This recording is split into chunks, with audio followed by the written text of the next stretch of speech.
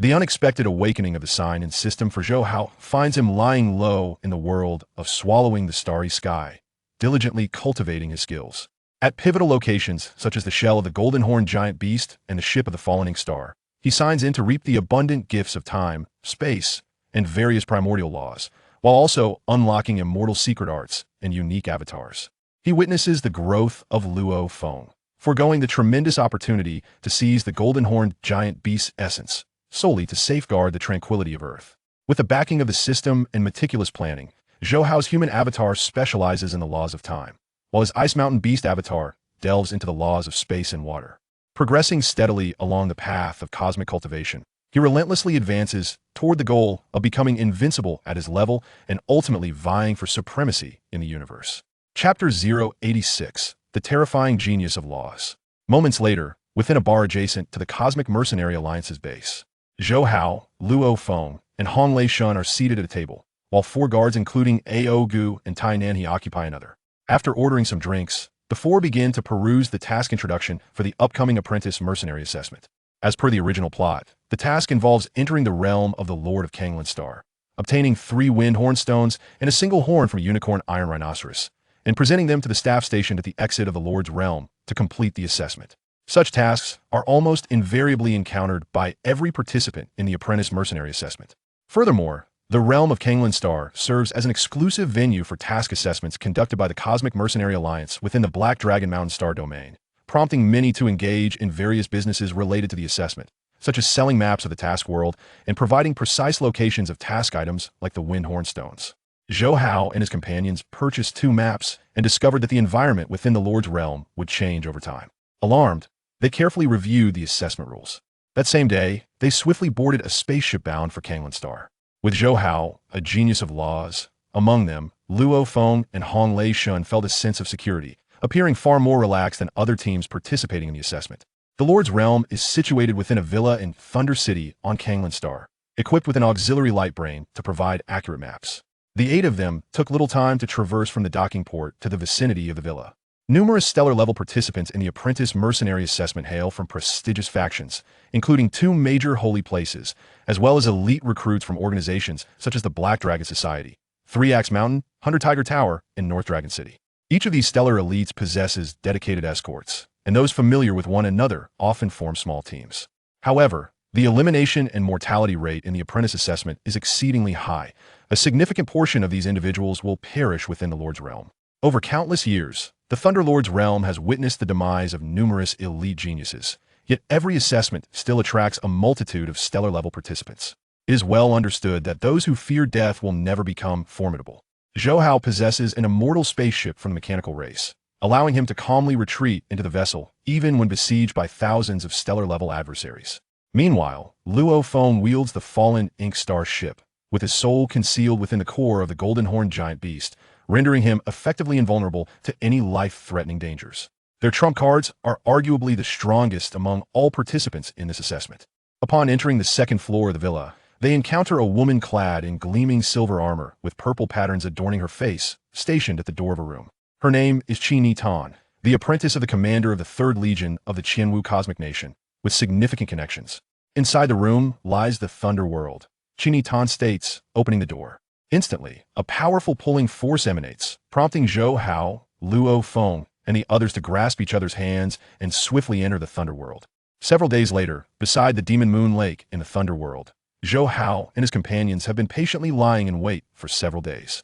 After all, the Thunder World is perilous, with teams battling one another for task items, and the realm itself teeming with dangerous environments, such as the deadly dust storms they encountered upon entry. Once ensnared, even cosmic-level beings cannot escape. Additionally, they must be vigilant for signs of thunder in the sky, which often heralds a lightning strike.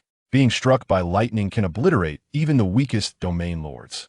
Therefore, rather than risking a search for the unicorn iron rhinoceros, it is far wiser to remain patient. The nearby forest shows signs of unicorn iron rhinoceros activity, and although other fierce beasts are present, their numbers are not overwhelming. Given their cautious approach, they can swiftly deal with any encounters. Thunder God sits upon a tree branch, leisurely chewing on an energy-infused herb. Over the past few days, with the detection equipment dismantled from Luo Feng's fallen ink star ship, they have successfully avoided many dangers, encountering no bloody battles. Hong glances at Thunder God, advising, make sure to seize any opportunity to cultivate. Thunder God shrugs helplessly. The difficulty of advancing from the first to the second level of the domain is exceedingly high. I've been studying diligently, yet with little progress. Zhou Hao interjects, haven't you crossed that threshold yet? Previously, he had heard Thunder God mention being stuck at the critical juncture between the first and second levels of the domain. This transition cannot be achieved through sheer effort alone. It requires enlightenment. One might suddenly attain clarity and smoothly break through to the second level of the domain, but failing to grasp it could result in being stuck for a lifetime. In battles amongst geniuses, the disparity in ranking between the first and second levels of the domain is immense. Zhou Hao is aware that for individuals like Hong and Thunder God, absent any extraordinary opportunities, they would make little progress over 3 years. His intention in revealing the news of the genius battle within the killing grounds was to motivate Hong and Thunder God through the pressure to strive for breakthroughs and achieve superior results. Thunder God jumps down, a frown on his face. No, my elder brother has guided me, and in the killing grounds, I frequently battle against opponents at the second level of the Thunder domain, yet I cannot break through. Zhou Hao reassures him, do not rush. This is the Thunder world, and perhaps an opportunity awaits you here. I hope so. Thunder God responds nonchalantly. Just then, Luo Feng suddenly exclaims, a unicorn iron rhinoceros is approaching. Swiftly, everyone rises to their feet, their eyes gleaming with anticipation. After waiting for 7 or 8 days, they have finally arrived at this moment. With a swift motion, Luo Feng activates the sky-soaring shuttle and darts into the depths of the forest. Zhou Hao and the others follow closely. Before long, they arrive at a lakeshore, where they wait briefly before witnessing a herd of over 20 unicorn iron rhinoceroses, each as large as a truck, leisurely approaching to drink from the water. The creatures of the Thunder world are all fierce beasts with low intelligence, unlike the demon beasts of the demon race, whose apprentice-level intellect is akin to that of humans. There are a total of 21. Sanzi, do you have any confidence? Hong inquires softly. Luo Feng, Thunder God, and the 4 stellar-level 9th-tier guards all turn their gazes toward Zhou Hao. Without Zhou Hao's presence, they would stand little chance of hunting down this herd of unicorn iron rhinoceroses, as each one rivals stellar-level beings, and the adult males possess even greater strength. Zhou Hao smiles, no problem. As a 9th-tier mentalist of stellar rank, he is on the verge of reaching the level of an ordinary realm lord in his understanding of the fire elemental laws, not to mention his mastery of the laws of space and time. Furthermore, as a master known for his prowess in group battles, Zhou Hao feels no pressure in slaying this herd of unicorn iron rhinoceroses. Upon hearing his words, smiles of reassurance spread across Luo Feng and the others' faces. If Sanzi says it's no problem, then let's charge. Thunder God grins. However, just as they prepare to rush into the fray, a 10-person squad beats them to the unicorn iron rhinoceroses. This squad is led by the 9th Prince. Luo Feng, Hong, and the others furrow their brows. Under these circumstances, if they charge in now, it would be akin to committing robbery. The opposing team comprises 9 stellar-level 9th-tier members, including 5 mentalists. Should a conflict arise, they would not fear with Zhou Hao present. Yet if the opposing team fights back fiercely, they could suffer losses. Hong calmly suggests, if necessary, let us wait a little longer. Just as his words fall, Babata's voice comes through the wristwatch. What are you afraid of? Zhou Hao alone could annihilate this squad. The terror of a genius of laws is beyond your imagination. Zhou Hao chuckles. Babata speaks the truth. Ao Gu, Tainan, when the time comes for battle, ensure you protect Luo Feng and the others. Ao Gu, Tainan He, and the other 4 nod vigorously. Let us charge. With a swift motion, Zhou Hao and the 8 of them dash out from the forest's edge.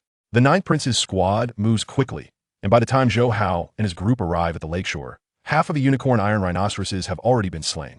Upon noticing Zhou Hao's team, the remaining 9 stellar-level 9th-tier members promptly cease their actions and gather around the 9th Prince. The 9th Prince remains unperturbed. As a prince of the Black Dragon Mountain Empire, he has entered the assessment with substantial backing. Surrender 8 unicorn horns, and you may depart, thundered the god of thunder upon arrival. It is, of course, preferable to acquire the horns without resorting to violence. A peculiar expression crossed the 9th Prince's face as he remarked, among the 8 of you, only 5 are the 9th tier of stellar rank, while the rest are merely of the 2nd and 3rd tiers.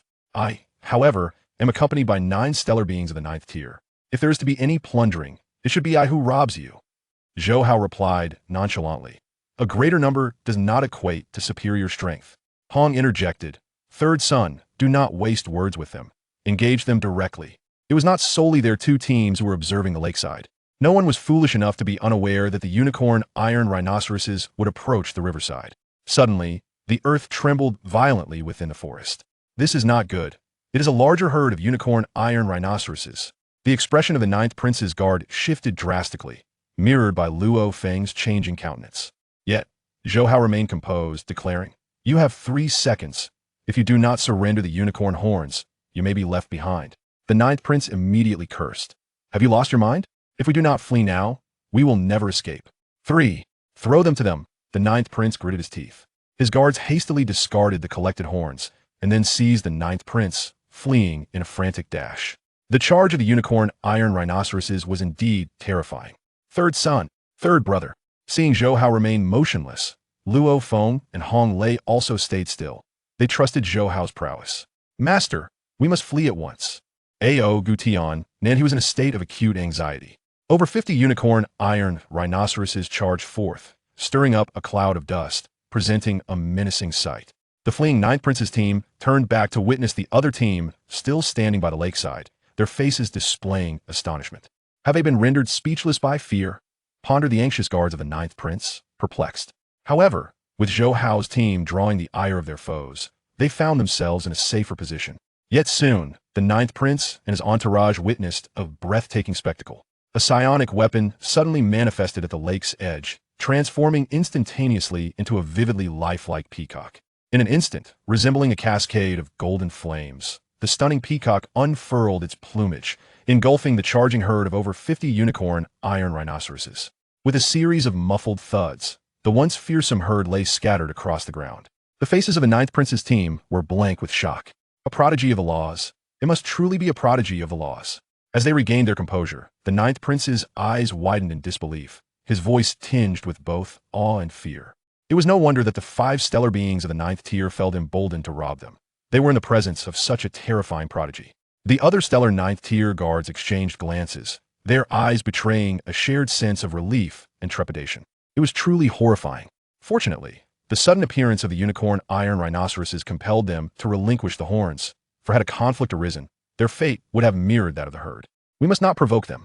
Let us seek other unicorn iron rhinoceroses." The ninth prince inhaled deeply, his heart racing. He had never anticipated encountering a prodigy of the laws during the apprentice mercenary assessment. Such individuals were coveted by many of the great powers in the Qianwu universe. By the lakeside, A.O. Gutian, and he was nearly dumbfounded. They were witnessing a prodigy of the laws in action for the first time. Luo Feng, Hong, and the god of thunder were equally astounded. With a flick of Zhou Hao's finger, the curved blade that had penetrated the heads of the unicorn iron rhinoceroses swiftly returned, forming an advanced version of the Sky Escape shuttle. Goodness, is this the terror of a prodigy of the laws? It is utterly frightening. The god of thunder exclaimed, his expression exaggerated. Hong sighed. Now I begin to understand why Babata claimed it would be difficult for us to break into the top 100,000 of the Qianwu kingdom. Luo Feng gazed intently at Zhou Hao, murmuring inwardly, "Is this truly the extent of third brother's power?" Babata rolled its eyes, thinking to itself that this was nothing. If they were to witness the might of the divine weapon Zhou Hao wielded, they would surely be petrified. Yet, the shock it felt was no less than that of Luo Feng and his companions, for with its vast knowledge, it could discern that Zhou Hao had delved deeply into the essence of the fire law. This young man is exceedingly extraordinary. Could it be that he can truly wield a divine weapon? It mused, but quickly shook its head. The control of divine weapons was notoriously challenging, and many sovereign-tier powerhouses had failed to master them. Otherwise, they would not have gone unsold at the Qianwu auction. Zhou Hao chuckled, teasing, "Elder brother, second brother, fourth brother, do not be disheartened by my prowess. Rest assured, it is unlikely you will find another genius like me in the Qianwu universe. Come on, third son, if you're chubby, don't start panting. Hurry up. After we collect the unicorn horns, we shall search for the wind horn stones," the god of thunder declared boisterously. Immediately, the 8 of them busily gathered the horns before heading towards the Thunderworld's Wind Thunder Gorge, the only location where the wind horn stones could be found. During their journey, Luo Feng, Hong, and the god of thunder took advantage of their rest periods to enter the virtual universe for training. Zhou Hao, however, did not rush as his 3 companions did. Instead, he devoted all his energy to nurturing the divine weapon. The initial manipulation of the divine weapon was exceedingly difficult, and the time required for spiritual nurturing to establish a bond far exceeded that of other divine weapons. Besides nurturing the divine weapon, he also persisted in signing in daily, despite the Thunder World offering little of value. The group took over 50 days to travel from the Demon Moon Lake to the Wind Thunder Gorge. Even with Luo Feng's warning devices, they encountered several fierce beasts along the way, all of which Zhou Hao dispatched with ease. The Wind Thunder Gorge was the heart of the Thunder World, fraught with peril. The sky was laden with thick storm clouds, frequently unleashing bolts of lightning, while winds of over level 12 swept across the ground. Their stellar-level group staggered into the Wind Thunder Gorge, quickly locating a cave as per the original narrative. They settled inside the cave, awaiting the fierce winds to sweep the windhorn stones from the gorge's depths, relying on psionic force and elemental power to draw the stones into the cave. This method was the safest and most prudent. They were fortunate to have discovered this hidden cave, while other teams were forced to cling to the mountainside, braving the raging winds in search of the windhorn stones. As for attempting to carve a tunnel into the mountainside, even stellar beings of the 9th tier would require 1 to 2 years to accomplish such a feat. After spending several days within the cave, the entire Thunder World suddenly trembled. The mountains of the Wind Thunder Gorge split apart, revealing a vast black hole. Oh my goodness, it is the entrance to the inner world. We are about to strike it rich. Within moments, numerous assessment teams erupted in joyous exclamations. The inner world is a concealed realm constructed by sovereign-tier powerhouses within their inner worlds. Stabilizing this inner world necessitates a significant amount of cosmic crystals, and those who typically undertake such endeavors often conceal treasures within. Historically, discoveries of inner worlds have yielded numerous artifacts. Thus, the stellar teams aware of the inner world were enraptured, rushing eagerly into the black hole's entrance. Following Babata's explanation of the inner world, Zhou Hao and his companions swiftly followed suit. Simultaneously, news of the inner world's emergence within the Thunder World spread rapidly. The two great sanctuaries of Black Dragon Mountain, from major civilian organizations and numerous families received the news, and cosmic level, domain lord level, and even sovereign level powerhouses hastened toward the Thunder World of Kanglan Star. However, guarding the world's entrance was Kinnitin, a rather obstinate woman, backed by her immortal mentor. She stood resolutely at the entrance, blocking many strong contenders seeking entry. Zhou Hao understood that the competition for the inner world would be fiercely contested, yet he paid it no mind. 10 days prior, the Mo Yun vine had broken through to cosmic level under the nurturing of the Lanka fruit, rendering him invincible within the inner world, which only allowed stellar beings to enter. More importantly, he could sign in within the inner world. System sign in. As soon as he entered the inner world, Zhou Hao silently recited, "Ding! Congratulations, host, on successfully signing in at the inner world, receiving a complete set of spatial secret method inheritance crystal balls. Ding! Congratulations, host. You have obtained 200 mixed yuan units of funding for the Kabuto sovereign account. Ding! Congratulations, host. You have received a domain lord level bloodline potion. Ding! Congratulations, host. You have obtained D9 level mechanical race battle attire." A direct 10-fold explosion. A smile spread across Zhou Hao's face. It was no wonder that Kabuto's Thunder Sovereign was a treasure trove, brimming with resources.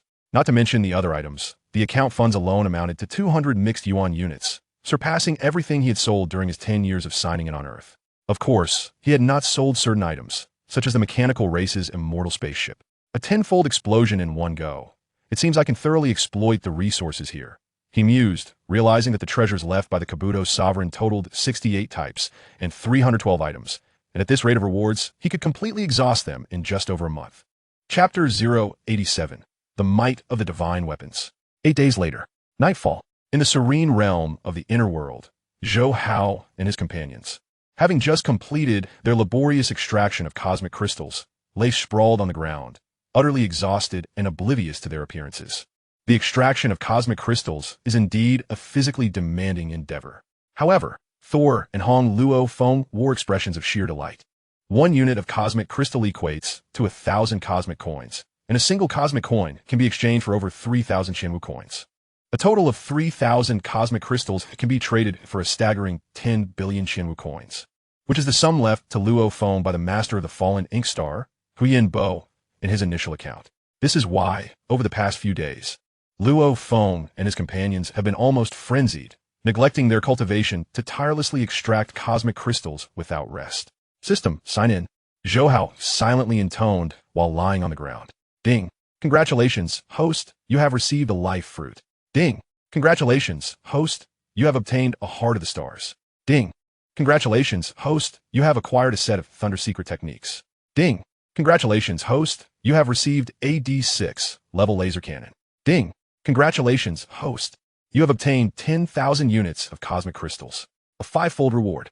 Since the 7th day, however, the system's rewards had diminished, primarily because all 68 treasures of the Lord of the Kabu realm had been awarded, leaving only duplicates. Nevertheless, Zhou Hao was elated. Each additional treasure meant more money he could earn. As for the arduous task of extracting cosmic crystals, like Luo Feng and Hong, was equally obsessed, reveling in the joy of making money. Brothers, how many units of cosmic crystals have we mined in total? Thor asked almost daily, and today was no exception. 165,000 units of cosmic crystals. Zhou Hao replied succinctly, as he possessed the strongest power and thus stored all the extracted crystals in his spatial ring. Moreover, his Moya Vine had reached the cosmic level, allowing him to drill into the ground at an astonishing speed with the fragments of the fallen Inkstar spacecraft. Thor grinned widely, counting on his fingers. 165,000 units of cosmic crystals equates to 165 million cosmic coins, which can be exchanged for approximately 550 billion Qianwu coins. Wow, we're going to strike it rich this time. Luo Feng smiled and remarked, indeed, we are on the verge of fortune. However, the real treasure lies within the inner world. Items concealed by the powerful lords of the realm must surely hold immense value. Just one piece may surpass the worth of all the cosmic crystals we have mined. Hong nodded, acknowledging, you speak wisely, fourth brother. Yet, given our small team's strength, being able to mine this amount of cosmic crystals is already commendable. As for treasures, we should refrain from thinking about them for now. Since we entered the inner world, the forces led by He Ruo have begun to converge, and after 8 days, I suspect they have gathered in the core area, guarding it fiercely. A small team like ours wouldn't stand a chance of entering.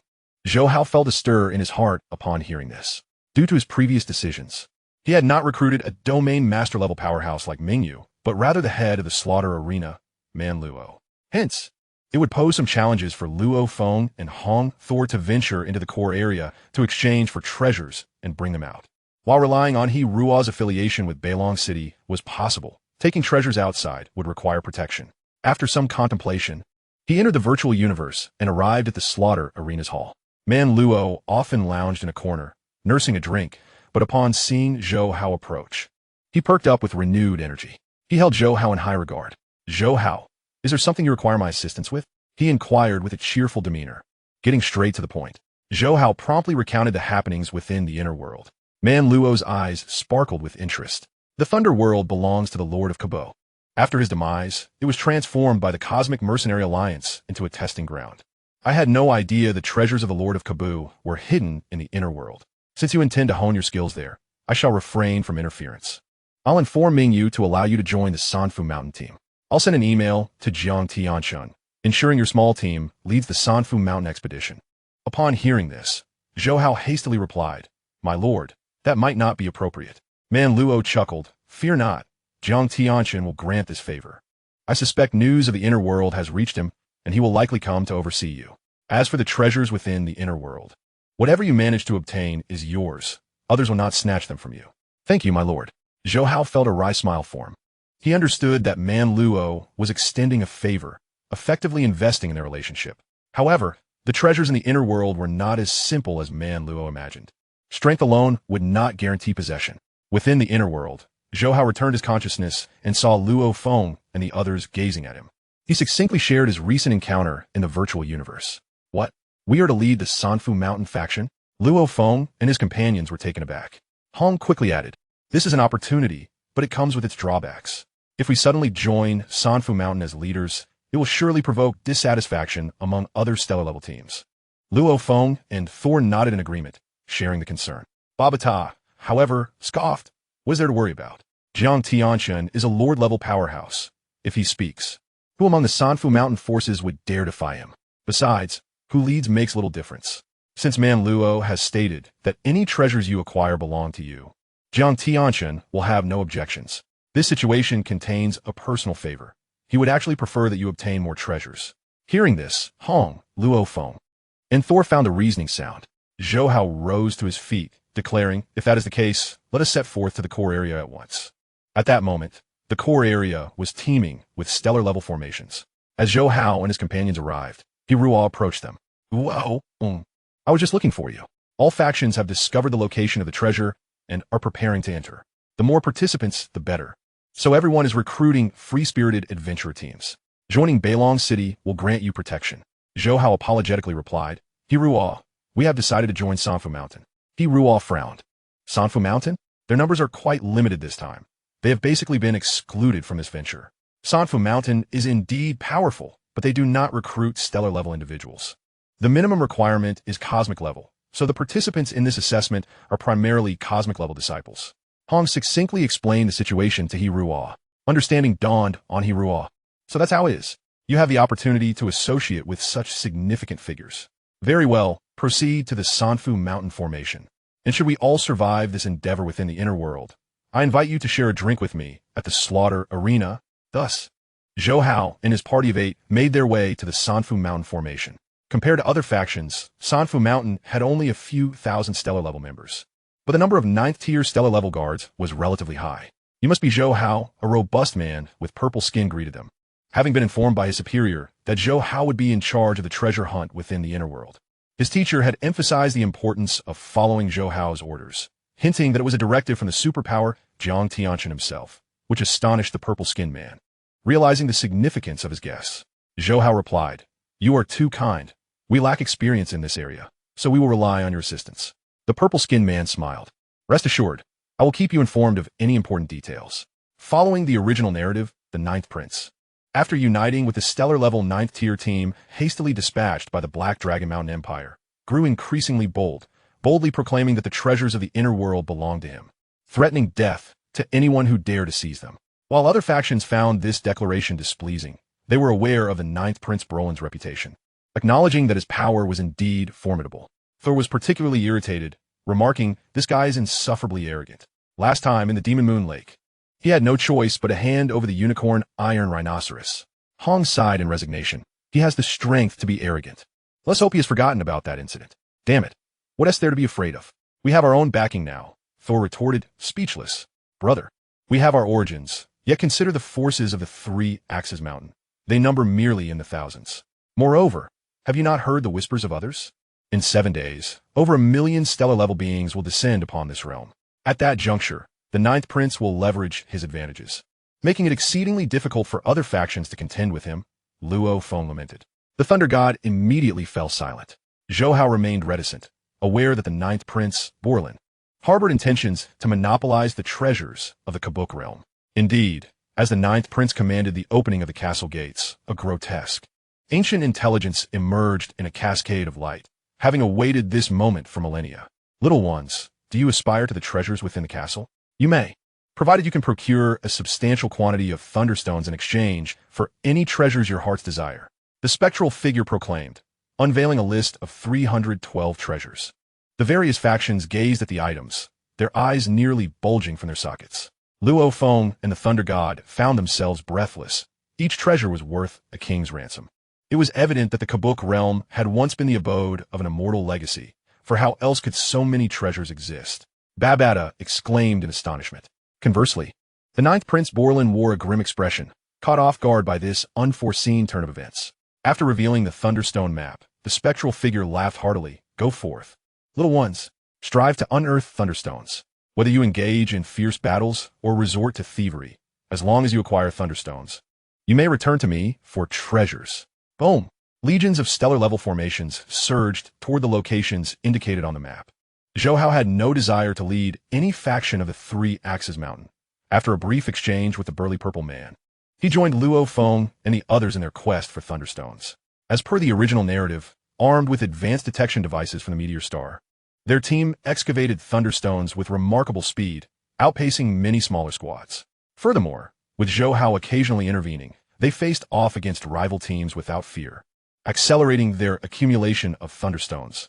Following a successful exchange, Luo Feng upgraded the Mo Yun Vine to the cosmic level using life fruits, thus bolstering their team with 2 cosmic-level auxiliary life forms. Their strength surged dramatically. Consequently, they advanced their next treasure exchange significantly, and Hong successfully acquired the final life fruit he desired. With all 3 of our Mo Yun Vines evolved to the cosmic level, we can stride confidently through the entire realm. Luo Feng exclaimed with exuberance. Although the Thunder God shared his excitement, He glanced at the 3 Yun vines and remarked, "Third brother, if there are Yun vine seeds at the next auction, you must secure one for me." Zhou Hao replied with a smile, "Certainly, no problem." Within the encampment of the 9th Prince Borlin, his subordinate, Kachel, respectfully reported, "Your Highness, the team led by that prodigy of the laws, as you instructed, has been monitored. They have entered the castle thrice, though we cannot ascertain if they have genuinely exchanged for treasures." Borlin furrowed his brow. "Send a 1,000-man squad to raid them and see if they possess any treasures. If not, so be it." Initially, he had no intention of provoking such a prodigy, uncertain of the might of their potential mentors. However, under pressure from his grandfather to obtain a complete set of spatial secret techniques, he felt compelled to divert his attention to other squads. Naturally, Zhou Hao's team, having entered the castle thrice, aroused his suspicion. "As you command, Your Highness." After Zhou Hao and his 8 companions departed the coalition camp, Kachel stealthily dispatched a 1,000-man squad to follow them. Initially, Luo Feng and his companions were oblivious to the pursuing squad. Zhou Hao, confident in his hidden strengths, paid no heed to the other teams. "On our first exchange, we procured 4 treasures, on the second, 10, and on the third, a staggering 21 treasures. Out of the total 312 treasures, our small team has claimed 1/10. The Thunder God exclaimed, brimming with excitement. Luo Feng echoed his enthusiasm. "During my 3rd exchange, many treasures remained on the list. We must act swiftly. Let us gather more thunderstones. I estimate we'll be close to our goal after 1 more exchange." Hong nodded, whispering, "However, the thunderstones available for excavation are nearly depleted. To acquire more rapidly, we must raid larger teams with the strength of 3 cosmic-level Yun vines. Raiding smaller squads or free teams like their own was effortless, but facing larger groups proved daunting, compelling them to avoid such forces of thousands." Zhou Hao pondered. "Let us continue searching for teams of several hundred. If that fails, we can return to the 3 Axes mountain camp with the main force to raid."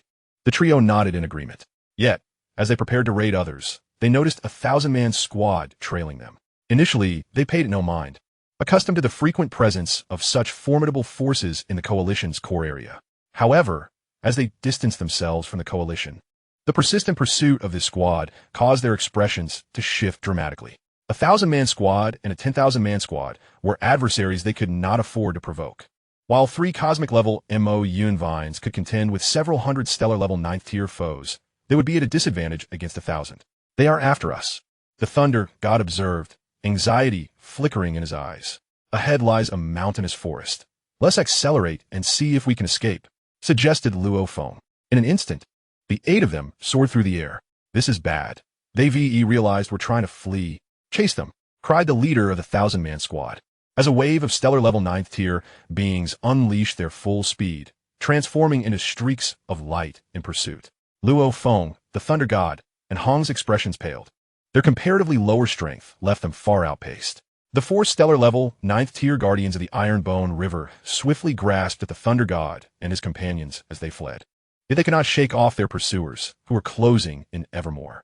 Upon crossing the forest, they were confronted by a low-lying mountain range that obstructed their passage, necessitating a reduction in speed. "What now?" the Thunder God and Hong exclaimed in desperation. Luo Feng gritted his teeth, preparing to summon his cosmic spacecraft. When a calm voice interjected, "It seems I must eliminate them." Swish, swish, swish. Hong, the Thunder God, Luo Feng, and the others turned their gaze toward Zhou Hao.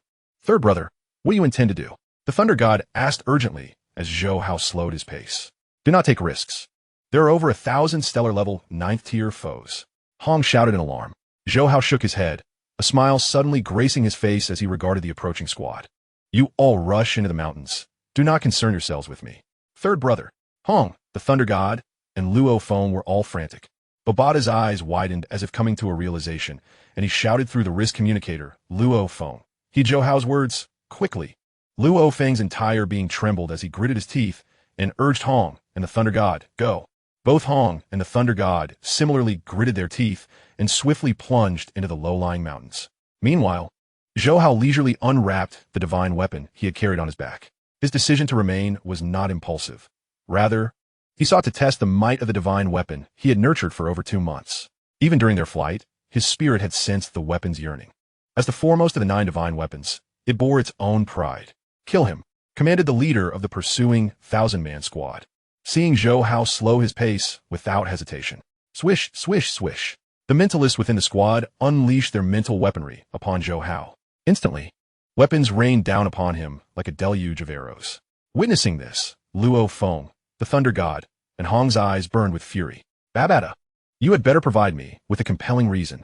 Luo Feng transmitted coldly. Babata fixed his gaze upon Zhou Hao, his voice suddenly grave. Watch closely.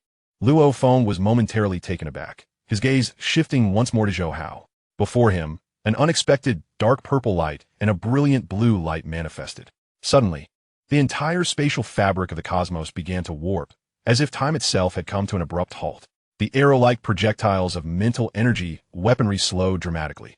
In a violent explosion, the dark purple and blue lights erupted, scattering countless motes of luminescence, which gently descended like drifting snowflakes, blanketing the advancing legion of 1,000 ninth-tier stellar warriors.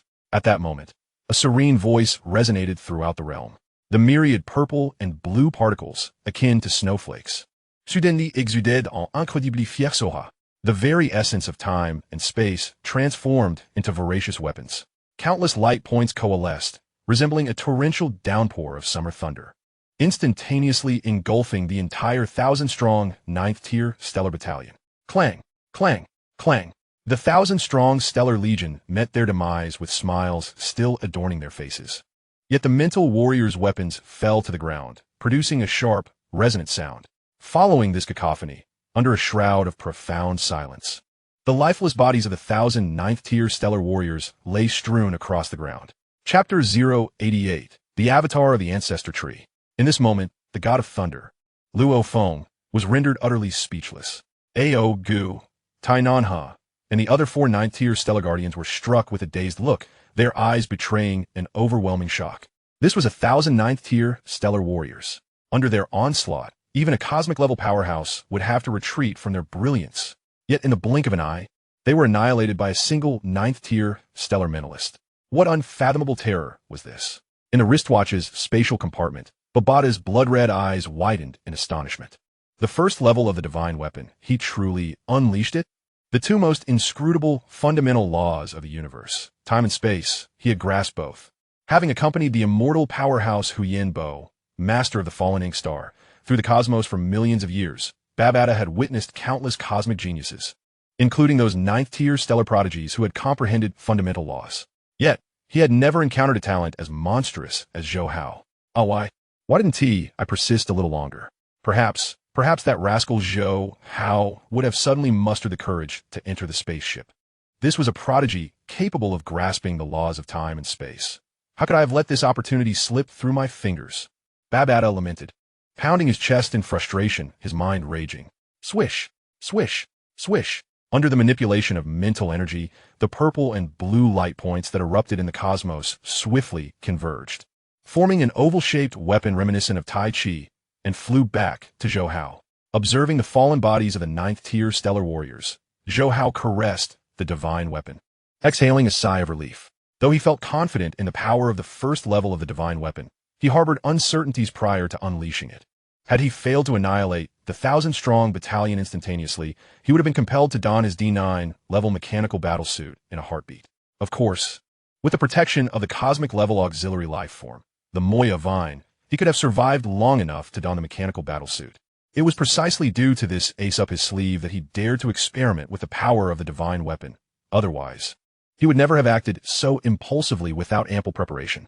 After securely stowing the divine weapon on his back, Zhou Hao waved his hand, collecting the rings and weapons from the 1,000-strong battalion into his spatial ring, before swiftly returning to the side of the god of thunder and the others. Phew, I did not disgrace my mission, he remarked semi-jokingly. The god of thunder was the first to react, delivering a hearty slap on Zhou Hao's shoulder.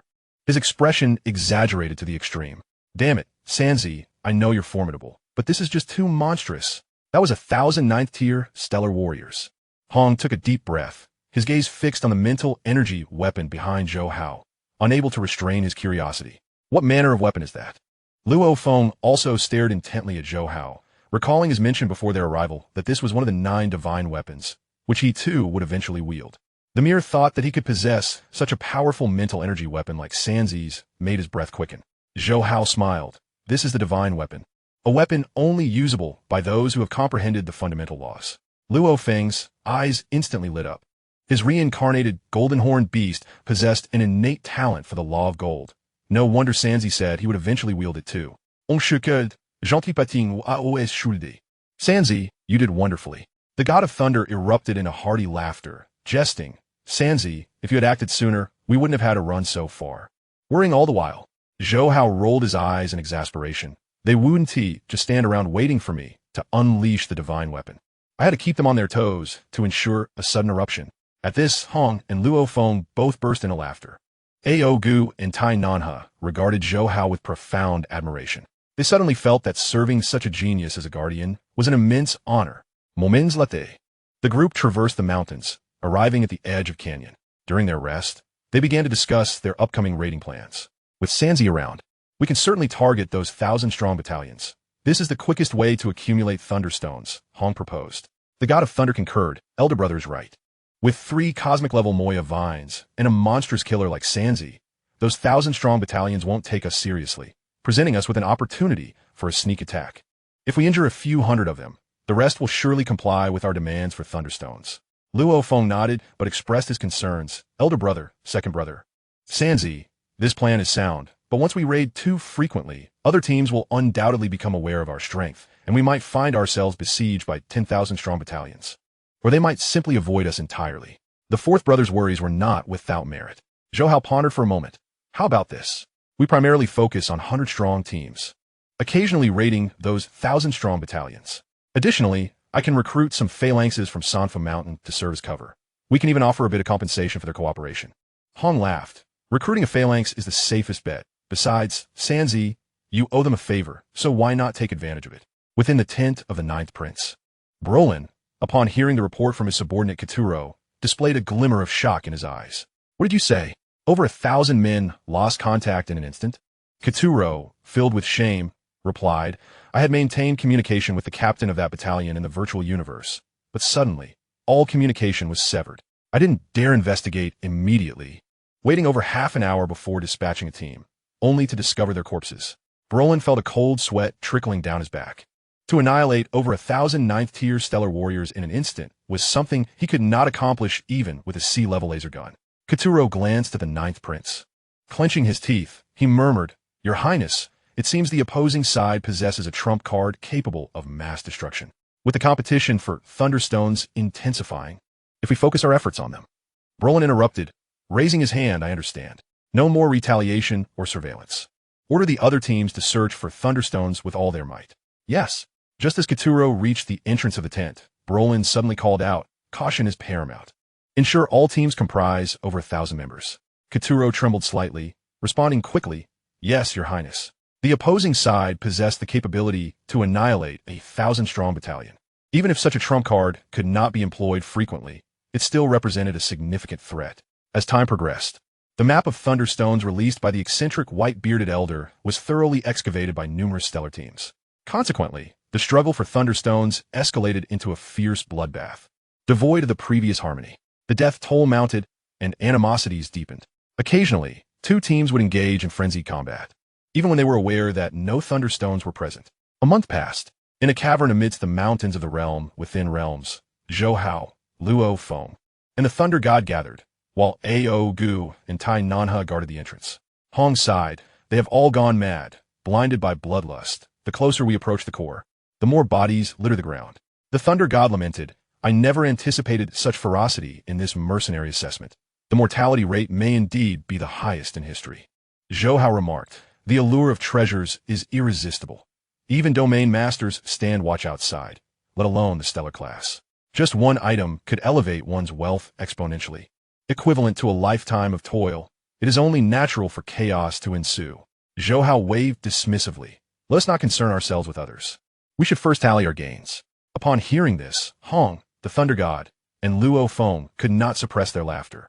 Over the past month and a half, relying on the Mo Yun Vine and Zhou Hao's unwavering support, they had escalated their ambition from a 1,000-man team to one of 10,000, continuously pillaging and systematically eliminating enemy captains to amass a substantial quantity of thunderstones. They particularly focused on the forces under the Ninth Prince, ensuring they receive special attention. However, other factions quickly adapted, no longer placing thunderstones solely on captains, but distributing them randomly among stellar class members, which significantly hampered Zhou Hao and Luo Feng's ability to identify which stellar class possessed the stones, thus diminishing their efficiency in gathering. We currently possess 28 million thunderstones. The treasures ranked in the top 10 have likely been exchanged already, and the remaining items yield little in exchange.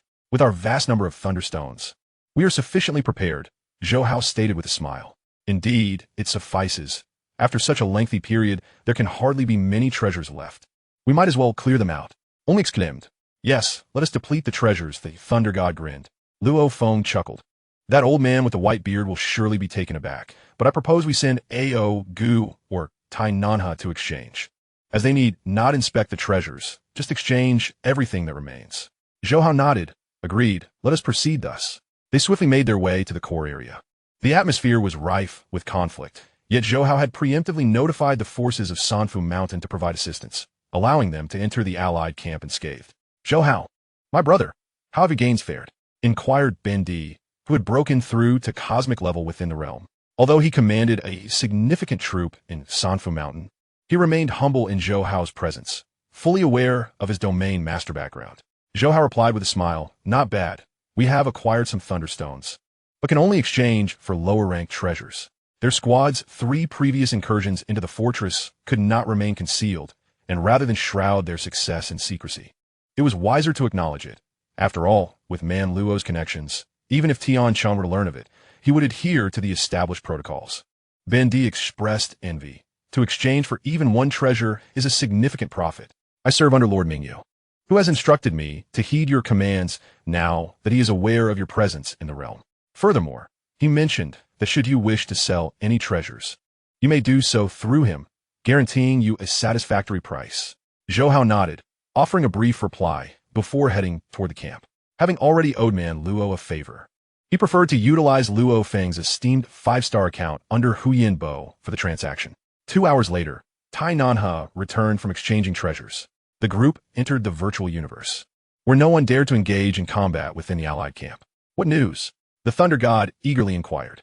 Tai Nanha responded, we exchanged 28 million thunderstones for 27 treasures, leaving us with 180,000 thunderstones. The Thunder God erupted in excitement. We truly struck it rich this time. Our previous 3 exchanges yielded a total of 35 treasures, and with this latest one, we have amassed 62 treasures, accounting for 20 of the total. Hong and Luo Feng shared in the exhilaration. This represented an immense fortune. According to Babata's estimates, the total value of these treasures ranged between 560 mixed yuan units, with their 4 members sharing in a 32 distribution. Each would receive at least 812 mixed yuan units, equivalent to the threshold for 3-star clients. Initially, Hong and the Thunder God contemplated a smaller share, given their lesser contributions, but Zhou Hao insisted on this distribution, and they understood he wished to generously reward them. Thus, they said nothing further. Of course, they would allocate some to the guards Ao Gu and Tai Nanha as well. We should sell the remaining 180,000 thunderstones. After some time, they may become unsellable, Zhou Hao suggested. Yes, let's expedite the sale, especially since there are few treasures left, the Thunder God urged. Exiting the virtual universe, they approached Ben Di to sell the 180,000 thunderstones, remaining within the core area of the allied camp. 7 days passed. Above the Thunder Castle, the old man with the white beard bellowed with laughter. Young ones, all treasures have been completely exchanged. This round of treasure exchanges has officially concluded. With that declaration, the entire castle was sealed with a resounding thud. The realm within realms had come to an end. Zhou Hao, Hong, the Thunder God, and Luo Feng felt a wave of relief wash over them as they remained within the ranks of Sanfu Mountain, bolstered by formidable allies like Tian Chun, allowing them to transport their treasures without concern. However, upon returning to the Thunder World, the 9th Prince Brolin struck again. Yet this time, his assault was more restrained, given that 2 of the 3D6 level laser cannons had been exchanged by Zhou Hao and his companions. As for the laser guns, they were protected by the cosmic level Mo Yun Vine, rendering them ineffective against the group. After departing the Thunder World, Zhou Hao handled 2 5th-tier original power weapons through Tian Chun, and then he and Luo Feng, along with the others, boarded a spacecraft and returned to Bylon Star that very day. In the following days, they remained on Bylon Star, gradually liquidating the treasures from the realm through Luo Feng's 5-star account under Huyenbo. A month later, in a virtual universe on Black Dragon Mountain Island. At the Jiuxing Bay residential complex, Zhou Hao, the Thunder God, Luo Feng, and Hong lounged on a sofa, their faces alight with anticipation. Luo Feng said with a smile, "We have sold a total of 56 mixed yuan units. According to our prior agreement, eldest brother and second brother, you shall each receive 112 mixed yuan units, while third brother and I will each take 168 mixed yuan units." The Thunder God burst into hearty laughter. "We are all now 3-star clients of the Cosmic Star Riverbank. Indeed, we must attend the next Qianwu auction together," Hong grinned. Luo Feng marveled. "I can hardly imagine the spectacle," Babata interjected dismissively. "Such a meager fortune, and you all are so elated." Suddenly, a white-bearded old man emerged from the Thunder God's shoulder, retorting, "What do you know, you little brat? These 4 only stellar class yet have acquired such wealth. Who wouldn't be excited? You ought to express your gratitude to my master." Zhou Hao and the others were taken aback. Babata, too, appeared bewildered. "Isn't that the eccentric old man from Thunder Castle?" The Thunder God sighed. "That old man is the auxiliary intelligent machine for the complete Thunder secret technique." The white-bearded elder glared. "Address me as Lord Wu, and show some decorum." Zhou Hao and the others exchanged silent glances, rendered speechless. As time flowed slowly, 2.5 years slipped by. In the Milky Way, on Earth, within the basement of the West Lake Villa, Zhou Hao, nestled within the shell of a golden-horned behemoth egg, suddenly opened his eyes. A glimmer of excitement illuminating his face. 4 months after the conclusion of the realm within realms, the saplings of the Qian Yuan ancestor tree, commissioned by the Ice Mountain Behemoth's split soul and sent by the Cosmic Star River Galaxy, had finally arrived. He eagerly commenced the nurturing process for the Qian Yuan ancestor tree's avatar. As a unique life form and one of the pinnacle bloodlines among plant life, the Qian Yuan ancestor tree held immense potential. However, being a plant, its gestation period differed from that of flesh and blood beings. Taking Zhou Hao by surprise, it would only require 2 years to nearly fully mature. An enormous, oval-shaped egg, shrouded in a myriad of golden mist, suddenly cracked open, releasing a surge of vibrant life energy that flowed forth from the fractured shell, intensifying in richness until it gradually coalesced into a verdant tree spirit towering over 3 meters in height. This tree spirit bore an uncanny resemblance to Zhou Hao himself, its exterior adorned with an abundance of green mystical patterns that shimmered like genetic codes, momentarily merging into the tree spirit's body to form a life crystal. This life crystal was faceted with 10,081 surfaces, each intricately etched with numerous green, mystical patterns, representing the true essence of the Thousand Abyss ancestor tree. With a swift motion, the 3-meter-tall avatar of the ancestor tree emerged from its inner world. Zhou Hao rose to his feet, gazing at the doppelganger of himself in the form of the ancestor tree avatar. The tree spirit returned his gaze. Truly, as a premier example of a unique plant life, it exhibited extraordinary growth, potential, and an immensely gifted lineage. Zhou Hao marveled at the moment of its creation, instantly comprehending the innate talents of the Thousand Abyss ancestor tree. Much like the Golden Horn Behemoth and the Ice Mountain Behemoth, it possessed 3 remarkable talents: revival of the withered, brutal growth, and cloning technique. The brutal growth talent was akin to the enhancement of the Golden Horn Behemoth, allowing for an instantaneous increase in size and a comprehensive amplification of strength. Meanwhile, revival of the withered was an astonishing life-preserving ability. Even if the life crystal core were to be destroyed, as long as a fragment of the core remained, it could autonomously absorb cosmic energy and gradually restore itself. The sapling auctioned earlier was, in a strict sense, not dead. It merely required a considerable amount of time to recover through its ability, revival of the withered. The final talent, cloning technique, was particularly extraordinary. Unlike the golden-horned behemoth's method of nurturing clones, this technique involved the continuous creation of clones by segmenting the main body, each clone capable of exerting 60% of the original strength. Most importantly, if the main body were to perish, the clones could swiftly amalgamate energy to reconstitute the original. Naturally, the more exceptional the talent, the greater the restrictions placed upon it. The minimum requirement for the deployment of the cloning technique was to reach a cosmic level, with the number of clones increasing gradually in accordance with one's strength. Chapter 089, Epiphany on a Snowy Night. As Zhou Hao dismissed the avatar, he exited the basement and swiftly ascended to the castle's rooftop. Over the past 2 years, aside from the 2 fixed hours spent in the slaughter arena, he had devoted the majority of his time to contemplating and researching the fundamental laws of time. His genetic primal energy cultivation had long ceased. He reserved only a little time for the study of certain suitable secret techniques from the mastery and miscellaneous sections. He had been in a near constant state of tension, rarely allowing himself to rest. Thus, with the birth of the first avatar of the Thousand Abyss ancestor tree, he intended to take a day to relax. Sitting on the rooftop and gazing at the shimmering surface of West Lake in the distance, Zhou Hao gradually calmed his mind and found himself pondering the training schedule ahead. With the avatar now present, he undoubtedly had an additional entity to share the burden of cultivation, allowing for more freedom in his arrangements.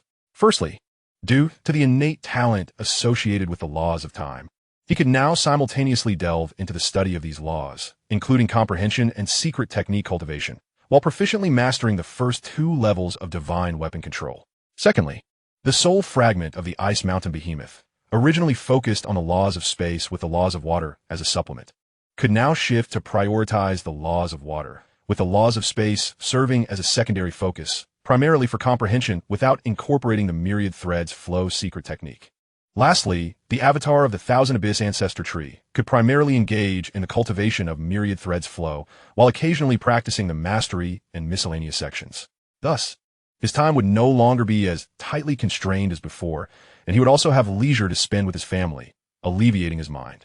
After all, in the realm of cultivation, one must balance tension with relaxation. While Hong and Thunder God dedicated themselves to rigorous training, they still made time each day for drinks and conversation. In contrast, Luo Feng spent most of his time in arduous practice. He would occasionally carve out moments to be with his family, unlike Zhou Hao, who was almost perpetually immersed in strenuous training. Suddenly, 3 streaks of light streaked through the sky and landed beside Zhou Hao. Thunder God, observing Zhou Hao lounging comfortably in a deck chair, wore a peculiar expression. "Sanzi, something feels off today. Why are you so relaxed?" Luo Feng teased. Third brother must be preparing to adjust his state for the upcoming auction in 2 days. The next Qinwu auction begins the day after tomorrow? Zhou Hao exclaimed in surprise. Upon seeing his expression, Hong shook his head in exasperation. "See? I told you before we arrived that Sanzi would definitely forget about the Qinwu auction, and you all didn't believe me." Thunder God and Luo Feng immediately wore faces of despair, each tossing a cosmic coin at Hong. Seeing this, Zhou Hao glared at them. "You 3 have gone too far. How would you bet against me?" Thunder God laughed heartily. "Sanzi, it's your fault for training so hard these past 2 years that you haven't even attended our regular drinking gatherings." "My apologies," Zhou Hao quickly conceded. "Well then, now that you've admitted your fault, you're not allowed to skip out on drinking with us today," Hong declared as he sat down, producing a bottle of wine and glasses, placing them on the table. Luo Feng and Thunder God took their seats in succession, and they began to drink and chat. Naturally, the topics of conversation gravitated toward cultivation. Hong spoke in a low voice. "Sanzi, what you said 3 years ago was indeed correct. The peak genius battle organized by the Virtual Universe Company is fast approaching. Since last month, the number of talented individuals in the Slaughter Arena's decisive battle space has noticeably increased. It seems they are preparing for the genius battle." Thunder God nodded. "Indeed. In the past, we could go 2 or 3 months without encountering a single domain genius, but now it seems like one appears every 2 or 3 days. The Slaughter Arena's overseer, Man Luo, occasionally reminds us to seize the time to train." Luo Feng took a sip of his wine and casually remarked, "However, with more experts around, the decisive battle space becomes far more interesting, unlike before when it was nearly impossible to find a worthy opponent." Zhou Hao, however, was unaware of these developments, as he'd spent the last 2 to 3 months focused on breaking through to the second layer of Thousand Waves.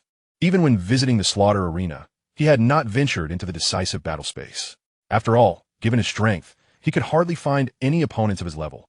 It was merely a one-sided affair that provided him no assistance in honing his combat prowess. "Big brother, second brother, fourth brother, how has your training been during this time?" he inquired. Thunder God replied with a smile.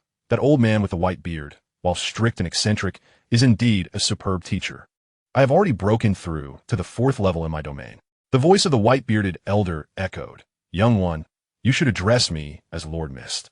Hong shrugged in resignation. "Thunder, you and fourth brother both have teachers guiding you, making rapid progress.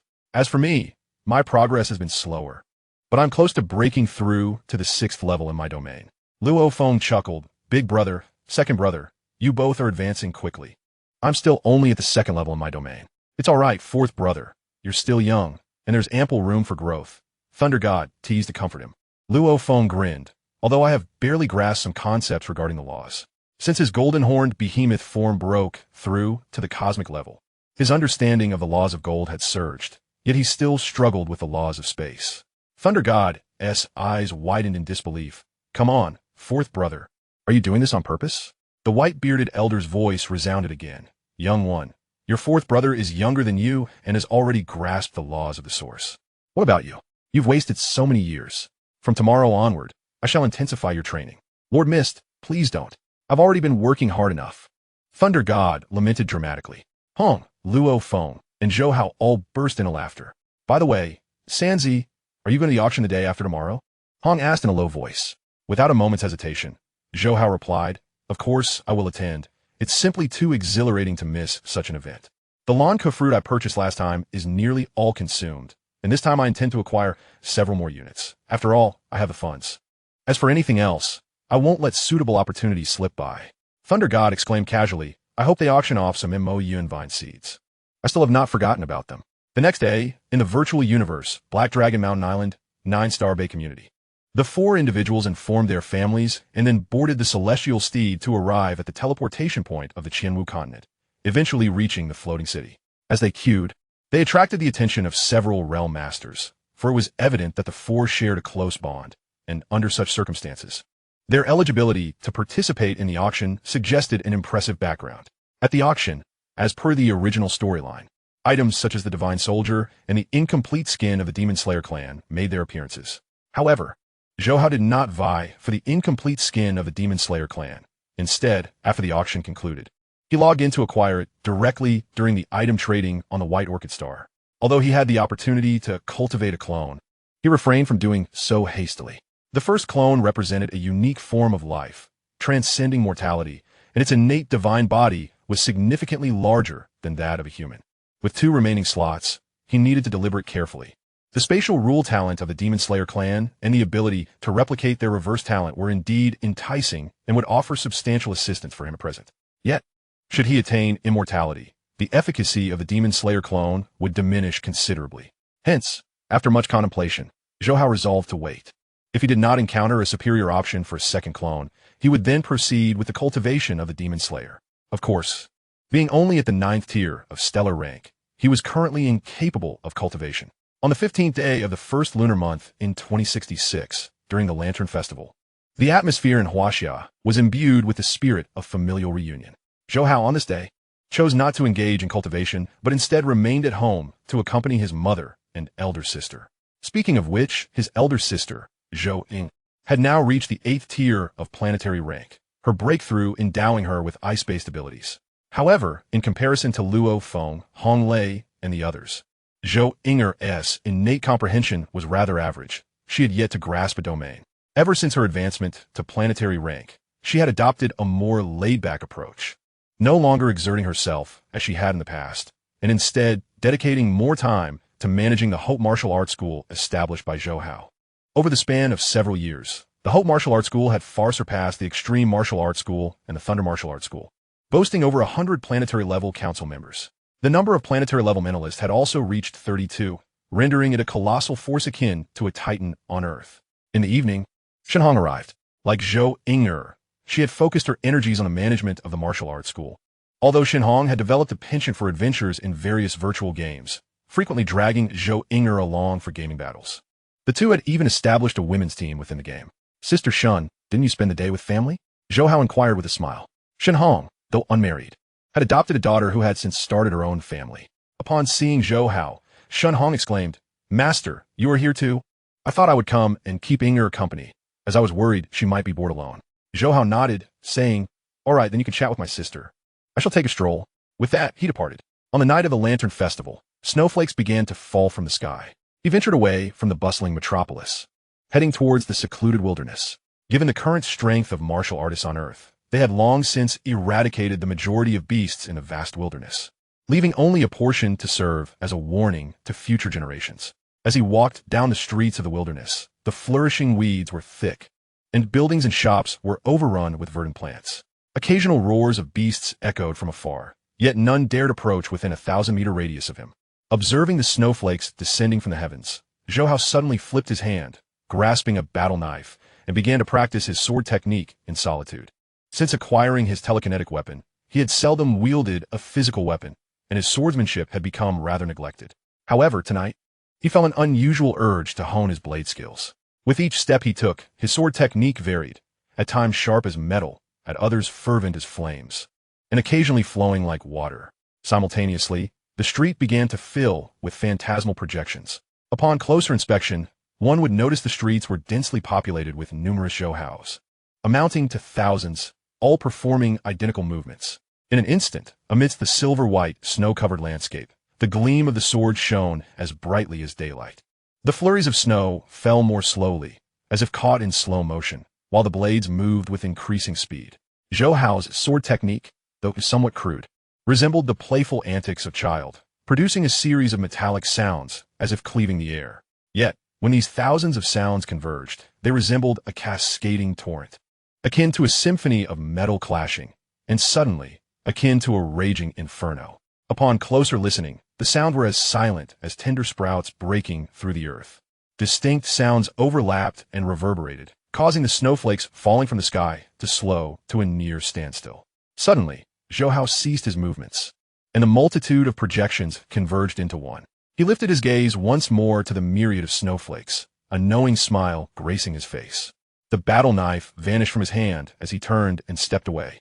The snowflakes, falling at a languid pace as if suspended in midair, landed upon the streets and weeds, accumulating into wave-like shapes. Had an immortal versed in the time, elemental law, and the secret technique of 1,000 layers of waves been present, they would recognize the influence only possible at the second layer of the secret technique. The difficulty of mastering the time, elemental law, was akin to scaling the heavens. After 5 to 6 years of cultivating the time, elemental law, on this lantern festival, amidst the flurries of snow, Zhou Hao finally experienced a breakthrough, attaining the 9th layer of waves. Chapter 090. The peak of the genius battle commences. In the balmy month of March, by the West Lake, countless willow strands hung down, and the gentle breeze rippled across the water surface. Perched on the castle's terrace, gazing at the spring scenery of the lake, Zhou Hao found it quite delightful.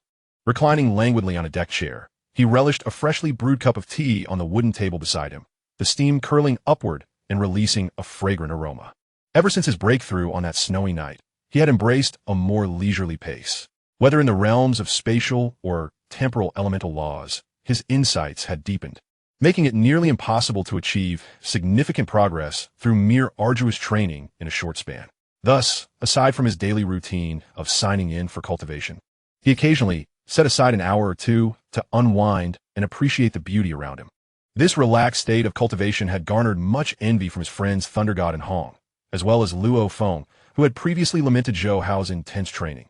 Now, they found themselves busier than him. Especially since the onset of March, the number of geniuses in the virtual universe's slaughter arena had surged, with a sudden influx of stellar-level individuals possessing domains and experts emerging from the victorious battles in the decisive space. Undoubtedly, the day for the genius battle was drawing near. As dusk approached, the golden hues of the setting sun bathed the entire West Lake in a warm glow. Suddenly, several streaks of light darted through the sky and landed on the terrace. Zhou Hao, without lifting his gaze, remarked, "You all are quite late. The tea has gone cold." As he spoke, he flicked his fingers, and a fiery domain enveloped the surroundings, causing the tea to bubble once more. Thunder God shamelessly grabbed a cup of tea and gulped it down. "Delicious," he exclaimed, "this is splendid tea." Hong and Luo Feng sat nearby, savoring it slowly with their eyes closed. After a moment, they finally opened their eyes, with Hong smilingly commenting, "This tea carries a hint of fiery essence. It indeed is excellent." Luo Feng nodded in agreement, remarking, "Only you, third brother, could effortlessly brew such fine tea." Zhou Hao straightened up, exasperated. "All right. Flattering me won't absolve you from the fact that you stood me up all day. Third brother, you must understand, the pressure is immense." "It's quite a feat for us to make it here now," they replied. With a wry smile, Thor lamented, "Recently, that eccentric old man has been training me to the brink of despair." Luo Feng nodded in deep agreement, while Babata fixed his gaze upon him, noting the excessive training and the scant rest they were afforded. Although Hong lacked a teacher's guidance, he too was relentless in his pursuit of knowledge within his domain. The sheer number of geniuses in the arena made them acutely aware that the genius battle was imminent. "Indeed, it appears you have been quite diligent of late." As fortune would have it, I am in an excellent mood today and shall overlook your previous tardiness. Come, let's enter the arena together. I wish to witness the progress you have made during this time, Zhou Hao remarked with a smile. Luo Feng and Hong's eyes brightened at this. Zhou Hao rarely engaged in sparring with them, and they had no objections, knowing well his formidable prowess. Any bout would be more of a one-sided affair. However, with the impending genius battle on the horizon, they were eager to gauge the strength of the prodigious talents. With a swish, the four of them seamlessly entered the virtual cosmos. In the space of the arena, they configured an environment and together stepped into it. On a lush, drizzling prairie, Zhou Hao, Luo Feng, Hong, and Thor materialized at the center of a massive black arena. This was the free mode of the arena, allowing friends to engage in friendly sparring. Shall we take turns or battle together? Thor called out. Hong and Luo Feng turned to Zhou Hao, who shrugged. Of course we should battle together. If you take turns, that would simply be inviting punishment, wouldn't it? TSK, TSK. Thor feigned anger. Well then, little brother, remember to go easy on me later. Zhou Hao laughed heartily. Fear not, elder brother. I shall take care of you. In a flash, Luo Feng's dark golden staff transformed under a cascade of golden light into 9 delicate blades as thin as gossamer, intertwined with golden threads. Consolidate, he commanded. With a surge of mental energy, the golden threads swiftly converged, forming a singular golden illusionary sword. Thor was not to be outdone. He raised his battle knife, unleashing arcs of lightning as he swiftly charged toward Zhou Hao, covering hundreds of meters in a single stride. Hong, moving even faster, melded with his spear, which gleamed with a radiant light, darting toward Zhou Hao like a striking arrow. The three of them unleashed their full might without hesitation. Zhou Hao stood firm, a smile gracing his face. Excellent, excellent. Your momentum shows clear progress. Fourth brother, your mastery of the first form of the transcendent weapon is quite commendable. As his voice resonated, the drizzle within 100 meters around him evaporated, and a thick mist enveloped the area. The realm of flames unfurled, transforming the arena into a molten pit of magma. As Hong and Thor sprinted toward Zhou Hao, they felt their speed suddenly diminish. Big brother, second brother, let me pave the way, Luo Feng shouted, his expression grave as his stellar-level mental energy surged wildly. With the sharp and domineering golden illusionary sword, he pierced through the fiery realm, flashes of golden light illuminating the surroundings. Immediately, Hong and Thor felt the pressure ease, their speed surging once more.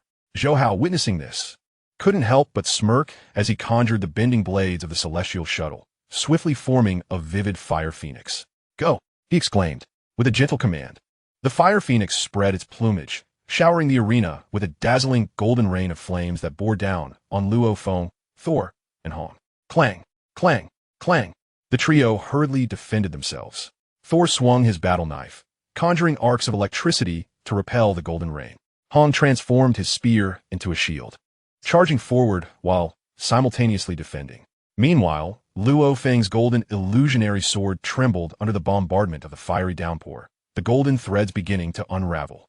Gritting his teeth, he channeled all his mental energy, and the golden illusionary sword erupted with a brilliant light, darting toward Zhou Hao with incredible speed. Standing still, Zhou Hao's eyes flashed with surprise. It was evident that Luo Feng, Hong, and Thor had not coordinated their efforts, yet they managed to work in unison, using one angle to withstand the fiery deluge and break through. Most crucially, it was Luo Feng whose golden illusionary sword, imbued with the essence of the golden law, charged the hardest, alleviating considerable pressure from Thor and Hong. Truly, the indomitable might of the golden law was on full display. Zhou Hao's gaze sharpened, and with a wave of his hand, the fiery golden rain dissipated, only to swiftly coalesce before him into a dragon wreathed in flames. With a resounding hum, the fiery dragon whirled madly, transforming into a pillar of golden flames that collided with the incoming golden illusionary sword. Boom! The golden illusionary sword shattered into 9 delicate golden blades, while the fiery dragon quivered for a moment before swiftly lunging at Luo Feng. Although Luo Feng felt the backlash of his mental energy, he remained calm and swiftly summoned the celestial shuttle to defend. Clang! Yet, the fiery dragon was too ferocious, engulfing Luo Feng in an instant. Seizing the opportunity, Hong and Thor quickly closed the distance to Zhou Hao. Little brother, you're done for, Thor bellowed, his battle knife crackling with lightning as he swiftly slashed at Zhou Hao. Hong's spear, moving even faster, aimed directly for Zhou Hao's form. However, In the moment the spear pierced through, Hong's expression changed dramatically, and Thor's eyes widened in astonishment. Zhou Hao had somehow positioned himself behind them, smiling, "Big brother, second brother. You have both been defeated." Thor was speechless. "Little brother, could you not grant us the courtesy of letting us at least touch you?" Hong sheathed his spear, murmuring, "Little brother, how much of your strength did you actually use?" Luo Feng reappeared in the arena, glancing at Zhou Hao upon hearing this. "Just so, you know, don't take this too hard." Zhou Hao chuckled awkwardly. "No worries, little brother. Speak freely. We are prepared for any outcome," Thor declared boldly. Zhou Hao coughed lightly. "I didn't even use half of my strength." He spoke the truth, as he had ceased his studies of the fire law long ago. His true power resided in the laws of time and space, and he had merely employed a hint of spatial law in that last exchange. Thor's eyes widened in disbelief. "What?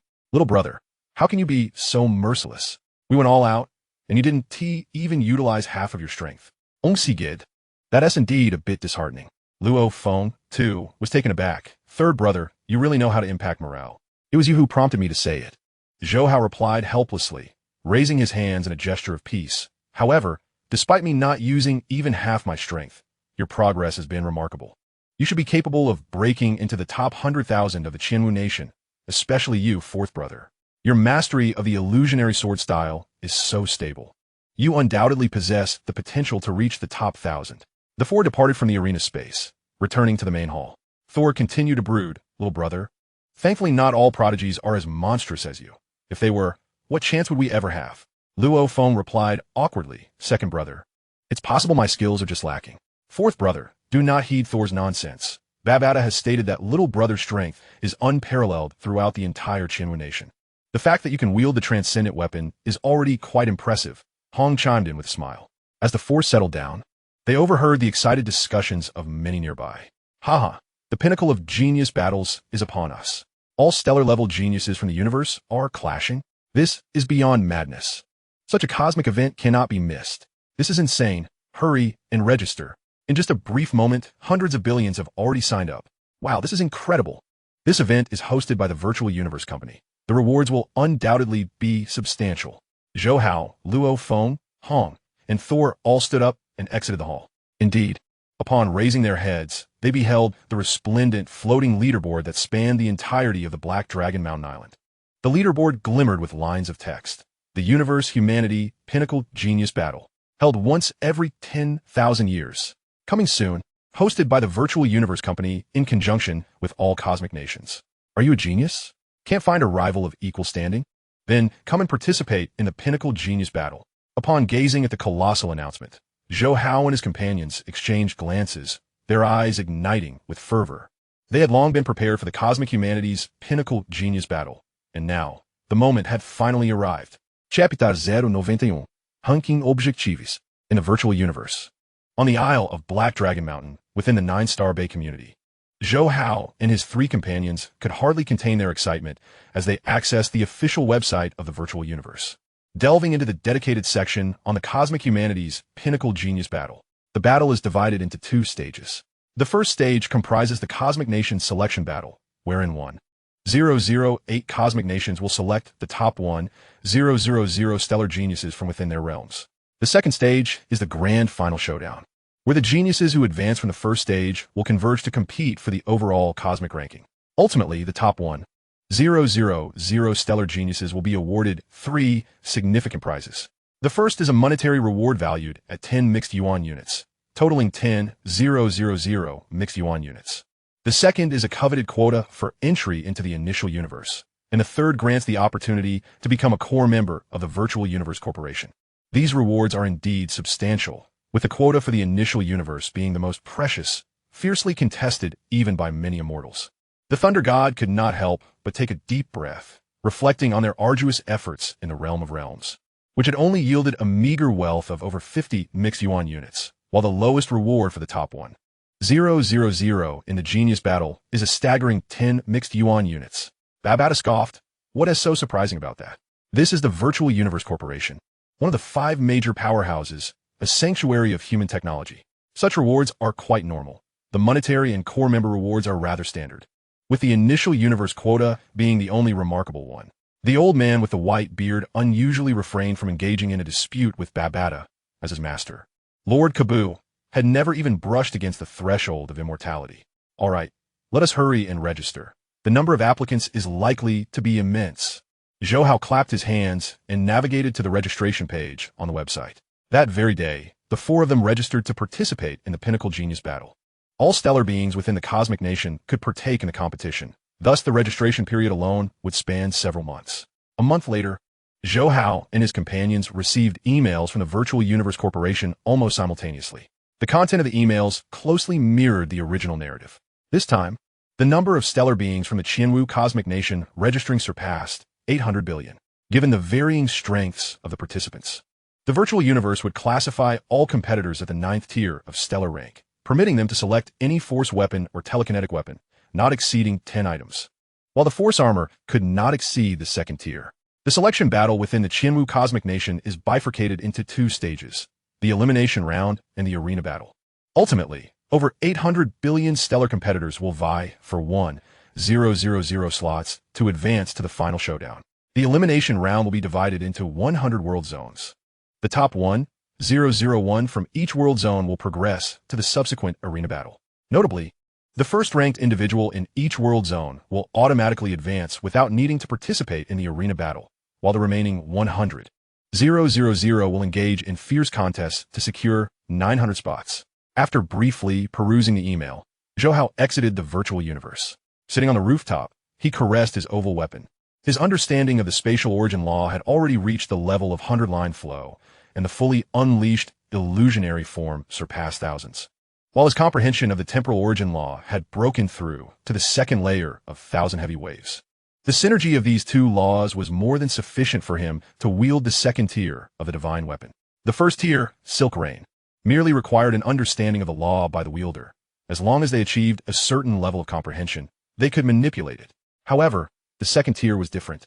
It marked the true beginning of the divine weapon's might. It demanded not only an understanding of the law, but also a mastery to skillfully exert that comprehension, which explained why Zhou Hao could only wield the 2nd tier after breaking through the 9th layer of the temporal origin law. The genius battle posed little pressure for me, he mused, yet my other split soul, the Ice Mountain Behemoth, is also participating in the genius battle, and its strength is equally formidable. I wonder if, when the time comes, my split soul will easily dominate. A glimmer of anticipation flashed across his face. Battling oneself could indeed be quite intriguing. As for Berlan, he remained unperturbed.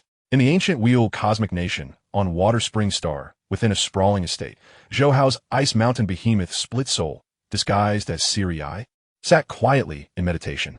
Decades of rigorous cultivation, coupled with an exceptionally compatible affinity for the water law and the continuous insights gained from frequent sign-ins, had propelled his understanding of the water origin law to profound depths, even surpassing many realm masters.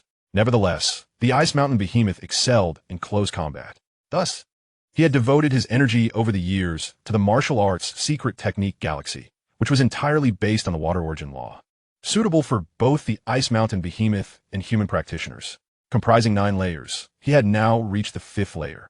It is worth noting that many realm master-level powerhouses had only attained the 4th layer. Brother Siri.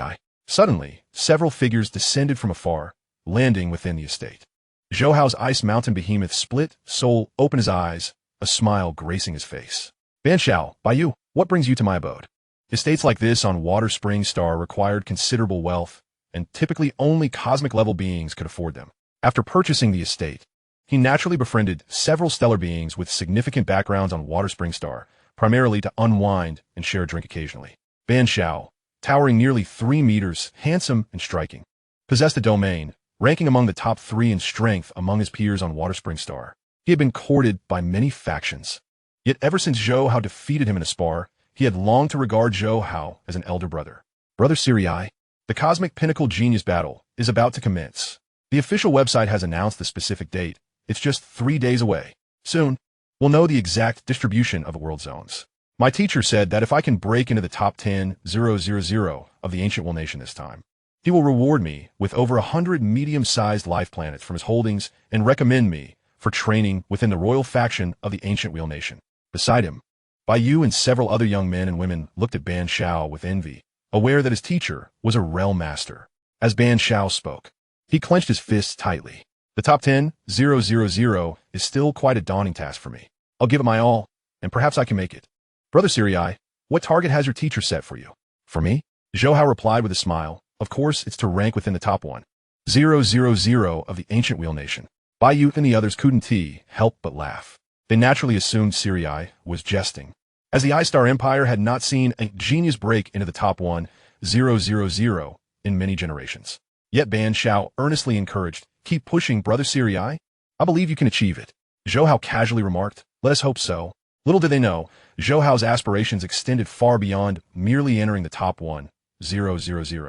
As the days leading up to the internal selection battles of the various cosmic nations drew near, many previously unseen cosmic rulers began to make their appearances. The imposing figure of the Qianwu nation's ruler surveyed the throng of immortal realm masters and stellar royal geniuses prostrated before him.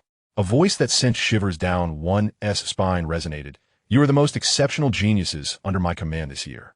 For this selection battle, I demand that you secure at least half of the 100,000 slots. With that, the towering figure gradually vanished. Yes, Lord. The throng of stellar geniuses displayed expressions of admiration and excitement. Meanwhile, various factions and families within the Qianwu nation began to rally their stellar geniuses, promising a plethora of generous rewards. On May 16, 2066, the selection battle of the Qianwu Cosmic Nation officially commenced. Over 800 billion stellar geniuses streamed into the virtual universe, heading towards the dimensional convergence point specifically established by the Virtual Universe Corporation for this genius battle. Zhou Hao, Luo Feng, Hong, and the Thunder God were among them. And at the very moment they entered the realm, each of them received their respective notifications. Lowering their heads, the voice of the Thunder God resonated. Ha ha, I am in Zone 88. Such an auspicious number. Brother, Sanzi said, what about you? I am in Zone 72. Hong replied in a low voice. I am in Zone 1. Luo Feng chuckled. The three then turned their gazes toward Zhou Hao. Zhou Hao, on the other hand, looked at the Thunder God and said, what coincidence, I too am in Zone 88.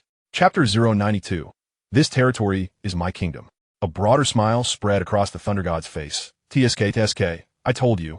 Zone 88 is undoubtedly a good omen. Even you, Sanzi, have been placed in this world zone, which indicates that we are destined to advance together.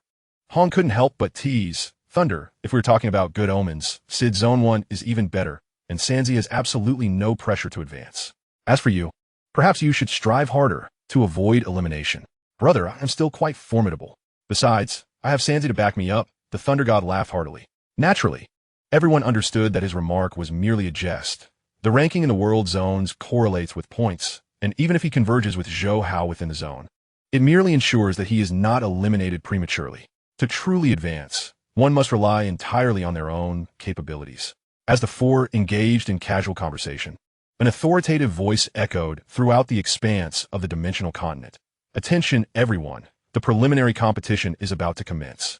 At that time, you will be teleported to your respective world zones. Please check your equipment, as selections will no longer be possible once the event begins. Zhou Hao and his companions swiftly checked their gear. Most of the participants carried only 2 or 3 weapons, along with shields and battle attire. Hardly anyone would bring an excessive number of weapons into the competition. As for high-grade weaponry, they could barely unleash power beyond the 3rd tier due to their stellar rank. It would be more advantageous to wield weapons suited to their 2nd or 3rd tier abilities. As the countdown to collective teleportation commenced, they encouraged one another. Good luck. When the countdown reached 1, Zhou Hao and his 3 companions exchanged words of encouragement. In an instant, over 8 billion stellar-level participants vanished. In Zone 88, Zhou Hao's surroundings blurred for approximately 3 seconds before becoming clear again. He found himself standing in a room within a towering skyscraper, facing another skyscraper across the way, through which he could see numerous figures who had just been teleported. Glancing at the screen on his arm guard, he noted the rules of the World Zone preliminary competition displayed there. It also showed participant, Zhou Hao, Black Dragon Mountain Empire. Points none. Ranking none. Current World Zone, Zone 88. Annotation. Zone 88 is a simulation of the Shaluo planet from the Qianwu universe, characterized by numerous mountain basins, within which various skyscrapers and cities are established, while rivers and mountains lie beyond the basins. After a cursory review of the scoring and ranking rules, Zhou Hao withdrew his gaze, only to be startled by the sound of numerous windows shattering from outside. Boom! Boom! Boom! Following that, The sounds of fierce combat erupted. Clearly, many participants, having familiarized themselves with the rules, were eager to engage in battle for ranking. Unperturbed, he performed a chest expansion exercise before stepping out of the room. Creak! Just as he was about to step outside, a flash of azure light swiftly darted from the doorway of the adjacent room. Clang! Zhou Hao did not even lift his eyelids. His void sky shuttle rapidly coalesced into a fiery dragon, instantly deflecting the incoming azure light axe, simultaneously tearing the mentalist in the adjacent room into shreds with terrifying speed. Killing a 9th-tier stellar mentalist was exceedingly effortless for him. He then began to sweep through the participants within the skyscraper, not intentionally seeking them out, but eliminating anyone he encountered. Not a single participant within the entire building could withstand the onslaught of his fiery dragon. Even those who could have potentially ranked within the top tens of thousands posed no resistance, all being eliminated on the first day. After half an hour, Zhou Hao reached the lowest floor of the building. In contrast to the interior, the battles on the streets below were particularly intense. Many mentalists were not foolish enough to remain inside their rooms, as the broad streets and plazas were their territories for leveraging advantages. With each passing second, participants were falling, and countless bodies littered the streets. With over 8 billion participants in a single world zone distributed across more than 90 cities, each city hosting nearly 100 million participants, the density was staggering. Zhou Hao did not even glance at his arm guard screen. After all, it was only the first day.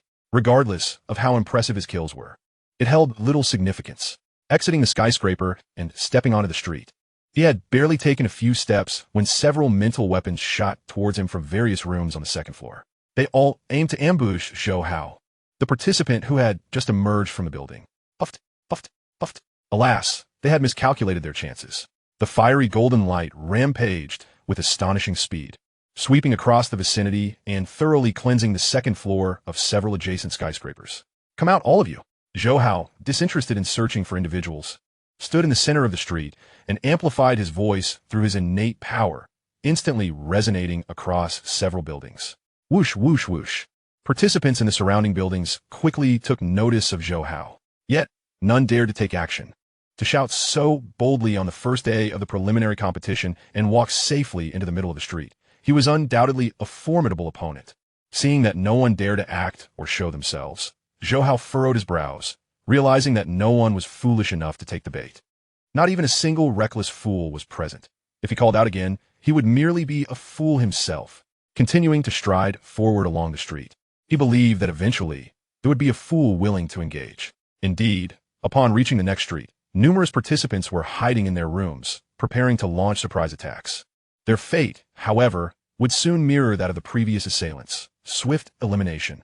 Hours passed, and Zhou Hao had traversed the eastern districts of this city, reaping considerable rewards.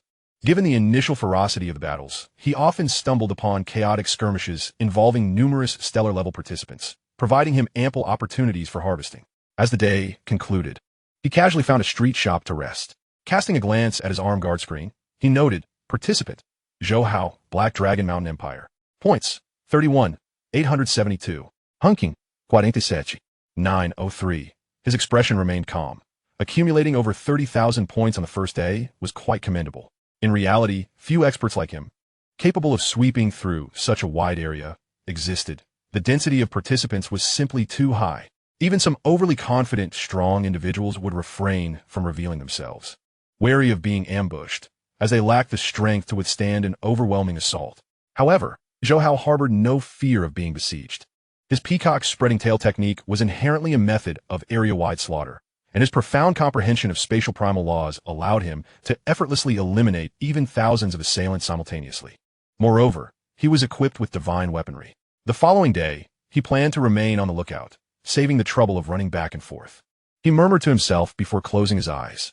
On the first night, not many ventured out for hunting and combat, preferring to rest in the rooms of the skyscraper. As dawn broke on the second day, the fierce carnage resumed. Zhou Hao emerged from the shop, ready to cleanse the participants engaged in combat on the streets. After finishing the sweep, he chose to sit cross-legged in the plaza, guarding the surrounding 5 or 6 skyscrapers. Any participant daring to show themselves would swiftly meet their demise at the hands of his void sky shuttle. Puffed, puffed, puffed. Each confident participant that dared to reveal themselves met the same inexorable fate. This instilled fear in the participants within the 5 or 6 skyscrapers, causing them to huddle in their rooms, too intimidated to show themselves. What to do? This fellow was undoubtedly a mentalist with a high proficiency in fire elements. The speed of that fiery golden light was astonishing. No need to rush. Let us first clear out the weaklings inside the building, and then we'll devise a plan to break out. Within the towering edifice, there exists no shortage of masters from various domains, including several members from the royal lineage of the Qianwu nation. Their number of participants surpasses that of any other faction. Consequently, in the early stages of the preliminary rounds, they clustered together for mutual support. Some formed groups of 2 or 3, others 4 or 5, and even some assembled into teams of over a dozen, leveraging their collaborative strength to eliminate surrounding competitors. However, they soon encountered a most unreasonable contender in Zhou Hao, who single-handedly guarded 5 skyscrapers. Several smaller teams, undeterred by superstition, attempted to challenge him, only to find themselves reduced to lifeless corpses. 1 hour, 2 hours, 5 hours elapsed. Intense battles raged within the 5 skyscrapers, with numerous teams managing to clear out the solitary competitors. Yet, these teams exhibited an unspoken agreement to refrain from turning on one another. By the evening of the following day, the attention of the teams within the 5 skyscrapers was fixated upon Zhou Hao, standing resolutely in the plaza below. Though they were strangers to one another, their objective was unified. Only by eliminating Zhou Hao could they break free from this area and pursue prey in other territories. Whoosh, whoosh, whoosh. As night fell, many teams could no longer contain their impatience and surged forth from the 5 skyscrapers. A small team from the Qianwu royal faction, stationed within one of the skyscrapers, observed through the windows at the mixed team of over 100 participants below. Shall we join the fray? Not yet. Once that fellow engages in battle with these individuals, we can reap the rewards. The teams remained wary of one another, making it impossible to coordinate their efforts. I estimate they will suffer at least a 50% loss before. The discussion within the small royal team abruptly ceased, their gazes transfixed on the street below. In the darkness, the moment the mixed team of over 100 participants made their move, an exquisite peacock took form, radiating a dazzling golden rain of fire. Puff, puff, puff. Instantly, the entire mixed team of stellar rank 9 was perforated, their weapons clattering to the ground. At that moment, the night in this area transformed into a near-daylight spectacle, illuminating the stunned faces of the small royal team. Chapter 093, Collision of the World's Strongest Genius. Inside the room, an oppressive silence reigned. The 4 members of the Qianwu royal team found themselves breathless. A team capable of sweeping an entire skyscraper was comprised almost entirely of domain experts. While each individual may not have been able to break into the top 1,000 of the world district, entering the top 10,000 was still plausible. Yet such formidable experts, when combined into a mixed team, had been obliterated in an instant. This level of power was beyond even the most gifted individuals from the Qianwu royal lineage who had comprehended the laws of origin. This individual must undoubtedly be a genius who has transcended into the realm of fire origin laws, and with a significant level of comprehension at that. What do we do? The second day of the preliminary rounds has not yet passed, and our points are woefully insufficient. The atmosphere grew increasingly tense, with anxious expressions mirrored on the faces of the 4. They, the proud scions of royalty, had anticipated a secure path into the top 1,000 of this world district. Yet they had been unceremoniously thwarted by a monstrous genius. More critically, this extraordinary genius was guarding them. Wait.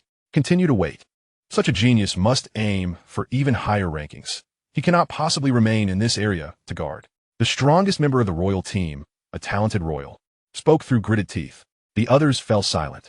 Our only course of action may be this. Within 10 seconds, all of you must emerge, or I shall drag you out one by one. The voice, laden with primal energy, reverberated through the 5 skyscrapers, extinguishing the flickering hopes of several smaller teams. The expressions of the royal team darkened ominously. How audacious! Someone gritted their teeth, though it proved futile. Kill. Let's confront him with all we have. If we must perish, let us do so together. Including the royal genius, the small team charged forth, used to being hailed as prodigies within their respective factions. Their pride could no longer withstand such provocation. Puff, puff, puff. In an instant, various domains erupted, all directed towards the solitary figure standing in the center of the street.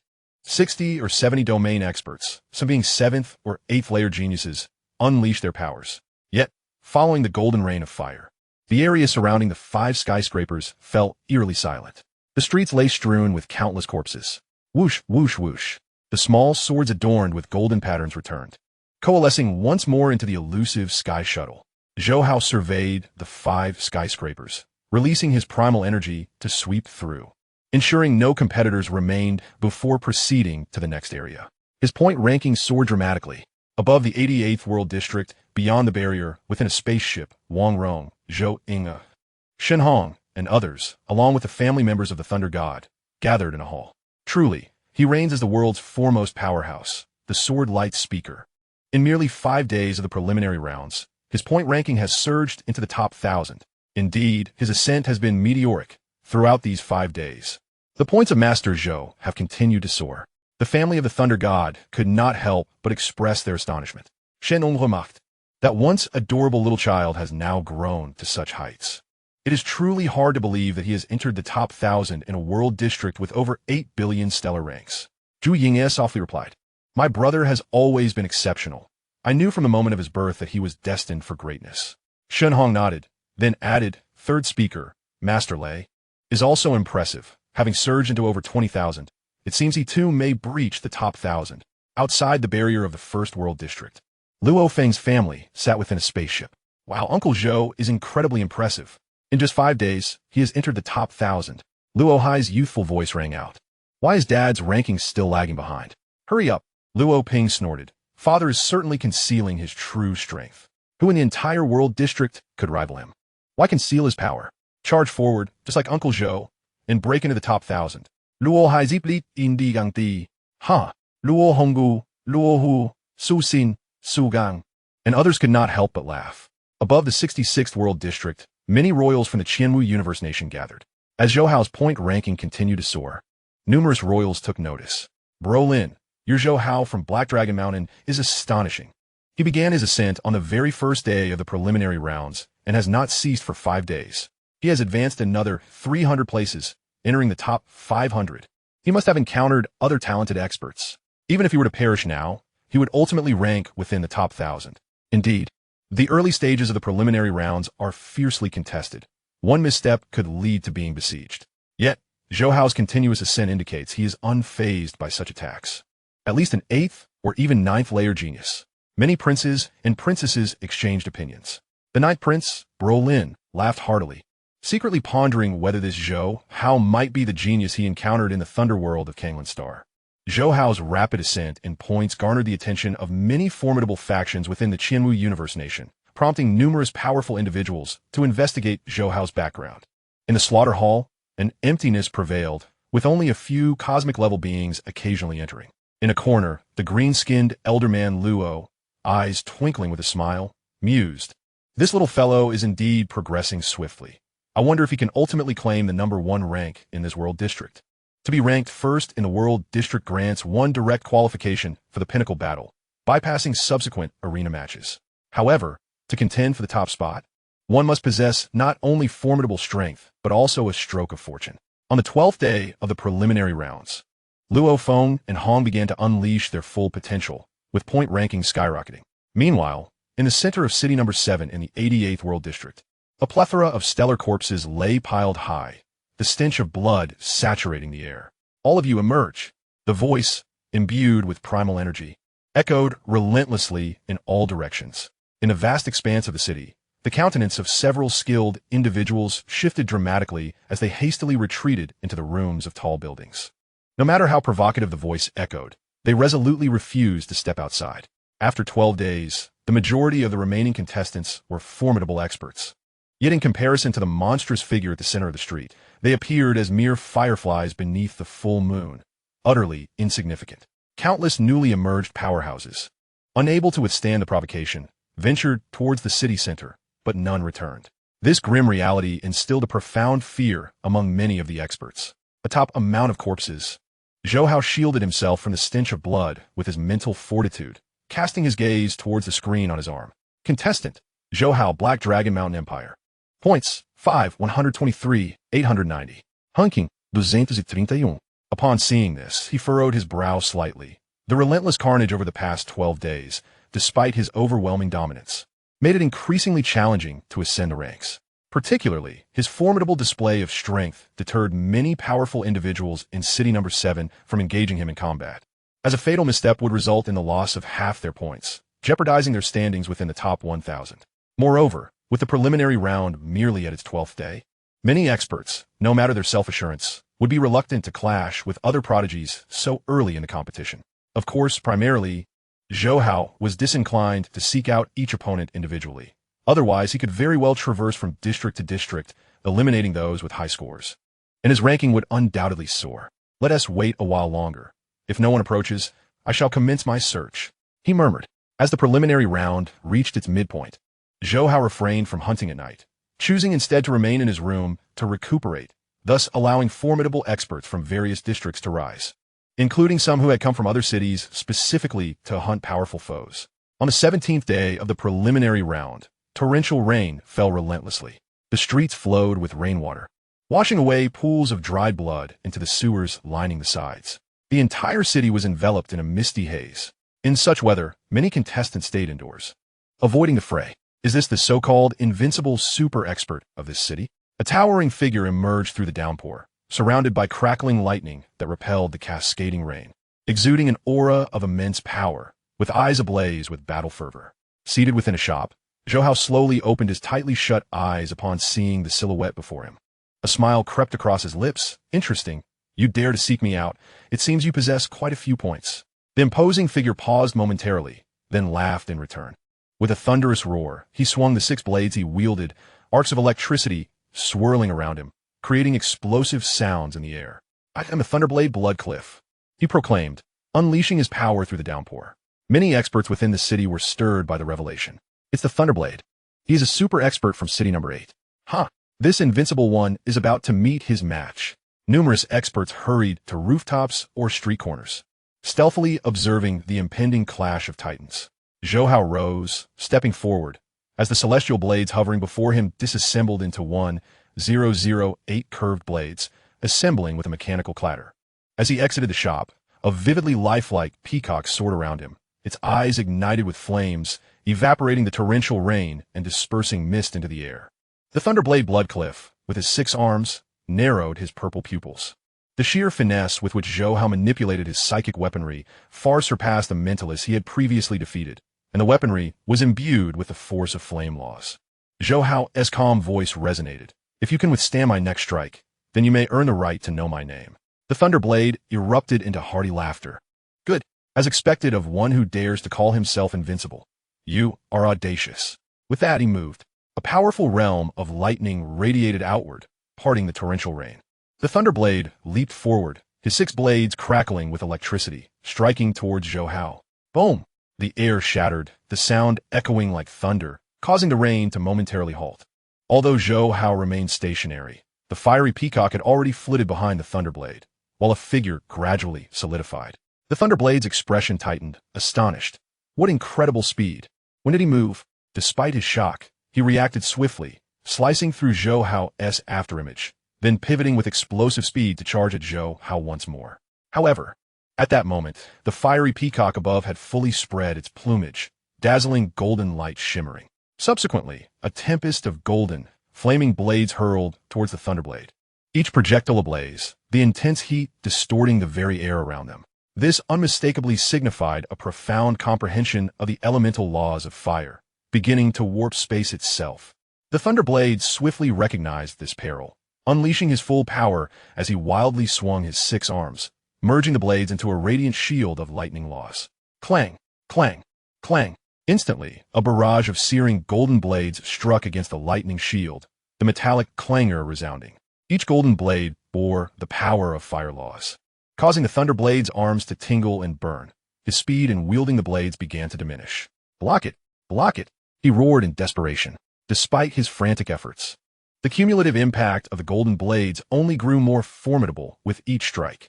With a series of explosive sounds, the searing heat and impact finally overwhelmed the Thunderblade, causing one arm to sever under strain.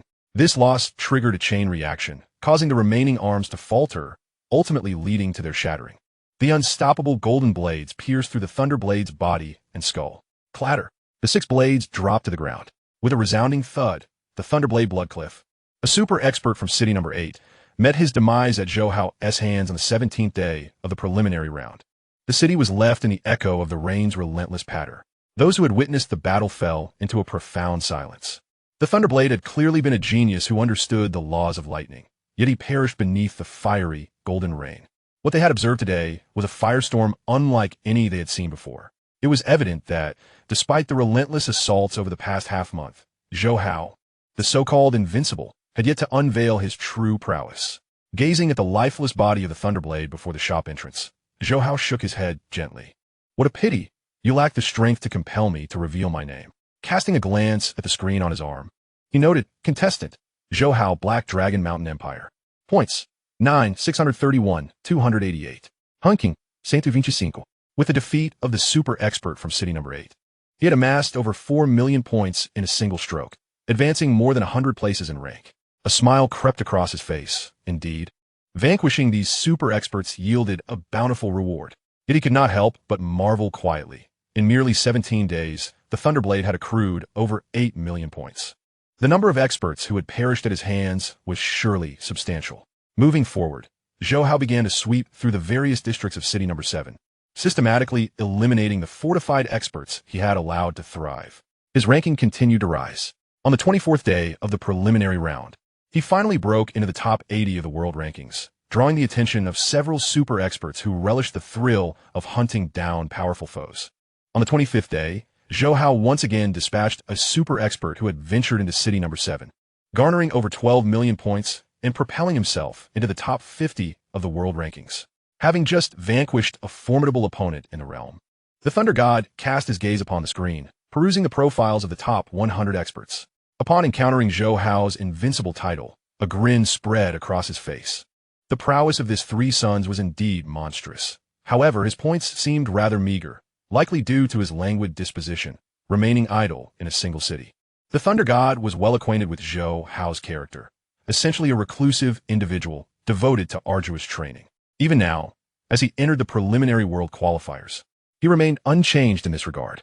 Suddenly, a towering figure, a man of 3 meters in height, materialized before him. Are you the Thunder God? The Thunder God's pupils constricted sharply as he regarded the brawny man, his lips turning pale. You, unleash your full strength, the giant commanded, brandishing his battle blade. With gritted teeth, the Thunder God summoned all his might. Yet, the formidable man was far too powerful. With a single stroke, he felled the Thunder God. After dispatching him, the giant shook his head, muttering, a mere 2,000th ranked expert is still too weak. I must continue my search for those within the top 100. He was the savage Rongjun, a nearly invincible superpower in the 88th World District, who relished hunting down strong opponents, incessantly traversing various cities in pursuit of them. The Thunder God was merely one of his many encounters. As a conclusion of the preliminaries drew near, many experts began to emerge at night for hunting. However, in city number 7, not a single expert dared to show themselves.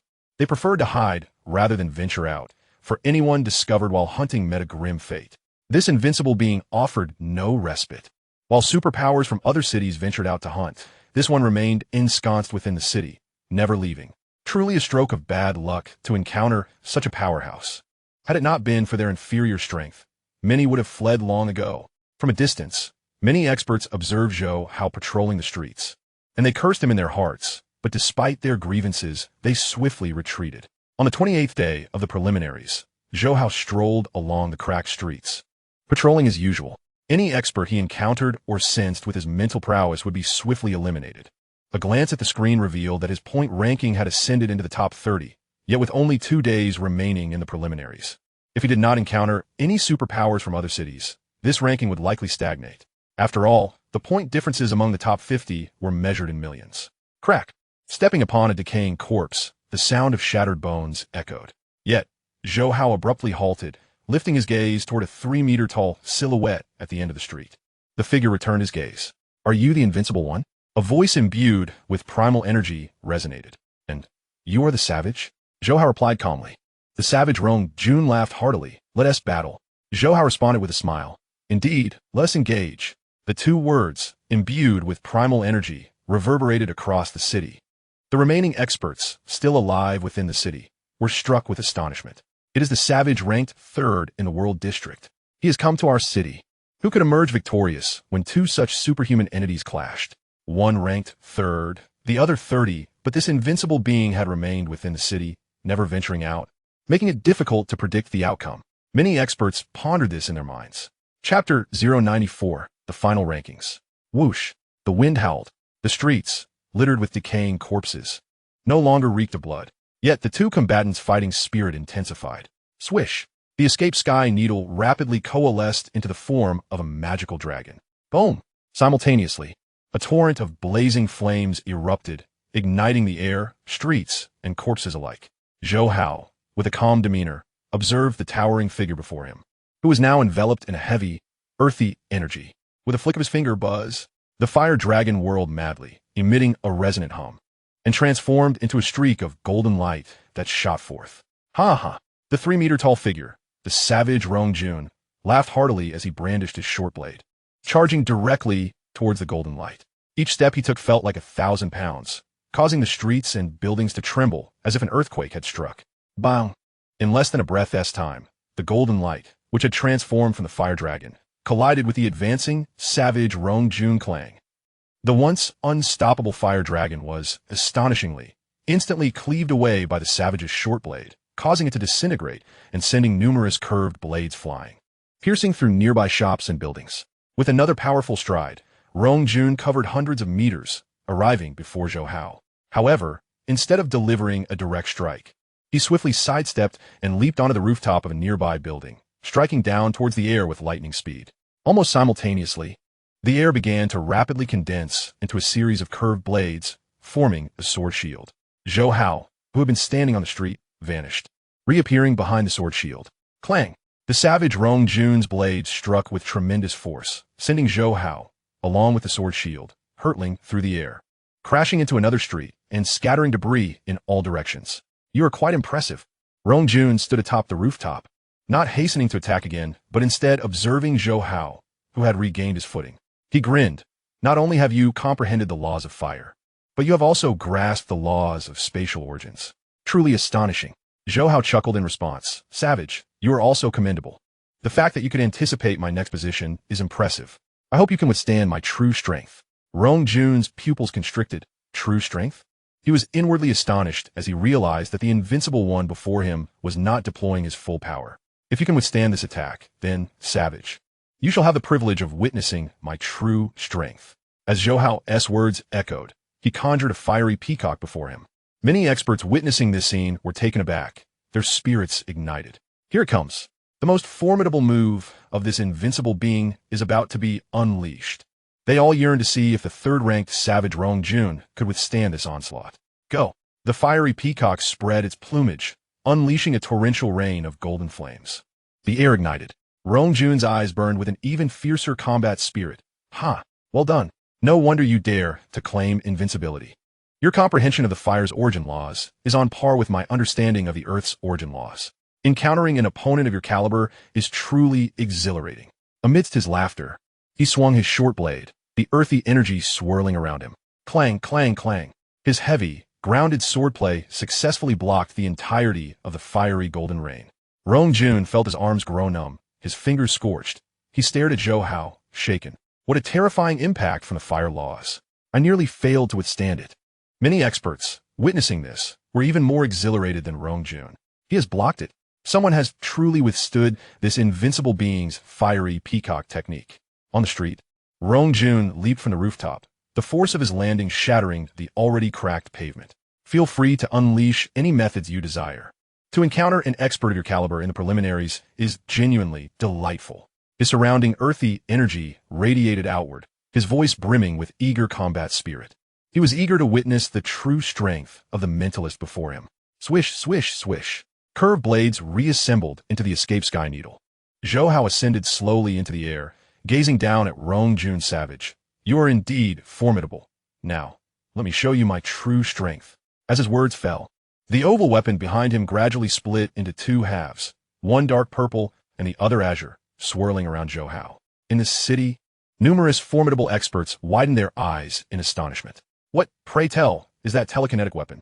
To think that this utterly monstrous being possesses yet another telekinetic weapon. How terrifying. He has not even utilized this other telekinetic weapon until now. The expression on the wild man Rongjun's face shifted dramatically as he fixed his gaze upon the purple and blue telekinetic weapons, incredulously exclaiming, "The divine weapon? Zhou Hao laughed heartily. Indeed, wild man, to witness my mastery of the divine weapon is something you can take pride in. His voice resonated through the air. Many of the surviving experts were astounded, their eyes nearly bulging from their sockets. The divine weapon. This is none other than the foremost among the 9 supreme weapons of dominion. If the transcendent weapon is hailed as invincible among its peers, then the divine weapon is the ultimate force that suppresses all. My heavens, this utterly monstrous being can actually wield the divine weapon. It is said that merely grasping the basics of the divine weapon requires an understanding of the 2 foundational laws of time and space simultaneously. Mastering either of these laws is an arduous endeavor, yet this extraordinary individual has comprehended both. Invincible. No wonder he dares to claim such a title. Countless experts stared in disbelief at the dark purple and deep blue telekinetic weapons. Rong Jun's breath grew increasingly labored as the short blade in his hand gradually vanished, replaced by a colossal black warblade.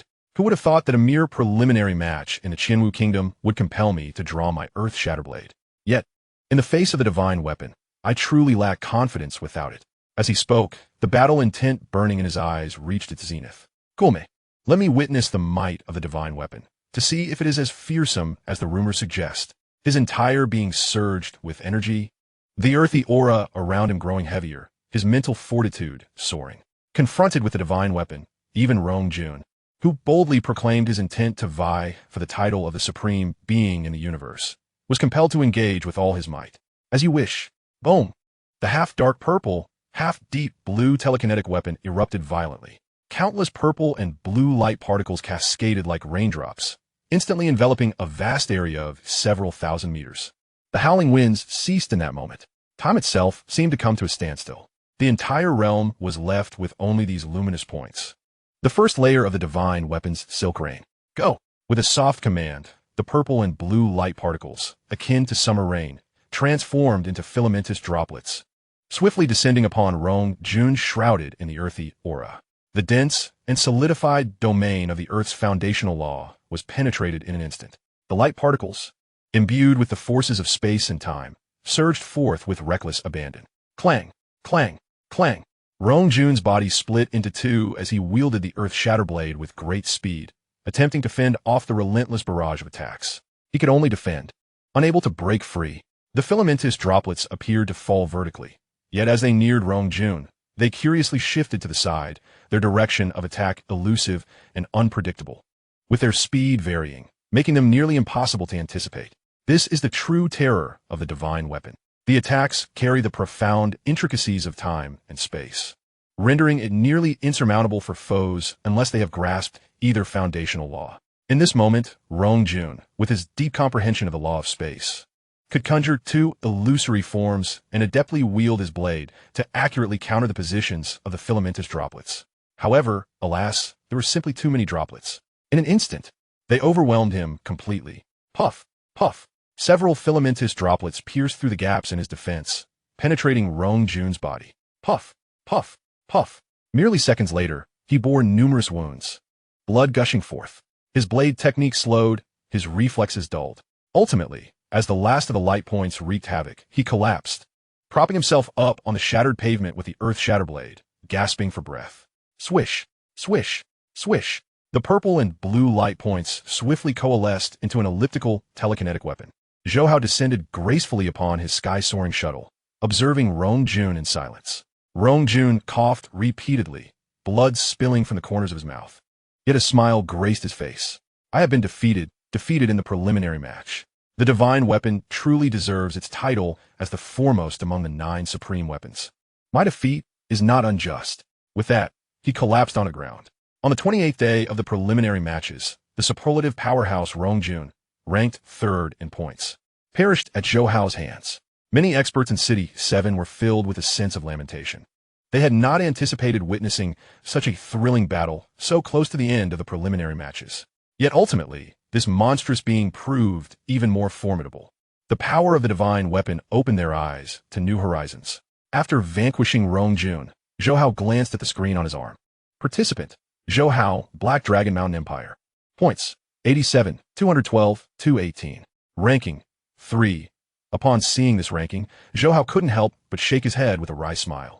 Rong Jun had directly bestowed upon him over 40 million points, yet he still failed to reach the second position in the World District. The competition for points was indeed fierce. After briefly perusing the top 10 rankings, he noted that the first-place contestant had amassed over 160 million points, an absolutely terrifying figure. Moreover, as he scrutinized the leaderboard, the first-place contestant's points had increased by over 10 million. How many superlative experts has this individual eliminated? He marveled, realizing that accumulating 180 million points must involve relentless hunting across various worlds. He hoped to continue lying in wait, wishing that this individual might come to City 7. Zhou Hao's sudden leap from the top 50 to the third position in the World District astonished countless forces within the Qianwu Kingdom. Just who is Zhou Hao? That he could slay the third-ranked Rong Jun?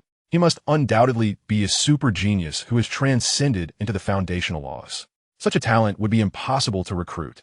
He would surely participate in the ultimate showdown, and even if he were to fall in that battle, he would ultimately be courted by the Qianwu Universe Kingdom.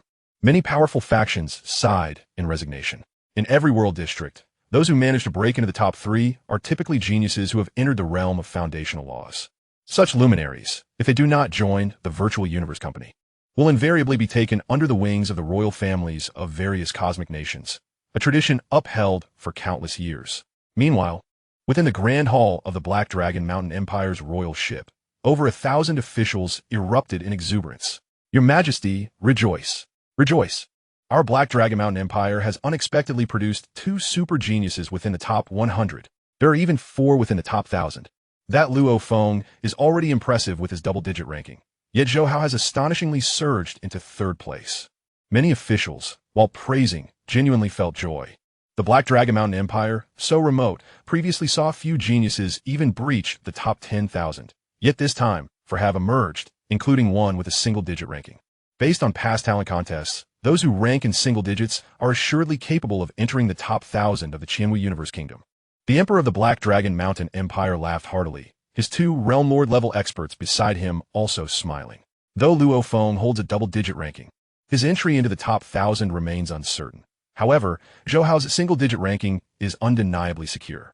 As 2 days swiftly passed, on the 30th day of the preliminary matches, no exceptionally high-point experts arrived in the city.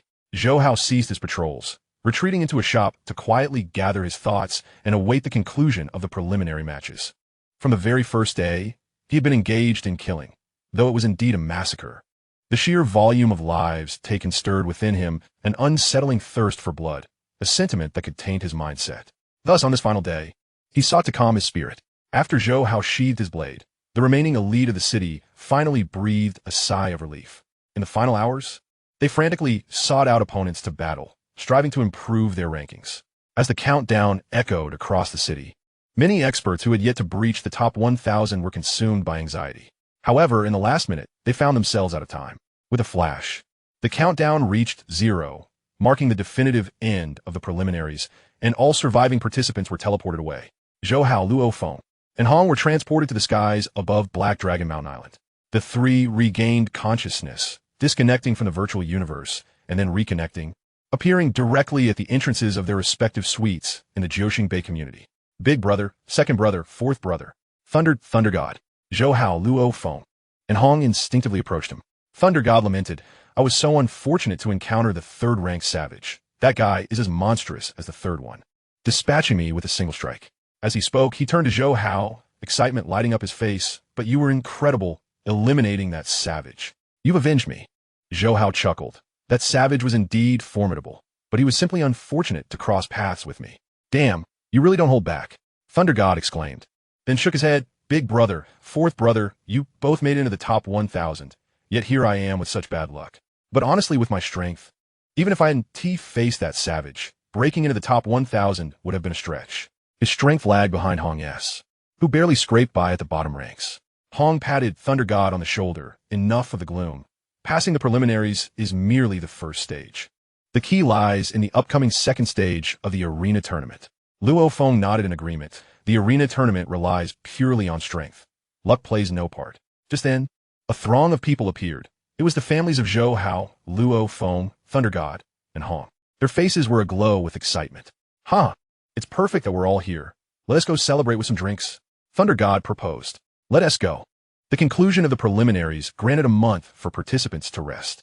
During this month, Zhou Hao, Luo Feng, Hong, and Thunder God received varying degrees of adulation, especially after the citizens of the Black Dragon Mountain Empire learned of their residence in Jiuxing Bay, resulting in a frenzy of fans gathering daily at the community entrance, cheering with fervor.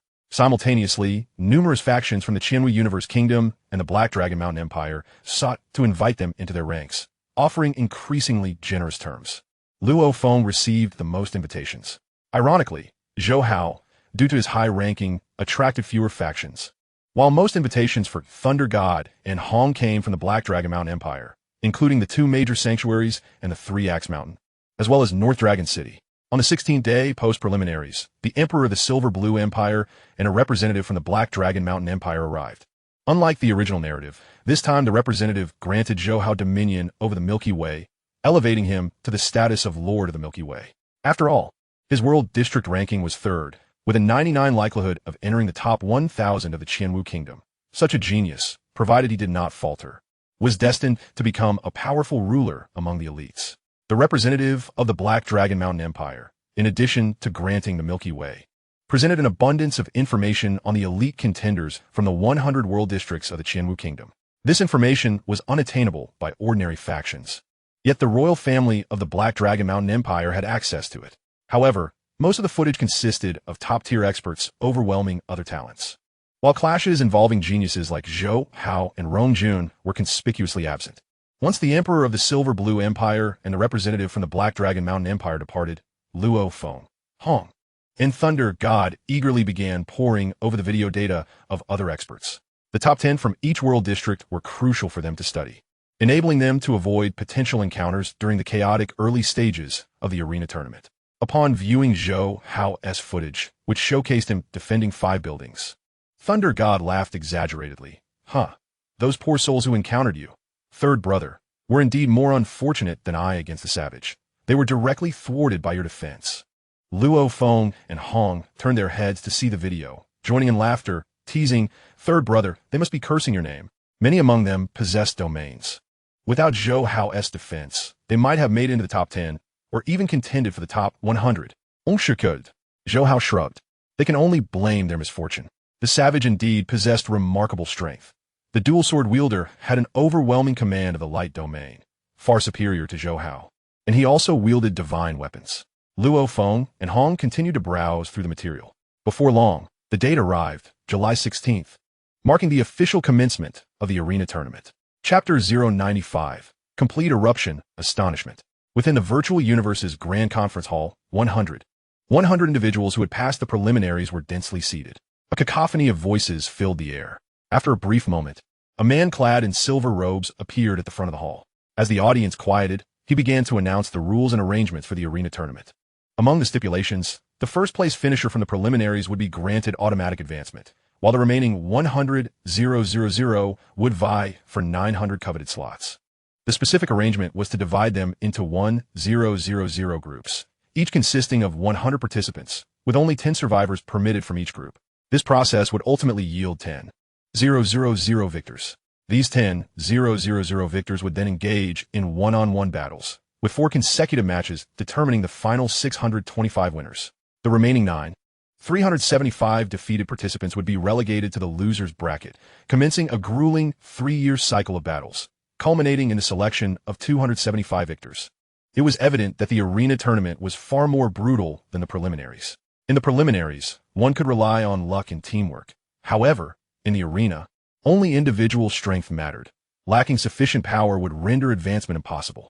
Exiting the conference hall, Zhou Hao, Luo Feng, and Hong realized their respective group assignments. Zhou Hao in Group 274, Luo Feng in Group 382, and Hong in Group 161. The arena melee would occur daily across 200 groups, meaning Hong would compete on the first day, while Zhou Hao and Luo Feng would face off on the second day. The following day, in a vast dimensional space specifically designated for the virtual universe, an expansive river flowed, dotted with islands. Within the martial arena on Island 01932, a massive audience cheered and roared. Zhou Hao, Luo Feng, Thunder God, and Hong, accompanied by their families, sat together, watching the battles unfold on the islands.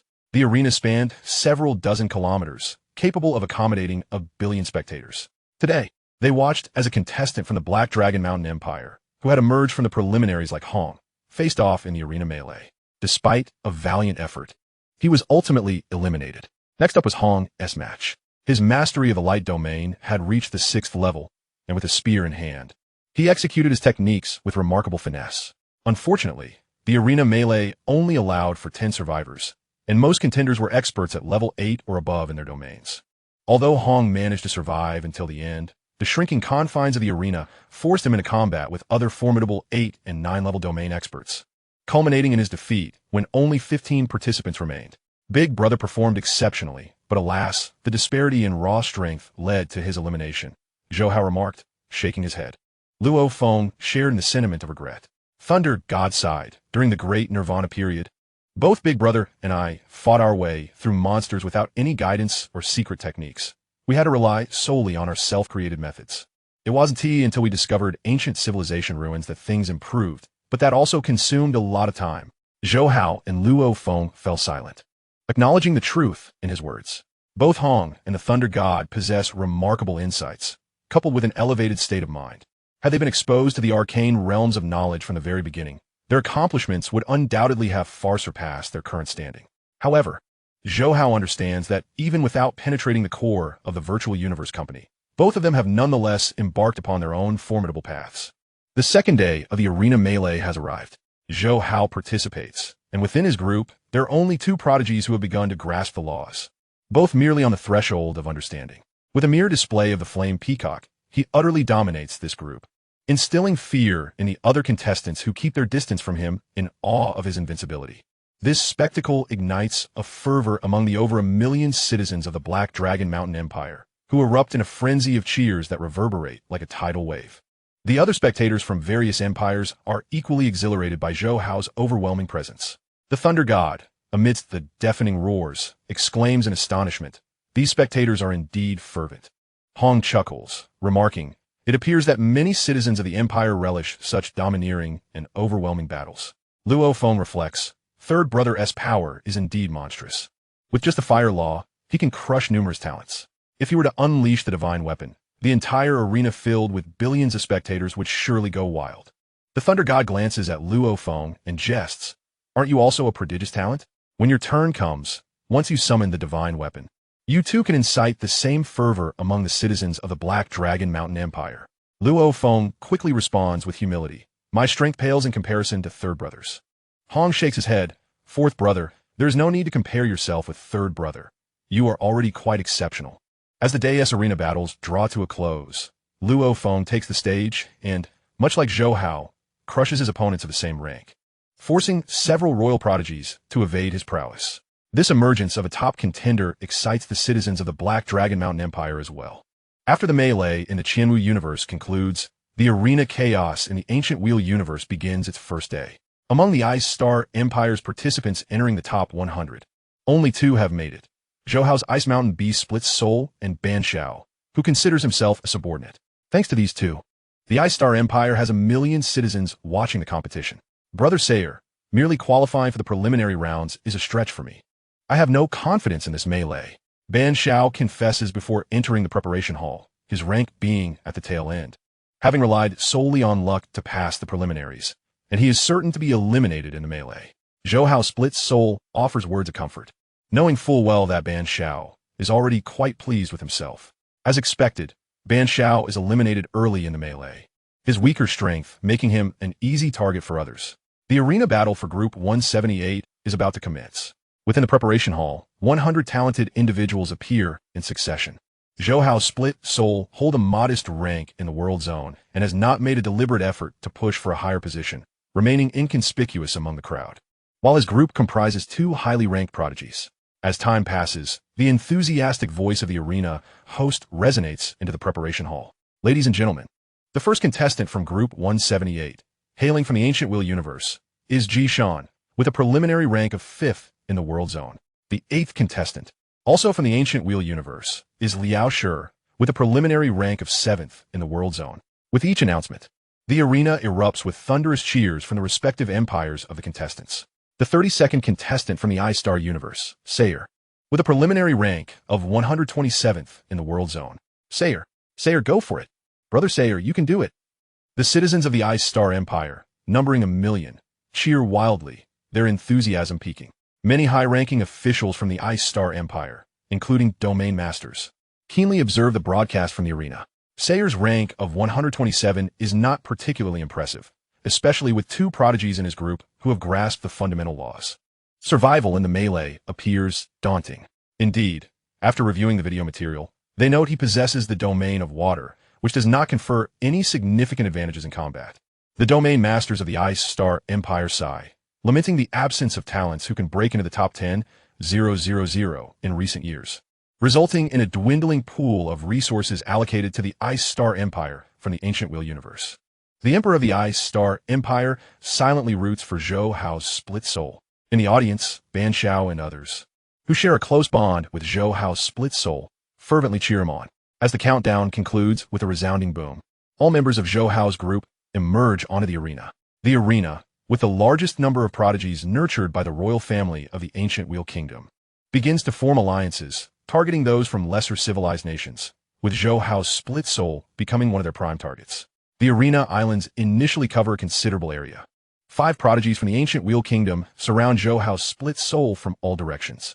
You Ice Star Empire folks have done well to reach the melee. But this is where it ends for you, Dai.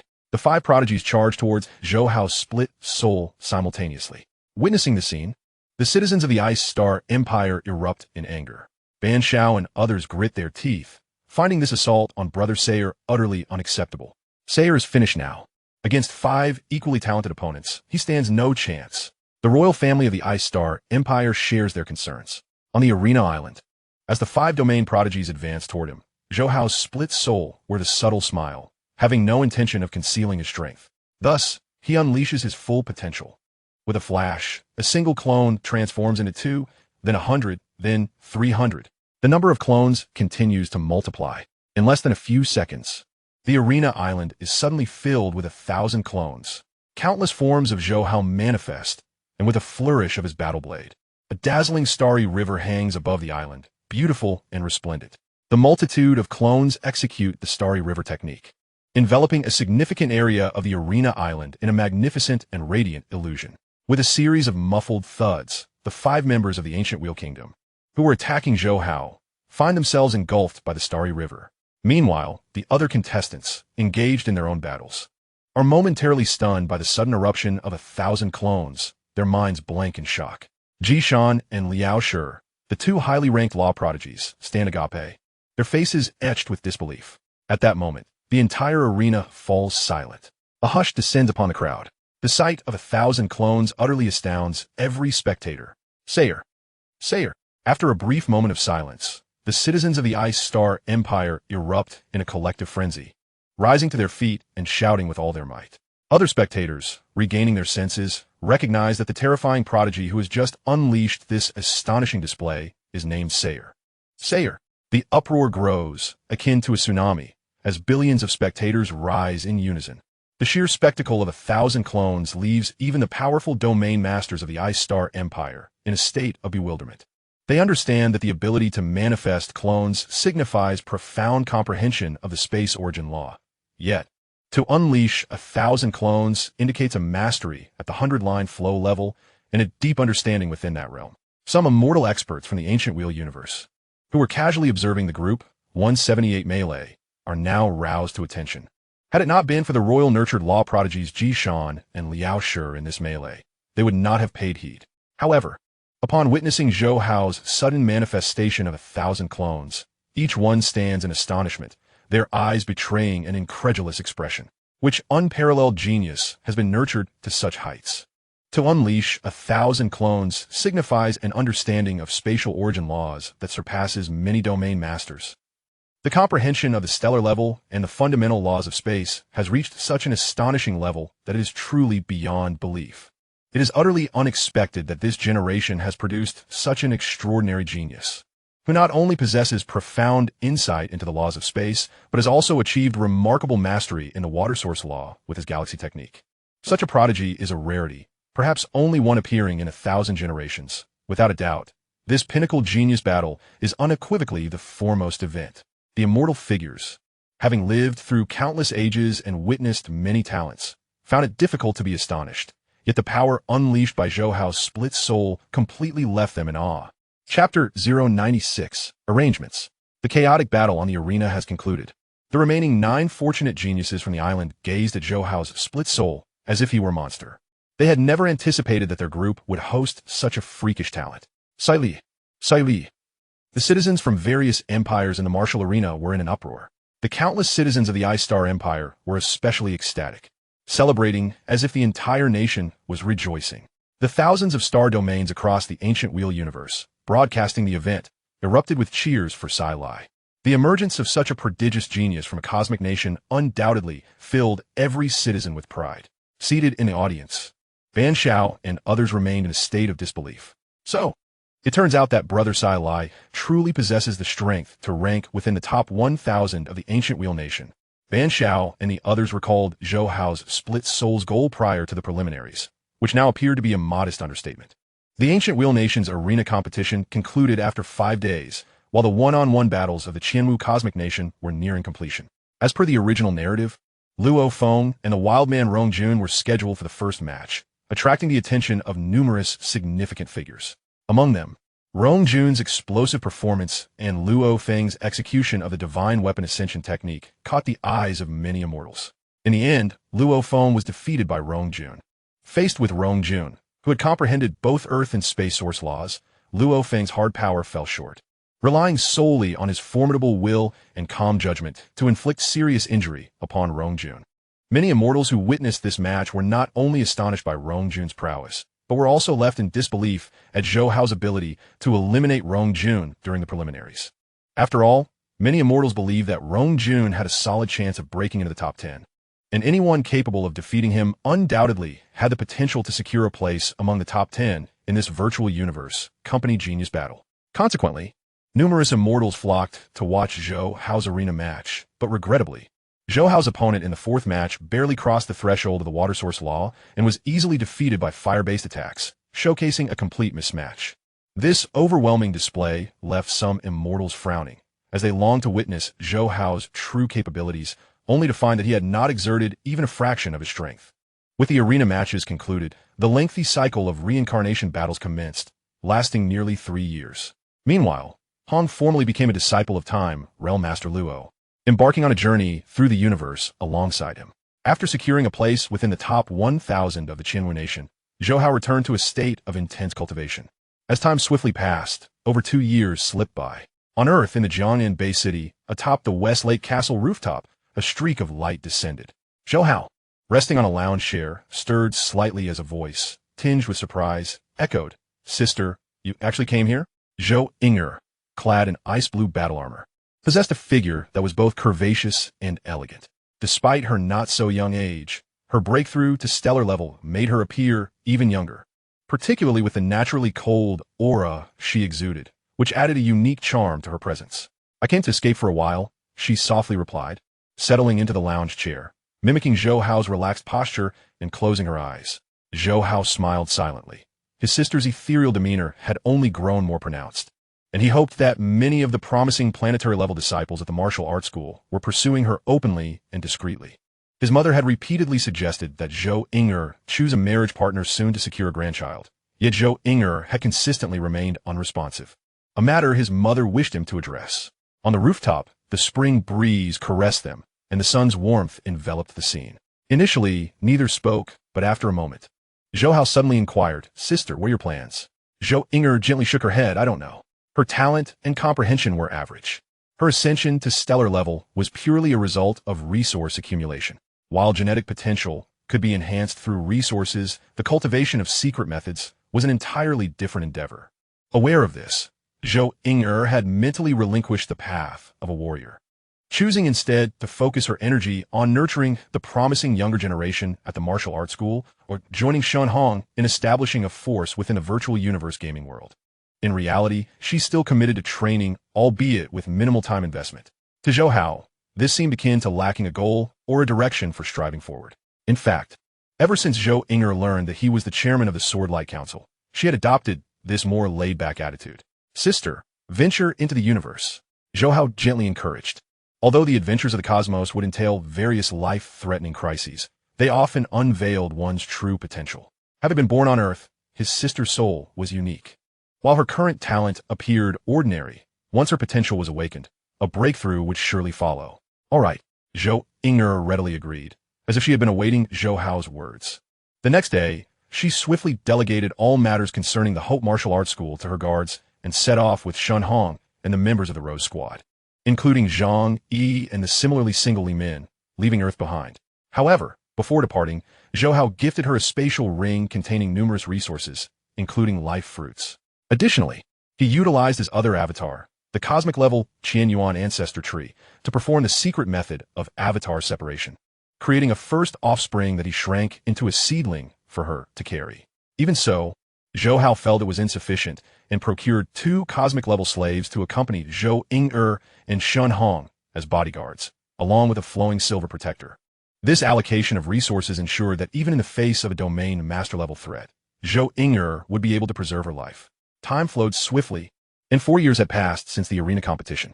On August 1st, 2070, in Jiangnan Bay City, another group of martial artists from the Hope Martial Arts School set out for practical assessments in the special wilderness area.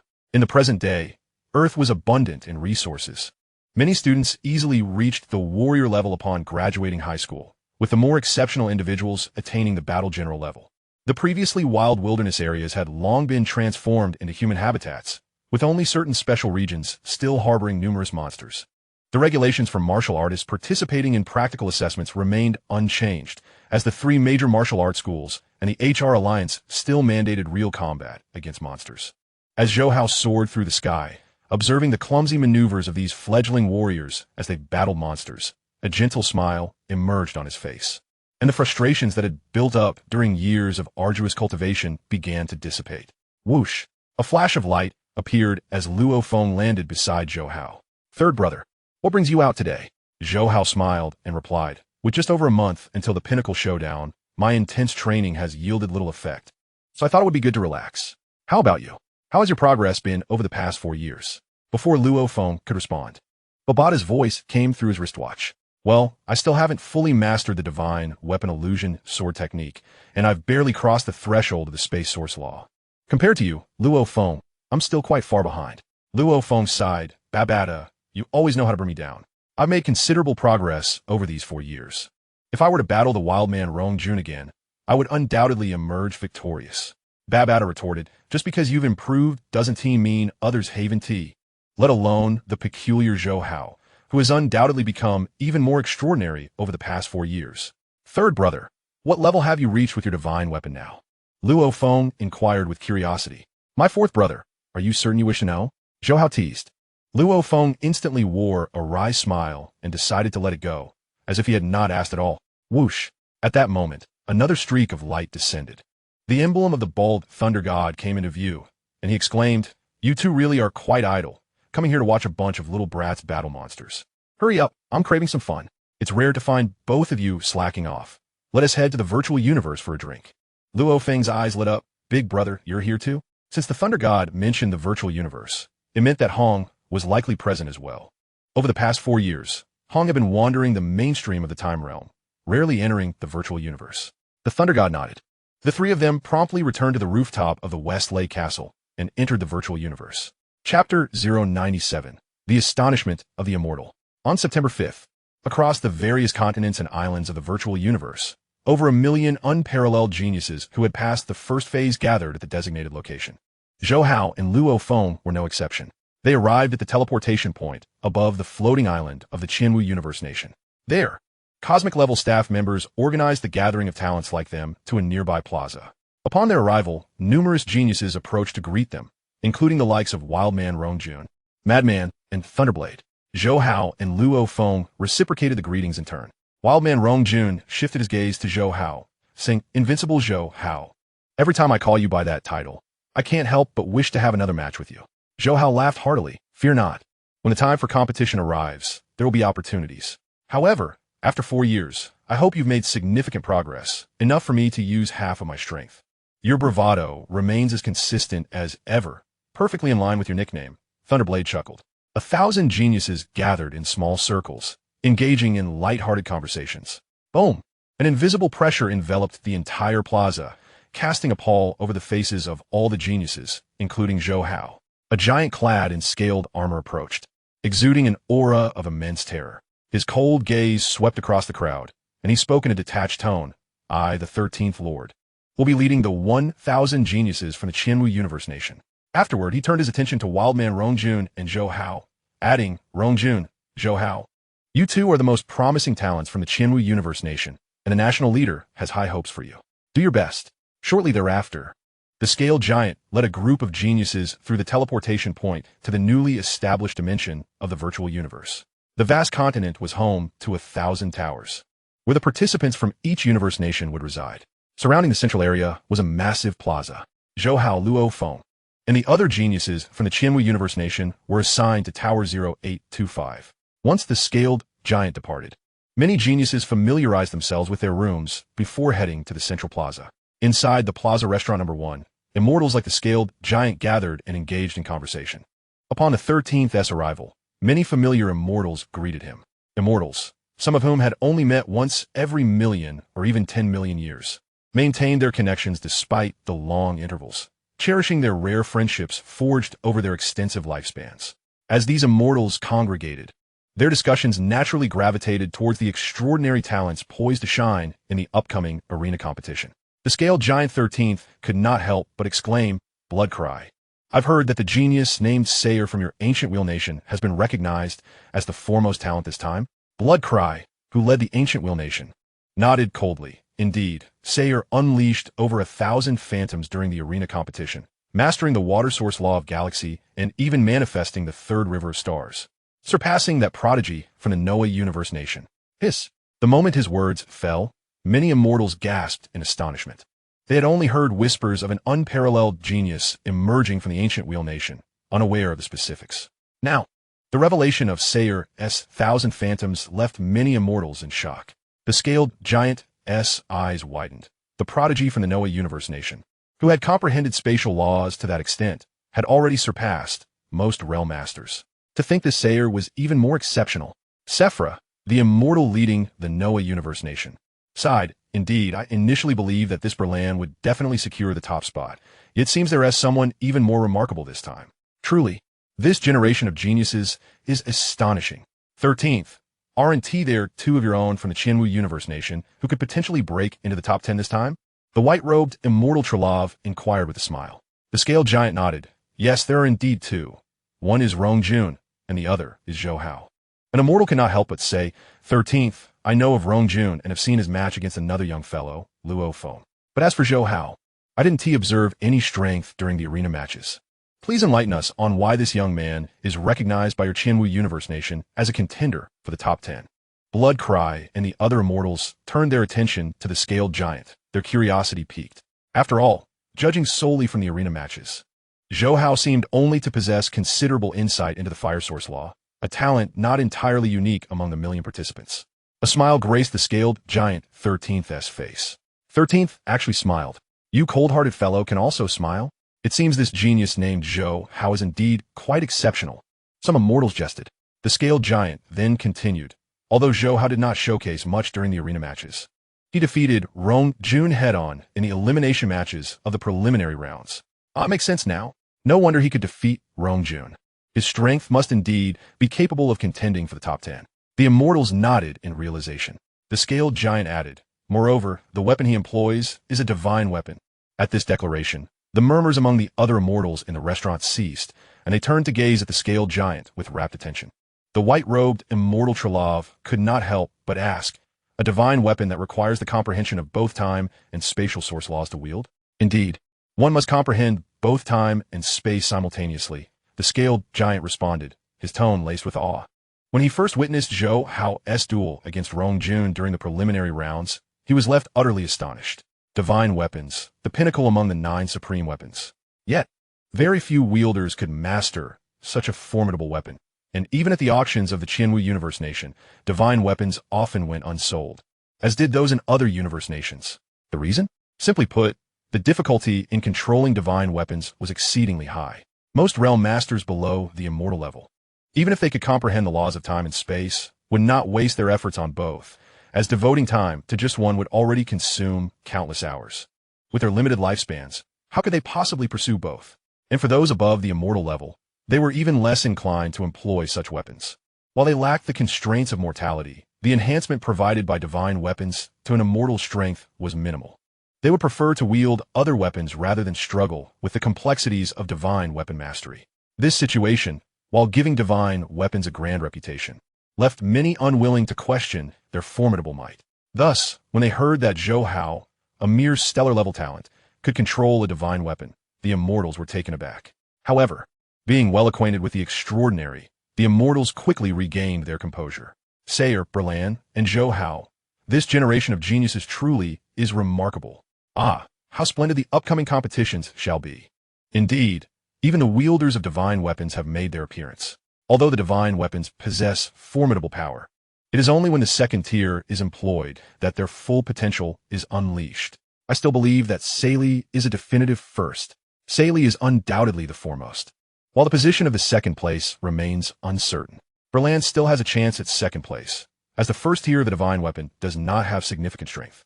If Zhou Hao can skillfully wield the first tier, he might even challenge for third place. The immortals exchanged amused glances as they spoke. The scaled giant, overhearing their discussion, felt a surge of delight. It seemed the divine weapons were indeed powerful, and even securing third place would surely bring joy to the ruler. In the central square, prodigies from various cosmic nations gathered. Upon the arrival of Zhou Hao, Luo Feng, and Rongjun from the Qianwu cosmic nation, many eyes fell upon Rongjun. It was Rongjun, the super genius capable of propelling the Qianwu cosmic nation into the top 10. He had comprehended the fundamental laws of Earth and space. A murmur of admiration rippled through the crowd of talented individuals. Feng Luan, standing beside Zhou Hao and Luo Feng, could not help but jest. Zhou Hao, you defeated Rongjun, yet hardly anyone knows.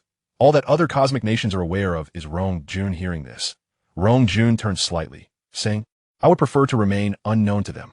Now, everyone is aware of my understanding of Earth and space. Feng Luan laughed heartily. Well, you did fight fiercely against a madman, but I must say, I am quite curious about how Zhou Hao managed to defeat you. Rongjun cast a glance at Zhou Hao, who merely shrugged nonchalantly. The divine weapon. This fellow wielded a divine weapon. Hong Yun Aminsit. As Feng Luan heard this, his eyes widened in astonishment. It took him a moment to regain his composure as he scrutinized Zhou Hao and Luo Feng. You two truly reflect your origins. A user of the transformative divine weapon and one wielding the even more formidable divine weapon. Suddenly, two figures strode into the square. One was a young man in white, carrying a blood-red sword, and the other, a striking figure bearing a blue warblade. Upon their entrance, the once boisterous square fell into an eerie silence. Chapter 098. The fastest to conquer the Trial Tower. Death God Berlan, Demon Lord Sayle.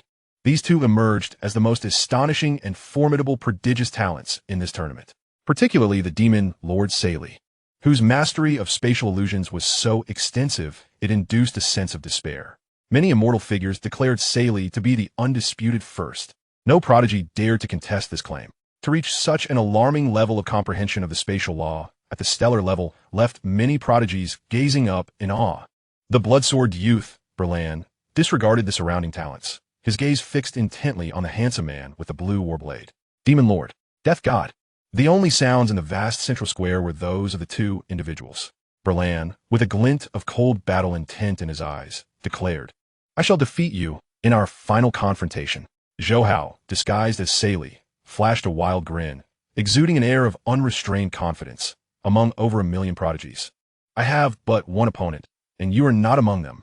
Berlan's pupils contracted. A wave of astonishment rippled through the square. How could Berlan, so formidable, not even qualify as Sayle's adversary? Was there a talent even more fearsome than Berlan? In that moment, whether it be the exquisitely beautiful dream Spiral Wing Girl, the warlike prince of Manka, or the hefty giant bearing a blood-red axe, all the super prodigies harbored a singular thought. Soon after, they observed the demon Lord Sayle approach a dark-haired youth. Invincible Zhou Hao, let us determine our fates in battle. With that, the soul fragment bearing the blue war blade exited the square. The bloodsword youth's gaze fell upon Zhou Hao, his brow furrowing ever so slightly. He refrained from further speech. Swiftly departing the square, countless super prodigies in the square erupted into fervent chatter, their eyes fixated on Zhou Hao. Invincible? The demon Lord Sayle's opponent is him? How can that be? Zhou Hao's performance in the arena was rather average. Could it be that he has concealed much of his strength? Oomph, what a display of pretense. I shall defeat him. Many super prodigies' thoughts swirled, speculating wildly, while others scoffed, convinced of their own superiority. From the planet August, the siblings Mo and Qinshui also cast their gazes toward Zhou Hao. The beautiful girl, Qinshui, with her flowing green locks, softly remarked, "Brother, this person is nicknamed Invincible. Isn't that rather ostentatious?" Mo shook his head. Qinshui, being regarded as a contender by a genius like the Demon Lord, is undoubtedly a sign of Zhou Hao's formidable prowess. We must be cautious if we encounter him. Regardless, we must secure a place in the top 5 in this tournament. Understood, brother. Qinshui nodded obediently. The Dream Spiral Wing clanswoman, Aichen, clad in white feathers, her brow adorned with a crystal and wings sprouting from her back, possessed an otherworldly grace. Her star-like eyes shifted towards Zhou Hao, a flicker of confusion crossing her features. Clearly, she could not comprehend why the Demon Lord would regard Zhou Hao as a rival. Not only they, but the Prince of Manka, the Illusionist Galaxy, and the Blood Axe wielder Tao, all possessing the potential to break into the top 10, were equally perplexed. Yet, despite their confusion, they began to regard Zhou Hao with newfound respect. "Fourth brother, let us depart." Zhou Hao and Luo Feng exited the square, followed by Rong Jun and Feng Lin, who also took their leave. Upon returning to the mansion, Luo Feng could not restrain himself. "Third brother, does the Demon Lord Seili know of your true strength?" Zhou Hao sighed. "I cannot say for certain. Perhaps the battle footage from the preliminaries against Rong Jun has circulated. The Demon Lord's strength is indeed extraordinary. It is likely the immortals showed him the footage, leading him to consider me a worthy opponent." "That must be it." Luo Feng nodded. "Third brother, please be cautious." "I will," Zhou Hao replied casually. The actions of the soul fragment possessed a degree of autonomy, and he would not interfere excessively. Nevertheless, both of his soul fragments were eager to determine a victor. As evening fell, a voice resonated within the consciousness of millions of super prodigies. All contestants from the 1008 Cosmic Nation gather at the central square. In a swift motion, the vast, empty central square soon filled with 1008,000 prodigies. Many stood in the square, bewildered, as if they had been sleepwalking into this gathering. Zhou Hao and his soul fragment maintained calm expressions, fully aware that this was the work of a venerable being. Before the assembled prodigies, the leading immortals stood in formation. Suddenly, a figure appeared in midair. Clad in a blue battle robe, with purple scales adorning his head, he smiled and addressed them. "Welcome, participants of the Peak Genius War, hosted by our Virtual Universe company. We shall select the strongest 1,000 among you." As he spoke, the Nine-Sword Venerable outlined the rules for the upcoming Trial Space ranking battles. There will be 7 trial towers, each contestant starting at the first tower and continuing until death. Defeating the cosmic beings within the trial towers would yield points, with the top 1,100 securing direct entry into the core of the virtual universe. Those ranking from 101 to 7,300 would engage in arena battles to determine the final 900 spots, while all talents ranked beyond 7,300 would be eliminated. Upon concluding the rules, the Nine-Sword Venerable vanished, and Zhou Hao and his companions returned to their respective Cosmic Nations mansions. The following morning, as all prodigies prepared, an invisible, peculiar force enveloped the million talents, transporting them into the trial space. Within the trial space, 7 towering structures, each over 10 kilometers high and spanning several kilometers, floated upon drifting meteors. Zhou Hao approached the first trial tower. Each tower comprised 7 levels, with a maximum of 10,000 points to be earned per level in the first tower, totaling 70,000 points across all 7 levels. The second tower allows for a maximum of 100,000 points, while the 7th layer can yield up to 700,000 points. The third tower has a maximum score of 1 million points, with the 7th layer offering up to 7 million points. The 7th tower, however, can grant an astounding 10 billion points, with the 7th layer capable of delivering up to 70 billion points. If one dies at any point, the time is forfeited. Within the trial tower, defeating all targets on each layer grants passage, or one may remain for a full 10 days. If still alive, one will be automatically transported to the next layer. Zhou Hao did not intend to linger like Luo Feng, spending the full 10 days on each layer to allow for personal cultivation. After all, he had reached a bottleneck in various aspects of the laws, making a breakthrough in a short time impossible. Glancing at the screen on his arm, he noted, "Participant, Zhou Hao, Qianwu Universe Country. Points none. Ranking none. Current trial space, Number 02799376. He stepped into the trial tower. A message flashed. First layer of the trial tower, 10,000 blood-red mammoths. Thunderous roars filled the air. Upon sensing the intruder's aura, the 10,000 blood-red mammoths on the vast prairie surged forth towards Zhou Hao, shaking the entire expanse. Let the challenge begin. Zhou Hao had no intention of concealing his strength. His divine weapon, under his mental command, soared forth and exploded into a cascade of blue and purple light, raining down upon the 10,000 blood-red mammoths. The strength of the blood-red mammoths on the first layer was merely at the ordinary stellar level 9th tier. Even a prodigy like Zhou Hao could easily dispatch them.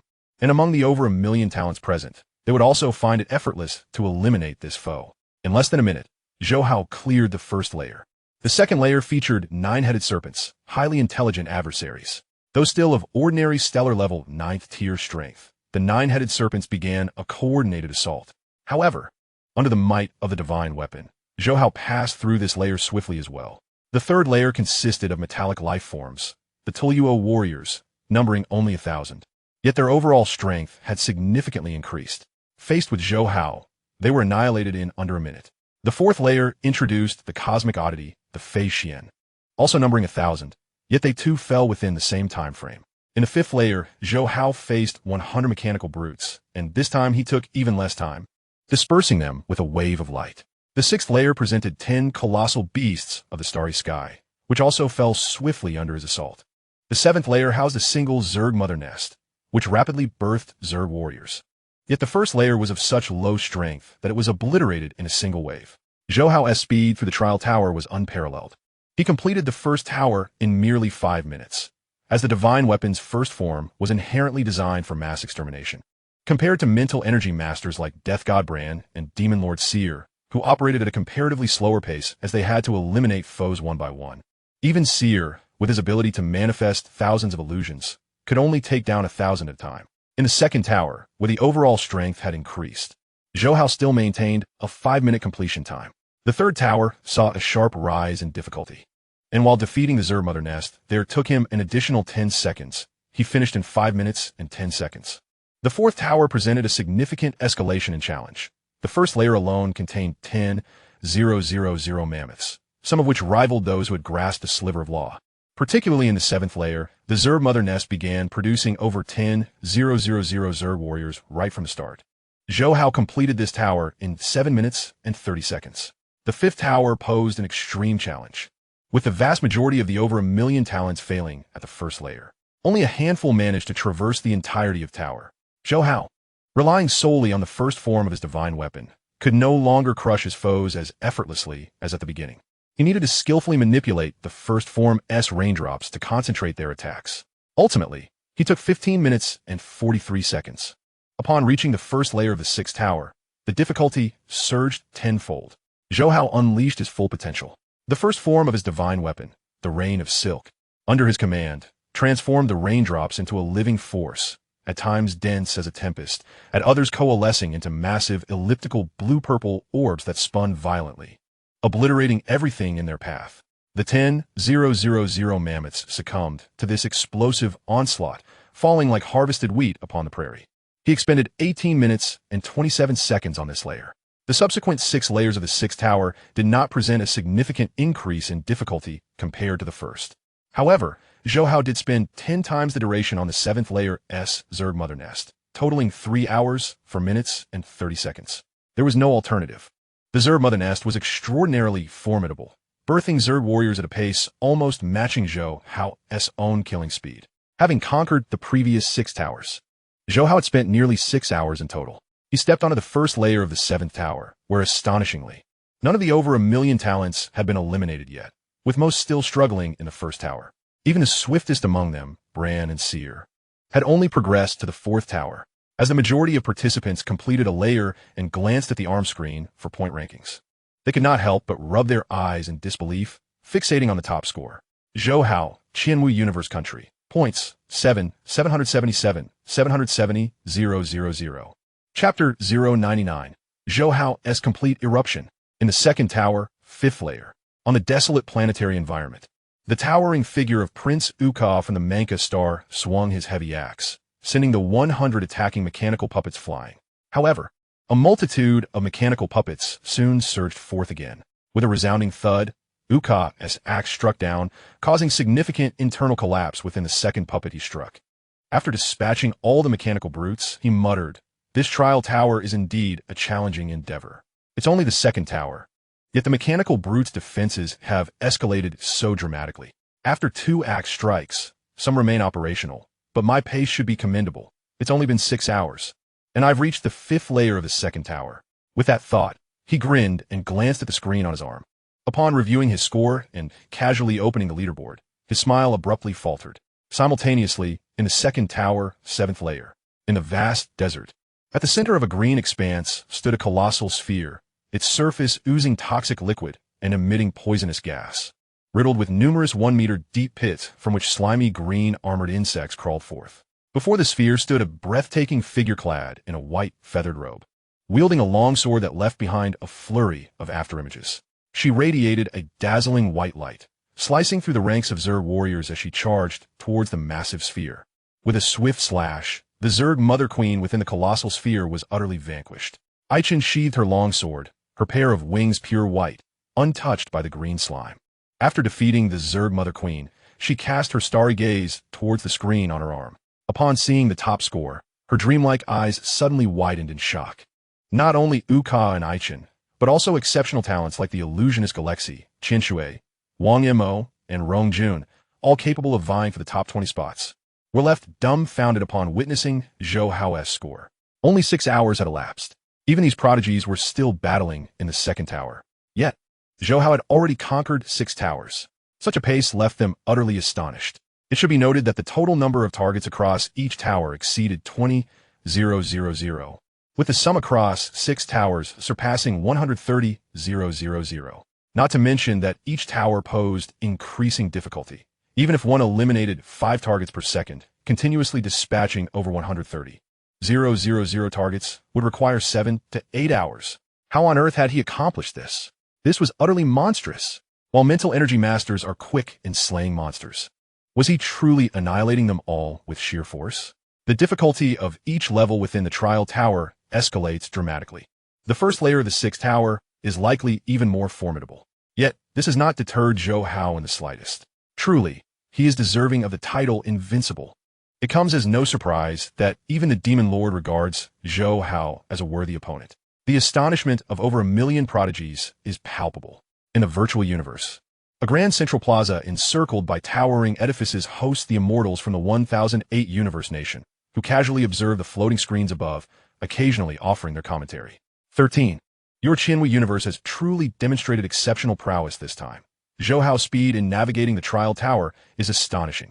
The divine weapons are indeed formidable. The first layer of the Silken Rain is deftly controlled by this young man, so his rapid progress is quite understandable. Indeed, a mentalist is naturally less susceptible to being overwhelmed, and the first tier of the divine weapons is designed for mass extermination. However, as the trial towers increase in difficulty, I expect this young fellow's speed will inevitably decline upon reaching the 5th tower. The 5th tower does indeed slow progress considerably. As the discussions of the immortals continued, the scaled giant 13 wore a constant smile. He engaged in conversation with familiar immortal friends. Do you believe my Qianhui universe's Zhou Hao can contend with that Sayer for the top position? Bloodcry replied coldly. He still has a way to go. Sayer possesses profound mastery over both the water and space fundamental laws, which can withstand the first tier of the divine weapons. It is indeed precarious, yet he could potentially match my Noah universe's Bolin. The outcome is uncertain, murmured Sephra from Noah Nation.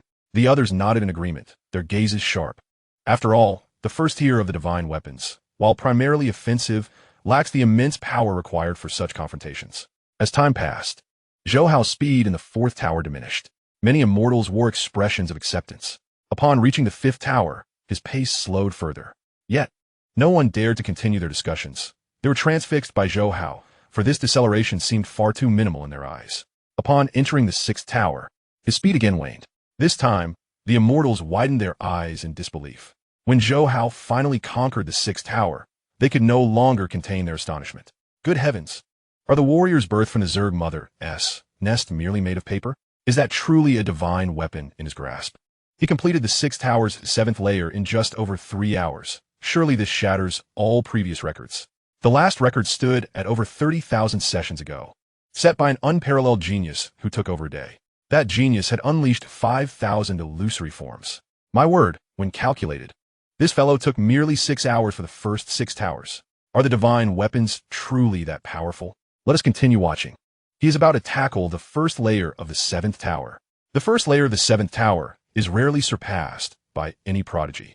It is a benchmark established by the Virtual Universe Company, with only a handful of extraordinary talents having succeeded in breaching it throughout history. Many immortals discuss this as they remain glued to the floating screen. In the screen's view, Zhou Hao stepped into the first layer of the 7th tower. On an endless expanse of grassland, 10,000 blood-furred mammoths were leisurely swaying about. Upon sensing Zhou Hao's presence, their crimson eyes fixed upon the intruder. Each blood-furred mammoth at this layer possessed strength, ranking among the top 100 prodigies, their attacks imbued with fundamental laws, and their speed, when unleashed, was alarmingly swift. The virtual universe had never intended for a stellar-level contestant to pass this layer. In an instant, 10,000 blood-furred mammoths charged toward Zhou Hao. Their speed was such that they could cover thousands of meters in mere moments. Zhou Hao's previously calm expression shifted slightly. Such rapidity meant he would have no time to control the divine weapons if he were surrounded. Taking a slow, deep breath, he gazed at the approaching horde of mammoths. In that moment, he unleashed his full potential. Boom! The oval-shaped divine weapon erupted, transforming into a myriad of luminous particles. Under the control of his 9th-tier, stellar-level mental power, violet and blue particles swiftly coalesced into an array of exquisitely slender blades, 10, 0, 81 in total. Each blade bore numerous secret patterns of laws, and the blades were interconnected by peculiar threads representing the two most unfathomable fundamental laws, time and space. The mere act of concentrating these blades required profound comprehension. Reaching the 9-line flow within 10,000 lines, flow in, the 9 wave within 1,000 layers wave. The difficulty was exceedingly daunting, yet the power was equally extraordinary. The 2nd tier of the divine weapons marked the commencement of its might as the foremost among the 9 great weapons. Roaring, the 10,000 mammoths surged forward, their thunderous roars accompanied by terrifying force. Yet Zhou Hao's gaze remained calm.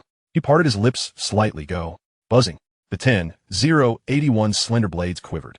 Whoosh, whoosh, whoosh. They streaked forth like shooting stars, enveloping the 10,000 blood-furred mammoths. Puff, puff, puff, puff, puff. Although the blood-furred mammoths possessed formidable offensive capabilities imbued with fundamental laws and impressive defenses, facing blades imbued with time and space laws. Their tough hide and bones were as fragile as tofu, easily pierced through. In the span of half a breath, the grassland was littered with the corpses of blood-furred mammoths. The first layer of the 7th tower cleared. Time taken, 5 seconds. Zhou Hao was immediately transported to the next layer. In the colossal central plaza of the virtual universe, silence reigned. One could hear a pin drop. The 1,008 immortals, resembling statues, stared wide-eyed at the floating screen before them. They could scarcely believe that Zhou Hao had truly passed the first layer of the 7th tower. Even more astonishing was the speed at which he had accomplished it. 5 seconds. Excluding the 1 second upon entry, 1 second for contemplation, 1 second for unleashing his power, and 1 second for concentrating his mental weaponry. The actual time taken to annihilate the 10,000 blood-furred mammoths was a mere second. This was the benchmark established by the Virtual Universe Company, now surpassed by a stellar-level prodigy in just a second. If this news were to spread, it would likely be met with disbelief across the vast cosmos and its myriad races. Yet, it had indeed transpired. The divine weapons. Truly the pinnacle of the 9 great weapons. No one anticipated that this battle of geniuses would showcase the 2nd tier of the divine weapons. For Zhou Hao, the first 6 layers of the 7th tower posed no challenge. Now, it remained to be seen if he could best the Zerg Mother Queen in the 7th layer. Indeed, the 2nd tier of the divine weapons wielded tremendous power, and the subsequent 5 layers would be effortlessly crushed, but the 7th layer was different. The first layer of the 7th tower served as a benchmark, while the 7th layer represented the limits of comprehension attainable by stellar-level beings. It was deemed impossible to surpass. As these immortals processed this realization, they were filled with profound emotions. How many generations of genius battles had there been? Finally, a prodigious talent had emerged who could breach the first layer of the 7th tower. As these immortals marveled in shock, The titans of the virtual universe, the great axe combat arena, the Cosmic Star Bank, the universe's first bank, and the Cosmic Mercenary Alliance were also drawn to this news, sending waves of tremors throughout the myriad races of the cosmos. Just as many immortals had predicted, Zhou Hao effortlessly passed through all 5 subsequent layers. The first layer of each trial tower was the most arduous. While the difficulty of the following layers increased, the increments were not substantial. Thus, half a minute later, he found himself standing upon the vast desert of the 7th layer. Chapter 100, the ultimate achievement after over 30 years of sign-ins. The Zerg ranks among the 4 paramount races of the universe, and each time a trace of their hive appears within human territories, it heralds catastrophic consequences. The Virtual Universe Company has designated the 7th layer of every trial tower as the target of the Zerg hive, aiming to instill a profound understanding of the terror embodied by the Zerg Queen in millions of prodigies. As Zhou Hao traversed the desert, his gaze fell upon the colossal sphere in the distance, a flicker of tumultuous emotion breaking the calmness of his visage. This marked the final layer of the 7 trials, the most formidable one. The cumulative difficulty of the preceding 6 trial towers pales in comparison to this ultimate challenge. Within the 7th layer of the 6th trial tower, the Zerg hive birthed warriors such as the Blue Mantis and Blood Mantis, each imbued with the essence of fundamental laws in their attacks. In this layer, every Zerg warrior possesses strength rivaling that of the top 100 super geniuses participating in the battle, and they wield the most fearsome of Zerg tactics, collective law attacks. It can be said that the convergence of thousands of stellar-level Zerg warriors' law attacks into a single point possesses the power to effortlessly rend apart even a domain lord. Due to this terrifying reality, no stellar genius has ever succeeded in passing through this layer in previous genius battles. Suddenly, a thought crossed Zhou Hao's mind. The Zerg Queen had released a stockpile of Zerg warriors, with each wave consisting of 1,000 blue mantises, repeated for 9 waves, culminating in a final wave of 100 blood mantises. In total, there were 9,000 blue mantises and 100 blood mantises, their bodies slick with viscous fluid, crawling out of the enormous sphere-s orifice in a dense mass. However, unlike the previous trial towers, these Zerg warriors did not immediately attack. Instead, they appeared to arrange themselves in formation, each taking a fixed position in anticipation. As the last of the 100 blood mantises emerged, the golden patterns on each warrior began to flicker ominously, signaling the onset of a collective law attack. Almost simultaneously, Zhou Hao's divine weapon coalesced into 10,081 slender blades. With a swift command, the blades pierced the fabric of space, unleashing a fierce law attack that surged forward. The blood mantises suddenly opened their mouths, unleashing a series of piercing, shrill sounds.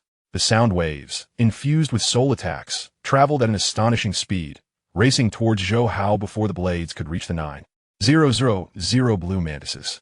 Boom! Zhou Hao felt as though his mind had been struck with tremendous force. His consciousness trembled as the sound waves pierced through from all directions, assaulting his mental defenses. The 10,081 blades trembled, their speed significantly diminished, struggling to maintain their form. Subdue! Within his consciousness, a diminutive version of Zhou Hao, embodying his soul, commanded the Void Tower to suppress these piercing needles completely. His expression remained tranquil, having endured the agony of soul separation twice. His soul was remarkably resilient, coupled with his profound understanding of fundamental laws and the fortification of his consciousness by the universe's primordial laws. His soul defenses were extraordinarily robust. Furthermore, he had cultivated the soul defense secret techniques of the fallen Ink Star lineage, layering protections that rendered his soul nearly invulnerable. The Zerg Queen's sonic soul attack merely caused a momentary tremor in Zhou Hao's consciousness before losing its destructive potency. Regaining his focus, Zhou Hao's immense mental force enveloped the 10,081 slender blades once more, solidifying their wavering forms. At that moment, the golden patterns adorning the 9,000 blue mantis warriors glimmered brilliantly. The chaotic laws converged violently, unleashing a golden beam of light that collided with the descending blades. Under the force of the golden beam, the blades disintegrated like a lone boat amidst tumultuous waves, shattering in an instant. In the grand central plaza of the virtual universe, 1008 immortal leaders fixated intently on the floating screen displaying Zhou Hao's struggle. As they witnessed the 9,000 blue mantises unleashing their collective law attack, a wave of regret swept over them. What a pity, just a fraction short.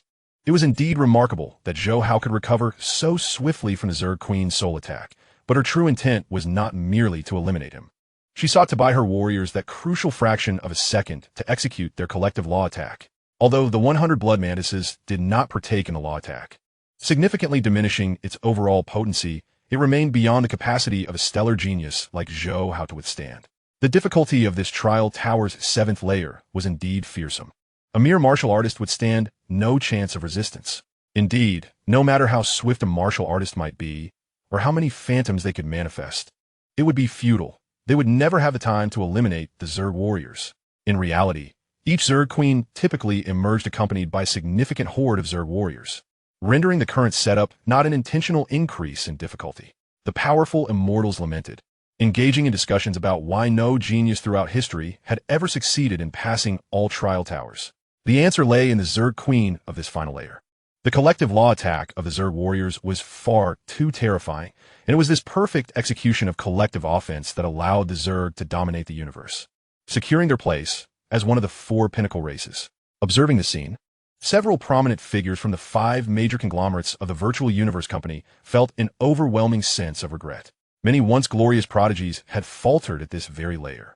Zhou Hao's ability to unleash the 2nd level of the divine weapon took them by surprise. Yet, alas, the 7th trial tower, the 7th layer. Amidst the vast desert, a golden beam of light raged with apocalyptic might.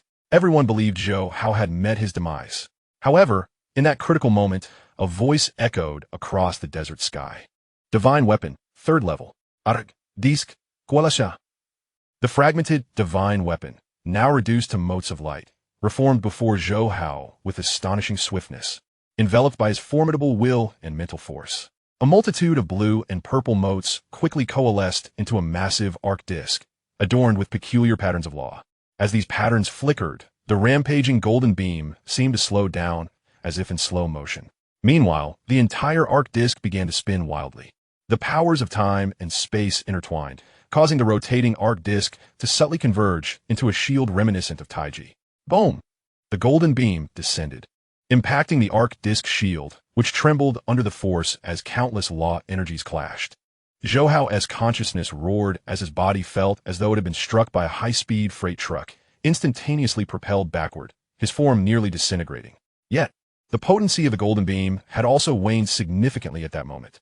Roar! The Zerg Queen emitted a furious scream, and the 100 blood mantises launched their assault once more. But at that instant, Zhou Hao gritted his teeth, his consciousness teetering on the brink of collapse. With all his mental force, he commanded the massive arc disk in the sky to strike down upon the colossal sphere.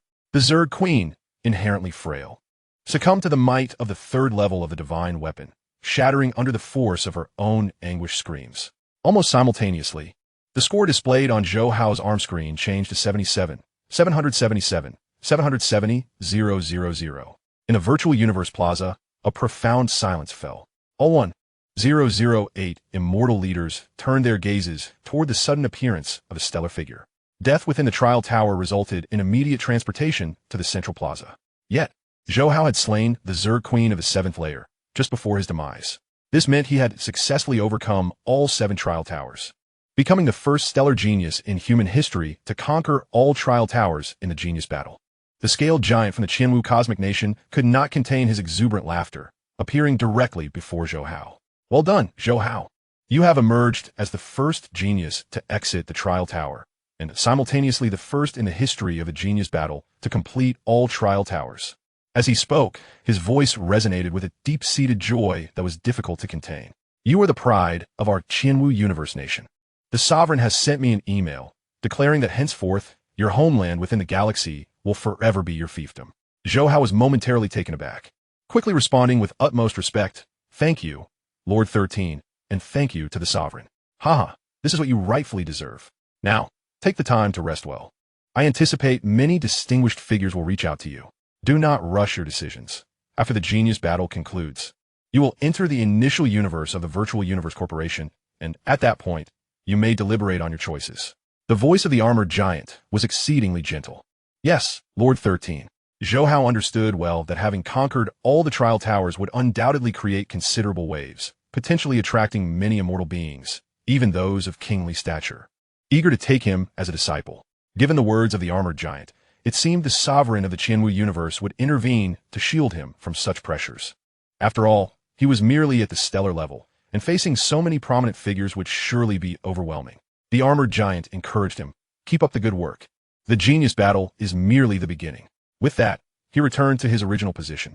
The other immortals could no longer contain themselves and erupted in excitement. Chapter 101. The Elder steps in. 13.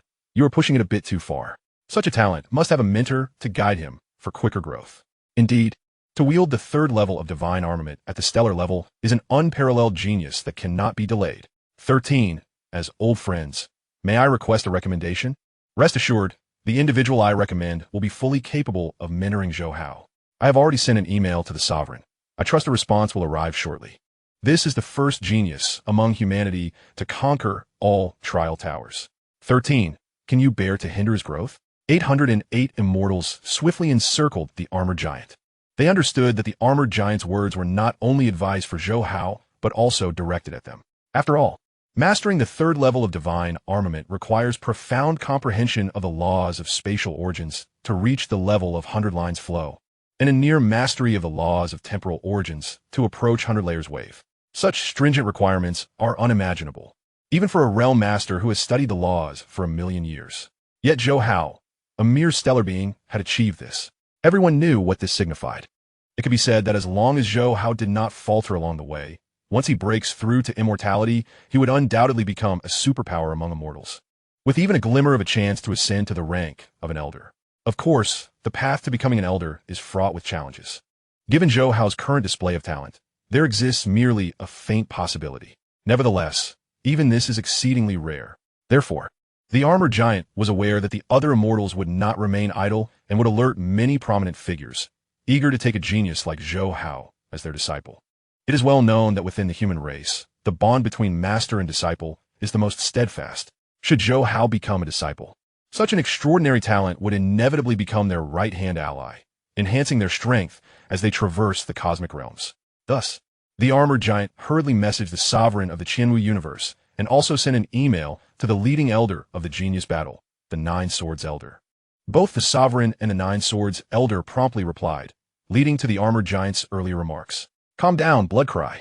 Your say lie from the ancient wheel universe is quite commendable as well. Sapphira, why are you stirring the pot? The Bolin from Anoa universe is equally exceptional.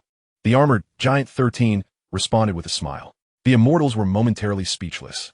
While Sei Lai and Bolin are indeed talented, Sei Lai might even conquer the first level of the 7th trial tower. The problem remains that they cannot surpass the 7th level. Moreover, and more importantly, Zhou Hao wielded the divine armament, and his profound comprehension of temporal and spatial laws at the stellar level was astonishing. If he were to attain the realm master level, the implications would be monumental. Suddenly, a figure appeared. The voices of the immortals in the square fell silent, as they promptly stood at attention. Elder, they respectfully addressed in unison. Donning a blue battle robe, with blue scales adorning his forehead, the Nine Swords Elder spoke calmly. Zhou Hao is currently participating in the genius battle of our virtual universe company. All other matters must not disturb him. Yes, Elder. The Nine Swords Elder slowly approached Zhou Hao, smiling as he said, Young one, you are impressive. Remember, do not become arrogant. You are merely at the stellar level. The path ahead is long. Zhou Hao hastily replied, Yes, Elder. With that, the Nine Swords Elder vanished. The atmosphere in the square returned to its previous state, and the immortals ceased their discussions about Zhou Hao, as the Elder's intervention signified that the matter was well understood at higher levels. They felt no need to vie for anything further. Zhou Hao sighed in relief, turning his gaze towards the floating screen above. In truth, had it not been for the 100 blood mantises unleashing their soul wave attacks, he could not have withstood the golden light beam. Of course, had those 100 blood mantises not employed their soul attacks, the remaining green mantises would not have had the opportunity to converge their laws into a singular point. Since his reincarnation, after over 30 years of accumulation, his observations during the competitions of other geniuses had not been in vain. Having conquered all 7 trial towers represented the pinnacle of his abilities. The 3rd level of divine armament was the utmost limit of what he could wield. Fortunately, this level demands high standards for the laws of spatial origins, while being somewhat less stringent regarding the laws of temporal origins. As one delves deeper into the laws of time and space, comprehension becomes increasingly challenging. Thus, achieving similar rapid progress as before would prove difficult. Zhou Hao sighed inwardly. Relying on the continuous sign-ins from the Golden Horn Giant Beast and the Ice Mountain Giant Beast's eggshell, alongside the innate gifts from the laws of time and space. He had reached this level. However, the insights gained from the eggshell sign-ins had become increasingly negligible. As time progressed, the majority of the geniuses began to challenge the third trial tower. Compared to the previous two towers, the difficulty of the third tower had increased significantly, leading to a rising number of eliminated geniuses. Talents like Wind Wheel and Thunderblade, who had grasped a fragment of the source laws, faltered within this trial tower and were eliminated. The eliminated geniuses regarded Zhou Hao with a gaze akin to that of observing a monster. Wind Wheel and Thunderblade exaggeratedly remarked, "Zhou Hao, you are simply too monstrous. You actually conquered all the trial towers? Initially, we thought that after being eliminated, we could still watch your competition, but you, this fellow, finished even before us. How can you be so demoralizing?" Zhou Hao chuckled and teased, "Well, we all ended up out. The distinction is not significant. You're right, although the difference is merely over 7 million points." Wind Wheel and Thunderblade found themselves speechless. After exchanging pleasantries, the trio turned their attention to the screen, focusing on the trial tower battles of Luo Feng and Rongjun Zhou Hao. You and Luo Feng truly deserve to be from the same place, one more formidable than the other. You conquered the towers the fastest, while Luo Feng is the slowest. Wind Wheel remarked enviously. As more and more geniuses are eliminated, just wait and see. Luo Feng's ranking will continuously rise. Just as Thunderblade was about to speak, his gaze fell upon Sei Lai's screen. Look, the genius Sei Lai from the ancient Wheel Nation is about to challenge the 7th trial tower. Not only Thunderblade, but the other geniuses also fixated intently on the screen. The immortals likewise turned their attention towards it. Sei Lai was unanimously recognized as the top contender. However, Zhou Hao, wielding the 3rd level of divine armament, had already overshadowed Sei Lai in terms of strength. In this level, Zhou Hao, using the 2nd level of divine armament, had overwhelmed 10,000 blood-haired mammoths. It would be exceedingly challenging for Sei Lai to conquer this level with merely 1,000 clones. As the martial artist faced the siege, he was undeniably less formidable than a mentalist. It all hinged on how Siri would navigate this predicament. "I believe he can break through," the immortals observed and whispered amongst themselves. Meanwhile, Zhou Hao maintained a tranquil demeanor, knowing that the Soul Division could indeed penetrate this layer. As expected, upon entering the 1st level, Zhou Hao's Soul Division, disguised as Siri, erupted with power. Whoosh! His phantom forms surged from a mere 1,000 to an astonishing 3,000, continuously multiplying. Slash! The blue battle blade, accompanied by streams of starlight, cleaved through the oncoming blood-furred mammoths, each blade gleaming like a twinkling star in a cosmic river, decimating the advancing foes. 4,000, 5,000. As the ferocious blood-furred mammoths surrounded Zhou Hao's Soul Division from all directions, the number of phantoms skyrocketed to 5,000. Filling the entire screen with a dense swarm of illusions. The hundreds of thousands of eliminated geniuses in the square were left utterly breathless. The emergence of 5,000 phantoms was nothing short of astonishing. Many immortals widened their eyes in disbelief. The fundamental laws of space could ascertain comprehension levels based on the quantity of phantoms. Once the number surpassed 1,000, each additional 100 required significant time to manifest. To suddenly unleash 5,000 phantoms indicated a level of comprehension that left most realm masters in the dust. Slash! The blades formed a domain of steel, annihilating the onrush of blood-furred mammoths. Zhou Hao's Soul Division successfully traversed the 1st layer of the 7th trial tower. Although the subsequent layers would pose greater challenges, and Zhou Hao's Soul Division was not a mentalist. The 5,000 phantoms wielding the Galactic River could swiftly resolve thousands of targets, significantly alleviating the pressure he faced. Consequently, the Soul Division, akin to Zhou Hao, promptly advanced through the 6th layer and arrived at the threshold of the 7th layer, facing the Zerg Mother Nest. In this layer, confronted by a collective assault from 9,000 Green Mantis warriors and 100 Blood Mantis warriors, Zhou Hao's Soul Division could not withstand the onslaught and faltered at this stage. Many immortals had anticipated this outcome, yet their expressions were still marked by shock. After the failure, Zhou Hao's Soul Division, bearing the blue battle blade, appeared in the central square. Whoosh! The gazes of countless eliminated geniuses converged on Zhou Hao's Soul Division, their eyes reflecting profound astonishment. The emergence of 5,000 phantoms instilled a sense of despair among these prodigies, while Zhou Hao's Human Soul Division shone brighter than that of the Ice Mountain Behemoth, having cleared 7 trial towers. These geniuses were unaware of Zhou Hao's progress in the 7th layer, leaving them devoid of a tangible sense of pressure. The immortals were unable to suppress their discussions. Siri is indeed formidable. Blood Cry. 13. These two from your cosmic nation are increasingly monstrous. It's hard to determine who might seize the first place. One wields the 3rd tier of the divine armament, while the other commands 5,000 phantoms. It's truly a challenge to judge. I lean towards Zhou Hao. As a mentalist, he possesses an innate advantage. It's difficult to say. While the 3rd tier of the divine armament is impressive, Siri's comprehension of spatial laws is extraordinary, and his movement must be swift. Additionally, his understanding of the water elemental laws is equally profound, allowing him to take the initiative in both defense and offense. I find myself favoring Siri. In reality, Zhou Hao may have the upper hand, but in the arena, it's uncertain. Let us not forget that the arena is continuously shrinking. If Zhou Hao cannot defeat Siri instantaneously, he will have no chances left. 13 and Blood Cry chuckled at the surrounding Immortals discourse. News had already arrived from the Nine Swords Sovereigness side. Due to the emergence of such exceptional talents as Zhou Hao and Siri in this year's Genius Battle, the headquarters of the Virtual Universe Company held an urgent meeting and expanded the quota for the original Secret Realm to 2. This meant that regardless of who triumphed between Zhou Hao and Siri, both would enter the original Secret Realm. Severia of the Noah Cosmic Nation sighed resignedly, originally believing that Berlan's talent would suffice for entry into the original Secret Realm, only to find 2 prodigies surpassing him in prowess this year. Perhaps this was not entirely unfavorable. Severia mused, for Berlan, with whom he had interacted, was well aware of the latter's proud nature. Aside from studying spatial laws, he was also delving into the principles of the wind element, evidently seeking to utilize the wind elemental laws to comprehend the laws of time. Such ambition was excessive. Without Zhou Hao and Siri, Berlan would undoubtedly have recklessly pursued studies in time and space. However, now that there were 2 geniuses preceding him, perhaps Berlan might alter his course. As time passed, a year slipped by in the blink of an eye. The vast majority of geniuses were eliminated, particularly at the 4th and 5th trial towers. Those like Rongjun, Wuka, and Ai Chun, who could have contended for the top 20, were all eliminated. Berlan, as per the original narrative, also halted at the 1st layer of the 7th trial tower. Zhou Hao, you and Siri are truly extraordinary. I initially believed I could vie for 1st place, but having encountered you in the preliminaries and then Luo Feng in the arena, now in the finals, with Berlan and Siri appearing, my expectations have dwindled. Rongjun lamented, his tone tinged with frustration.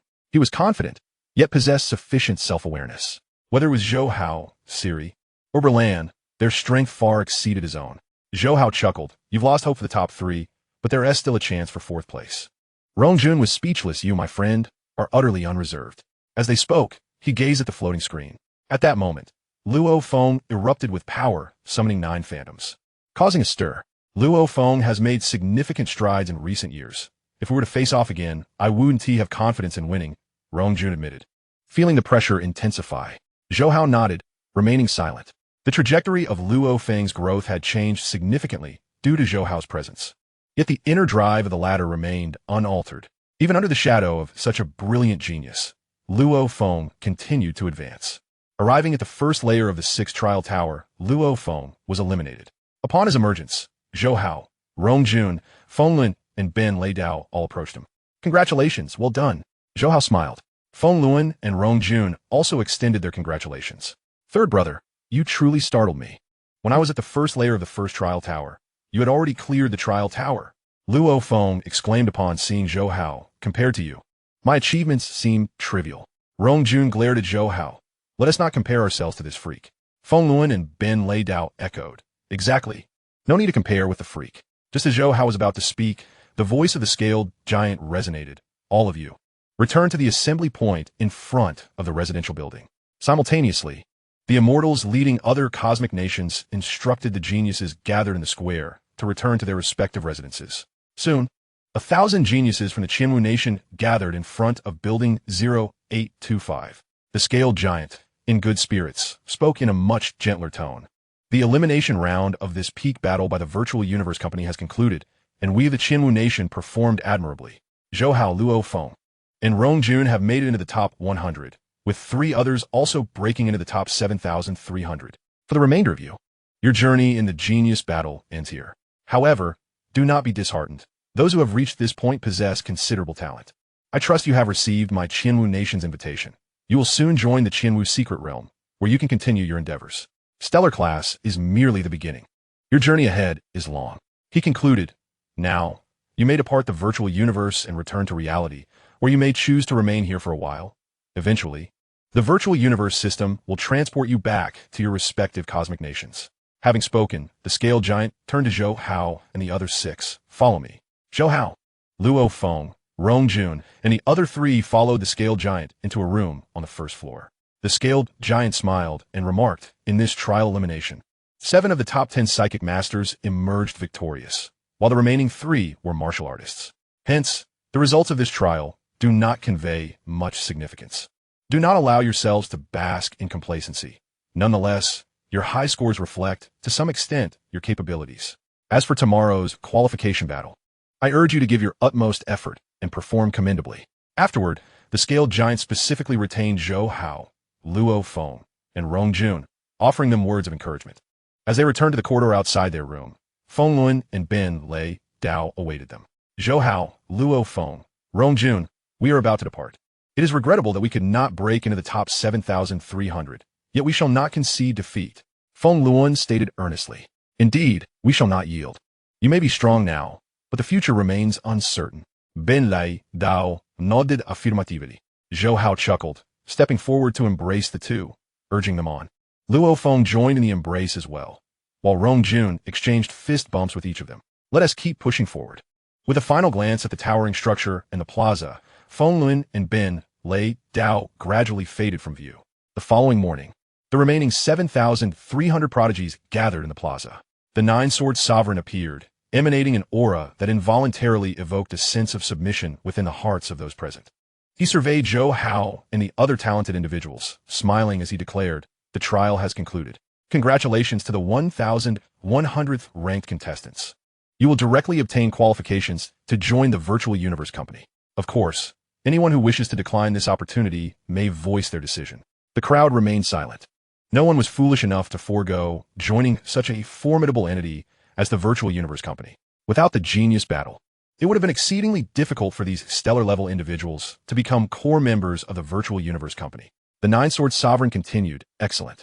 Now, for the 1,017,300th ranked contestants, the Virtual Universe Company system will automatically arrange the arenas and matchups for you. Please prepare yourselves. When the arenas appear, you will know your arena number by looking at the screen on your arm. Soon after, the 101,7300 contestants began to vie for the remaining 900 slots in the arena matches. Meanwhile, Zhou Hao, Luo Feng, and the other top 100-point scorers sat on the sidelines, observing the battles. The competition in the arena progressed swiftly, and within 2 hours, the remaining 900 slots were determined. Subsequently, the 9-sword sovereign briefly outlined the benefits of the 4 secret realms of the Virtual Universe Company, discussed the rankings and rewards, and finally announced the rules for the upcoming arena battles. The rules stated that from the 900 geniuses who emerged victorious, the Virtual Universe system would select 100 outstanding individuals based on their performance in the previous matches to compete against Zhou Hao, Luo Feng, and the other top 100 scorers.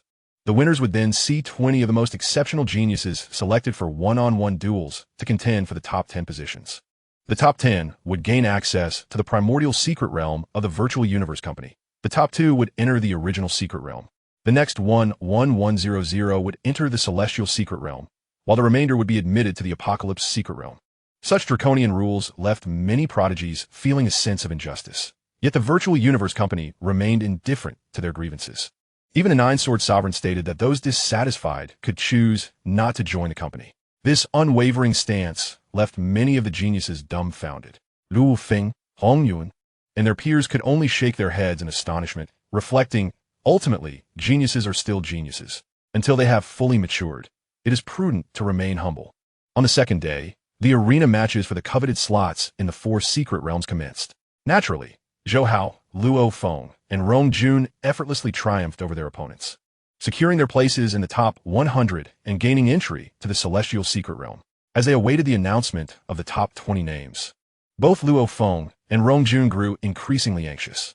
Chapter 103. The conclusion of the genius battle, the Azure Scaled Man, the 9-sword sovereign, cast his gaze over the victorious 100 prodigies and began to read the names from the list. Zhou Hao, Sai Lai, Bo Lan, Gusi Luo, Wu Ka, Ai Chun, Ziang Mo, Qian Sui, Lan Si Luo, Zhong Jun, Long Jun, Zi Lai Si, Luo Feng, Dao, and All Ba Jia. The 20 geniuses selected from the top 100 were announced. Luo Feng and Rong Jun let out sighs of relief, while those whose names were not called displayed expressions of dissatisfaction. Despite knowing that half of the chosen 20 would ultimately fail and join them in the celestial secret realm, they still felt an overwhelming sense of frustration for not having the opportunity to compete. The Nine-Sword Sovereign smiled and said, "Those whose names have been announced may take a moment to rest. Shortly, you will face each other in battle, and when the time comes, you will learn who your opponents are." With that, Zhou Hao, Sai Lai, and the others settled down to recuperate. Luo Feng and Rong Jun occasionally stole glances at Wu Ka, Ai Chun, and the other prodigies, speculating about their potential opponents. Among the 20, only Zhou Hao, Sai Lai, and Bo Lan maintained calm expressions. It was clear to all that these three would not cross paths in this round of combat. The Virtual Universe Company would not arrange it that way. Regardless of whom they faced, the outcome would remain unchanged. Let's hope we do not encounter Zhou Hao, Sai Lai, or Bo Lan. Facing them would be a certain demise.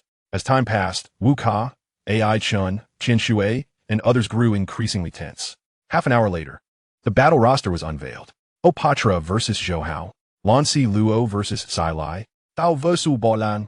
Aside from Wu Ka and his peers, the other prodigies who broke into the top 1,000 expressed sympathy for Opatra, Lan Si Luo, and Tao, as they were destined for elimination.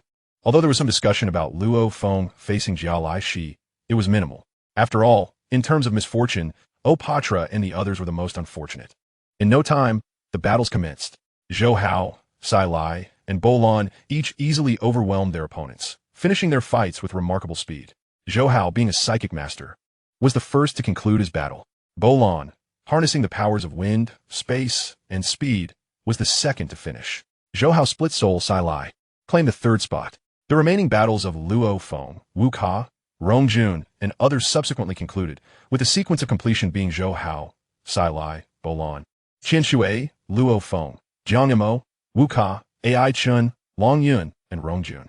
The Nine-Sword Sovereign addressed the victorious 10 prodigies, stating, "Congratulations to you all for entering the top 10. Your rewards will increase to 1,000 mixed yuan units, and you may enter the primordial secret realm. Shortly, the 10 of you will continue to battle to determine the top 5, while the first and second will face off against each other based on the order of your previous match completion." Upon hearing this, the remaining 1,008 immortals and 990 prodigies were astonished. According to the battle sequence, Zhou Hao would face Rong Jun, Sai Lai would confront Long Yun, Bo Lan would challenge Ai Chun, Qian Shui would battle Wu Ka, and Luo Feng would meet Jiang Yamo. This meant that the outstanding performances of Rong Jun, Long Yun, and Ai Chun would inevitably exclude them from the top 5. However, everyone was aware that in this pinnacle battle of geniuses, only Zhou Hao, Sai Lai, and Bo Lan had a genuine shot at contention. The others stood little chance. As a result, both Rong Jun and Luo Feng maintained tranquil expressions. Regardless of the outcome, they were destined to enter the primordial secret realm. During the interlude, Rong Jun, with his tousled hair, exhibited a fierce determination in his eyes. "Zhou Hao, we faced each other in the preliminaries, and now we meet again in the top 10. Though I know my chances are slim, I will give it my all. And I hope you will unleash your full potential as well." Zhou Hao nodded. "Certainly, I shall demonstrate the true power of the divine weapon." Hong Yun clinged widely. Luo Feng, filled with envy, remarked, "Rong Jun, at least you have the chance to duel against the third brother twice. I have yet to face him even once." Zhou Hao chuckled. "No need to rush. Your opportunity will come." As the break came to an end, the Central Plaza S Arena shrank to 5 platforms. Swish, swish, swish. The top 10 geniuses soared into the air, each demonstrating extraordinary prowess. Rong Jun stood opposite Zhou Hao, wielding the earth-splitting blade, which towered over him in stature. Despite showcasing a terrifying mastery of swordplay in the competition for the top 10, he felt an utter lack of confidence when facing Zhou Hao. "This time, I shall not wait for you to unleash your divine weapon," he declared. With a thunderous boom, Rong Jun leaped onto the arena, rushing towards Zhou Hao with astonishing speed. In a battle between warriors and mentalists, one must close the distance swiftly. Failure to do so would result in being methodically worn down by the mentalist's psychic weaponry. Third tier of the divine weapon, crescent disc, coalesce. Zhou Hao's eyes flashed as an oval-shaped weapon shot forth from behind him. An explosion of light points rapidly forming into a semicircular crescent disc. The speed at which he manifested his psychic weapon caught Rong Jun off guard. Go! The crescent disc transformed into a streak of blue-violet light, slicing toward Rong Jun. Just as he prepared to counter with his blade, he felt his movements slow, confronted by illusory images of the crescent disc that clouded his perception of reality.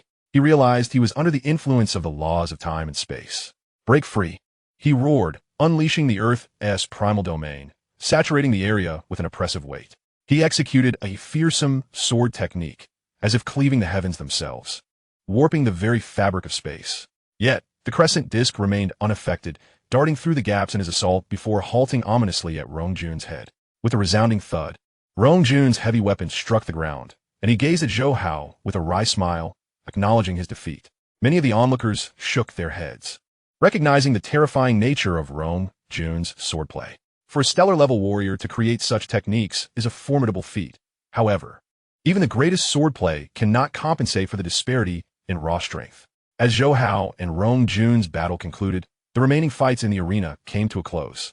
As expected, Sa Lai and Bo Lan secured effortless victories, while Luo Feng triumphed over Jiang Mo. The battle between Qian Shui and Prince Wu Ka lasted the longest, ultimately culminating in Prince Wu Ka's explosive display of power that led to his victory over Qian Shui. The battles of the top 10 were truly spectacular. Smiled the 9 swordmaster. The 5 who fell may rest, while the 5 victors should take a moment to recuperate before continuing. Each will face the other 4 in individual matches, and rankings will be determined by the number of victories. Zhou Hao and Luo Feng promptly made their way to the resting area. Luo Feng beamed. Third brother, it seems I can finally fight you now. Do not hold back. Rong Jun approached with a resigned smile. Luo Feng, if this freak doesn't restrain himself, you won't even have a moment to experience the fight. I know, but I yearn to witness third brother's full strength. Luo Feng replied earnestly. Very well. Zhou Hao nodded without hesitation. Prince Wu Ka joined them, saying, Hey Luo Feng, we're in for a rough time facing 3 exceptional talents. He had mentally prepared himself for a brutal experience. Hong Yun Xiokut. We've drawn the short straw this time. We've become mere supporting characters. The other immortals are undoubtedly most eager to see the battles between Zhou Hao, Sa Lai, and Bo Lan. Wu Ka nodded, grinning. The stronger the opponent, the more thrilling the fight. As for us, when we face off, we must give it our all. Luo Feng shrugged. Don't worry, I have no intention of losing all my matches. Ha, neither do I. Vukalauket Hertili. After a half-hour respite, the first round of the cycle of rebirth commenced, drawing significant attention. Not only were the 9 swordmaster and the 1,008 immortals fixated on the arena, but even prominent figures from the 5 major corporations of the virtual universe were watching closely. The anticipated clash between Zhou Hao, Sa Lai, and Bo Lan had garnered much excitement, as any one of them could easily claim the title of champion in previous competitions. In the first match of the cycle, Zhou Hao faced Prince Wu Ka, securing an effortless victory. In the second match, Zhou Hao confronted Luo Feng, effortlessly dispersing the 9 golden phantom swords of Luo Feng's divine weapon with his crescent disc, leading to Luo Feng's defeat. In the third match, Zhou Hao fight Bo Lan. On the arena, the calm Bo Lan wielded a blood-red sword, his eyes ablaze with fierce determination. Since the inception of the genius battle, he had trampled over his peers. However, in the climactic showdown within the trial tower, he had been suppressed by Zhou Hao and Sa Lai. Many immortals speculated that he would only be able to secure 3rd place. Go forth, my disciple. There is little more I can teach you. Enter the genius battle. With your strength, you are destined for 1st place. Bo Lan fixed his gaze on Zhou Hao, recalling his mentor's final words before departing. Teacher, I shall prove myself to be the most exceptional. Boom! Fragmented memories shattered as a blood-red sword soared from behind Bo Lan, and numerous illusory figures in white garments emerged on the arena. Fight! He cried out. Thousands of white figures, each wielding a blood sword, surged forth like the wind, their sword lights piercing and fierce, advancing towards Zhou Hao. From the outset, Bo Lan unleashed his full potential without reservation. The law of wind enhanced his speed dramatically, while the law of space rendered his movements unpredictable. Zhou Hao remained stationary, the oval-shaped divine weapon hovering before him. Countless blue and purple light points converged, coalescing into 10. 081 slender sword blades. faced with Bolan's swift movements and electric sword lights, along with the onslaught of thousands of illusions. The second tier of the divine weapon was the optimal countermeasure. Swish, swish, swish. The sword blades fell like meteors, sweeping across the arena. In that moment, time slowed, and space became stagnant. Bolan gazed at the 10,081 slender sword blades, perceiving a dazzling array of twinkling stars that made him forget time, space, and even himself. The laws of time and space subtly influenced him. However, Bolan had a profound understanding of the law of space and quickly freed himself from the enchanting illusions. His blood sword moving fluidly. Bang, bang, bang.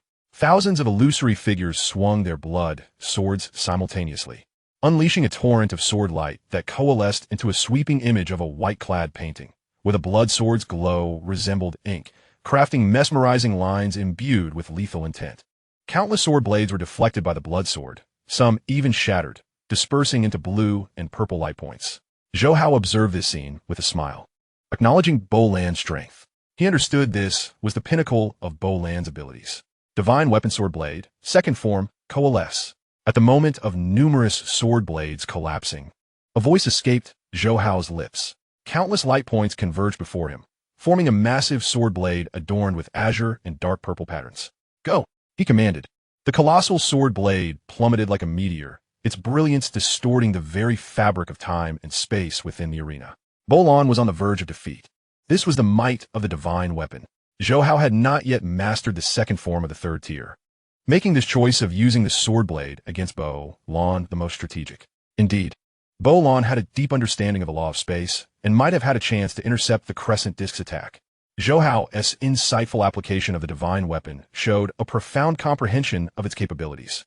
The defeat was not unjust. Bolan was formidable, yet he faced Zhou Hao. The 1,008 immortals engaged in casual discussions, while many of the observing geniuses felt a bitter sense of despair. If one Bolan could evoke such feelings, how could they possibly contend with Zhou Hao and Salai? Luo Feng watched the enormous sword blade descend upon the arena, murmuring to himself, "Third brother is truly powerful. I must strive harder to catch up." Hong Yun inhaled deeply, his eyes filled with a fierce resolve. Only such monstrous talents could provide him with the pressure and goals he needed to strive for greatness. The remaining talents, including Uka, Aichen, Qianshui, and the brilliant Mo, all felt an overwhelming pressure. On the arena, thousands of illusory forms of Bolan dissipated, and as the blood sword fell, he quietly admitted, "I have been defeated." Zsh. The colossal blade shattered, transforming into luminous orbs that reassembled into an elliptical psychic weapon. During the interlude, Zhou Hao's soul fragment, disguised as Sarat, commenced battles against Luo Feng, Uka, and Bolan in succession. As anticipated, Zhou Hao's soul fragment emerged victorious. The 5,000 illusory forms, orchestrated with the essence of water's fundamental law, rendered Luo Feng and Uka nearly defenseless. Even Bolan could only withstand a few strikes before succumbing.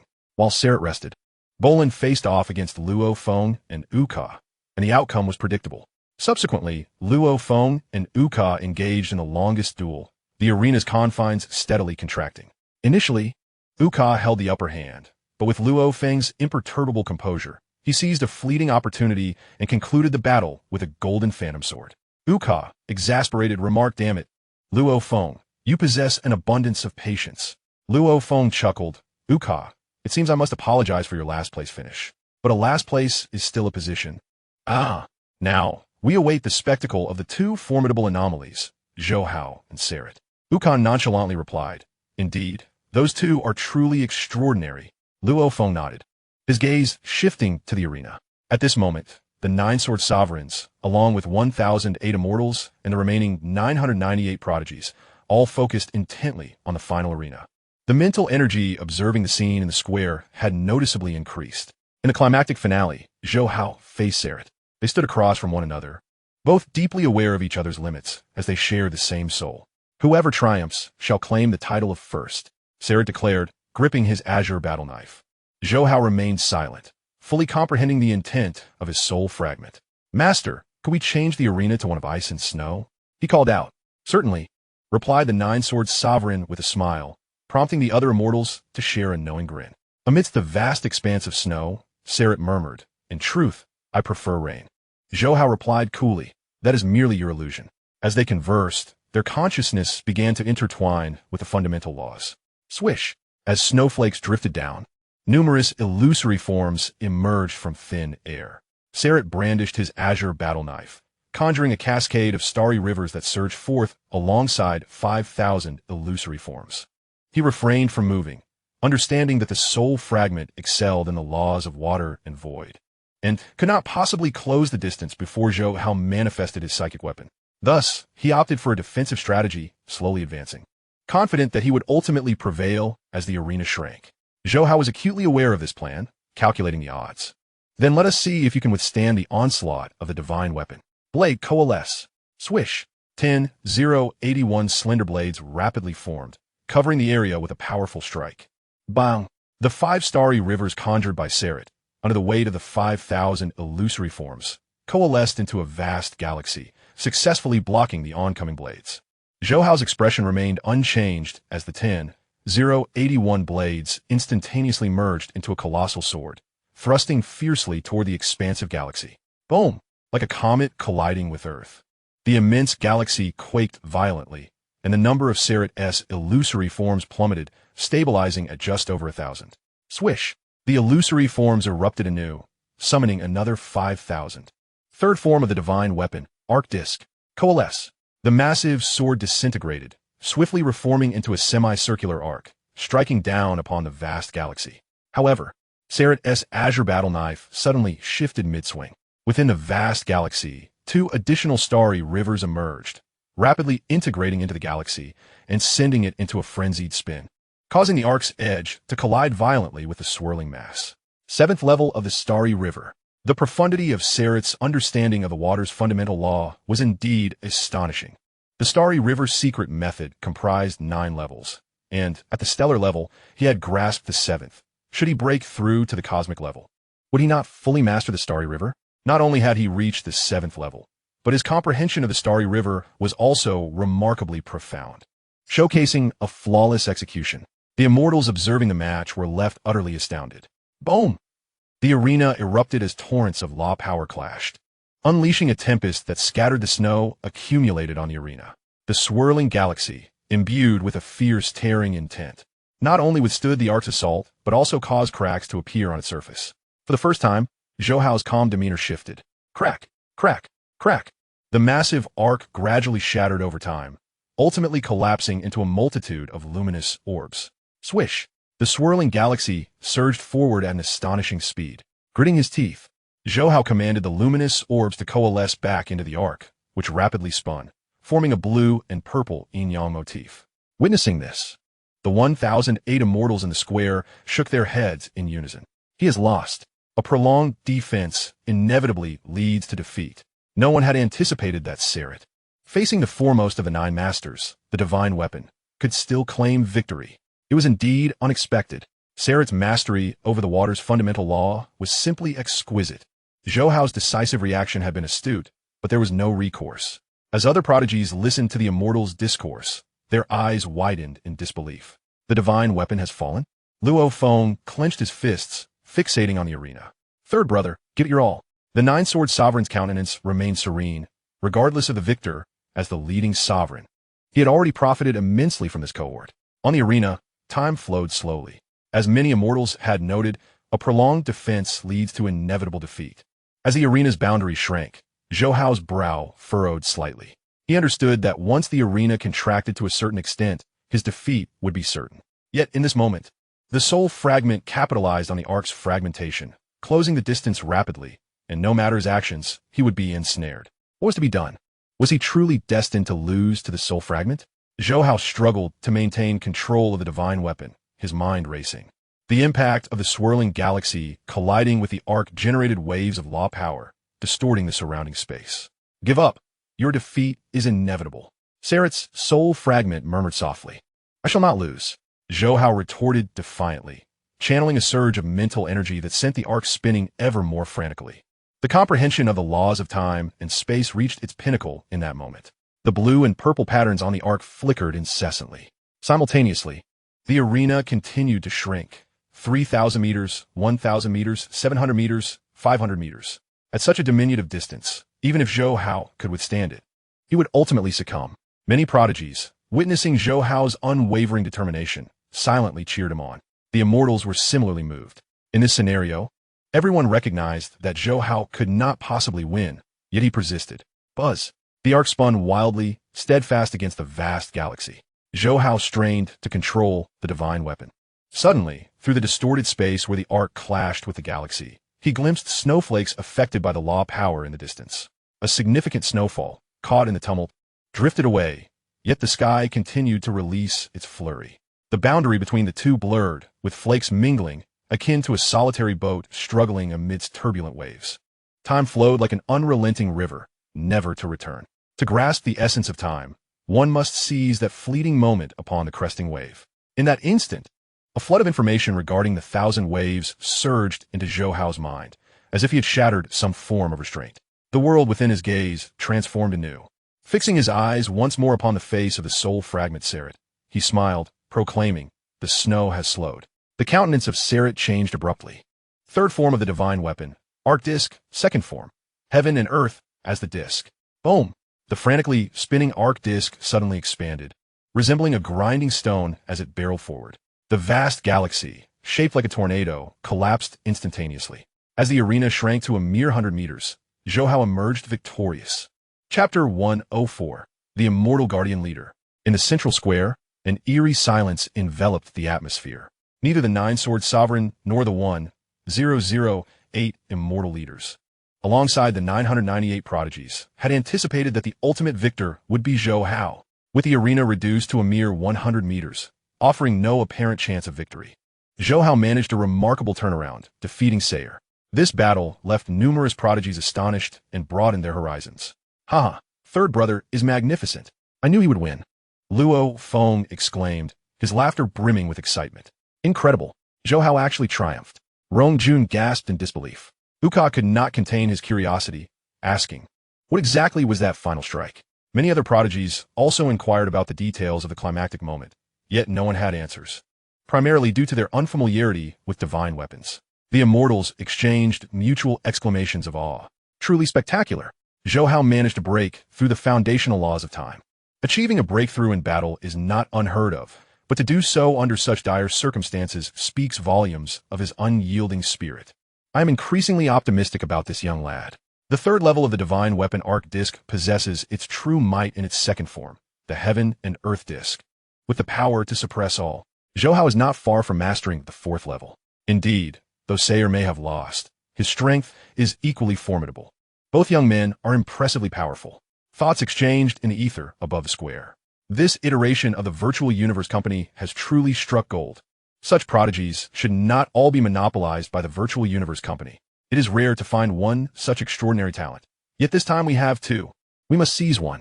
These thoughts gradually dissipated into the air. The Nine-Sword Sovereign beamed with delight, observing Zhou Hao and Sayer as they left the arena. He clapped his hands and declared, "Your battle was exceptional. Congratulations, Zhou Hao, on securing first place, and Sayer for second. Your rewards have been elevated to 10,000 mixed yuan units, and you both shall receive a place in the original secret realm of the Virtual Universe Company." He then addressed the remaining prodigies, his voice resonating. From first to second, from third to 10th, from 11th to 100th, and from 101st to 1000th. All 4 tiers have been selected. This pinnacle genius battle has officially concluded. Your performances have been outstanding, with talents like Zhou Hao, Sayer, and Berlan emerging. The Virtual Universe Company takes great pride in your accomplishments, and the performances of the other prodigies have also shone brightly. I believe that in several epochs, some of you will become renowned figures across the cosmos. The Azure-Scaled Man, the Nine-Sword Sovereign, continued with a smile. Shortly, specialized personnel will contact you to escort you to the headquarters of the Virtual Universe Company. Once there, we will devote ourselves to nurturing your potential. Whether you become formidable beings depends on your individual efforts. Best of luck. Your journey to greatness has only just begun. Having concluded his remarks, he vanished. The remaining immortals also departed, while Zhou Hao and the other 1,000 prodigies were escorted to the second-floor conference room of Square Number 2. A staff member named Mana provided them with information on how to reach the headquarters of the Virtual Universe Company. Once the introductions were complete, each prodigy wrote down their address, and the Virtual Universe Company would dispatch 1,000 F-class ships to collect them. With a flicker, Zhou Hao and Luo Feng exited the virtual universe, only to reconnect again, finding themselves on the lawn of Black Dragon Mountain Island in the Jiaoxing Bay community. Noticing the absence of others, Luo Feng chuckled. It seems no one knows that the genius battle has concluded. Zhou Hao nodded. It's quiet with just the two of us. Let us go have a drink and celebrate. It's time to celebrate. I never expected us, two Earth natives, to make it this far, Luo Feng reflected. As they conversed, they returned to their room to fetch a bottle of wine, then resumed their celebration on the loft beside the lawn. Brother Zhou, you've returned. A surprised voice called from a nearby villa balcony. It was Luo Hua, who hurried over. Before long, Hong, the thunder god, Zhou Ying, Wang Rong, and Luo Feng's family all appeared. Upon hearing that Zhou Hao had secured first place and Luo Feng fourth, they erupted with excitement. However, when they mentioned departing Earth for the distant headquarters of the Virtual Universe Company, expressions of reluctance surfaced. Especially when they learned that Zhou Hao and Luo Feng would need to spend 100 years in the initial universe for comprehension. Their hearts sank with sorrow. Of course, they understood Zhou Hao and Luo Feng's decision, and despite their reluctance, they offered no further protest. In the castle hall of the Westlake Villa, Wang Rong sighed. Little Hao, you and Ying are leaving me all alone. You could take a page from Little Feng's book. At least he has his parents, a wife, and children for company. Zhou Hao felt a pang of guilt. Mom, after I leave, you should move in with my fourth brother. Aren't you playing games with his parents? It will be lively with Shan Hong's daughter joining as well. Never mind. I'm accustomed to living in the castle, and I can still help you keep an eye on the martial arts school. After all, I can access the virtual universe from anywhere, so it's convenient. Besides, there are many servants in the castle, and Little Feng's mom often visits, so it's not so dull. Wang Rong shook her head, looking at Zhou Hao with earnestness. Little Hao, I can't control that dead girl Ying, but you mustn't follow her example. If you find someone suitable, be proactive. Zhou Hao chuckled. Understood, Mom. On September 18th, 2071, Zhou Hao and Luo Feng boarded a spaceship, leaving Earth for the planet of Bylon. After giving some instructions to the servants on Bylon, the two awaited the arrival of the ships sent by the Virtual Universe Company. Before long, two battleship-shaped vessels, each approximately 600 meters long, 100 meters wide, and over 1,000 meters thick, descended from the sky, snowflakes swirling around them. The doors of the battleships opened, revealing two Realm Lord-level beings and a multitude of Domain Lords and Cosmic-level Guardians. Jinyu, paying respects to your highness.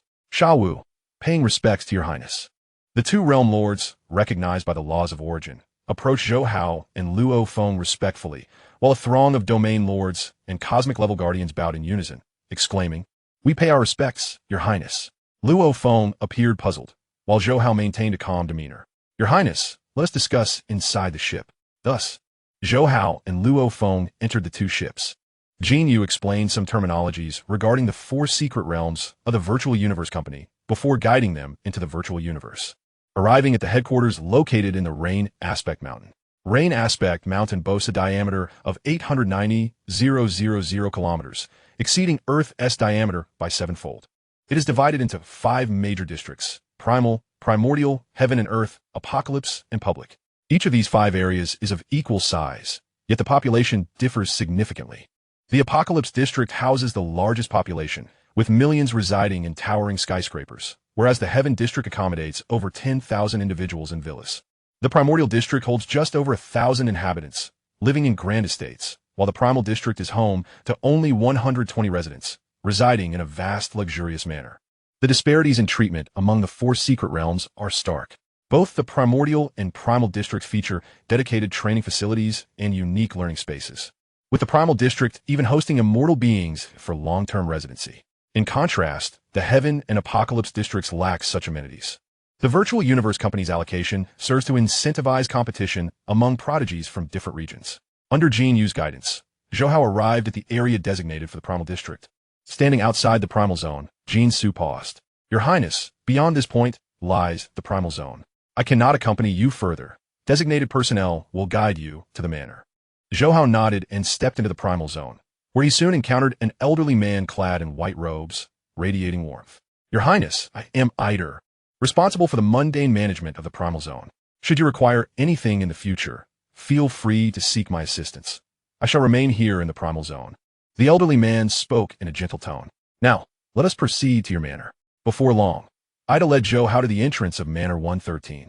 At that moment, Thousands stood assembled at the gates, forming a dense formation in anticipation. Upon their descent, the leading immortal guardian, accompanied by a cadre of realm lords, domain lords, and numerous servants, bowed respectfully and proclaimed, "We pay our respects, Your Highness." Zhou Hao inclined his head slightly, observing the leader of the immortal guard, who stood approximately 2 meters tall, exuding an aura of flames, with pale golden irises and a peculiar pattern inscribed upon his forehead. Eider then introduced him, saying, "Your Highness, this immortal leader is named Hua-Yi Air Shengyu, a pinnacle immortal military lord. He has voluntarily requested to serve as your head guardian, as his appearance resembles that of your kin, and his strength is unmatched." Thus, the Virtual Universe Company approved his application. The immortal leader smiled and addressed Zhou Hao. "Your Highness, you are the most exceptional genius of this generation, having conquered the 7 trial towers. Many immortal military lords are eager to serve as your guardians. I consider myself fortunate to resemble your homeland's people. You may simply call me Hua-Yi Air. Thank you in advance for your guidance, Hua-Yi Air." Zhou Hao replied earnestly. Eider chuckled. "Your Highness, Hua-Yi Air is well versed in all matters of the manor. I shall take my leave now and allow him to show you around." With that, he ascended into the air. "Hua-Yi Air, I will escort you into the manor," he said softly. Zhou Hao nodded, and together they, along with a retinue of guardians, entered the estate. Hua-Yi Air instructed the guardians to remain behind, and then took Zhou Hao on a flight above the sprawling manor. The estate spanned a diameter of over 1,000 kilometers, featuring independent training grounds, areas for the study of secret arts, meditation rooms, combat simulation arenas, and recreational zones. Furthermore, you may select a Lord-level immortal deity as a long-term resident mentor. As they landed at a 3-story building, Hua-Yi Air gestured toward the structure. "Your Highness, this will be your living quarters. I reside nearby. Should you require anything, do not hesitate to call." His expression turned serious as he continued. "Choosing a dedicated mentor is crucial. They can significantly expedite your journey. The Virtual Universe Company has arranged several Lord-level immortal deities specializing in space or time, or vice versa, for you to select from." Zhou Hao promptly received an email from the Virtual Universe Company containing profiles of 7 Lord-level immortal deities. Chapter 105, The Initial Universe. The dedicated mentors in the Primal Realm are stationed long-term to provide guidance at any moment. According to the Virtual Universe Company's regulations, the minimum requirement for a mentor in the Primal Realm is a Lord-level immortal deity. Those below this tier do not qualify for consideration. This illustrates the esteemed status of Primal Realm members. As the first stellar-level genius among humanity to conquer all 7 trial towers, Zhou Hao's treatment and standing were extraordinary. Hundreds of applicants, all pinnacle immortal military lords vying for the position of head guardian, showcased their considerable prowess, with many capable of rivaling Lord-level immortals. The number of applicants for dedicated mentorship was even greater, as the master-disciple relationship is the most reliable. Even the long-term resident mentors at the manor, who do not involve formal apprenticeship, drew the attention of many powerful immortals. A stellar-level individual with mastery over time and space to such an extent, capable of wielding divine weapons and executing the 3rd level, showcased Zhou Hao's terrifying potential. It was evident that such a prodigy would attract numerous immortal beings eager to take him as a disciple. Hua-Yi Air, observing Zhou Hao intently reviewing the email, felt an immense sense of relief that his appearance eclipsed that of other contenders. After a brief period, Zhou Hao concluded his review of the email. "Hua-Yi Air. While these 7 Lord-level immortal deities possess commendable abilities, their styles do not quite resonate with me," he expressed tactfully. Hua-Yi Air's eyes brightened at this revelation, recognizing it as an opportunity for recommendation. Typically, a member of the Primal Realm would have a mentor assigned directly by the Virtual Universe Company, with no room for selection among candidates. However, the current situation was different for Zhou Hao. Moreover, the Virtual Universe Company had explicitly stated that if he was unsatisfied with the selections, they would provide further recommendations. "What are your preferences, Your Highness?" Hua-Yi inquired eagerly. "Preferably someone adept in the realms of space or time, with a distinctive style. If they wield a blade, that would be even better." Zhou Hao contemplated. "If none fit the bill, I will select from these 7 Lord-level immortal deities." He was acutely aware of his own circumstances. With the signing-in system at his disposal, he was destined to progress through the comprehension of principles at an accelerated pace. He did not aspire for a venerable mentor, but at the very least, a Lord-level instructor would suffice. Of course, he did not disregard the strength of the 7 Lord-level immortal deities recommended by the Virtual Universe Company. Half of them were comparable to Lord-level beings. However, Their expertise was too niche, although they appear to specialize in space or time. Their paths ultimately diverged from the other foundational principles. He understood that the majority of immortal beings followed such paths, as specializing in either space or time would facilitate a quicker breakthrough to the venerable tier. Yet, his approach was different. Advancing in both time and space equally was the path he had firmly chosen from the outset. Only through this dual comprehension could he progress further. Thus, these Lord-level immortal deities were not particularly suitable for him. Hui'er comprehended Zhou Hao's perspective and responded with a smile. Indeed, many Lord-level beings have expressed interest in becoming your dedicated mentor. However, unlike Lord-level immortal deities, those at the Lord tier hold a higher status within the Virtual Universe Company and cannot be stationed long-term at the manor. This is something for your highness to keep in mind. Of course, should you have any inquiries, they will be available for guidance at any time. And they will also allocate certain periods to reside at the manor, he added hastily. I understand, Zhou Hao nodded. Having a long-term mentor for guidance would greatly facilitate his training. After all, even when he ventured into the initial universe to seek mentorship, addressing minor issues would not warrant frequent disturbances to his mentor, thus highlighting the advantage of having a dedicated instructor at the manor. Seeing Zhou Hao's agreement, Hui'er's smile widened, and he promptly opened the email. Your Highness, there are a total of 18 pinnacle Lord-level beings and 52 high-level Lord-tier practitioners. Their paths differ. In 3 years, as you enter the initial universe, you will select a path that resonates with you, Hui'er elaborated, providing detailed insights into various schools of thought. This exemplifies the benefit of having an immortal guardian as a leader. After a moment, Zhou Hao said, Hui'er, could you please list the pinnacle and high-level Lord-tier practitioners within the cosmic schools? Hui'er, understanding Zhou Hao's intent, swiftly complied, listing 12 individuals from the email who followed the cosmic path. This path was notoriously challenging, yet those who chose it harbored significant ambition and exceptional talent. Zhou Hao examined the details with utmost seriousness. Although he had a sign-in system that provided direct knowledge, the difference between having a teacher and not having one is substantial. The system offers guidance in terms of overall direction, yet when one becomes adept, challenges are inevitable, and this is when a teacher's assistance becomes essential. Previously, whether he was cultivating the techniques of 10,000 lines flow, 1,000 layers wave, star river, or flame star, he relied solely on his own exploration along the broad path. Particularly with 1,000 layers wave, without 2 moments of enlightenment, reaching 100 layers wave would have taken him an extended period. After half an hour, Zhou Hao finally made his choice, the 7-colored king. He was a pinnacle immortal of the kingly realm, proficient in the laws of the source of time and skilled with a blade. Additionally, during the era of the realm masters, he had wielded divine weaponry. This was one of the primary reasons Zhou Hao chose the 7-colored king. Furthermore, the 7-colored king possessed a unique understanding of the laws of time's origin and had even created a formidable technique, 7-colored realm, which was the source of his title. Upon seeing Zhou Hao's decision completed, Hui'er smiled and said, Your Highness, I have already sent an email to the 7-colored king. He will be in contact with the Virtual Universe Company.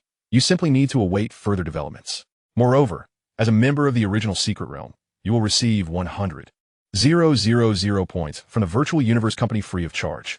These points are incredibly precious, as many items within the Virtual Universe Company require points for purchase. You can later log into your personal backend on the Virtual Universe Company's official website to understand this better. Your Highness, I shall not disturb you any longer. Should you require anything, just call. With that, he departed.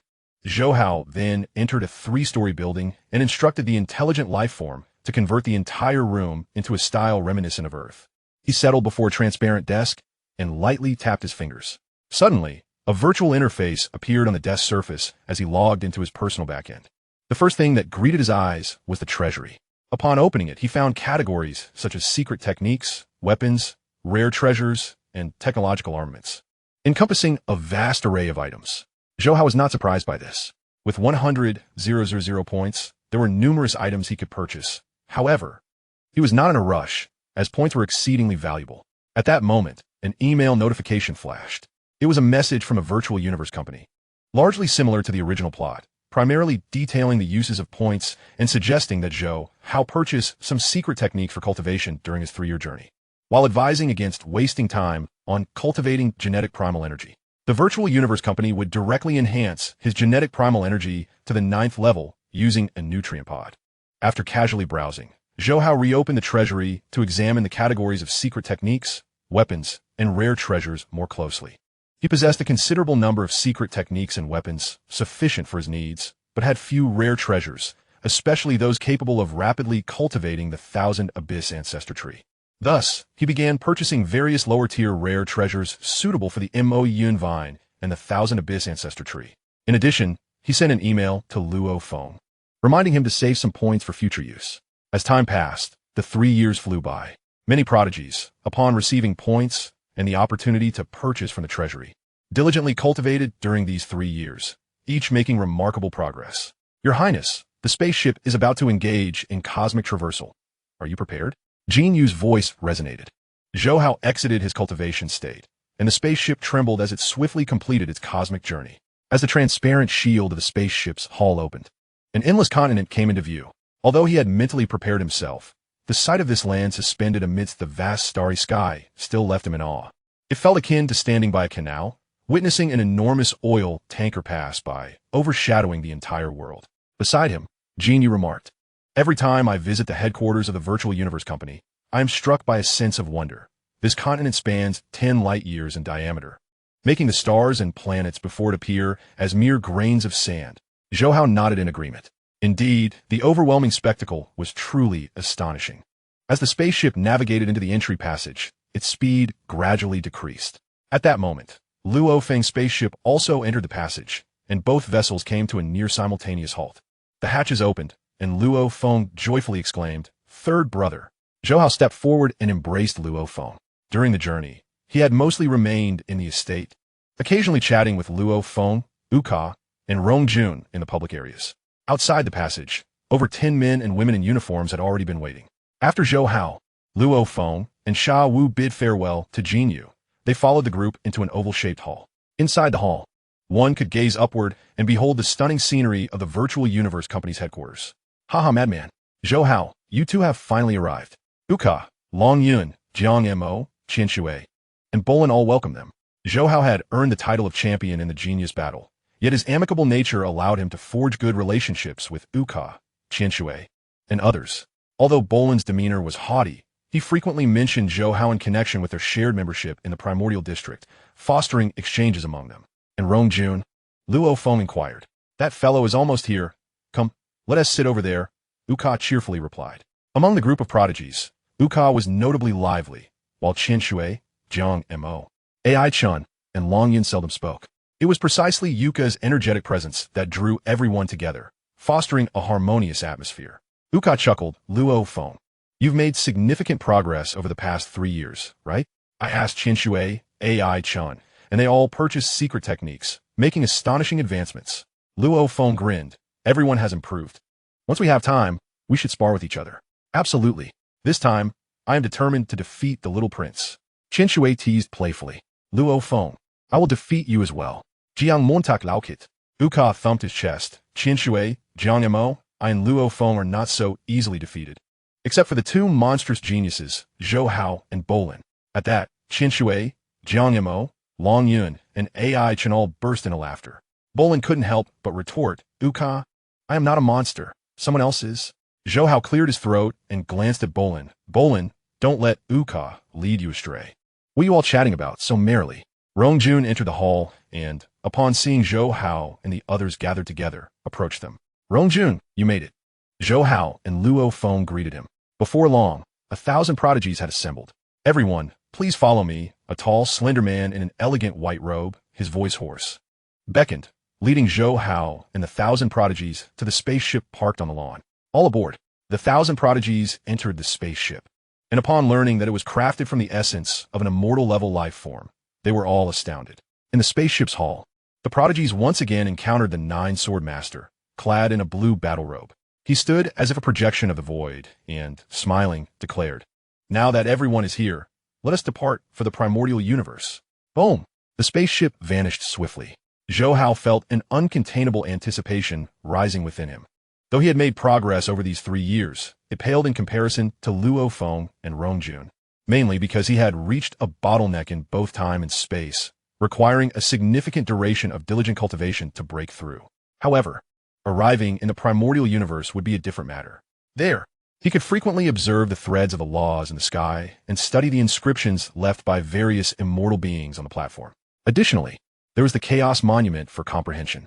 Progressing in such an environment would undoubtedly be far swifter than outside. As the spaceship traversed the cosmic channel, all the prodigies, including Zhou Hao, experienced an overwhelming sense of discomfort, a disorientation induced by the differing flow of time. Once they entered the primordial universe, the passage of time would no longer align with that of the original universe. 30 years in the primordial universe equated to a century in the original. After 5 or 6 minutes, this intense unease dissipated entirely. The Nine-Sword Sovereign smiled and declared, "We have now entered the primordial universe." As he spoke, he commanded the ship to unveil the top of the hall. Instantly, the dim surroundings were revealed to each prodigy, with occasional chaotic airstreams making the atmosphere appear less oppressive. Numerous fissures in the sky would intermittently converge and split apart, their edges adorned with visible, crystalline threads that continually intertwined and flowed. Zhou Hao gazed at these shimmering threads, an overwhelming urge to sign in swelling within him. Chapter 106, The Cosmic Chaos Monument. Stars and planets possess lifespans, and the universe itself is no different. While all the prodigies and the 10 immortal spectators aboard the ship observed the threads of the cosmic fissures, the voice of the Nine-Sword Sovereign resonated gently, reminiscent of a patient teacher guiding his students through the principles of the primordial universe's threads. Opportunities in the primordial universe are exceedingly rare. You must make the most of these 30 years, as it will be a crucial period for laying your foundations and nurturing your growth. After sealing the hall's metallic ceiling, the Nine-Sword Sovereign turned to the 1,000 prodigies. "We are nearing Chaos City, and I am responsible for guiding your batch. I shall return to escort you after 30 years. I hope you all remain alive by then." Expressions of confusion crossed the faces of Luo Feng, Rong, and others. Yet the Nine-Sword Sovereign offered no further explanation. Soon, the ship arrived above Chaos City. "Chaos City has arrived. Everyone disembark. And remember to heed the words of the guide," he instructed, waving his hand. The immortals and the 1,000 prodigies exited the hall as the hatch slowly closed. The fish-shaped vessel swayed its tail and swiftly vanished from sight. Suddenly, a dark streak of light zipped through the distance. The guide, adorned with azure scales, spoke in a deep voice, "Greetings.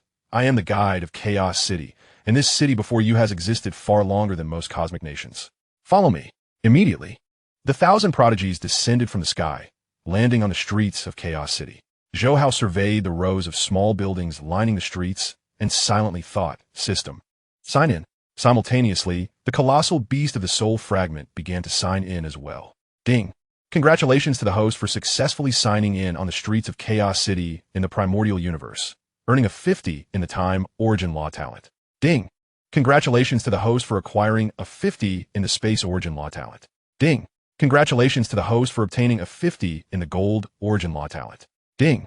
Congratulations to the host for receiving a 50 in the lightning origin law talent. Ding.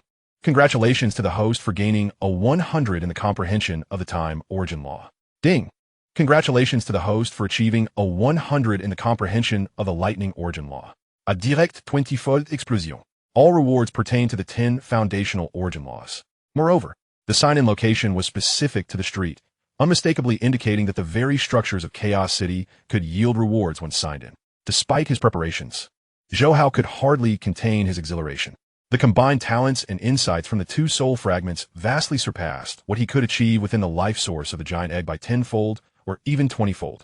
If he could sign in continuously for 30 years, the implications were staggering. It is the 11th guide. Another batch of young prodigies has arrived. In this generation's prodigy battle, 2 extraordinary talents have emerged, one named Zhou Hao and the other Sai Lai. Many prominent figures are fiercely vying to take them as disciples. On the platform, several immortals who had concluded their insights casually conversed. Zhou Hao suppressed his inner excitement and, like Luo Feng and Rong, closely followed the guide. Before long, they arrived at an unclaimed small building's rooftop where the haphazardly left carvings and illustrations stirred excitement among the prodigies. After the guide's introduction, he led Zhou Hao and the others toward the City Lord's mansion. The City Lord's mansion stood as the heart of Chaos City, towering over 300 meters. Standing before its grand entrance, Zhou Hao felt a twinge of helplessness. He could not quell the impulse to sign in. Having already signed in on the street, he was unable to do so again at the City Lord's mansion, and neither could his other soul fragment. However, reassured by the thought that he would have future opportunities to enter, he found some solace. Subsequently, under the guide's elucidation, Zhou Hao and the 1,000 prodigies began to observe the 52 chaos monuments, each monument directly connected to the path of origin.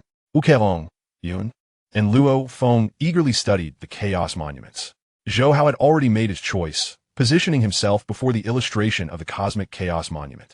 Half an hour passed, and the prodigies began to submit their selections for the chaos monuments. Luo Feng naturally chose the 9-universe chaos monument, while Wukelong, Jun, and the others opted for the giant axe chaos monument. Berlan similarly selected the cosmic chaos monument, while Zhou Hao's soul fragment, Sai Lai, chose the ice peak chaos monument. After the selections were complete, the 1,000 prodigies followed the guide out of the corridor and into a vast square. Currently, 12 of the 52 chaos monument comprehension chambers were occupied, while the remaining 40 stood vacant. I will now announce the names of these 40 chaos monuments.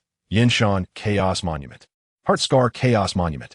The guide quickly stated, those who chose these 40 chaos monuments proceed to the leftmost entrance. There, you will be assigned to a comprehension chamber. The rest must wait. You cannot disturb others while they are comprehending the chaos monuments. Feel free to explore the city tower when it is your turn. I will call for you. Zhou Hao's chosen cosmic chaos monument had no one comprehending it, while his soul fragment selection, the Ice Peak Chaos Monument, was occupied. Thus, the soul fragment Sai Lai, along with Luo Feng, Wukelong, and the others, headed toward the city tower. Zhou Hao, however, continued toward the leftmost entrance with over 800 other prodigies, arriving at a corridor. On either side of the corridor stood towering bronze doors, each approximately 160 meters long and 120 meters high, adorned with ancient inscriptions. These inscriptions displayed the names of the 52 chaos monuments. The guide led the prodigies to the doors of their chosen chaos monuments. The cosmic chaos monument encompassed aspects of space and time. Even a primary focus on either would necessitate an understanding of the other, resulting in a scarcity of prodigies choosing it. Only 5 selected this pathway: Zhou Hao Berlan, as well as the sword-wielding AI Chun and 2 other talents from the celestial region. Guarding the cosmic chaos monument was the 3-eyed elder, Kandre. Ah, young one, you have done well. The comprehension chamber for the cosmic chaos monument is currently unoccupied. You may enter. Remember, you have only 7 days for your comprehension.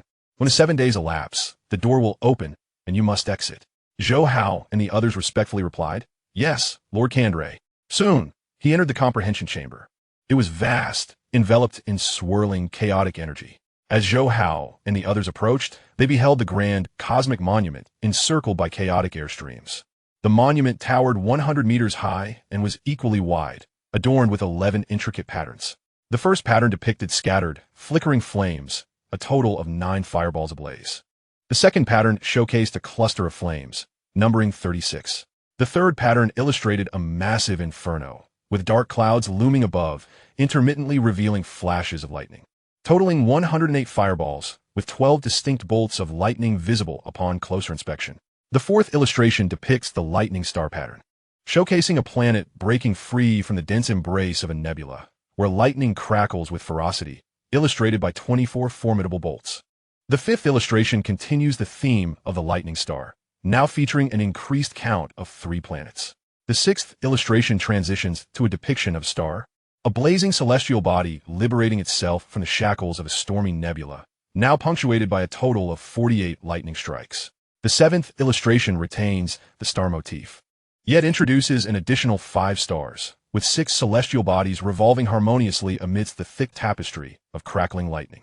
The eighth illustration presents the galaxy pattern, where stars, planets, and the dense nebula have vanished, leaving only a magnificent river of stars suspended in the cosmic expanse, teeming with countless luminous points akin to the Milky Way. The ninth illustration portrays a bizarre colossal beast, while the 10th features 2 of these strange giants. The 11th illustration showcases a multitude of these peculiar creatures densely packed together. Zhou Hao furrowed his brow. The first 7 illustrations of the chaos steel were comprehensible to him, representing the fundamental laws of space and time through fire and lightning. However, the subsequent illustrations, from the 8th to the 11th, became increasingly abstract, despite their similarity to the latter part of the 9-universe chaos steel. The essence they conveyed was certainly not a fusion of the 2 foundational laws of space and time, particularly the bizarre beasts in the final illustrations, which presented different forms with each glance. Shaking his head, he suppressed the myriad distractions in his mind and began to meditate earnestly. The chaos steel was a remarkable artifact left by the great powers of humanity, each inscription brimming with inexplicable mysteries. Even though Zhou Hao had a profound understanding of the fundamental laws of time and space, he still gleaned a remarkably subtle sword technique from the first illustration of flames. Moreover, his consciousness naturally immersed itself in this newfound knowledge. As he practiced the sword technique, his comprehension of the fundamental law of space deepened significantly. 7 days swiftly slipped by in the contemplation of the chaos steel. When the bronze giant door swung open, Zhou Hao, Bolin, Aichen, and their companions were still enraptured. Come fort, come fort, come fort. Voices echoed relentlessly in each of their minds, growing louder until they sounded like thunder, compelling each of them to cover their heads. They hastily exited the secret chamber. It was not until Zhou Hao crossed the threshold that he felt a considerable lightness in his head. Turning back to gaze at the contemplation chamber, he silently vowed to ensure he would sign in next time. In front of the training chamber's entrance, Zhou Hao and his companions respectfully bowed to Kandri. Kandri smiled and remarked, "As this is your first time entering the training chamber, I advise you to first seek a residence where you can stay for 30 years, after which you may enter the virtual universe and apply for access to the Celestial Bridge." Celestial Bridge? Bolin and Aichen exchanged puzzled glances. Kandri explained, "Once you apply for the Celestial Bridge, you will understand. Now go." The 5 of them quickly departed from the bronze giant door. Bolin, typically reticent, couldn't help but comment as they traversed the expansive plaza of the City Lord's estate. The insights gained from the Chaos Steel Chamber are immensely beneficial for cultivation. I wonder how we can gain entry to the Contemplation Chamber again. The beautiful dream Spiral Clan, Maiden Aichen nodded gently. There must be a method. Lord Kandri hinted that we should enter the Celestial Bridge. Perhaps the way lies within it. Zhou Hao couldn't help but glance at Aichen, acknowledging her cleverness. However, as he settled his thoughts, he began to mentally recite, System, Sign In. Chapter 107, Chaos Steel Chamber Sign In. Ding! Congratulations to the host for successfully signing in outside the City Lord's estate in Chaos City, receiving a Chaos Steel imprint illustration. Ding! Congratulations to the host for acquiring the treasured 9 Cloud Golden Armor. Ding! Congratulations to the host for obtaining the treasured Thunder Pattern Cauldron. Ding! Congratulations to the host for receiving a Chaos Divine Crystal. Ding! Congratulations to the host for acquiring the precious Black Fire Silverblade. Ding! Congratulations to the host for gaining 20 insights into the Chaos Steel imprint illustration. Ding! Congratulations to the host for achieving a 30-point comprehension of the essence of the fundamental law of space. Ding! Congratulations to the host for attaining a 30-point understanding of the essence of the fundamental law of time. The system unleashed a frenzied barrage of notifications, totaling 48 in rapid succession. Among these were 2 treasures, 8 precious items, and a wealth of various immortal secret techniques and unique methods crafted by formidable beings, amounting to no less than 25 different kinds. The remainder included the Chaos Divine Crystal and some rewards of special soul techniques. Zhou Hao couldn't help but exclaim in awe. Truly, the ancient Chaos City, which has existed for countless ages, is replete with treasures. He felt no excitement, as his soul had been busily awaiting the sign-in for these 7 days. Moreover, while the treasures and precious items were indeed valuable, they held little significance for him at this stage. Even at the cosmic level, he could not harness the full power of these precious items. Wielding divine weapons would be far more suitable. As for the plethora of secret techniques, they were far too numerous for him to utilize. The rewards that would truly benefit him at this point were the Chaos Steel imprint illustration and the insights gained. If the rewards from the outer estate were this abundant, the inner estate and the Chaos Ruins must surely offer even richer rewards. Zhou Hao cast a glance toward the depths of Chaos City, suppressing the urge to rush forward, and gathered his focus as he departed alongside Bolin and Aichen. After exiting the City Lord's estate, the 5 of them separated to seek out their homes within Chaos City. The city spanned a vast expanse, with most buildings resembling one another, save for a few. The majority of residences had white doors and were uninhabited. Zhou Hao chose a solitary small building in a secluded area near the City Lord's estate. Placing his hand upon the white door, it swiftly transformed to a deep gray. "Welcome, Master," an electronic voice greeted him. As he stepped into the lobby of his new home, the electronic voice continued, "Master, during your stay, feel free to request any services you may need." He acknowledged with a sound and quickly ascended the stairs to the rooftop. From his vantage point, he observed numerous peculiar-looking cultivators in the distance. Some were meditating, others gazed at the threads of law, and some inscribed their insights upon the rooftop. After a moment, Zhou Hao withdrew his gaze, seated himself on the rooftop, and commenced his cultivation in Chaos City. However, he did not rush into understanding the laws or practicing secret techniques. Instead, he sought out the initial secret technique reward he had received, the heaven-devouring chaos decision. This technique had been acquired in the dim realms of the cosmic sea, but had a high threshold, requiring the consumption of chaotic airstreams for cultivation. After his reincarnation, there had been no chaotic airstreams in the primordial universe, which had relegated this technique to the back of his mind. However, now that he had entered the primordial universe, the situation was drastically different. Chaotic airstreams were abundant here. Without hesitation, Zhou Hao began to practice the heaven-devouring chaos decision. Breathing in and out in an instant, a vast quantity of chaotic airstreams surged together, transforming into cosmic energy that flowed into his inner world. The once stagnant inner realm began to expand dramatically. The rate of this expansion exceeded even the most extravagant consumption of rare materials he had previously experienced. Boom! In less than half an hour of cultivation, his core's consciousness underwent a metamorphosis, with 9 miniature rotating stars accelerating rapidly, ultimately collapsing and reassembling into a single micro-black hole. Outside, a vortex of chaotic airstreams streamed into Zhou Hao's body, and fortunately, he had chosen a relatively secluded spot, preventing any significant disturbance. He nearly entered a state of oblivion. Days passed before the set electronic reminder roused him from his trance. Upon opening his eyes, he inspected his inner core and was astonished to find that the black hole formed by his consciousness had multiplied into 2. By heavens, the cultivation speed of this heaven-devouring chaos decision is astonishing. In just 4 or 5 days, I have not only ascended to the cosmic level, but have also advanced to the second tier of the cosmos. Zhou Hao's eyes widened in astonishment. Although the transition from the 1st to the 9th rank of the cosmic level was merely a matter of accumulation, the energy required for the cosmic level was colossal. Life pools and nutrient chambers that could bypass the accumulation phase were exceedingly rare. Apart from the 5 great powers, various cosmic nations, and certain exceptionally strong clans, other factions would not dare to engage in such extravagant practices due to the immense costs involved. However, now, propelled by the speed of the heaven-swallowing chaos decision, the absorption of chaotic energy was occurring at an astonishing rate, surpassing even that of soaking in a nutrient chamber.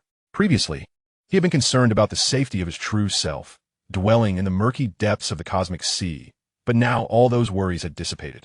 After over 30 years of reincarnation, his true self, relying solely on the heaven-swallowing chaos decision, had surely surpassed the strength of his 2 incarnations. Regrettably, the heaven-swallowing chaos decision was somewhat redundant for this particular incarnation. The time for comprehending the primordial universe was incredibly precious, and he could no longer afford to squander it. Zhou Hao sighed. While the heaven-swallowing chaos decision was indeed formidable, the Virtual Universe Corporation provided nutrient chambers. Once he departed from the primordial universe, he could directly ascend to the 9th rank of the cosmic level without any concerns about accumulating physical energy. System, sign in. Ding.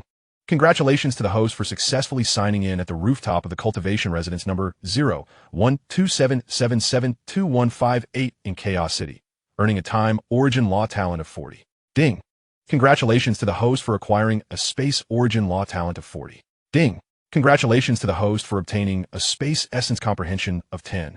Upon signing in at this chosen residence in Chaos City, in addition to the 10 foundational origin law talents and comprehensions, he gained an extra comprehension of space essence. It was presumably related to the spatial essence depicted in the illustrated descriptions. In the following days, Zhou Hao diligently maintained his daily sign-ins while also organizing the rewards accumulated from these sessions. Suddenly, while seated on the rooftop, his eyes sparkled with excitement. His other incarnation, residing in a tower within Chaos City, had finally reached the opportunity to enter the Chaos Monument's secret chamber for comprehension. When his incarnation entered the secret chamber, there was no sign-in count, and his consciousness was in a profound state of meditation. Upon departure, his head was incessantly bombarded by the urging of Lord Kandri, causing him immense discomfort, leaving no room for sign-ins. At the Lord's Mansion Tower, Zhou Hao's incarnation, along with 17 other prodigies, was called over by the guide after leaving the Chaos Monument's secret chamber. Approaching the colossal bronze door, the 7 prodigies who chose the Ice Peak Chaos Monument quickly bowed respectfully. Lord Kandri. Inside, no one was present, and they were permitted to enter. The 3-eyed elder, Kandri, gazed at Zhou Hao's incarnation, advising, focus on your comprehension. The first 3 images will suffice for you. Zhou Hao's incarnation promptly responded, "Yes, Lord Kandri." With a whoosh, the 7 of them entered the Ice Peak Chaos Monument's secret chamber. Upon nearing the enormous Chaos Monument, they could finally discern the images inscribed upon the stone tablet. The Ice Peak Chaos Monument featured 10 illustrations. The first to the 7th depicted snowflakes, blizzards, icy landscapes, ice flames, ice stars, stellar bodies, and vast galaxies. The 8th to 10th images portrayed bizarre colossal beasts, yet their forms and energies were entirely distinct. This time, Zhou Hao's incarnation sat cross-legged before the enormous Chaos Monument, but refrained from gazing at the illustrations, knowing that merely looking would cause his consciousness to easily become immersed in them. System, sign in. Ding. Congratulations to the host for successfully signing in at the Chaos Monument secret chamber in Chaos City, earning the Ice Peak Chaos Monument. Ding. Congratulations to the host for achieving a comprehension of 100 for the first image of the Ice Peak Chaos Monument. Ding. Congratulations to the host for achieving a comprehension of 100 for the second image. Ding. Congratulations to the host for achieving a comprehension of 100 for the third image. Although it was merely a sequence of 4 consecutive rewards, Zhou Hao's incarnation could not help but display a look of ecstasy. The sign-in system was indeed formidable. It had directly rewarded him with the Chaos Monument. It was well known that the opportunity to comprehend the Chaos Monument was exceedingly precious. Besides entering the Lord's Mansion to choose the Chaos Monument, which granted a free chance, any further entry required traversing the Sky Bridge, where only upon overcoming the first layer would there be a 7-day comprehension opportunity. And how many layers did the Sky Bridge have? The number 1 ranked Giant Axe Chaos Monument had 32 layers. Even if one were to add them all up, with 7 days per layer, it would amount to just over 200 days. Yet now he had directly acquired the Chaos Monument, allowing him to contemplate it daily. Moreover, in addition to comprehension, he could sign in and continuously gain insights. Such a massive augmentation of comprehension would render the understanding of the origin laws as effortless as eating and drinking. With a deep breath, Zhou Hao's incarnation suppressed the joy on his face. He had to remain low-key if others were to discover that he possessed the Chaos Monument. Even the venerable ones might become consumed with envy. Moments later, he calmed his mind, immersing his consciousness in the Chaos Monument like the other prodigies. Almost simultaneously, Zhou Hao realized the rewards within the comprehension chamber and leaped to his feet, exclaiming with excitement, "It seems I must venture across the Sky Bridge." Currently, he had no opportunity to enter the Chaos Monument's comprehension chamber. Only by traversing the Sky Bridge could he gain such an opportunity. Without hesitation, he directed his consciousness into the virtual universe. Rainxiang Mountain, manor number 112 in the primitive area. A figure appeared out of thin air. "Your Highness, the immortal guardian." Hui and others quickly bowed. Zhou Hao nodded gently. The 7-colored king, who was engrossed in studying secret techniques, slowly opened his eyes upon hearing the voice. "Teacher." Zhou Hao approached respectfully. Although he had not undergone the formal master-disciple ceremony, the 7-colored king, being his dedicated mentor, had imparted his teachings. Thus it was not inappropriate to address him as such. The 7-colored king smiled and asked, "Have you entered the Chaos Monument's comprehension chamber?" Zhou Hao nodded, "Yes. And I am now preparing to challenge the Sky Bridge." "The Sky Bridge?" The 7-colored king's eyes brightened. Then he chuckled, "You have garnered the attention of many significant figures. Your endeavor across the Sky Bridge will surely attract quite a commotion." During the 3 years of their journey, the 7-colored king occasionally guided Zhou Hao on crucial issues, and naturally had a clear understanding of his level of comprehension of the laws. "Go ahead." "Yes." Returning to his 3-story solitary cottage, Zhou Hao activated the Sky Bridge and submitted his application. Swipe. The application was approved, and his figure vanished from the manor. In the virtual universe, Sky Bridge realm. This realm was an endless ocean, with waves crashing vigorously. Amidst the ocean lay a beautiful and dreamlike island, its edges connected by 52 long bridges leading to various ports. These bridges stretched from the surface of the sea into the starry sky, though most were shrouded in mist, obscuring their ends from view. Upon leaving the manor, Zhou Hao found himself on the island. "Third brother, you are here too?" "Zhou Hao, you've come as well." At this moment, dozens of prodigies selecting the 9-universe Chaos Monument surrounded a man adorned in star-patterned attire in the island's plaza. As soon as Zhou Hao appeared, they sensed his presence and hurried to greet him. Noticing Luo Feng's look of surprise, Zhou Hao smiled and explained, "I completed my comprehension of the Chaos Monument and did not immediately enter the virtual universe, which caused a bit of a delay." Luo Feng understood and introduced third brother. "This is the guardian, Lord Barfin, responsible for all matters regarding the Sky Bridge realm. Upon seeing Zhou Hao, the guardian Barfin smiled and walked over, swiftly sending emails to many prominent figures who had been monitoring Zhou Hao. The first human to successfully traverse 7 trial towers during the Genius Battle had already drawn the attention of many significant individuals, who had instructed Lord Barfin to notify them immediately upon Zhou Hao's attempt to cross the Sky Bridge. Barfin naturally did not dare to be negligent. Chapter 108, Crossing the Sky Bridge. In Chaos City, within the towering 9-story building, a woman with a serpent tail, enveloped in dark gauze, slowly opened her eyes. Zhou Hao is attempting to cross the Sky Bridge? She rose, her serpent tail swaying gently. At that moment, a robust figure clad in golden armor, his face covered in fur, the true Yin King, appeared on the 7th floor. Upon noticing that the Mist Queen was not in seclusion, he expressed surprise and chuckled. Mist and I, are you also going to witness this year's selection of the 9 universe factions, young prodigy, attempting to cross the Sky Bridge? It is said that among this batch, there is a remarkable individual named Luo Feng, and I was just contemplating inviting you to witness the event together. The Black Mist King shook his head. Zhenyan, I am affiliated with the Giant Axe Combat Arena. Even if there are promising candidates among the chosen from the 9 universes sect this time, they will ultimately benefit your virtual universe company. Zhenyan King laughed heartily. That may not necessarily be the case. The matter of apprenticeship relies heavily on fate. However, since you do not intend to attend, what has prompted your sudden change of heart? The esteemed one has instructed me to pay attention to 2 prodigies in this round of the Genius Battle, one of whom, named Zhou Hao, is about to challenge the Celestial Bridge. How could I remain idle? Moreover, I suspect that other old friends will also be stirred to action. The Black Mist King replied helplessly. Although Zhenyan King was aware that there were several outstanding talents this time, he had not paid much attention. Upon hearing this, he suddenly realized, stroking the stubble on his face and murmuring, indeed, Zhou Hao and Sai Lai are the most extraordinary talents to emerge from this Genius Battle of the Virtual Universe Company. Unfortunately, one has chosen the Cosmic Chaos Tablet and the other the Ice Peak Chaos Tablet. Neither belongs to our 9 universes lineage. The Black Mist King shot a glance at Zhenyan King and replied nonchalantly, even if they had chosen the 9 universes lineage, it would not be up to you and me to claim them. So, it seems there are quite a few esteemed individuals eager to take them as disciples. Zhenyan King was taken aback, more than you might imagine. Since you wish to invite me to the Celestial Bridge, let us go together, the Black Mist King said, linking his consciousness to the virtual universe. Zhenyan King promptly followed suit. In Chaos City, there were numerous special edifices like the 9 Universes Tower, representing status and identity. Most of these were towers constructed by masters of various sects, and at this moment, many immortal figures had received emails sent by Bafin, whether from a 9 Universes sect, the Maternal Ancestor sect, the Heartscar sect, or the Cosmic sect, Ice Peak sect, Dragonwalker sect, and so forth, nearly invincible immortal kings.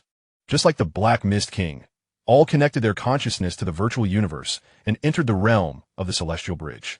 As they materialized in the island square of the realm, the Black Mist King and Zhenyan King were taken aback to see numerous familiar faces already present. Zhenyan, you come too? Haha, Zhenyan, you've joined the fray as well. You are from the 9 universes lineage and have not meddled in affairs for many years. Why now take a stroll for your teacher? The renowned immortal kings, whose names resonated across countless races, greeted one another with lively exchanges, exuding a palpable aura that sent shivers down the spines of the talented individuals waiting to challenge the Celestial Bridge. Oh heavens, my third brother is truly formidable. Is it normal for so many eminent figures to arrive on his first attempt at the Celestial Bridge? Luo Feng's eyes widened, overwhelmed with astonishment. From the mere essence of these great beings, he could sense that each one surpassed the 13-scale armored giant by a considerable margin. The other prodigies were equally astonished. While they understood that Zhou Hao was the most exceptional talent this time and would undoubtedly draw much attention, they still did not anticipate such a gathering of illustrious figures solely for the challenge of the Celestial Bridge. Zhenyan King, quite renowned in Chaos City, surveyed the surroundings and chuckled. Rainbow Sword King, Crystal King, Thunder King, you old fellows usually seclude yourselves in your abodes for deep meditation. And when I call upon you for drinks or conversation, you remain unresponsive. Today, you finally all come out. The Crystal King, adorned with a diamond-shaped crystal on his forehead, spoke softly. The esteemed one has commanded us to come, and we too wish to see just how exceptional this Zhou Hao truly is. At that moment, another immortal king appeared. Long Yu King, we were just waiting for you. The 9 Swords Lord, the leading esteemed figure of this round, could not be absent. One after another, they greeted him with mirth. Zhun Yin King teased. Long Yu, make sure to keep a close watch. Don't let anyone else snatch him away, or the esteemed one will surely have words with you. Long Yu King, taken aback by the presence of so many immortal kings, retorted. My esteemed master is the direct mentor of this round's prodigy. Even if you wish to compete, you won't succeed. The Black Mist King responded coolly. That may not be the case. Everything ultimately hinges upon Zhou Hao's choice. Long Yu King snorted dismissively and, noticing Zhou Hao was not present, turned to Beifan. Is Zhou Hao currently challenging? The guardian Beifan hurriedly replied. Indeed, Long Yu King, Zhou Hao has successfully traversed the second layer.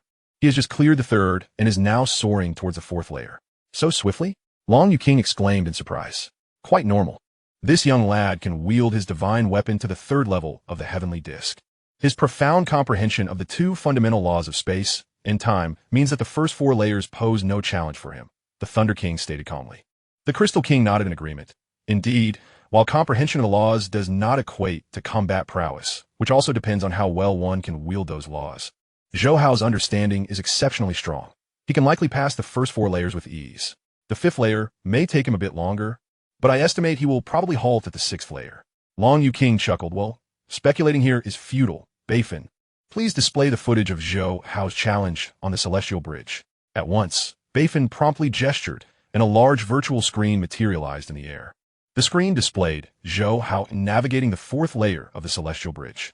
As the immortal kings had predicted, the fourth layer posed no difficulty for Zhou Hao, and he swiftly advanced past it. On the cosmic celestial bridge, at the fifth layer, the bridge surface was buffeted by howling winds. Standing at the end was Zhou Hao, where a voice emerged from a swirling tornado. Please select your opponent, controller, warrior, or illusionist. Choose one and defeat your opponent to proceed to the next layer.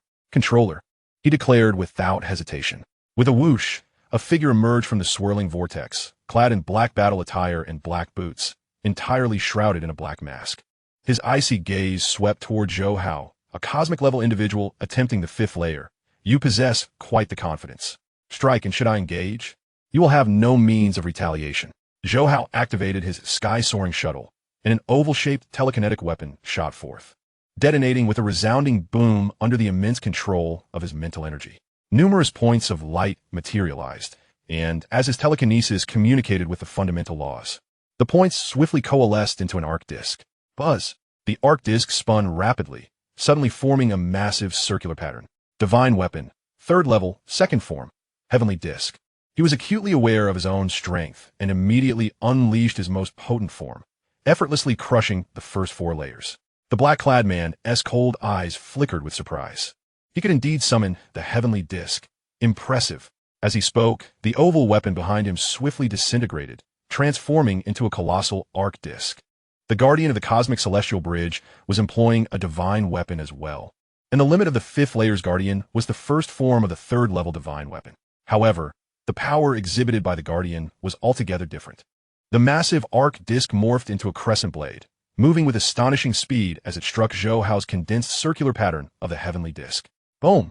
The essence of the heavenly disk's form lies in its mastery, representing the embryonic shape of the fourth-level S-world suppression. Typically, against any divine weapon of equal tier, this form remains unshakable.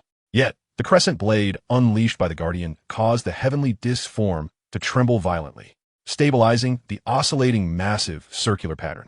Zhou Hao pressed down rapidly towards the guardian. He was mentally prepared and displayed no signs of distress, for he had only just entered the initial universe and had yet to delve into the essence of space and time, let alone explore its myriad intricate combinations.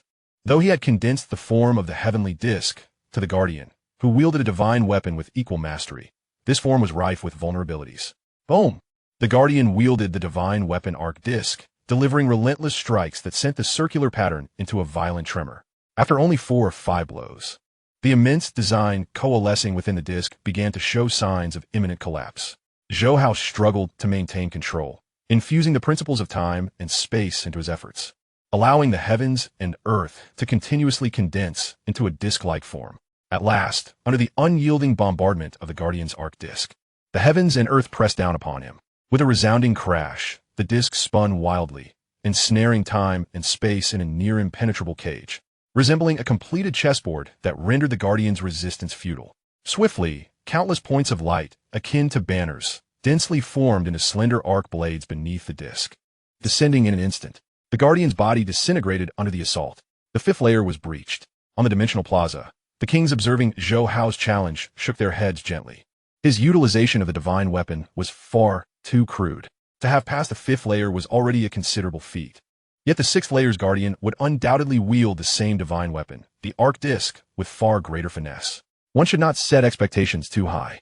Let us not forget that he could only manifest the third level of the divine weapon at the stellar level, although he has recently ascended to the cosmic level, having just entered the primordial universe and only gleaned insights from the Chaos Tablet once. Achieving such a performance is commendable. Indeed, to wield the divine weapon to this extent is exceptional. Historically, the finest talent to first enter the primordial universe and traverse the celestial bridge managed to breach only the fourth layer. This young fellow has set a new record. It is estimated that his understanding of the principles places him at the seventh layer, equivalent to the third diagram of the cosmic chaos tablet. With further study, he could potentially grasp the framework necessary to exert the fourth level of the divine weapon. But success in traversing the celestial bridge will depend on his performance and understanding of the essence of the divine weapon. Kings such as Li Yin, Long Yu, Su Jing, and He Wu, with their discerning eyes, immediately recognized Zhou Hao's shortcomings. However, they were understanding, given that he had only just entered the primordial universe. Passing the fifth layer on his first attempt had already shattered the records of previous participants. It is worth noting that many members of the primordial secret realm, after 30 years of comprehension in the primordial universe, could only manage to breach the fourth or fifth layers upon departure. As the kings discussed, Zhou Hao began his challenge of the sixth layer. The guardian of the sixth layer wielded the divine weapon arc disc with a solidity and perfection far surpassing Zhou Hao's. He lasted only a few seconds before succumbing, ultimately halting at the sixth layer. The news of Zhou Hao's achievement in breaching the fifth layer on his first attempt rapidly spread. Numerous observing kings and immortals promptly sent emails to the esteemed ones. After viewing Zhou Hao's challenge video, some of the more reserved esteemed ones subtly advised him on his shortcomings, while others, more straightforward in nature, directly pointed out the issues and urged him to visit certain training locations to observe recordings and comprehend the essence of the principles. Chapter 109, Years of Training. In the living room of his residence, after perusing dozens of emails from esteemed individuals, Zhou Hao consciously exited the virtual universe.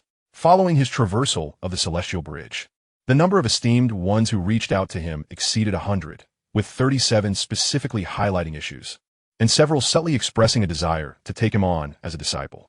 Generally, esteemed beings at the level of cosmic sovereigns rarely take on cosmic-level disciples. Even prodigies like Bo Lan do not typically capture their attention. Only Rong Jun's swordsmanship caught the eye of a few cosmic sovereigns, leading to his acceptance as a disciple. Yet Zhou Hao's displayed potential was too formidable. Despite his challenging path through the cosmic chaos tablet, many esteemed individuals were eager to take him under their wing. However, while they hinted at the possibility of mentorship, they did not rush, instead advising him to make full use of the 30 years in the primordial universe for profound reflection. This brought a significant sense of relief to Zhou Hao. He was entirely unconcerned about stopping at the sixth layer. Had it not been for his intention to sign in at the Chaos Tablet secret chamber, he would not have rushed to traverse the celestial bridge so soon. I have only recently begun to comprehend the Chaos Tablet. I shall wait a while longer before signing in at the Cosmic Chaos Tablet, he mused, returning to the terrace of his residence. Suppressing his impatience, he allowed his heart to gradually calm. He then began to summarize the experiences from his traversal of the celestial bridge. Clearly, the guardians of the celestial bridge had thoroughly grasped the subtleties of the Chaos Tablet's principles. His ability to reach the fifth layer was entirely reliant on his powerful understanding of the principles, defeating the preceding guardians through sheer force of will. After all, sometimes quantity can provide a significant advantage. However, when confronted with a guardian of the same tier in the sixth layer, he was swiftly defeated. He felt no surprise. During over 30 years of contemplating the fundamental principles on Earth, he had no guidance from a teacher and relied solely on the system's impartation to gradually elevate himself to this point. This was akin to self-study, and it was entirely natural that his foundational knowledge was not solid, particularly when resting with the two most unfathomable fundamental principles of time and space. A strong foundation was of utmost importance. He had yet to grasp the intricacies, let alone the most fundamental essence. Following the guidance of those esteemed individuals, He planned to first visit other training locations to observe recorded materials and diagrams. After a month or two, he would promptly sign in at the Chaos Tablet's secret chamber. However, he must also contemplate the diagrams that elucidated the essence of the principles, much like the ones practiced by Lian Luo. Each illustration on the Chaos Tablet unveils the profound intricacies of the principles, but when combined with certain recorded diagrams, understanding becomes significantly easier. A month later, the 1,000 prodigies who had entered the primordial universe completed their traversal of the celestial bridge, among whom the highly Watsai Lai and Bolan had breached the 5th and 2nd layers, respectively. Zhou Hao's divided soul likewise received numerous emails from esteemed individuals. And like Zhou Hao, his divided soul Sai Lai swiftly entered a rigorous training phase. Possessing the Ice Peak Chaos Tablet, his divided soul wasted not a moment. In Chaos City, 3 treasures existed, one of which was the Chaos True Spirit outside the city. Many prodigies, including Wu Ka, Luo Feng, and Rong Jun, after a period of contemplation, began to hunt chaos beasts outside the city. The Chaos True Spirit could facilitate the transformation of the soul, allowing for a clearer comprehension of the fundamental principles of heaven and earth, thus accelerating one's understanding of the principles. However, Zhou Hao did not require this. His daily sign-ins enabled him to continuously gain insights into the principles. Another half-month passed. On the terrace of residence number 02900288981. Once the training abode of the prodigy Lian Luo, the recordings displayed the essence of the 108 types of space he had painstakingly researched over thousands of years. The profundities and essences presented on the Chaos Tablet differed significantly. Simply put, the mysteries showcased by the Chaos Tablet are akin to perfect sentences, while Lian Luo's analysis of the 108 types of essence reached the very core of space. They function like phonetic letters, capable of combining to form characters and flawless sentences. Many prodigies, including powerful immortals, had never delved into the analysis of the essence of the principles, not because they were unaware of its benefits and significance, but because the analysis was exceedingly difficult. Besides innate talent, it also required comprehension, patience, and various other factors. Even prodigies like Lian Luo, who claimed the first position in the prodigy battle, expended thousands of years, while others like Wu Ka and Rong Jun, after thorough research, required hundreds of thousands of years. Those prodigies from the regional domains, if they were to engage in such research, might exhaust their lifetimes during the Dominion period without achieving clarity. Consequently, many prodigies and powerful immortals largely abandoned the pursuit of such analysis. The esteemed individuals who recommended Lian Luo's residence believed that with Zhou Hao's innate understanding and talent, he could indeed grasp these 108 types of spatial essence. However, no esteemed individual recommended the essence of time. On one hand, the essence of time remains a fragmented study, lacking the comprehensive elucidation that is characteristic of the analysis of space carried out by practitioners like Lian Luo. On the other hand, grasping the essence of space alone presents a formidable challenge. Integrating and deciphering the essence of time would undoubtedly consume a considerable amount of time. Moreover, numerous esteemed figures advocate for Zhou Hao to pursue a path where space is primary and time secondary. Given Zhou Hao's profound insights into the foundational laws of time, he is already well equipped for growth to the realm of a realm master or even immortality. Under such circumstances, specializing in the foundational laws of space presents the most expedient route for advancement. Suddenly, Zhou Hao opened his eyes and rose slowly. Luo Feng and Wu Ka sensed Zhou Hao's movement and opened their eyes in unison. "Third brother, what is it?" Luo Feng inquired, surprised, as they had only been sitting on the terrace for a mere 10 days. Zhou Hao replied with a smile. "I have gained some insights and wish to contemplate the chaotic steel in the secret chamber." Wu Ka immediately expressed envy. "Zhou Hao, you truly have it good.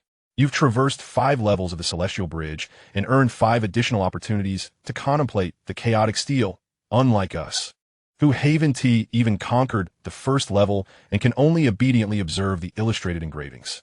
Indeed, third brother has many opportunities. Naturally, he can go whenever he wishes." Luo Feng jested. "Fourth brother, spare me your jests. If you find it dull, venture outside the city. Before I came here, I heard that many geniuses were hunting chaotic beasts to acquire chaotic true spirits," Zhou Hao suggested.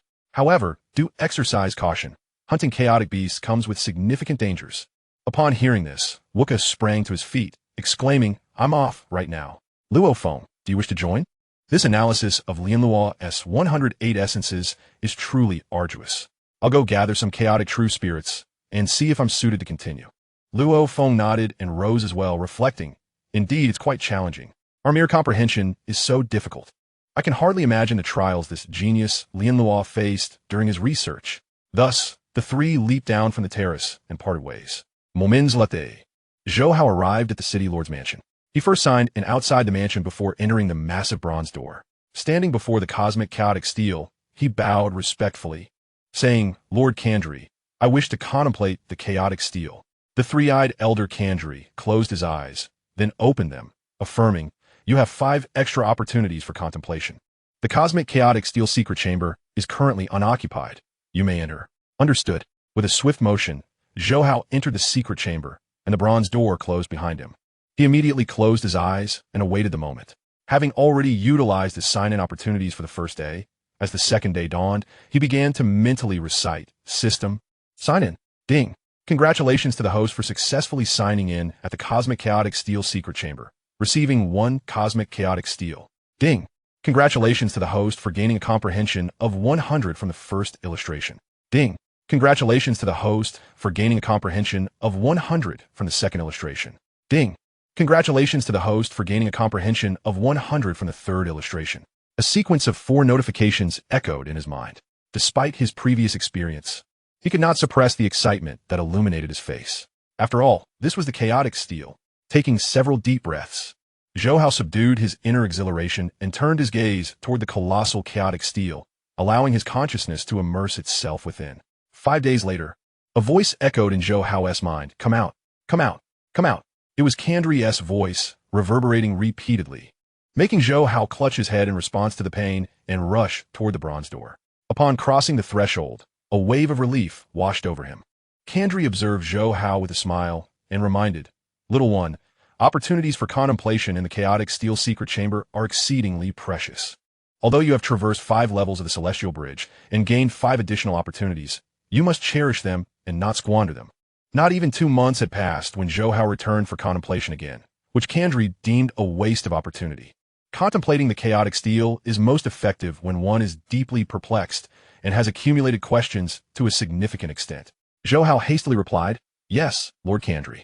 After leaving the bronze door, he returned to the city lord's mansion to sign in once more. Ding! Congratulations to the host for successfully signing in at the outer mansion of the Chaos City Lord's mansion, receiving 1 imprint illustration of the chaotic steel. Ding! Congratulations to the host for obtaining the treasured Qingli Bell. Ding! Congratulations to the host for acquiring 1 Chaos Divine Crystal. Ding! Congratulations to the host for gaining a comprehension of 10 from the imprint illustration of the chaotic steel. Ding! Congratulations to the host for obtaining a comprehension of 20 regarding the essence of the foundational laws of space. Ding! Congratulations to the host for obtaining a comprehension of 20 regarding the essence of the foundational laws of time. Opportunities to enter the City Lord's mansion are few. Every single moment must be seized. However, even on this third sign-in, the rewards significantly diminished. Zhou Hao felt no surprise at this. He had long deciphered the temperament of the sign-in system. Departing the City Lord's mansion, he returned directly to the terrace where Lian Luo resided and settled down once more. He claimed the rewards he had obtained from signing in. With a swift motion, a massive chaotic steel appeared within his internal world, inscribed with the words Cosmic Chaotic Steel, emanating an ancient and mysterious aura. The avatar of the Qinyuan ancestor tree, identical in appearance to Zhou Hao, gazed at the immense chaotic steel, a smile breaking across his face. With the chaotic steel and the continuous insights gained from signing in, his analysis of Lian Luo's 108 spatial essences would progress with remarkable speed. Moreover, the endeavor to research and elucidate the essence of the foundational laws of time would no longer remain a distant aspiration. Gazing at the myriad illustrations and inscriptions densely covering the terrace, Zhou Hao took a deep breath, realizing he would likely be sitting in quiet contemplation for an extended period. Lian Luo had dedicated 3,000 years, equivalent to tens of thousands of years in the original universe, to mastering the 108 essences. Luo Feng had spent 100 years, over 3,000 years in the original universe. After breaking through to the realm master level with the golden horn beast, he could only wonder how long it would take him. Centering his thoughts, his expression gradually settled into tranquility, marking the commencement of his cultivation journey within the primordial universe. The cosmos held an abundance of talented individuals encountering various fortuitous events. The golden horn beast that Luo Feng possessed was merely a moderate opportunity, while Zhou Hao, despite possessing a sign-in system and now acquiring the chaotic steel, was nevertheless prepared for a protracted journey of essence research. After all, he was not only tasked with studying the essence of space, but also required to analyze the essence of time. This path was destined to be extraordinarily arduous. Chapter 110, a decade unlike any other. Time flows like water, and the years weave swiftly. In the blink of an eye, 5 years had elapsed since entering the primordial universe. During these 5 years, a cohort of members from the Genius Battle had all successfully traversed the first level of the Celestial Bridge, with Berlan even surpassing the third level, reportedly coming close to conquering the fourth. The latter had initially spent 3 years attempting to delve into the foundational laws of time, which hindered his speed. However, he later heeded the advice of his mentor, the Rainbow Sword King, and decisively chose to focus primarily on the foundational laws of space, with time serving as a supplementary study. This decision significantly accelerated his progress, bringing him tantalizingly close to the fourth level. Such developments spurred the other geniuses. No one wished to lag behind. While Zhou Hao and Sayer were beyond their reach, Berlan, despite his exceptional talent, at least offered them a glimmer of hope to catch up. Consequently, upon witnessing Berlan's rapid advancement, they all intensified their training efforts, with some frequently attempting to traverse the Celestial Bridge. They understood, well, the formidable challenge of catching up to Berlan. Yet they were determined not to fall too far behind in their own progress. In the Residence S Terrace, several figures were seated in meditation. Zhou Hao, Sayer, Luo Feng, Wuka, Berlan, and AI Chun. Initially, the arduous nature of analyzing Linlaw's 108 spatial essences led all but Luo Feng to gradually abandon their initial forays into time research. After all, the 30 years within Chaos City constituted a critical foundational period, and they were unwilling to squander it on deciphering the essence of space. However, the situation had now changed. Since half a year ago, Zhou Hao and Sai Lai have occasionally exchanged their insights with Luo Feng and Uka, gradually sharing their understanding of the essence of spatial laws. This collaboration has significantly accelerated their research, particularly for Luo Feng. With the aid of the demon-killing clan's avatar and the snow-drifting secret technique, has experienced a remarkable leap in progress after assimilating the shared insights from Zhou Hao and Sai Lai. Although he has yet to challenge the bridge to heaven, he undoubtedly possesses the strength to conquer the second layer. Uka, albeit at a slower pace, has also witnessed a sharp ascent in his development. Upon hearing about this, Berlan, AI Chun, and Rongjun initially hesitated to join, but after listening a couple of times, they discovered that even without thoroughly deciphering the 108 facets of spatial essence, merely being present to hear Zhou Hao and Sai Lai's exchanges granted them a fresh perspective on the profound laws of spatial origins. Faced with this situation, Berlan, AI Chun, and Rongjun brazenly joined Luo Feng and Uka in sitting on the rooftop. The insights shared by Zhou Hao and Sai Lai were simply too beneficial for them, akin to sitting before the chaos tablet in a secluded chamber. The intricacies of spatial laws are profoundly abstract and challenging to comprehend. Their essence resembles layers of gauze, each layer revealing further complexities upon being lifted. At such times, maintaining a calm demeanor becomes exceedingly difficult, and a moment of impatience can render all prior research futile. Zhou Hao's voice is calm, and his words are remarkably simple. Yet, both Luo Feng and Berlan listen attentively, their expressions akin to those of students in the presence of revered masters. Zhou Hao's avatar, Sai Lai, nodded in agreement and added, indeed, the greatest challenge in dissecting the essence of space lies in maintaining one's composure. Additionally, the requirements for comprehension and talent are exceedingly high. Often, even when we grasp certain aspects, articulating them into words proves difficult. The powerful beings who created the Chaos Tablet have managed to convey these profound essences through familiar phenomena, such as falling snow, flames, leaves, sword marks, and shadows of the wind, in a straightforward manner.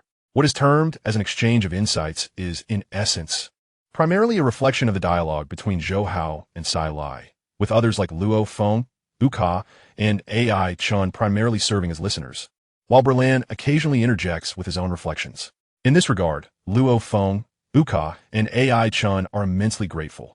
In truth, those who have conquered the third layer of the bridge to heaven can attend lectures at the residences of revered masters in Chaos City. However, they have yet to attain the strength to challenge the third layer, and even if someone like Berlan could attend, it would require the master to hold a lecture, which may not address the challenges they are currently facing. Conversely, the exchanges between Zhou Hao and Sai Lai delve into the very issues they commonly encounter. This is akin to top scorers sharing their problem-solving experiences, which may be more applicable to the examinees. Hours passed, and only after 2 or 3 hours did Zhou Hao and Sai Lai cease their dialogue. Luo Feng, Berlan, and AI Chen expressed their gratitude before closing their eyes to reflect upon their own circumstances. Zhou Hao and Sai Lai exchanged smiles upon witnessing this. The reason they chose to share their insights was not from a selfless desire to help, but rather to expedite their understanding of the 108 essences of spatial laws. Initially, their plan was for Sai Lai to delve into the analysis of spatial essence, while the human avatar focused on the essence of time. It is important to note that the analysis of the essence of time is fragmented, lacking a comprehensive summary, making it considerably more challenging than that of spatial essence. To draw a simple comparison, if researching spatial essence requires 100 years, then deciphering the essence of time could demand as much as 1,000 years, or even 2,000. Thus, Zhou Hao ultimately decided that the human and ice giant avatars should focus entirely on the study of spatial essence. After all, specialization yields greater efficiency than a diverse approach. If the two avatars were to separately tackle the complex nature of time and spatial essence, the time required would likely exceed his expectations, especially considering the lack of prior experience in time analysis, which would necessitate independent integration. This is akin to two top students working separately on two difficult problems. They would inevitably take longer than collaborating on one problem before moving on to the next. By cooperating to investigate the well-defined spatial essence first, they could then integrate the more elusive essence of time that requires personal exploration. Indeed, reality has proven Zhou Hao's decision to be astute. With the daily insights gained from the two chaos tablets and the accumulation of their reflections, the two avatars have made significant strides in their research, exchanging diverse perspectives and ideas, while also engaging in sparring within the virtual universe. In just half a year, their understanding of the 108 aspects of spatial essence surged from 12 to 24. In the first 4.5 years, they had merely deciphered 12 aspects, while in the latter half, they achieved the same number. As they progressed further into the complexities of spatial essence, the difficulty escalated dramatically, increasing geometrically. The speed of their mutual reflection and exchange surpassed Zhou Hao's expectations. Consequently, the two avatars have evolved from initial awkwardness to growing proficiency. And despite the presence of listeners like Luo Feng and Ka, their focus remains undeterred. Once they enter a state of exchange, their minds are intensely concentrated. Of course, the two avatars could have easily communicated in the primal zone of the virtual universe, rendering the rooftop unnecessary. However, there exists a genuine desire to assist Luo Feng, and the spontaneous nature of their discussions often leads to impromptu exchanges that are more convenient on the rooftop. A confluence of factors has resulted in the current situation. Yet, the exploration of the essence of laws often requires an intuitive understanding that transcends mere verbal communication. The dialogue between Zhou Hao and his avatar primarily reflects the intricacies of law, essence, and the realm of concepts, leaving it to Luo Feng, Ka, AI, Chen, Berlan, and Rong Jun to determine their understanding or insights based on their innate talent. As time flows on, other prodigies from the genius battle gradually learn of Zhou Hao and Sai Lai's exchanges, with Berlan, Ka, AI, Chen, and Luo Feng often spending time together. Talents like Qian Shui, Mo, and Long Yun have also begun to occasionally attend as listeners. However, most prodigies, either feeling too shy or harboring a sense of pride, believe that Zhou Hao and Sai Lai are merely a few steps ahead of them, thus limiting attendance to members of the primordial group like Ka and Luo Feng. The study of laws and the dissection of essences may be exceedingly tedious, yet both Zhou Hao and Luo Feng, along with AI, Chen, and Ka, gradually immerse themselves in it, and thus, time quietly slips away in such days. In the blink of an eye, 5 years have passed. In Chaos City, within a uniquely styled building, a strange harmony of light and darkness prevails. 3 figures, exuding an unsettling aura, are seated together. Among them, a golden-armored figure with a furred face, the everlasting True Yin King, drains the liquid from a crystalline cup in one gulp. "Ha Long Yu. This time I've benefited from your hospitality. Otherwise, that miserly blind man, Tong Nan, would never have offered me such fine wine. In over 1 billion years in Chaos City, he has treated me to a drink only once." The slender man in white, King Tong Nan, replied in a low voice. "This wine is quite expensive. You just drank away 30,000 units of chaos essence in one go. Long you look, Here we go again. True Yin King chuckled ominously. Back in the cosmic secret realm, you made a fortune, and now you flinch at the thought of spending on a drink. Don't blame him too much, True Yin. Long Yu remarked with a smile. He has to consider his clan's expenses. It's quite a burden. True Yin King scoffed. Tong Nan, I'm not criticizing you. But why worry about such trivial matters? It's far simpler to focus on your cultivation in Chaos City. Tong Nan remained silent. Upon witnessing this, the true Yin King chose not to pursue the topic any further. The three of them had once braved life and death together in a small team, forging a strong bond. He turned to the Long Yu King and inquired, Long Yu, what brings you here this time? In accordance with the esteemed command, I have come to observe the progress of this generation's talented youngsters in the celestial battle, replied Long Yu King with a smile. 30 years have passed since the inception of the primordial universe, and now a third of that time has elapsed. One can discern a certain degree of their accomplishments. True Yin and Tong then exchanged glances, both astonished. Tong then could not help but exclaim, the Sword Sovereign has indeed been fortunate this time, overseeing a cohort that has produced such extraordinary talents as Zhou Hao and Sai Lai. Moreover, we have Bolan, who 7 years ago abandoned the study of time to delve into the intricacies of space, achieving remarkable progress at an alarming pace. Should these three break through to immortality, they will undoubtedly become superlative powerhouses, particularly Zhou Hao and Sai Lai, whose future accomplishments will be even more formidable. True Yin nodded in agreement. Indeed, such unparalleled geniuses have always been highly sought after in previous generations. The Sword Sovereign, however, is their guiding leader, and such fortune is unparalleled. Long Yu's smile widened. Thus, the Sovereign is exceedingly attentive to the growth of this generation's talents. I had originally intended to visit 5 years ago, but due to unforeseen circumstances, my arrival was delayed. As she spoke, she turned to Tong Nan. You and True Yin have been residing in Chaos City. You should be well acquainted with these youngsters. Please, share with me their general circumstances. Well, Long Yu, the situation is somewhat different from what you might expect, Tong Nan remarked, a peculiar expression crossing his face. True Yin added, Indeed, it is rather unusual. You might find it hard to believe. Long Yu was momentarily taken aback. However, Tong Nan was not intentionally teasing Long Yu. He promptly recounted the recent decades' developments regarding Zhou Hao, Sai Lai, Luo Feng, Bolan, and other outstanding talents. Upon hearing this, Long Yu could not help but chuckle. This is utter nonsense. While Zhou Hao and Sai Lai possess remarkable talent and understanding, having already traversed the 5th level of the celestial bridge upon entering the primordial universe, they are still relatively weak, and their comprehension of the laws of space remains rudimentary. In such circumstances, they should be absorbing insights from the teachings of the Sovereign, instead of exchanging their own understandings, as their insights will not be as profound as those of the Sovereign. As she spoke, her brow furrowed slightly. As for Luo Feng, Uka, and Ai Chun, they have yet to surpass the 3rd level and cannot take on a mentor. But what of Bolan? Has his teacher, the Rainbow Sword King, not provided any guidance? Are we not concerned that Bolan might be led astray? True Yin and Tong then exchanged glances. Tong Nan chuckled. Long Yu, I doubt the situation is as dire as you suggest. The Rainbow Sword King's strength is comparable to True Yan's, and he excels in teaching. If Bolan were to be significantly influenced, surely the Rainbow Sword King would not remain passive. True Yin nodded. Tong Nan is correct. However, such matters are unpredictable. We should observe further. Unable to remain seated, Long Yu stood up abruptly. I must go and take a look, she declared, departing the building and soaring toward the residence in Chaos City. The talents of this generation are of utmost importance to the Sovereign, and she must keep a close watch on them. Long Yu has not changed one bit over the years. She is still as impetuous as ever. True Yin sighed. Tong Nan laughed. And you have not changed either. Come, let us go and see for ourselves. I am quite curious to witness just how talented these young ones, Zhou Hao and Sai Lai, truly are to attract other talents for mutual exchanges. True Yin chuckled heartily. I have long been unable to contain my excitement. With that, the two of them followed closely behind Long Yu.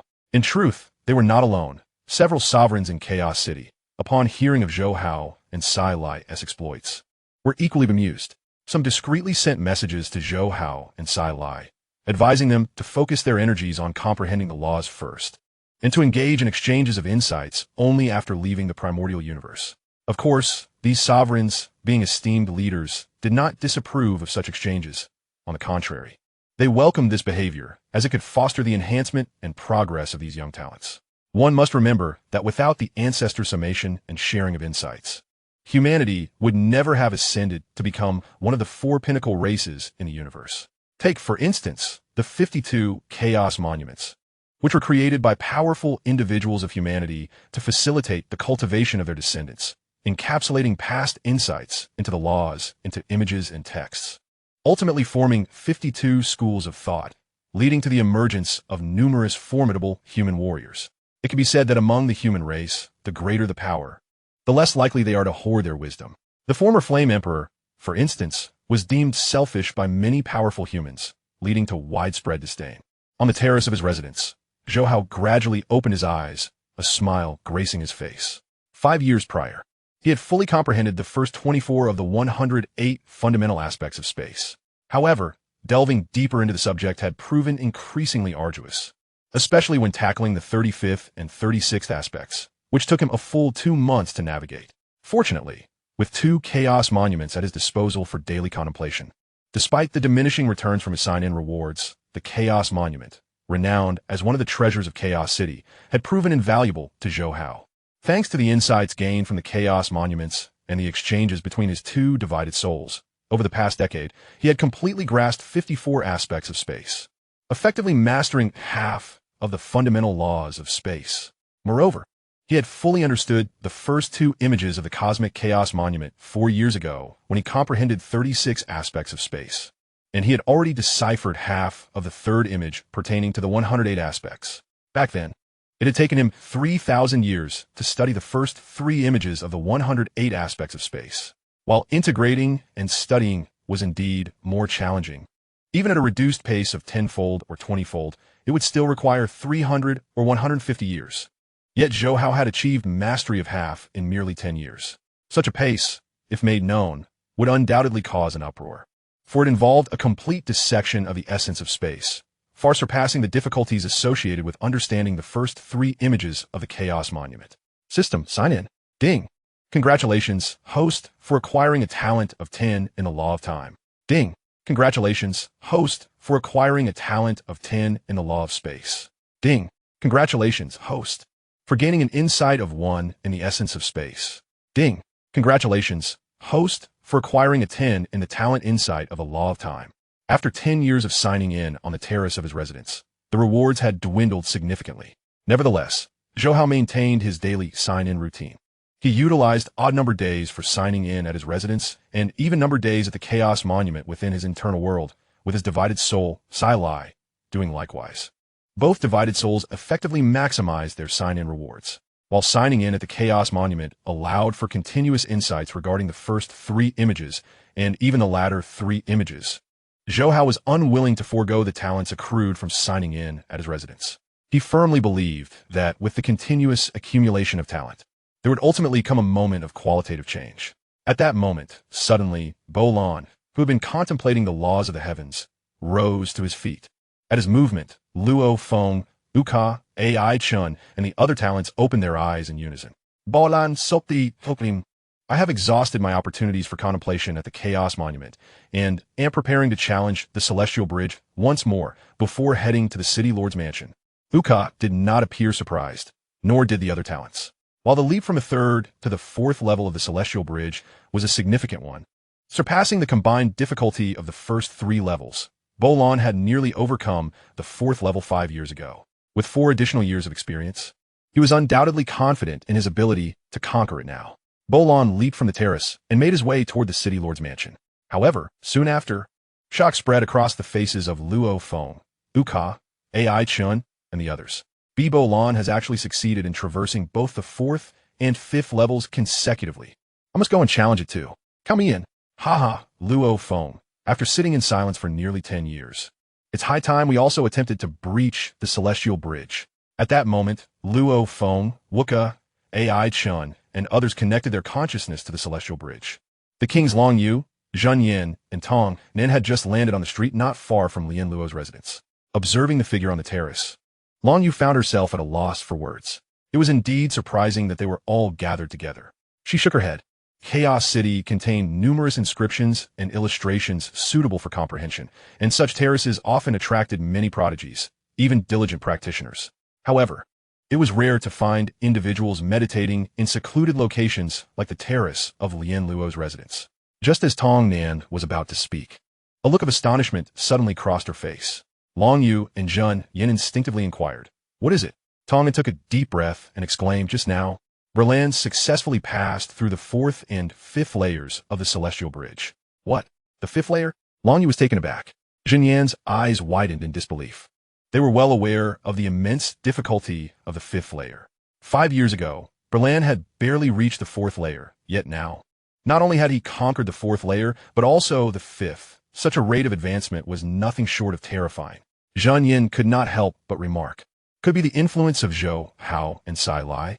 Long Yu's pupils constricted, but she quickly shook her head. "Impossible. Berlan's innate talent and comprehension have always been exceptional. It is only natural for him to make such rapid progress in spatial understanding, especially since he was capable of unleashing over 1,000 phantom forms during the genius battle. His grasp of spatial perception is already remarkable." Tong Nan nodded. While Berlan's swift passage through the 5th layer was indeed unexpected, it fell within the realm of the plausible. Long Yu glanced at Zhou Hao and the others on the terrace, furrowing her brow as she said, "Let us return. I need to pay a visit to King Rainbow Sword." The three promptly turned and departed. However, not long after they left, Jin Yan's face displayed a look of surprise once more. "Jin Yan, what is it?" Tong Nan and Long Yu quickly asked.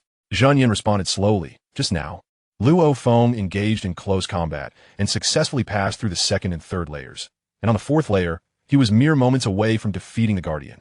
Tong Nan was about to express disbelief, but her expression shifted abruptly. Long Yu, baffled, asked, "What now?" Tong Nan sighed. "Wuka and Ai Chun have both passed through the 3rd layer of the Celestial Bridge." Long Yu and Zhun Yin exchanged glances, and without hesitation, they linked their consciousness to the virtual universe.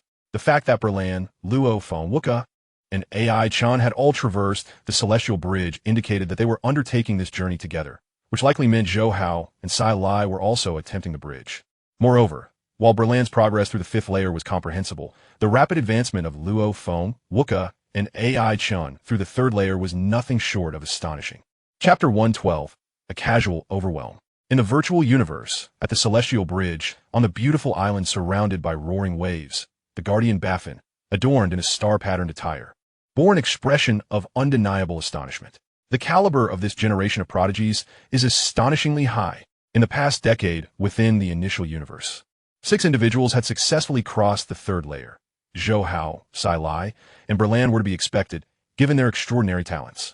But what of Luo Feng, Wuka, and Ai Chun? Their rate of progress has been nothing short of remarkable. As the guardian of the Celestial Bridge realm, Baffin had existed for an eternity and had witnessed countless prodigies attempting the bridge. He understood well that, under normal circumstances, it was commendable for someone to pass through the 2nd layer within a decade of entering the initial universe.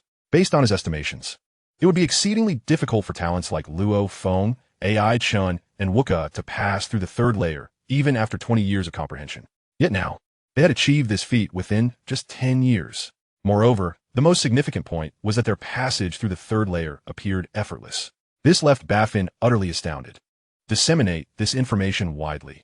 This generation of prodigies is undoubtedly the most exceptional, he murmured, sending out messages to influential figures. What? Luo Feng, Ai Chen, and Wuka have all passed the 3rd layer?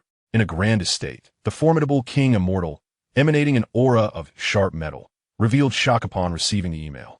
In merely 10 years, 6 prodigies have passed the 3rd layer, including Luo Feng, Wuka, and Ai Chun. This is intriguing. I must send someone to investigate. How could this be? Luo Feng, Ai Chun, and Wuka do not possess the same innate talent as Berlan. How could they have crossed the 3rd layer so swiftly? Could it truly be the influence of Zhou Hao and Sai Lai? The news sent ripples of excitement among the various King Immortals.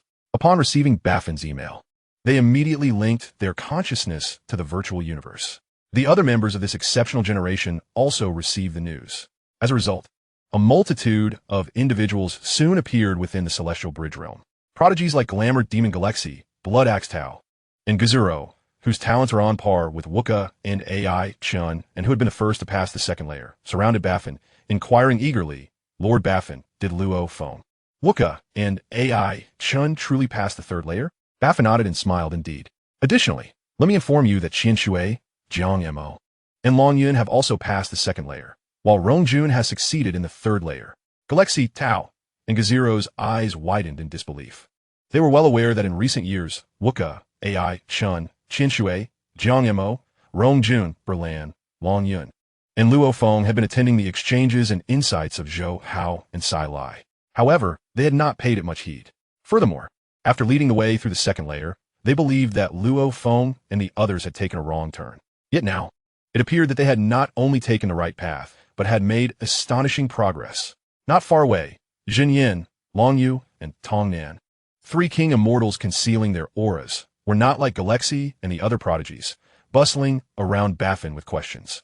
Instead, they stood aside, watching the videos of Luo Feng Wuka and the others as they attempted the challenges.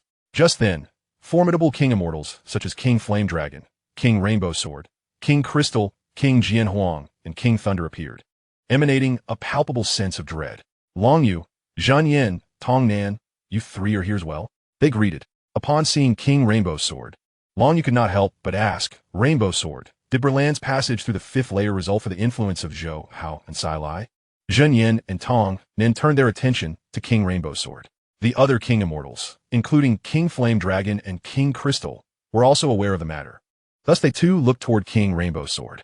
Having taken Berlan as his disciple after he passed the third layer, King Rainbow Sword understood Berlan's situation better than anyone else. However, he remained silent and instead requested a video of Berlan's passage through the celestial bridge from Baffin. After watching, a flicker of astonishment crossed his eyes. His voice, low and tinged with a metallic quality, remarked, Berlan possesses a high innate talent for comprehending the laws of space. His decision to temporarily abandon the study of time has indeed accelerated his progress, but this rapid advancement is still unexpected. Based on his earlier demonstrations, I estimated he would take at least 15 to 20 years to conquer the fifth layer. As he spoke, he took a slow breath.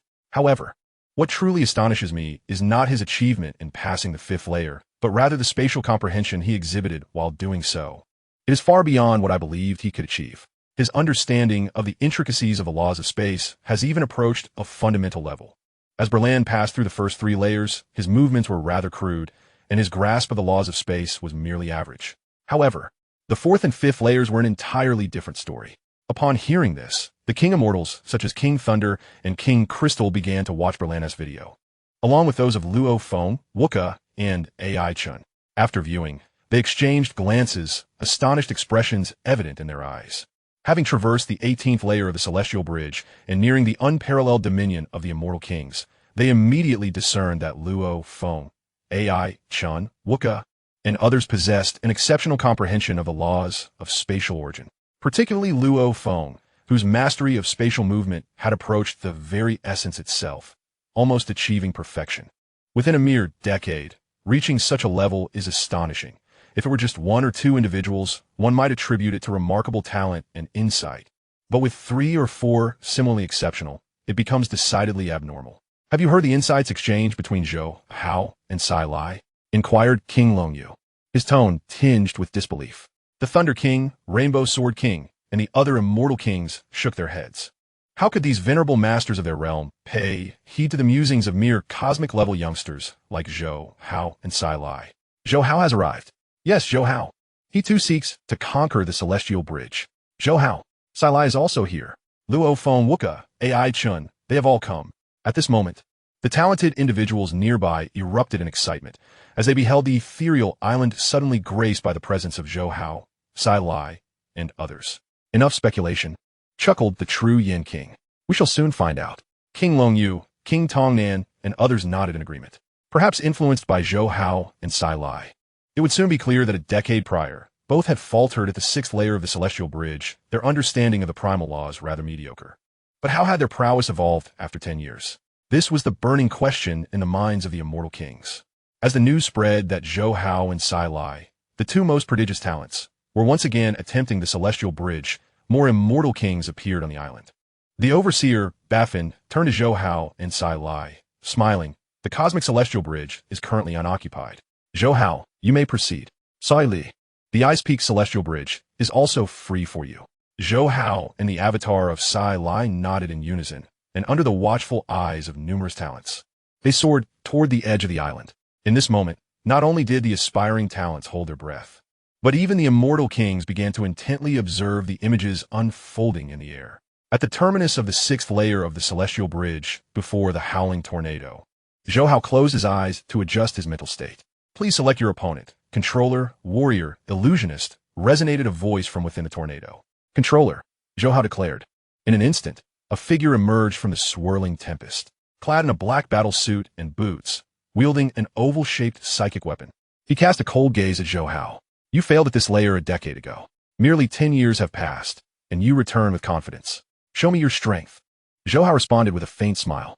The oval psychic weapon surged forth, erupting into countless luminous points that coalesced into the third form of the psychic weapon, the disk of heaven and earth. As the disk whirled madly, it crystallized into a colossal disk adorned with intricate patterns of time and spatial laws. Compared to 10 years ago, this time, as he invoked the third form of his psychic weapon, the very fabric of time and space at the bridge's end seemed to be ensnared. The howling winds fell silent. The guardian of the sixth layer's expression shifted. He could distinctly sense the augmented power of Zhou Hao's psychic weapon. I have comprehended all 54 mysteries of the essence of space. The profound intricacies of the first 2 illustrations of the cosmic chaos tablet now lie within my grasp. He murmured softly, Go! The immense disk thundered forward. Simultaneously, the guardian conjured his own disk of heaven and earth, and in an instant, the entire terminus transformed into a chessboard, one side black and the other white. The black and white pieces engaged in an ever-increasing entanglement, but the guardian's pieces moved in a formulaic manner, limited to a few variations. In contrast, Zhou Hao's pieces varied greatly, fluidly transitioning between offense and defense. In mere seconds, the guardian's conceptual chess pieces shattered. With a flurry of light points converging into slender arcs, they overwhelmed the guardian's form. Sixth layer cleared. Chapter 113. The Command of the Chaos City Lord.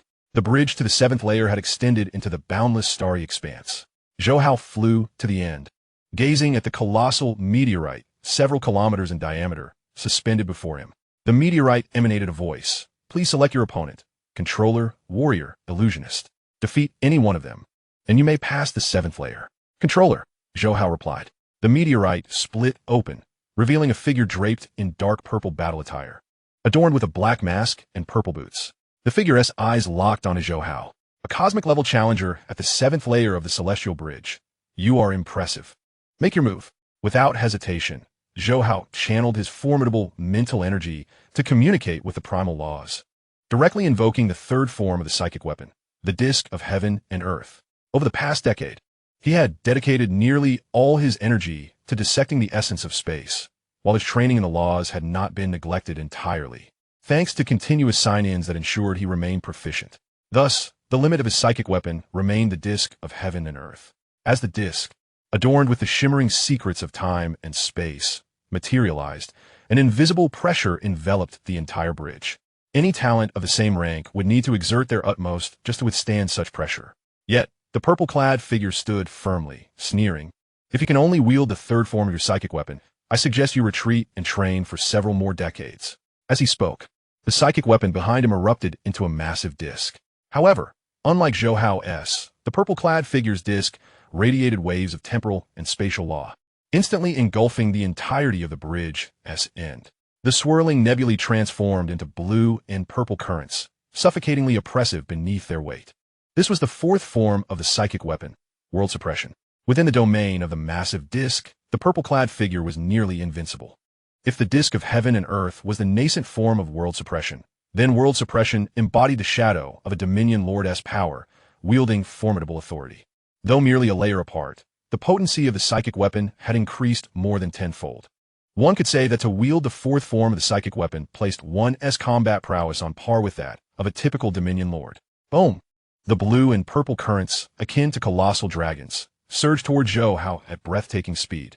Unfazed, Zhou Hao maintained control of the disk of heaven and earth and charged forward to meet them head-on. The fourth form of the psychic weapon was indeed powerful. Yet, the ultimate form of the third level he commanded was constructed from the very foundations of time and space. In terms of overall stability and strength, it far surpassed that of the guardian of the sixth layer. Bang! The immense disk collided with the blue and purple currents. What the purple-clad figure expected to be a simple shattering of Zhou Hao's disc turned out to be the obliteration of his two colossal dragons.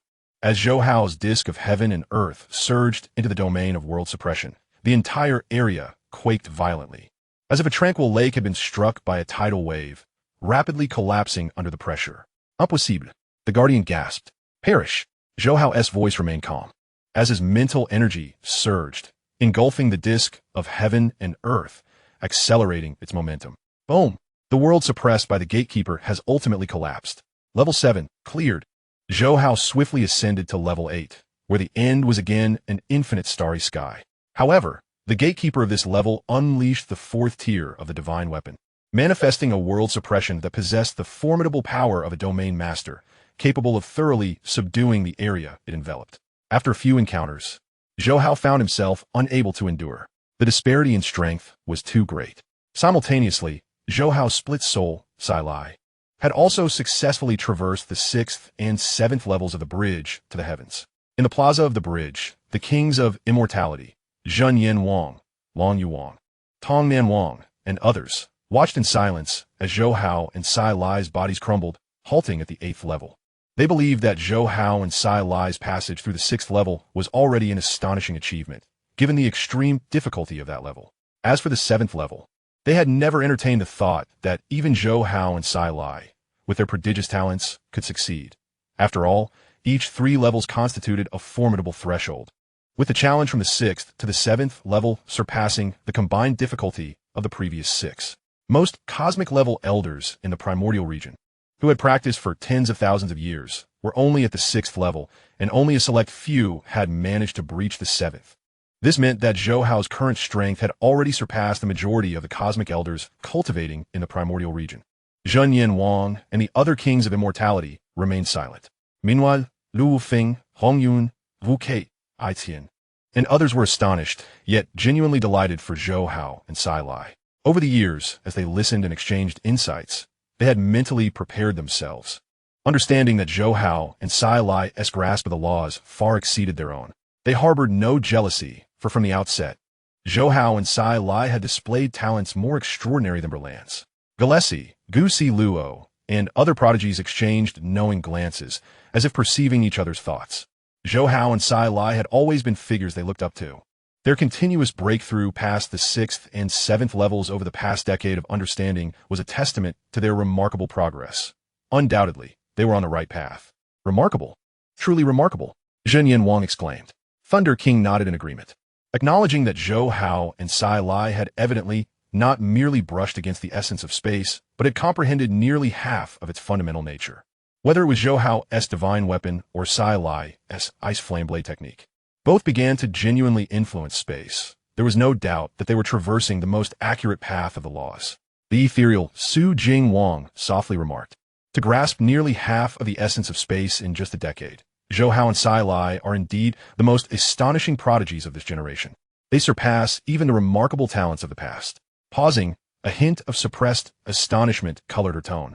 What is even more terrifying is that they can impact the progress of other prodigies through their shared insights, something even the once great Kuti could not achieve. Indeed, Tong Nan Wang could not help but exclaim. Their ability to enhance the progress of other talents signifies that Zhou Hao and Sai Lai's exchanges cut straight to the essence of the spatial laws, rendered in a manner that is more comprehensible. Not to mention Kuti, even we, the kings of immortality, may not be able to impart wisdom as effectively as these two youngsters. Many powerful beings, despite their own formidable strength, were often unable to effectively teach their disciples. It was the great beings who created the 52 chaos steel, distilling their insights into easily comprehensible illustrations that birthed one super-strong individual after another. Therefore, the ability to teach and nurture talents is a rare and precious quality, even more so than sheer strength. Zhou Hao and Sai Lai, at their cosmic level, already possessed this gift. If word spread, it was likely that the alien races would place them on their list of most significant threats. Zhen Yen Wang turned to Long Yu. This matter must be reported to the esteemed one without delay. Long Yu remained silent, vanishing without a word. Tong Nan Wang, Su Jing Wang, and others followed suit, fully aware that many prominent figures would soon be unable to remain at ease. In the grand hall of a sword-shaped palace on Thunder Island, The nine-sword sovereign sat upon the throne, observing the anxious Long Yuan. With a raised hand, he spoke slowly. Long Yu, I understand what you're saying. Zhou Hao and Sai Lai have only been in the primordial universe for a decade, yet they have already cleared the 7th level. Their outstanding talent and insight far surpass that of Berlan. Even more astonishing is their innate potential to teach disciples. Do you truly believe I still have a chance to accept them as my disciples? Long Yuan's expression faltered, and he fell silent. Indeed, given the potential Zhou Hao and Sai Lai had demonstrated, not only would esteemed ones be interested, but even some cosmic overlords would likely be tempted.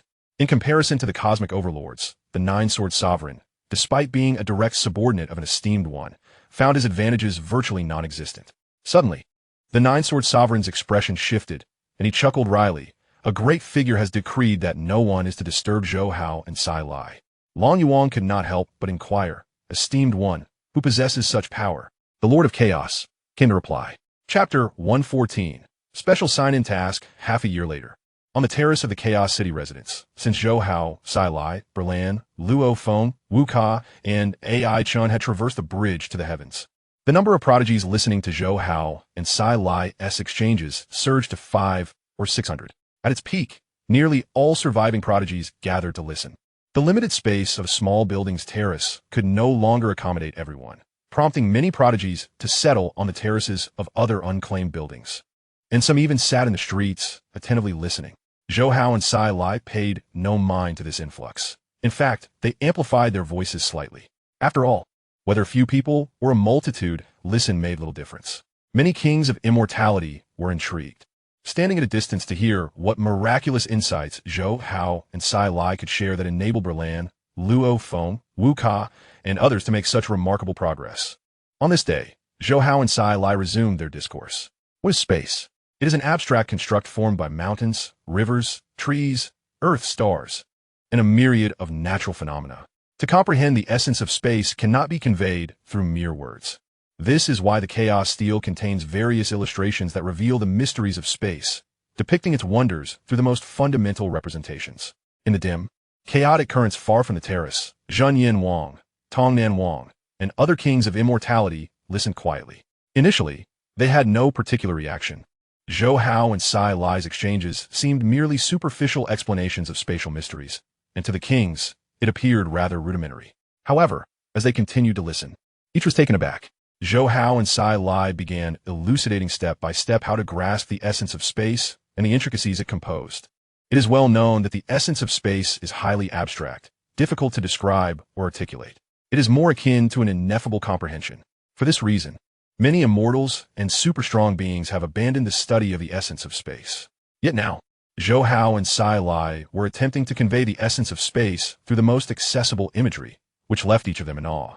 Although their expression was still quite rudimentary and may not genuinely convey the essence of space, and other prodigies might find it perplexing, it was ultimately a commendable attempt.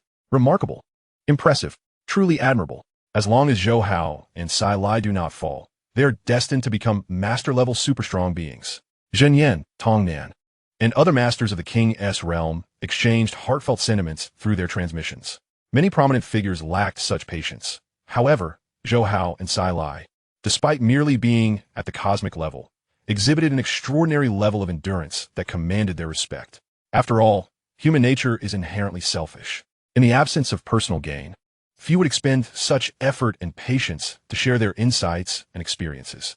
As Zhou Hao and Sai Lai engaged in their profound discussions, they remained oblivious to the fact that a group of immortal kings was eavesdropping from afar, showering them with praise. Indeed, as Zhou Hao's comprehension of the essence of space deepened, the concepts he articulated became increasingly abstract and difficult to grasp. Li, Luo Feng, Bolan, Aichen, and Wu Ka could barely keep up, but the later listeners, such as Qian Shui and Jiang Yamo, found themselves lost in a sea of enigmatic ideas. Yet they persevered, knowing that Zhou Hao and Sai Lai only exchanged thoughts for 3 to 4 hours at a time. Although they couldn't comprehend everything at present, they could document the discussions for future reference. When their understanding of the laws reached a certain level, revisiting these insights would undoubtedly yield unexpected benefits. High above in Chaos City, a formidable will gradually descended, unnoticed by Zhenyan, Tongnan, and the other kings, let alone Zhou Hao and the other prodigies. The presence was reminiscent of a time when their revered teacher sat and expounded upon the principles that had allowed humanity to rise within the cosmos, overshadowing other races. Yet, with the teacher's suppression, humanity's power waned, relegating them to one of the four peak races, and no individual of the teacher's caliber had emerged since. This was whispered softly, unheard by any ear, but soon it dissipated. On the platform, Zhou Hao's discourse concluded. While other prodigies yearned for more, Zhou Hao and Sai Lai suddenly heard the system's voice resound in their minds. Ding! Special sign-in task activated. Task 1. Become a direct disciple of the Chaos City Lord. Reward. The talent of the Great Tao's aphorism and an upgraded version of the fragmented Chaos Golden Wings component. Task 2. Engage in philosophical discourse to enable Luo Feng, Bolon, Wu Ka, and other members of the primordial zone to all pass the fourth layer of the celestial bridge within 30 years of the initial universe. Reward. The first 24 essential analyses of time and the subsequent 18 essential analyses of spatial essence. Upon hearing the voice in their minds, Zhou Hao and Sai Lai were instantly filled with excitement. The special sign-in task had finally returned, and the rewards this time were even more substantial. The Chaos Golden Wings represented a treasure surpassing even the strongest artifacts, although the reward was merely a fragmented component and shards. The mere issuance of the task indicated a forthcoming continuation. Moreover, the analyses of time and space were of utmost importance to him. Upon completion of the task, he could save decades of research. As for the talent of the Great Tao's aphorism, its significance eluded him. Yet its association with the Chaos Golden Wings suggested it was indeed a valuable boon. Suppressing his inner exhilaration, Zhou Hao calmed himself and contemplated. This special sign-in task arrived rather unexpectedly, seemingly connected to the endeavors he was currently undertaking. He meticulously analyzed the tasks. Task 1. Becoming a direct disciple of the Chaos City Lord seemed deceptively simple, yet was, in reality, quite challenging. In the original narrative, Luo Feng only became a registered disciple after a tremendous breakthrough that allowed him to traverse the celestial bridge. And he was formally accepted as a direct disciple only after successfully mastering the first layer of the transformative divine changes after 800 years of cultivation.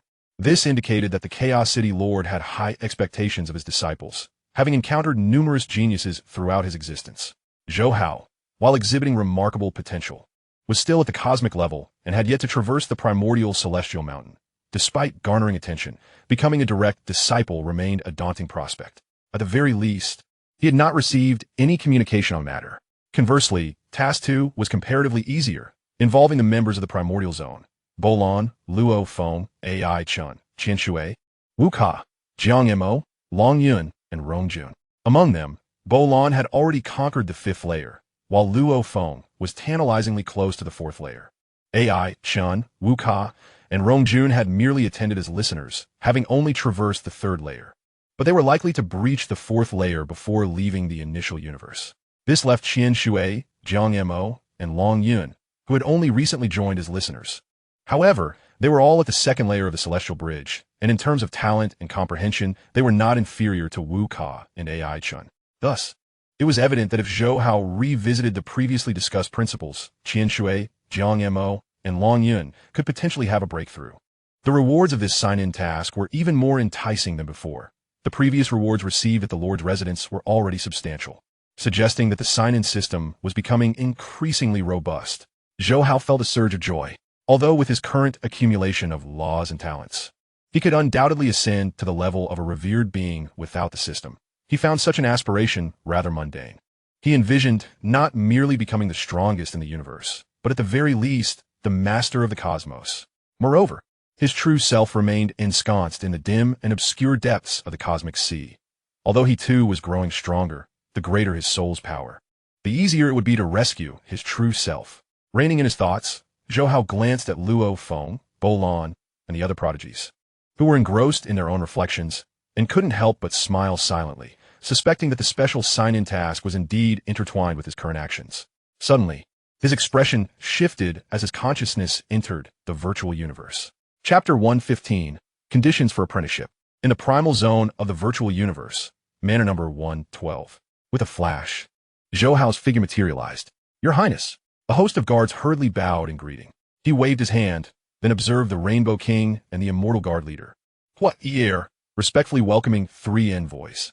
Your Highness, These 3 envoys were dispatched by the Chaos City Lord. The Rainbow King remarked eagerly. The Chaos City Lord is a great figure of our humanity, and I promptly informed you upon their arrival. Zhou Hao understood and quickly bowed respectfully. I greet the 3 envoys. The leading envoy smiled. There's no need for formalities, Your Highness Zhou Hao. We come to convey the will of the Chaos City Lord. Please, this way. Zhou Hao led the 3 envoys to a 3-story independent villa. Upon entering the hall, the leading envoy spoke in a low voice. Your Highness Zhou Hao, the Chaos City Lord has decreed that if you can traverse the 10th layer of the Celestial Bridge within the remaining 20 years in the initial universe, he will accept you as a registered disciple. Do you agree? Traversing the 10th layer of the Celestial Bridge? Zhou Hao's heart jolted with surprise. The Chaos City Lord truly regarded him highly, demanding that he conquer 3 layers of the Celestial Bridge, specifically the extraordinarily challenging 8th, 9th, and even more arduous 10th layers, within a mere 20-year time frame. Such a condition could almost be described as harsh. After all, the strongest among the cosmic-level elders of the Primal Secret Realm could only manage the 8th layer of the Celestial Bridge, while members of the Domain Lord level typically reached the 10th layer. Yet the Chaos City Lord was already imposing this requirement upon Zhou Hao. Your Highness Zhou Hao, will you accept? The leading envoy inquired with a smile. I accept, Zhou Hao replied promptly. He was no fool. How could he refuse an opportunity to be accepted by such a magnificent being as the Chaos City Lord, especially with the additional requirement of completing the special sign-in task? Seeing Zhou Hao's affirmative response, the leading envoy's smile widened. Your Highness Zhou Hao, I hope you will strive diligently to become the registered disciple of the Chaos City Lord. After conveying their message, the 3 envoys took their leave. Before long, news of the Chaos City Lord's intention to accept Zhou Hao as a registered disciple spread throughout the entirety of Chaos City. Luo Feng, Bolan, Uka, and others were naturally filled with envy. When the master of the Yuanshan universe accepted Rongjun as a disciple, they had all been filled with longing, and now, the fact that a figure as esteemed as the Chaos City Lord was accepting Zhou Hao as a registered disciple was a matter of great admiration. Zhou Hao, you are undoubtedly the beacon of our cohort. You must exert yourself diligently to aspire to become the named disciple of the Lord of Chaos City. When that time arrives, it will bring honor to our entire class, and who knows, we may yet rely on your protection in the future. Uka jested in the public area of the virtual universe. Luo Feng chuckled heartily, recalling the moment they first entered the initial universe and witnessed the Lord of Chaos in action, whereupon the laws of the universe momentarily halted. To be chosen as a named disciple by such a magnificent being is an unparalleled opportunity. Third brother, you must seize it with all your might. Rongjun remarked with a hint of helplessness. Zhou Hao, I initially thought that taking Yuan Shun, the sovereign of the Yuan dynasty, as my master was already an impressive feat, yet here you are, surpassing even that by attracting the attention of the Lord of Chaos. Jiang Yimo added with a smile. It's only natural. Zhou Hao has always been extraordinarily talented. But speaking of which, Sai Lai, Haven T, any prominent figures taken you under their wing? Swish, swish, swish. Uka and Luo Feng turned their gazes toward the soul fragment, Sai Lai. With a calm demeanor, Sai Lai replied, indeed. Zhou Hao smiled internally, fully aware of the significant individual who had taken Sai Lai as a disciple. Which esteemed figure is that? Luo Feng, Berlan, and the others inquired with curiosity. The master of Ice Peak. Gasp. A collective intake of breath echoed among the group of prodigies. Another great existence. One is the Lord of Chaos, and the other is the master of Ice Peak. You two truly are remarkable, both striving to become disciples of such illustrious beings. Balin, Hongyun, and Luo Feng fell silent. Zhou Hao and Sai Lai exchanged knowing smiles. The 10th layer of the Celestial Bridge is no easy feat. Zhou Hao shook his head. Of course, if it were simple, those great existences would not be taking on disciples. Zhou Hao, Sai Lai, you have less than 20 years left. You must seize this time diligently, and we shall refrain from interrupting your studies. Indeed, among us, only Qin Shui, Jiang Yamo, and Long Yun have yet to breach the 3rd layer. The rest have all surpassed it and can attend classes to seek masters. You need not concern yourselves with us any longer. Yes, we all understand that your interactions with Sai Lai are largely to support us. However, now it is imperative that you immerse yourselves fully in your studies. Anything less would only hinder your progress. Luo Feng, Uka Berlan, and the other prodigies focused their attention on Zhou Hao and Sai Lai, expressing their sentiments in unison, though they had not openly expressed their gratitude. They had long held immense respect and appreciation for both Zhou Hao and Sai Lai. Upon hearing this, Zhou Hao felt a surge of exasperation. He had aspirations to complete the alternative mission and acquire the fragments of the Star Tower, along with the 36 analyses of the essence of time. If Luo Feng, Uka, and the others refrained from attending, would that not mean missing out on those tasks? Thus, he hurriedly said, Luo Feng, Uka, and AI Chun, please do not misunderstand. My exchanges with Sai Lai are primarily aimed at expediting our understanding of the essence of space, and this method proves exceedingly effective for us. It is akin to how other diligent practitioners inscribe their insights on the celestial platform. Our mutual exchange enhances comprehension significantly. Upon hearing this, Luo Feng, Uka Berlan, and the other prodigies suddenly realized the truth. Indeed, many immortal practitioners residing in the Lord of Chaos domain frequently record their insights, not for the convenience of future seekers, but because some epiphanies are fleeting and spontaneous. Only by inscribing such realizations can one deepen their understanding of the laws. It is similar to reciting classical texts. Silently pondering is one thing, but vocalizing one's thoughts greatly aids in retention. Nevertheless, Luo Feng could not help but inquire, Third brother, is that truly the case? Uka frowned, saying, Zhou Hao, you must not let your desire to support us cause you to miss such a monumental opportunity. The other prodigies turned their gazes toward Zhou Hao and Sai Lai. Both Zhou Hao and Sai Lai shook their heads in unison. Rest assured, we are well aware. Indeed, to breach the 10th layer of the celestial bridge necessitates a profound comprehension of the essence of space. Without it, there exists no chance whatsoever. Observing this, Luo Feng, Uka, and Berlan exchanged glances and then smiled. Why didn't you say so sooner, Zhou Hao? Each time we attended, we felt a sense of guilt. Had we known, we would have cast aside such feelings. They burst into laughter, with Uka, Jiang Mo, and Rong Jun joining in merriment. However, they were merely jesting. In truth, they all understood that even if Zhou Hao and Sai Lai's mutual exchanges could foster their insights into the essence of space, there was no need for them to display this in front of so many prodigies. Oh, Sai Li, you two extraordinary individuals must treat us to a grand feast today. Indeed, it is a must. In the future, as disciples of great existences, this meal is an absolute necessity. Uka and Luo Feng declared with laughter, with Qian Shui and AI Chun joining in the revelry.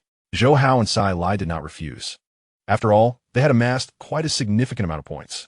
After the revelry, the group returned to their rigorous training regimen the following day. Zhou Hao and Sai Lai finally had the opportunity to attend lectures at the residences of other sovereign masters. For the Lord of Chaos and the Master of Ice Peak had already expressed their intent to take them as disciples. Thus, they need not formally pledge themselves to a master. Concurrently, the two soul fragments engaged in more frequent exchanges, occasionally revisiting the fundamentals from the very beginning. Time quietly slipped away amidst this enriching exploration and cultivation. In the 15th year of the initial universe, Qian Shui, Jiang Mo, and Long Yun successfully breached the 3rd layer of the celestial bridge, while Luo Feng advanced to the 4th layer. Subsequently, in the 17th year, Rong Jun also surpassed the 4th layer, with Uka and AI Chun following suit in the latter half of the year. Berlan attempted to breach the 6th layer, but met with failure. Consequently, the second alternative task of the special signing mission remained, with only Qian Shui, Jiang Mo, and Long Yun needing to conquer one more layer of the celestial bridge to complete it. In the 20th year of the initial universe, after another decade of diligent study and contemplation, Zhou Hao and Sai Lai finally comprehended 72 out of the 108 essences of space. Though they had only grasped 18 in the latter decade, significantly slower than in the previous 10 years, it is essential to recognize that the intricacies of the essence of space become increasingly challenging to understand as one progresses. The original text indicates that Luo Feng, while comprehending the laws during the Realm Lord phase, alongside the continuous insights from the Beast God statue, took 100 years to achieve such mastery. Without the constant insights from the Chaos Steel and the dual advantages of signing in, Zhou Hao could not have possibly comprehended 72 essences of space within 20 years in the initial universe, especially as he was merely at the cosmic level. Chapter 116, Achievement. Chaos City, the residence of the Rainbow Sword King. Thousands of practitioners were immersed in the profound analysis of the 3rd illustration of the cosmic chaos steel by the Rainbow Sword King. Zhou Hao was among them. Not long after, the Rainbow Sword King, his brow bearing a hint of sharpness, slowly declared, "Today's lesson concludes here." With a flash, he vanished. moments latte. The other practitioners emerged from their deep focus. As Zhou Hao pondered the Rainbow Sword King's teachings, he overheard snippets of conversation nearby. Is that Zhou Hao, one of the most astonishing prodigies of this generation? Yes, it's him. I heard he breached the 7th layer of the Celestial Bridge a decade ago. Gasp, the 7th layer? How terrifying. What's more, the Lord of Chaos intends to take him as a disciple. I heard it's only a named disciple. But he is required to breach the 10th layer of the Celestial Bridge. What? The 10th layer? That is the level of immortal laws.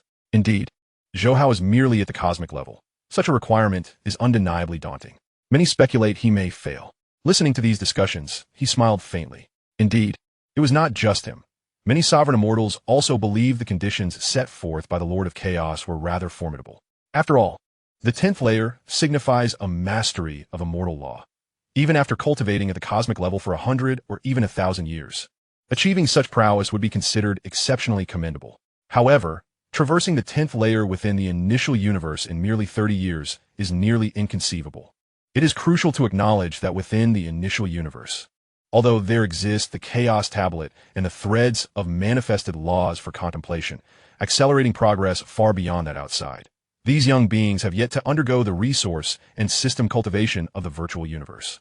Even if they successfully cross the Celestial Bridge, the points they acquire would be difficult to swiftly convert into strength.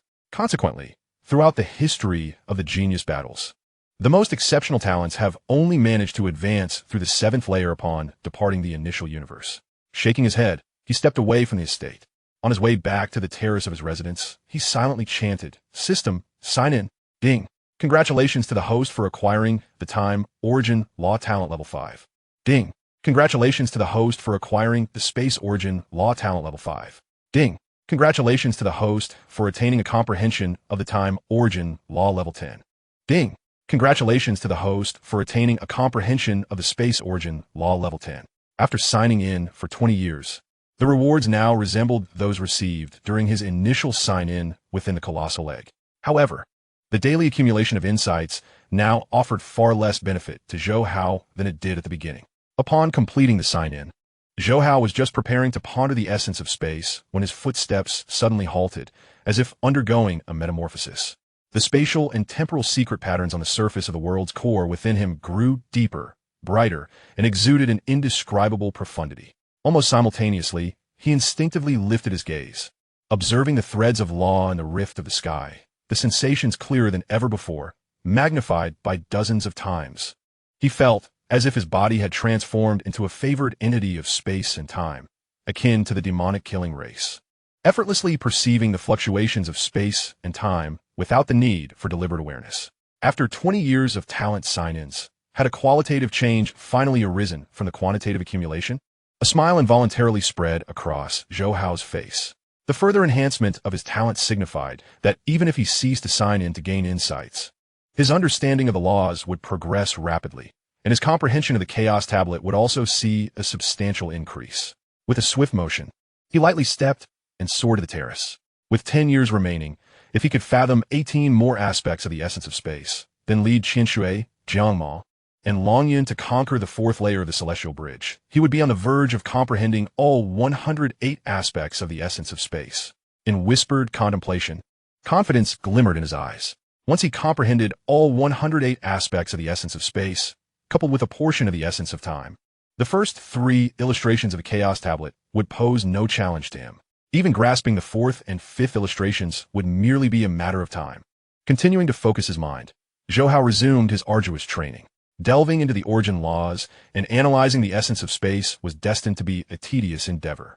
For the subsequent 5 years, his 2 souls continued to explore the first 18 of the final 36 aspects of the essence of space, which proved to be exceedingly difficult. Initially, he had estimated that he might not fully comprehend them within the remaining decade. Yet, due to the enhancement of his talent, his speed in understanding and analysis increased imperceptibly. Moreover, the depth of their shared insights fostered a deeper understanding. In the 7th year, specifically during the latter half of the 27th year in the initial universe, he astonishingly comprehended the 18 aspects of the essence of space. With a sudden opening of his eyes, Zhou Hao could not suppress a smile. Qinshui, Jiangma, and Longyun, who frequently lingered on the terrace of his residence, also opened their eyes, sensing something profound. This time, I will elaborate in greater detail on the intricacies and meanings of the combinations of the essence of space. Gratitude shown on the faces of Qian Shui, Jiang Ma, and Long Yun. Over the years, Luo Feng, Wuka, and Aichen often visited the residence of the King Master to attend lectures. Unlike the initial decade, when they frequently stayed at the practice residence for geniuses, merely occasionally eavesdropping from the terrace. After all, Zhou Hao's deepening exchanges and insights became increasingly profound and enigmatic, so much so that even Luo Feng and Berlan struggled to comprehend them. Although Qian Shui, Jiang Ma, and Long Yun also attended lectures at the master's residence, they often remained on the terrace. After their exchanges concluded, Zhou Hao closed his eyes once more, immersing his consciousness within his internal world to contemplate the universe chaos tablet. The last 18 aspects of the essence of space, although increasingly challenging, could yield rewards upon completion of a task. Thus, in the following 2 to 3 months, he engaged more frequently in reviewing the foundational combinations and profound meanings. Ultimately, at the end of the 27th year in the initial universe, Qian Shui, Jiang Ma, and Long Yun each succeeded in traversing the 4th layer of the celestial bridge. In the hall of Zhou Hao's chosen residence, a notification chimed. Ding! Congratulations to the host for completing the special sign-in task 2. Receiving rewards for the analysis of the first 24 aspects of the time law and the last 18 aspects of the space law. Upon hearing the voice in his mind, Zhou Hao could not hide his joy. System, claim the rewards. Boom! As he claimed the rewards, a surge of mysterious energy inundated him, flooding his consciousness with a wealth of insights into the essence of time and space. This influx of information was monumental, taking a full 5 days for Zhou Hao to completely digest the rewards. Suddenly, he opened his eyes, unable to contain his laughter. After precisely 27 years in the initial universe, he had finally fully comprehended all 108 aspects of the essence of space. It can be said that from this moment onward, he had one foot firmly planted on the threshold of the venerable realm. After a considerable pause, the joy on his face gradually faded, returning to tranquility. There was no need to rush the analysis of the essence of time. With 3 years remaining, he could thoroughly contemplate the first 3 illustrations of the universe chaos tablet. Additionally, he needed to purchase books that contained vast amounts of secret methods for reference, for the comprehension of laws does not equate to combat prowess. Once he grasped the first 3 illustrations, he would then attempt to access the 4th. He murmured to himself, subsequently opening his notebook. Logging into his personal backend, he began browsing the myriad of precious secret methods within the treasury. Over the past 2 decades, aside from the soul fragment of Seerlet purchasing secret methods and consuming points, his human soul fragment had scarcely expended points, dedicating all its energy to the study of the essence of space. Furthermore, due to traversing the 7th layer of the celestial bridge and the rewards from becoming a member of the original secret realm, after deducting expenses, he still had nearly 200,000 points remaining. Such a substantial number of points was more than sufficient for acquiring secret methods. After browsing the treasury interface for a while, he ultimately entered the virtual universe, consulting his exclusive teacher, the 7-Color King, and decided to purchase the true understanding of time and space, which was particularly suitable for comprehending the universe chaos tablet. Additionally, the Essays on Time and Space, penned by the creator of the 9 universe chaos tablet, emphasized the introduction to space, with numerous secret methods aimed at harnessing the space origin laws. After completing the purchase, he did not wait long before a staff member from the Virtual Universe Company delivered the first 3 volumes of the true understanding of time and space to the estate. Let's begin. Gazing at the thick volumes, he perused the insights while contemplating the universe chaos tablet on the terrace of his residence in Chaos City. With his comprehension of the 108 aspects of the essence of space, he found that his pace in understanding the first 3 illustrations of the universe chaos tablet exceeded his expectations. Coupled with the accumulated insights from his sign-ins, he astonishingly fully comprehended the first 3 illustrations within a mere 2 years.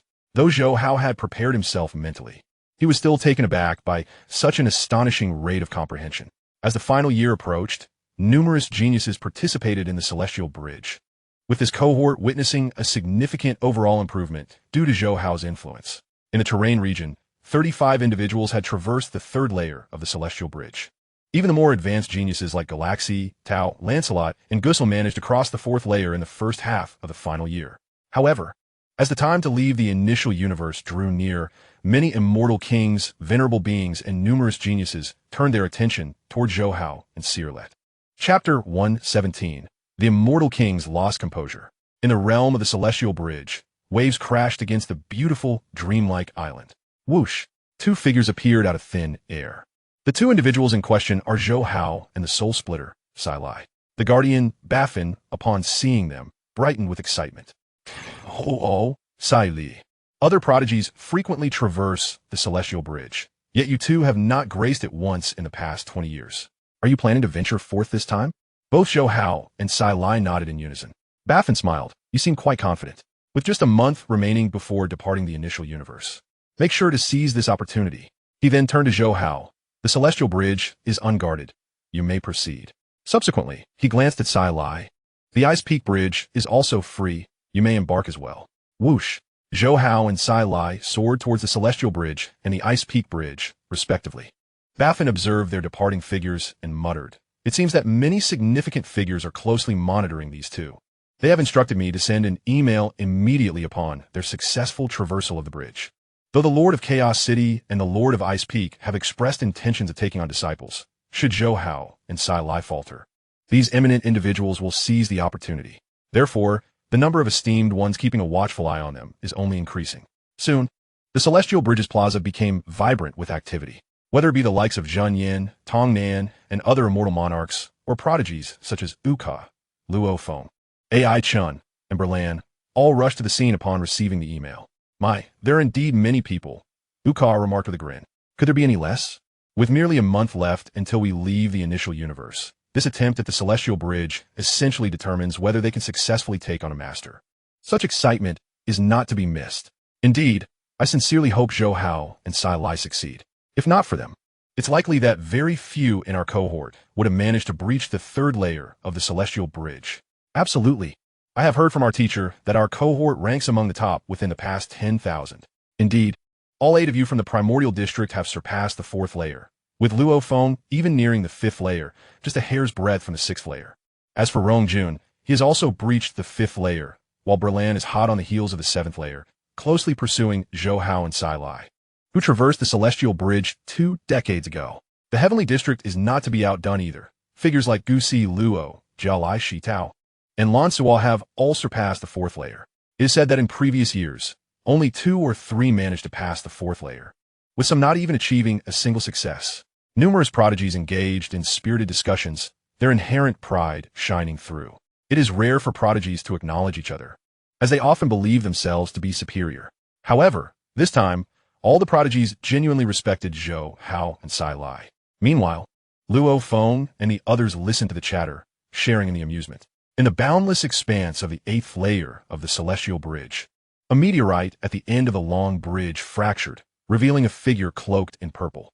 The masked figure regarded Zhou Hao with indifference. The challenges of the 8th layer exceed your expectations. Among all the cosmic-level members of the Virtual Universe Company, only one has succeeded in traversing the 8th layer. You came to attempt it 20 years ago, and now you return after 2 decades. Truly, you overestimate your capabilities. I advise you to return and cultivate for another 100 years. Prepare yourself.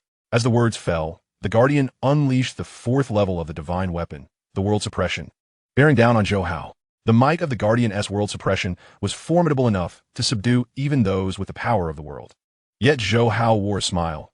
Your World Suppression appears powerful, but the rigid application of the intricacies of time and spatial essence is rather predictable. Had this been before, I might have struggled to counter it, but now go. With a swift gesture, he summoned the divine weapon behind him, which shot forth and swiftly coalesced into a world suppression of its own. Zhou Hao's version of the world suppression was remarkably fluid, as if the suppressed world had come to life, yet the area covered was meticulously tight, with not a drop to spare. Boom! The 2 immense discs collided, and the Guardian-S world suppression was effortlessly shattered. 8th layer cleared. Next came the 9th layer, where the Guardian employed the 5th level of the divine weapon, the Binding of Worlds. This technique was essentially an evolved form of the world suppression, capable of thoroughly projecting the world power of the realm to crush adversaries, boasting tremendous strength. However, having comprehended the 3 illustrations of the Cosmic Chaos Monument, Zhou Hao was equally capable of executing the 5th level and adeptly wielding the intricate essence of time and space, swiftly defeating the Guardian. The Guardian of the 10th layer also employed the 5th level of the divine weapon.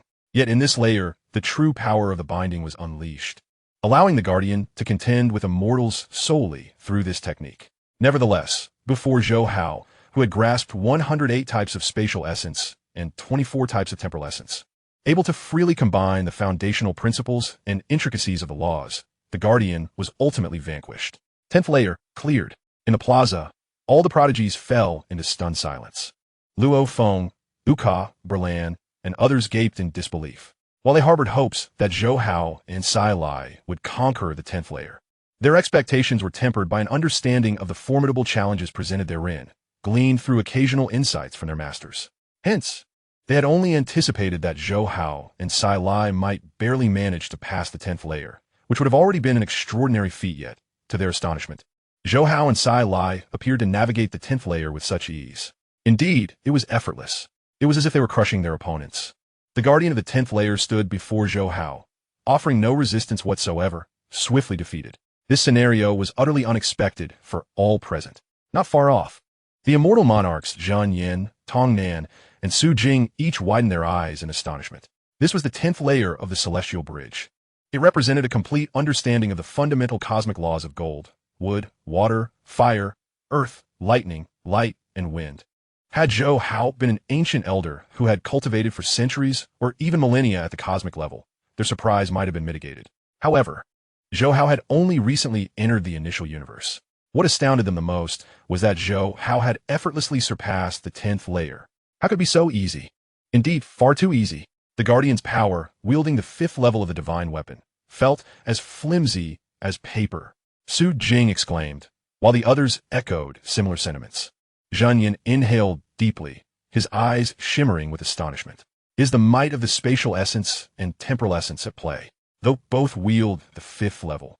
Mastering spatial essence and portions of temporal essence allows for a tighter combination of the laws of time and space, resulting in a greater display of power and agility than the Guardian, who employs the divine weapon in a fixed manner. Su Jing furrowed his brow. Zhen Yan, we are aware that Zhou Hao has been delving into spatial essence. Yet, reaching the 10th layer, even if he has deciphered portions of spatial and temporal essence, the power derived should not suffice to crush the Guardian. Certainly, mere portions of spatial and temporal essence cannot overpower the Guardian of the 10th layer. But what if he has comprehended all 108 types of spatial essence, along with portions of temporal essence? Zhen Yan articulated with precision. Having studied spatial essence for an extended period, he had recommended that Luo Feng pursue the study of spatial essence at the Falling Residence, fully aware that mastering spatial essence would yield dramatically different limits. Thus, witnessing Zhou Hao so effortlessly crush the 10th layer birthed a bold hypothesis in his mind.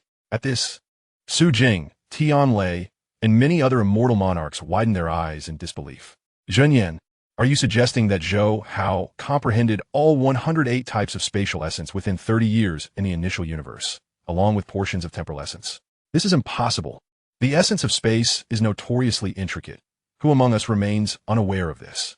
It took an arduous 3,000 years for the adept, known as Luan Luo, to fully unravel the 108 types of spatial essence, relying upon the chaotic steel and numerous fortuitous resources. Even if Zhou Hao possesses a talent and comprehension surpassing that of Luan Luo, to grasp all spatial essences within a mere 30 years in the primordial universe, alongside understanding certain aspects of temporal essence, is nothing short of astonishing.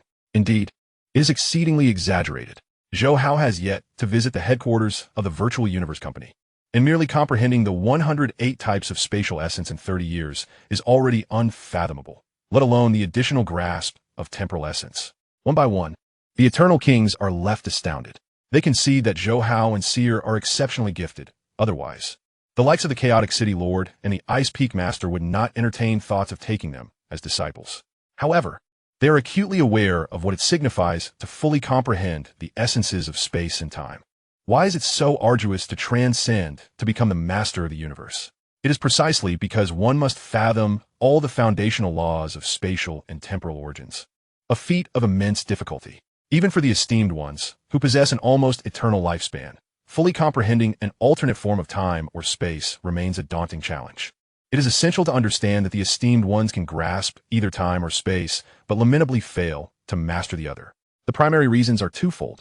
First, their understanding of the other foundational law is invariably influenced by their comprehension of the spatial or temporal laws they have already mastered.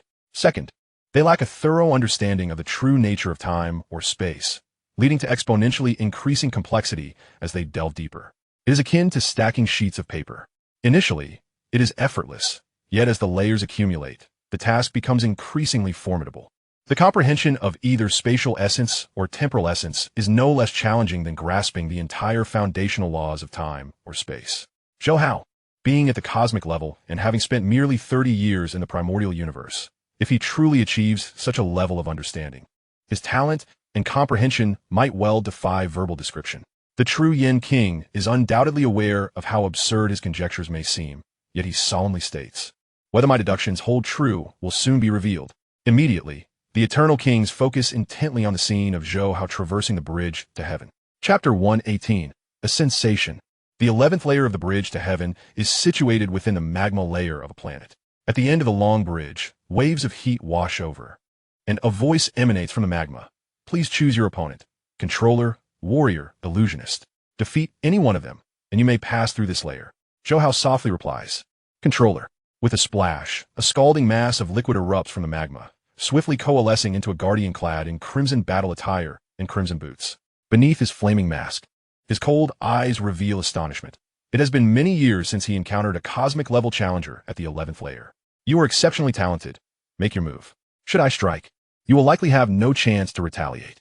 Zhou Hao smiles faintly as the oval-shaped psychic weapon behind him rapidly unfolds.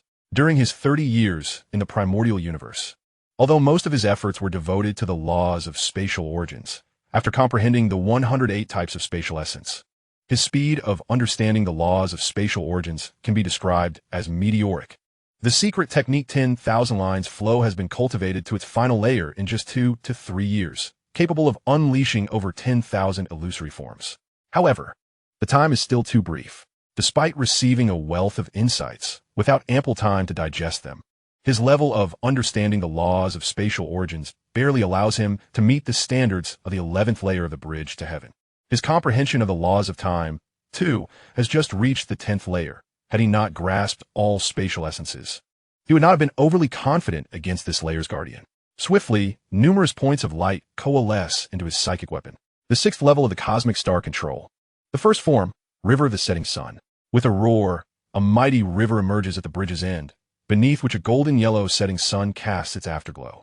However, the river is a deep azure, while the sun itself is a dark purple, exuding an eerie aura. The guardian in crimson immediately changes color. Under normal circumstances, a cosmic level being capable of manifesting the framework of the River of the Setting Sun is already remarkable. Yet, he did not expect that this challenger would not only fully display the form of the River of the Setting Sun, but that the river would surge fiercely, with the afterglow reflecting myriad realms of comprehension, as if he truly stood before a river at sunset. Without hesitation, the guardian also manifests the same River of the Setting Sun to counteract the impact of Zhou Hao's form. Go! Soon the two rivers and two suns collide violently. Boom! The river trembles violently, torrents of water spilling forth, while the two suns entwine and collide in the sky. Waves of temporal foundational law power ripple outward, causing the floods to surge and recede. The molten rock at the bridge's end comes to a standstill. In an instant, the forms of the two psychic weapons enter a stalemate. Yet soon, Zhou Hao softly utters change. The once turbulent river clashing with the guardian's form suddenly spirals wildly, encircling the purple sun, causing the entire sun to expand dramatically. Boom! The guardian's sun can no longer withstand the force and begins to collapse. How is this possible? You can actually alter the form of your psychic weapon at will? The guardian is utterly astonished. Zhou Hao, however, laughs heartily. What is form, if not the intricate interplay of the laws of time and space? Both are the river of the setting sun. Why can the river not affect the sun? If you cannot grasp even this, your defeat is well-deserved. With this declaration, the guardian's psychic weapon form shatters. He passes through the 11th layer of the bridge to heaven. Zhou Hao immediately ascends to the 12th layer, where combat takes place on the planet's surface. The guardian manifests the second form of the 6th level of the cosmic star control, the vast star river. This layer's form is an expanded version of the river of the setting sun, with power amplified several-fold. Yet Zhou Hao is still unable to manifest this form, partly due to his level of comprehension of the laws of space and time not being sufficient, and partly because his understanding of spatial essence is too limited to forcibly summon it. Though he strives to adapt, and transform his form to counter the attack. He still cannot withstand the might of the vast star river. Ultimately, he halts at the 12th layer. At nearly the same moment, the soul fragment seer successfully traverses the 12th layer, stopping at the 13th. In the plaza of the bridge to heaven, Luo Feng, Uka, and the other prodigies are left speechless in shock. None anticipated that Zhou Hao and Seer not only passed the 10th layer, but also the more challenging 11th. Not far away, the number of eternal kings has doubled. Despite having surmised the outcome, the true Yin King cannot help but exclaim, Zhou Hao and Seer possess limitless potential. Truly limitless. The Tongnan King, Su Jing Wang, and the other dozens of eternal kings remain silent. By now, they are acutely aware that Zhou Hao and Seer have indeed comprehended all 108 types of spatial essence. For only by mastering all spatial essences can one rival the capabilities required for the 12th layer of the bridge to heaven. They also understand that had it been any other bridge to heaven, Zhou Hao would undoubtedly have surpassed the 12th layer, just as Seer, whose comprehension of spatial laws is at the 11th layer and whose understanding of water laws is merely at the 8th layer, managed to surpass the 12th layer of the Ice Peak Bridge through his profound understanding of the intricacies of spatial essence. Zhou Hao's inability to traverse the bridge was entirely attributed to the unique challenges posed by the cosmic celestial bridge. The 12th layer demanded not only a profound understanding of the fundamental laws of space, but also an equally rigorous mastery of the laws of time. In other words, had it not been for Zhou Hao's shortcomings in the temporal laws, he would have undoubtedly breached the 12th layer of the cosmic celestial bridge, akin to Sayrit. Both individuals are prodigious talents of the utmost caliber, while Zhou Hao took 3,000 years to comprehend all aspects of spatial essence.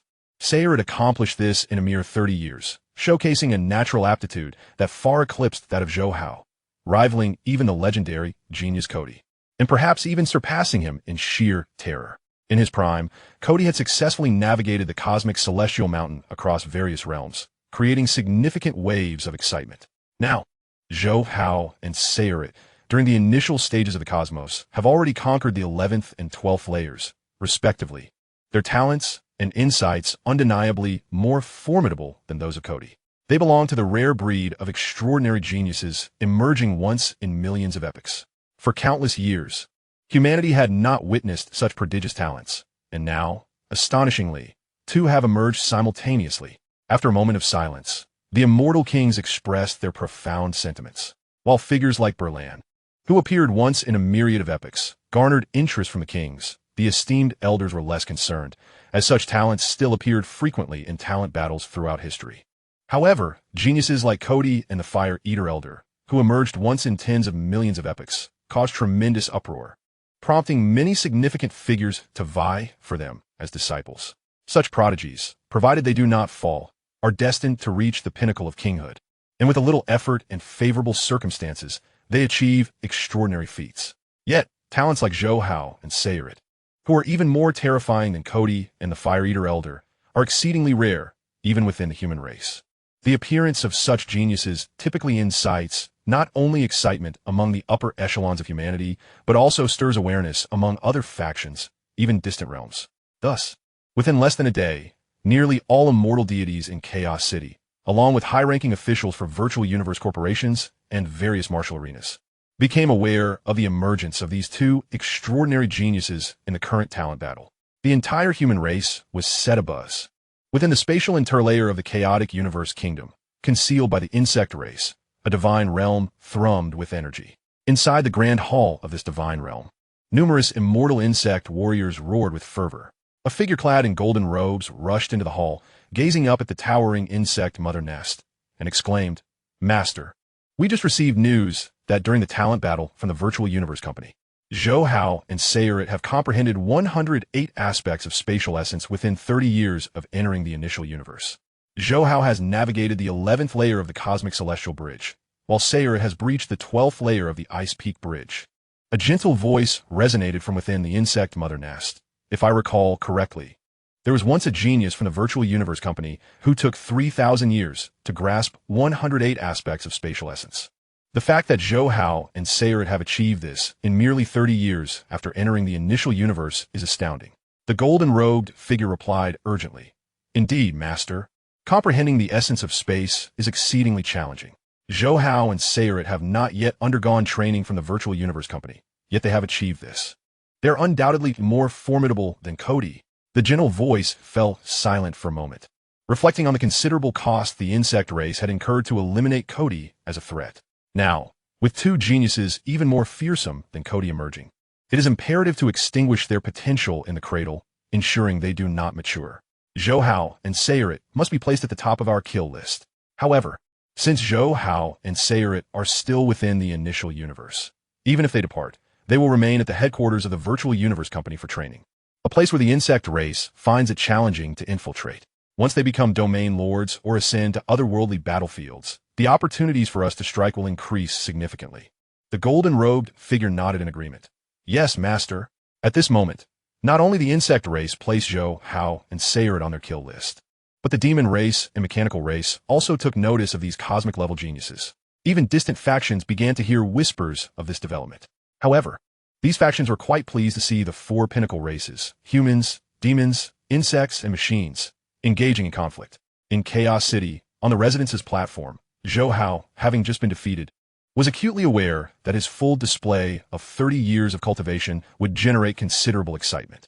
Yet, he remained unfazed. Other geniuses would experience a significant decline in their cultivation speed upon leaving the initial universe. But he was different, carrying the chaos steel with him. His comprehension would not falter. He estimated that within a year or two, he could easily breach the 12th layer. As for the 13th layer, that might prove somewhat challenging. He mused quietly, as the difficulty of the 13th layer would require traversing the original cosmic celestial mountain, where the laws of space and time intertwine. To conquer the 13th layer, he must once again delve into 12 aspects of the essence of time. Shaking his head, he suppressed the distracting thoughts. He leaped down from the Residence's platform, making his way towards the Lord's Mansion of Chaos City. Having crossed the 11th layer of the cosmic celestial bridge, he was now eligible to seek an apprenticeship at the Lord's Mansion. Furthermore, beyond merely seeking a mentor, he could also sign in at the Chaos Ruins within the Lord's Mansion. This was the most crucial matter. Chapter 119. Signing in at the Chaos Ruins and seeking apprenticeship. The gates of the Lord's Mansion in Chaos City stood wide open, with a steady stream of individuals entering and exiting. Zhou Hao had visited several times before, but he had only ever remained in the outer mansion, pondering the chaos steel near the bronze giant door. This time, however, he aimed to enter the inner mansion. Unlike the outer mansion, the inner mansion was firmly guarded by immortal spirit sentinels. Upon his arrival, they promptly blocked his path, coldly stating, "This is the inner mansion. Without the Lord's command, no one may approach." Zhou Hao hastily replied, "I am Zhou Hao." The Lord of Chaos City decreed that upon crossing the 10th layer of the cosmic celestial bridge, I may come to the Lord's Mansion to seek apprenticeship. Zhou Hao, seeking apprenticeship? The sentinels momentarily appeared bewildered, re-evaluating Zhou Hao with newfound respect. Clearly, they had heard of his achievement in breaching the 11th layer of the cosmic celestial bridge. A prodigy of such caliber indeed warranted an audience with the Lord of Chaos City. Please wait a moment. I shall inform the higher authorities. One of the sentinels softened his tone. Before long, the sentinel returned, crackling with energy. "You may enter. Master Guy is waiting for you inside." Zhou Hao nodded, stepping into the inner mansion of Chaos City. Guy, the second disciple of the Lord of Chaos City, frequently accompanied the master and was typically the first to welcome new disciples. The inner mansion was vast and expansive. Without guidance, one could easily become lost within its confines. Upon entering, Zhou Hao immediately spotted a bald man clad in a fiery red battle robe, standing with a smile. His presence exuded an overwhelming tranquility that could calm the heart of anyone who merely glanced at him. The man in the red battle robe smiled at Zhou Hao, saying, "Zhou Hao, I am here on the Master's orders to welcome you. Since you have crossed the 11th layer of the cosmic celestial bridge, the Master will accept you as a registered disciple. Henceforth, you may refer to me as Second Senior Brother." Zhou Hao bowed respectfully. "Second Senior Brother." Guy nodded and promptly led Zhou Hao toward the location of the Chaos Ruins, while also imparting some important information. Zhou Hao, keenly aware of the significance of the inner mansion, resisted the urge to gaze around at the surrounding palaces. He understood that the inner mansion housed ancient halls dedicated to resource exchanges and rewards. If he could sign in there, the rewards would undoubtedly be substantial, possibly even surpassing those of the outer mansion. However, he stifled the impulse, knowing that he had only one signing opportunity per day, which he intended to reserve for the Chaos Ruins. Before long, the venerable Guy led him to a serene courtyard. where a stone tablet inscribed with the words Chaos Ruins stood at the entrance. "Step inside. The master awaits you," he said. Zhou Hao followed Guy, crossing the threshold into the courtyard. It was as if time and space had twisted, and he found himself in a vast, desolate world. The landscape was littered with countless corpses, each exuding a dreadful aura that made one tremble at merely a glance. "Zhou Hao," called out the venerable Guy, snapping Zhou Hao out of his reverie induced by the surrounding remains. His eyes were drawn to a towering figure, a man of 3 meters in height, clad in intricately designed dark red armor and wearing battle boots, with a tail covered in scales extending behind him. Without a doubt, this imposing figure was one of the 3 avatars of the Lord of Chaos.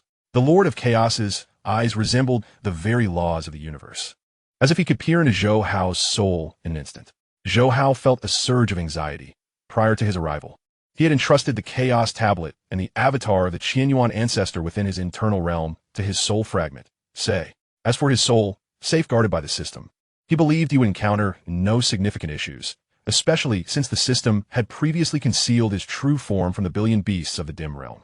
"Zhou Hao, you are indeed remarkable, and your fortunes are extraordinary. To grasp the essence of all dimensions within 30 years, and to have also begun to comprehend aspects of time, speaks volumes of your talent and insight," the Lord of Chaos remarked with a smile.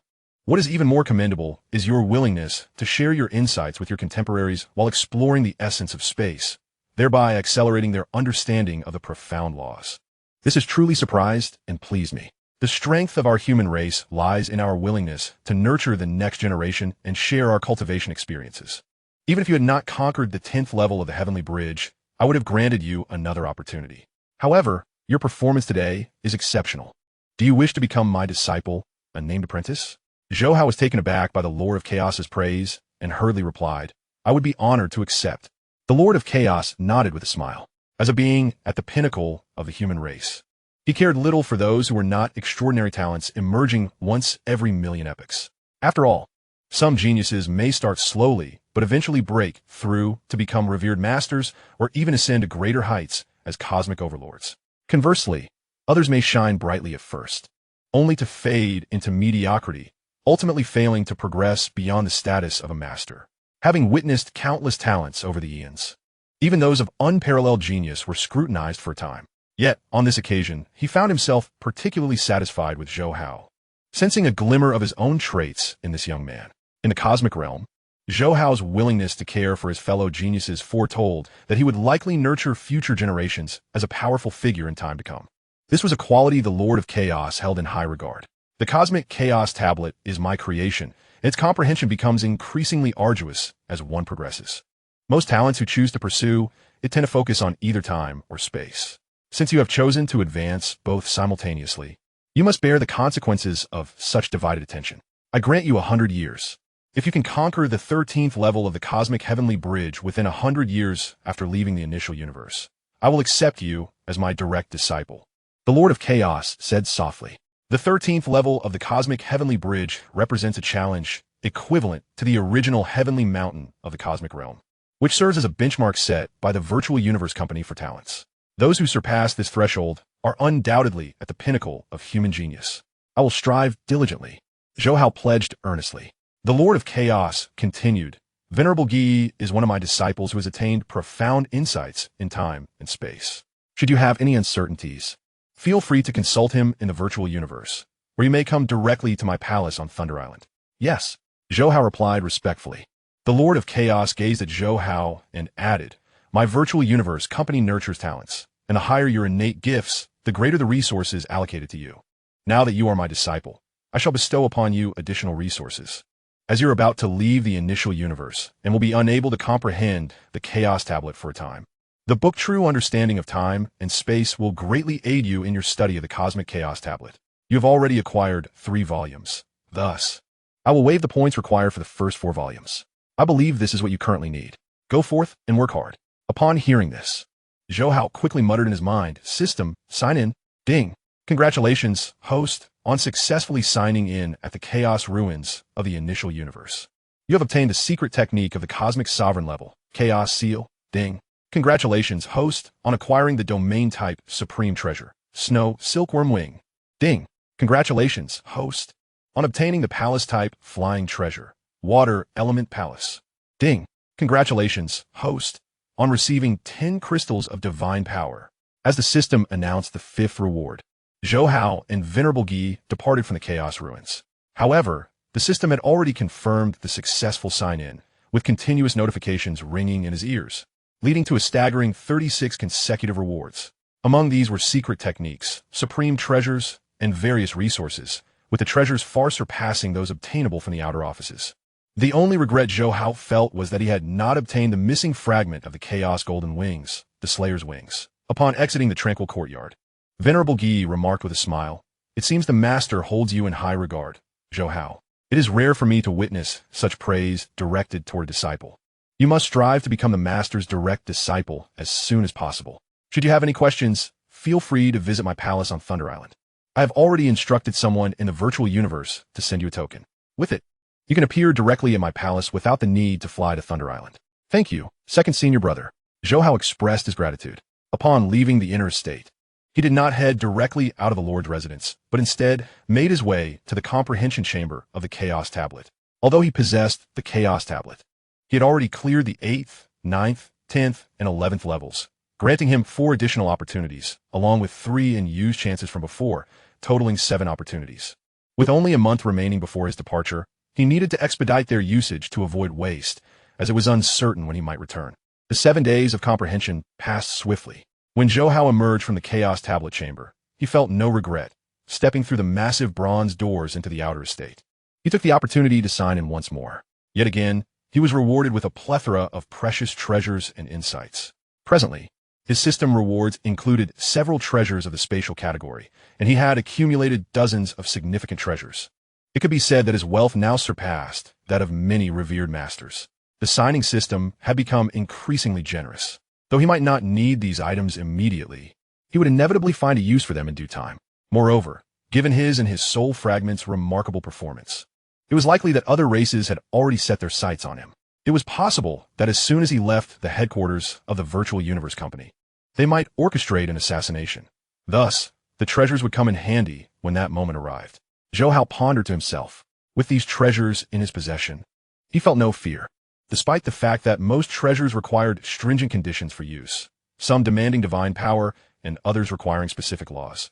Zhou Hao found solace in the fact that he could utilize the significant treasures, which would surely contain conditions suitable for him.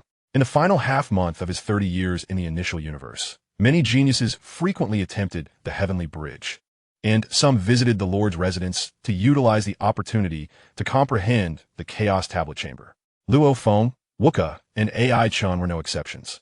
Meanwhile, his soul fragment, Sei, had already taken the Lord of Ice Peak as his master in the virtual universe, and once they departed from the headquarters of the Virtual Universe Company, Sei would be able to visit the secret realm where the Lord of Ice Peak resided.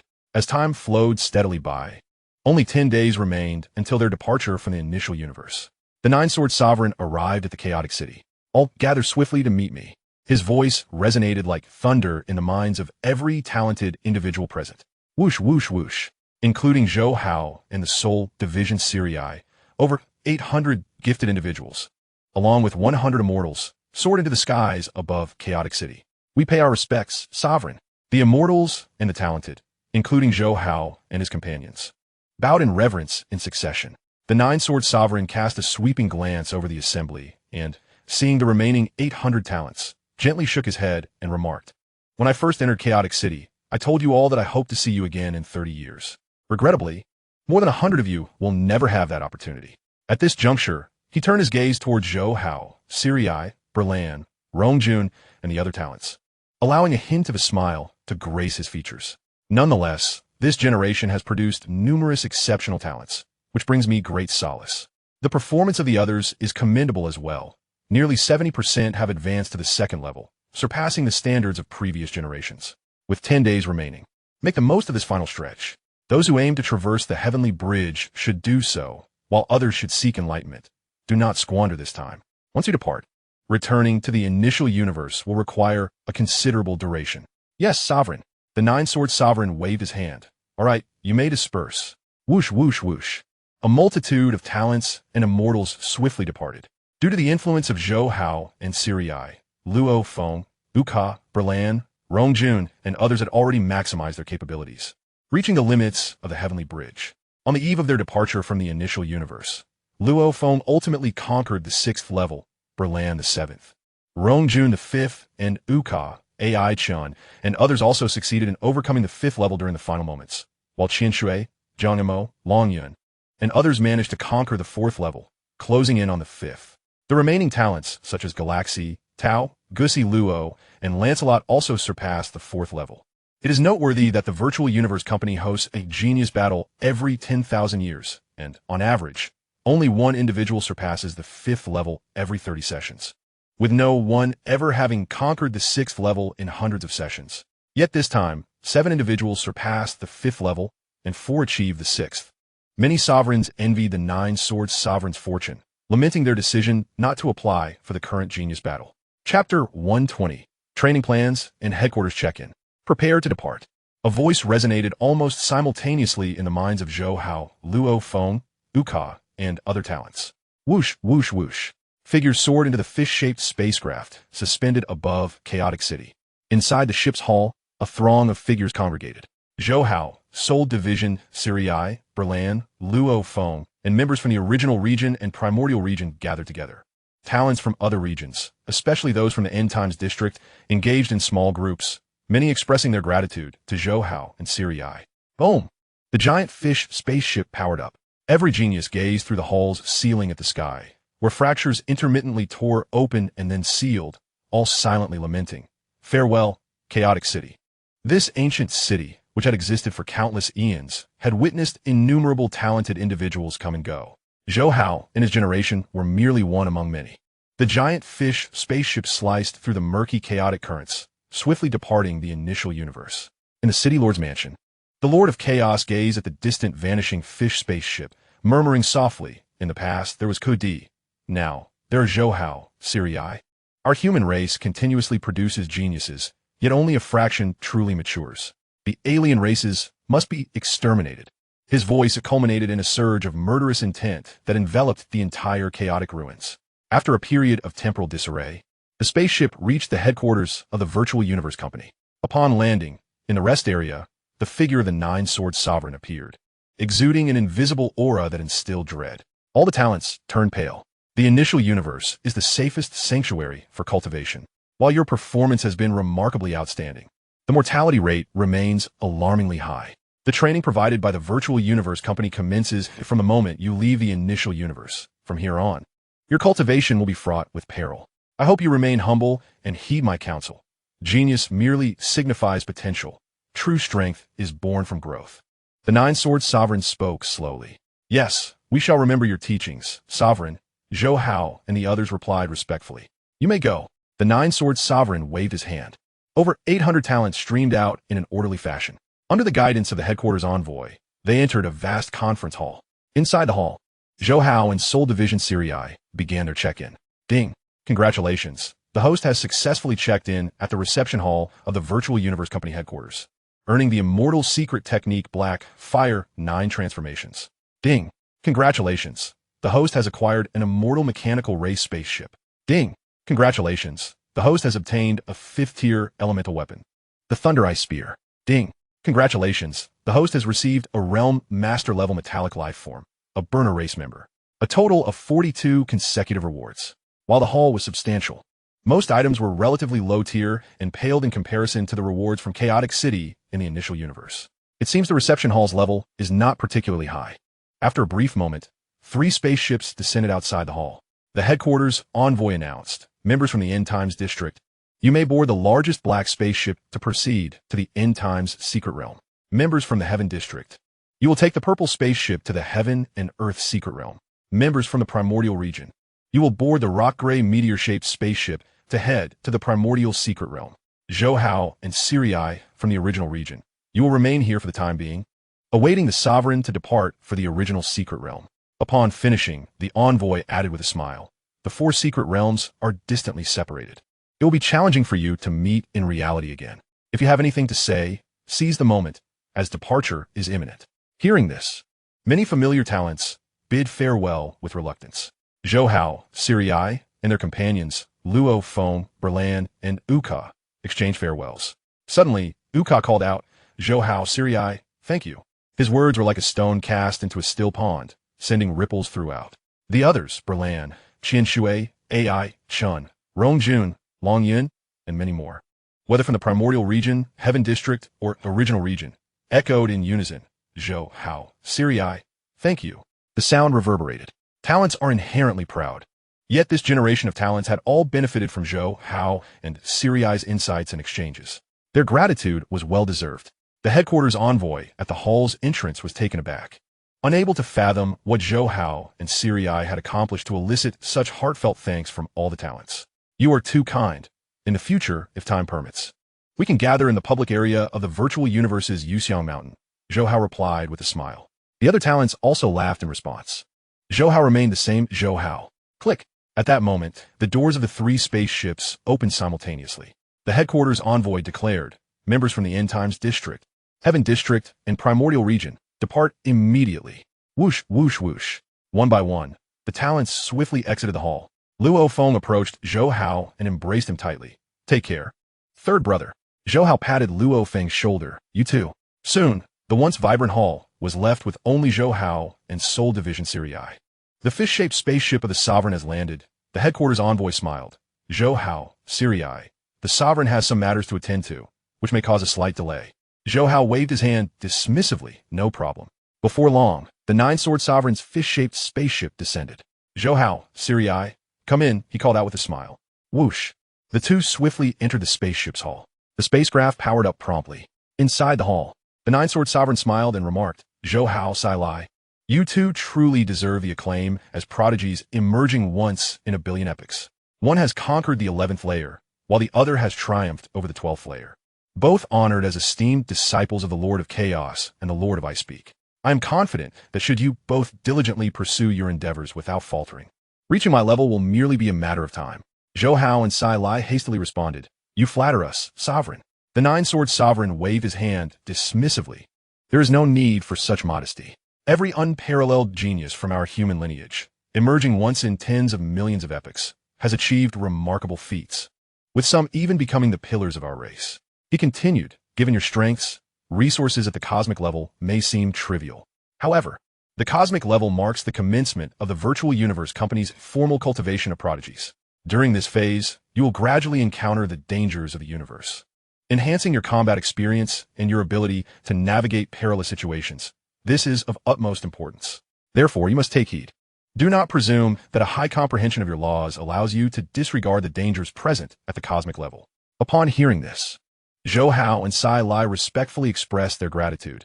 Thank you for your guidance, Sovereign. The two souls were acutely aware of the significance of the cosmic level. It is often said that many seemingly ordinary geniuses experience a sudden and meteoric rise during this phase. For instance, Luo Feng soared to prominence after acquiring the Beast God statue during a mission in the Blood Luo world, surpassing even Bolin. Although Zhou Hao and Sai Lai possessed treasures, such as the Chaos Steel, it did not grant them immunity from the necessity of hard work. Observing their humility despite their prestigious mentorship under the Lord of Chaos and the Lord of Ice Peak, the 9-Sword Sovereign could not help but smile.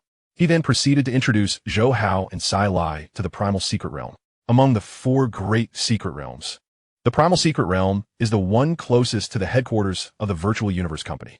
This cosmic secret realm is essentially a unique region formed during the creation of the universe, often nurturing incredible life planets, treasures, and more. However, the 4 great secret realms have long been transformed by our Virtual Universe Company. And the Primal Secret Realm you will be visiting is located on the Wuchen continent of the Ninth Spacetime. 2 months later, the spaceship arrived at the Wuchen continent. The entire Wuchen spacetime comprises 136 artificially modified planets, functioning in unison, each possessing formidable defenses. Together, these 136 planets form a barrier that even cosmic sovereigns cannot breach. The spaceship stopped at the entrances of Manor 113 and Manor 112 on the Wuchen continent, where the 9-Sword Sovereign personally escorted Zhou Hao and Sai Lai into the manor with great warmth. Their current identities had changed significantly. As acknowledged disciples of the illustrious Lord of Chaos and the Lord of Ice Peak, their status was comparable to that of a king-level powerhouse, and upon becoming direct disciples, they would even rival the sovereigns. Within the vast manor, spanning 1,000,000 kilometers, Zhou Hao encountered his immortal guardian leader, Yi, along with his dedicated instructor. The colorful king, and a multitude of guardians and servants. Your Highness, the guardians and servants bowed respectfully.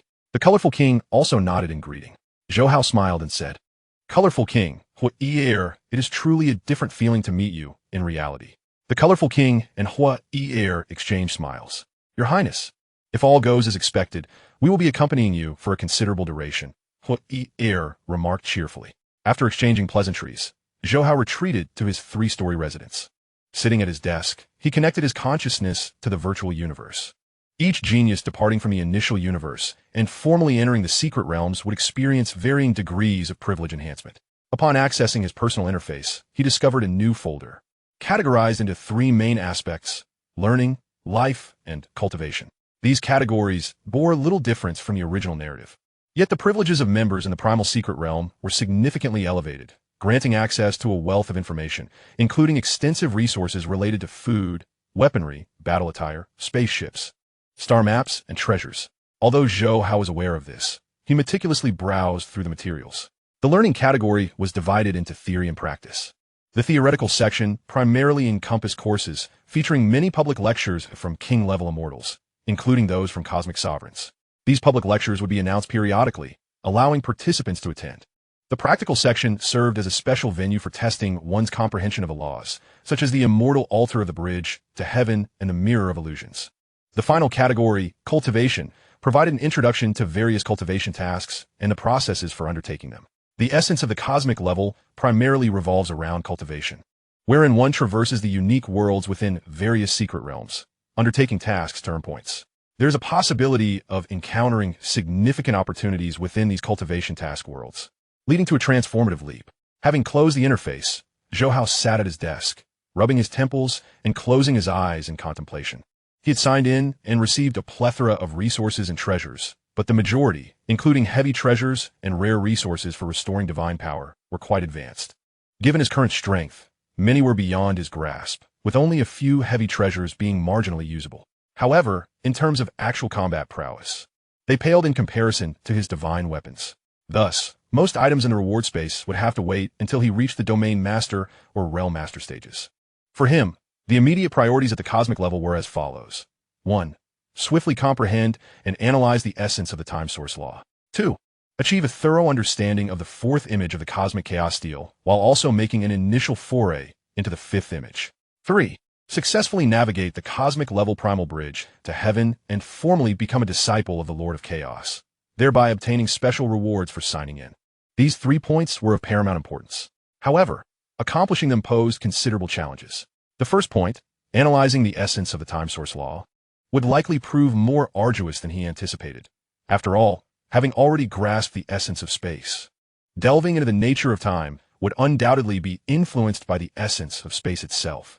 Countless powerful sovereigns have faced similar tribulations, and Zhou Hao was no exception. The second and third points were interdependent.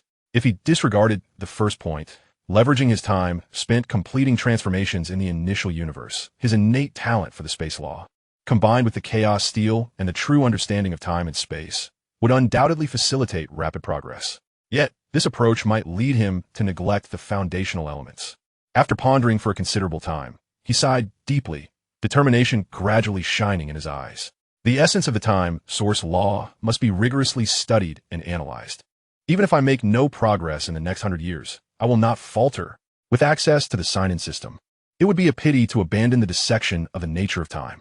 Once resolute, he felt a significant lightness throughout his being, prompting him to contemplate how to expedite his inquiry into the nature of time. Aside from the cosmic chaos steel, attending public lectures, and the vast opportunities within the cultivation task worlds could aid in his understanding, especially treasures like the beast god statue, which were abundant in the Blood Luo world. Possessing such artifacts would undoubtedly accelerate my research. He murmured to himself, the beast god statue symbolizes the fusion of laws. Despite my soul fragment adhering to the cosmic faction, it has been transformed into a golden horned behemoth, while the other fragment, Sai Lai, embodies an ice mountain beast. Therefore, acquiring a beast god statue is imperative. In addition, he must explore other cultivation task worlds, as they might present further opportunities to facilitate his understanding of the essence of time. Naturally, the most effective method for rapidly analyzing the nature of time would be to engage in the sign-in task of discussing profound topics. Given the results of the previous task, it seemed plausible that such discussions would yield rewards related to the analysis of time's essence. However, such special sign-in tasks are unpredictable, yet Zhou Hao would not relinquish hope. He resolved to explore every avenue. The harder he worked, the luckier he would become. He encouraged himself with fervor, delving into the profound and unfathomable essence of the laws of space and time is destined to be an exceptionally arduous journey. Chapter 121, The Secrets of the Cultivation World. The Virtual Universe. In the expansive teaching building number 1 of the primitive zone, within classroom number 5, a public lecture is in progress. Numerous students are seated, among them Zhou Hao. Although the lecture focuses on the interplay of the fundamental laws of time and light, the esteemed cosmic sovereign often approaches the subject by primarily examining time, utilizing light as a secondary thread for analysis. His explanation is characterized by nuanced style, occasionally delving into the intricate combinations of the essence of time, frequently leading the audience to moments of enlightenment. Thus, for over a year, Zhou Hao has made it a point to attend every public lecture delivered by this cosmic sovereign. As the cosmic sovereign's customary opening remarks resound in the classroom, the students are captivated, their attention unwavering. Even in the primitive zone, public lectures by the cosmic sovereign are a rare occurrence, with only 2 or 3 held each month. Consequently, whether they are domain lords or world lords, anyone capable of attending makes it a priority to be present. Half an hour later, the lecture concludes, and the cosmic sovereign vanishes into thin air. Some students remain engrossed in their newfound insights, while others rise to depart. Zhou Hao steps out of the classroom and, having walked a short distance, hears a voice emanating from another classroom. He halts, turning to see a towering figure, a 3-meter-tall giant approaching. Mingyu, it's good to see you again. Are you attending a lecture today as well? Zhou Hao greets him with a smile. Mingyu nods. There's a lecture on lightning and time by a formidable expert. I'm off to that one. Mingyu, a member of the primitive zone at the domain level, occasionally crosses paths with Zhou Hao in the corridors of the teaching building or during the previous cosmic sovereign's public lectures, leading to a budding acquaintance. The primary reason for their rapport is Mingyu's sociable nature, as he can engage in conversation with nearly anyone. In contrast, most members of the primitive secret realm tend to be reclusive and aloof, rarely engaging in dialogue even when attending the same class. Zhou Hao, it's been over a year since you left the initial universe. How has it been for you? As they exit the teaching building, they do not rush back to the estate, but instead find a nearby loft to sit. A few scattered students engage in conversation around them. The pace of cultivation has indeed slowed considerably. Zhou Hao cannot help but exclaim. Mingyu, unaware that Zhou Hao's reference to slow pertains to the daunting challenge of comprehending the essence of time, chuckles. That's quite normal. Every genius who leaves the initial universe to cultivate experiences a slowdown in their progress. Hence, one must undertake cultivation tasks, balancing them with lectures. This is what a cosmic level member ought to do. Lowering his voice, he continues, moreover, if you encounter a significant opportunity during your tasks in the cultivation world, it could lead to tremendous fortunes. I realized too late that I had missed a major opportunity while completing my cultivation tasks, and I now deeply regret it. Zhou Hao is taken aback. He is well aware that each cultivation world harbors secrets and great opportunities, yet such matters are typically discovered through personal exploration rather than shared freely. His acquaintance with Mingyu is merely superficial, and there is no compelling reason for the latter to divulge such information to him, unless there is an ulterior motive. Indeed, upon seeing Zhou Hao's expression, Mingyu smiles and clarifies, Zhou Hao, there's no need for surprise. The reason I'm sharing this with you is that, firstly, it's not a significant secret, and secondly, I have a favor to ask of you. Zhou Hao replies, go ahead. If it's within my capacity to assist, I shall do my best. Mingyu's smile broadens. This task should pose no difficulty for you. Cosmic-level geniuses can undertake 10 tasks every 100 years. And as members of the primitive secret realm, we can tackle up to 15 dangerous-level tasks. If you plan to engage in dangerous-level tasks in the future, I hope you will consider visiting the ruins of the ancient divine temple. To be candid, I discovered a hidden Keela's ancient tree within the temple when I accepted that cultivation task. Zhou Hao's face registers surprise at the mention of the Keela's ancient tree. The Keela's ancient tree? Indeed, Mingyu affirms, his eyes gleaming with fervor. With your privileges, you can access information about the Keela's ancient tree. To be straightforward, every part of this tree is a treasure. Its golden leaves can replenish immortal divine power, and the golden sap within is rich in life energy, capable of nurturing auxiliary plant life. Its efficacy surpasses that of any other treasure by several fold. He pauses, lowering his voice further. I need 1 pound of golden sap.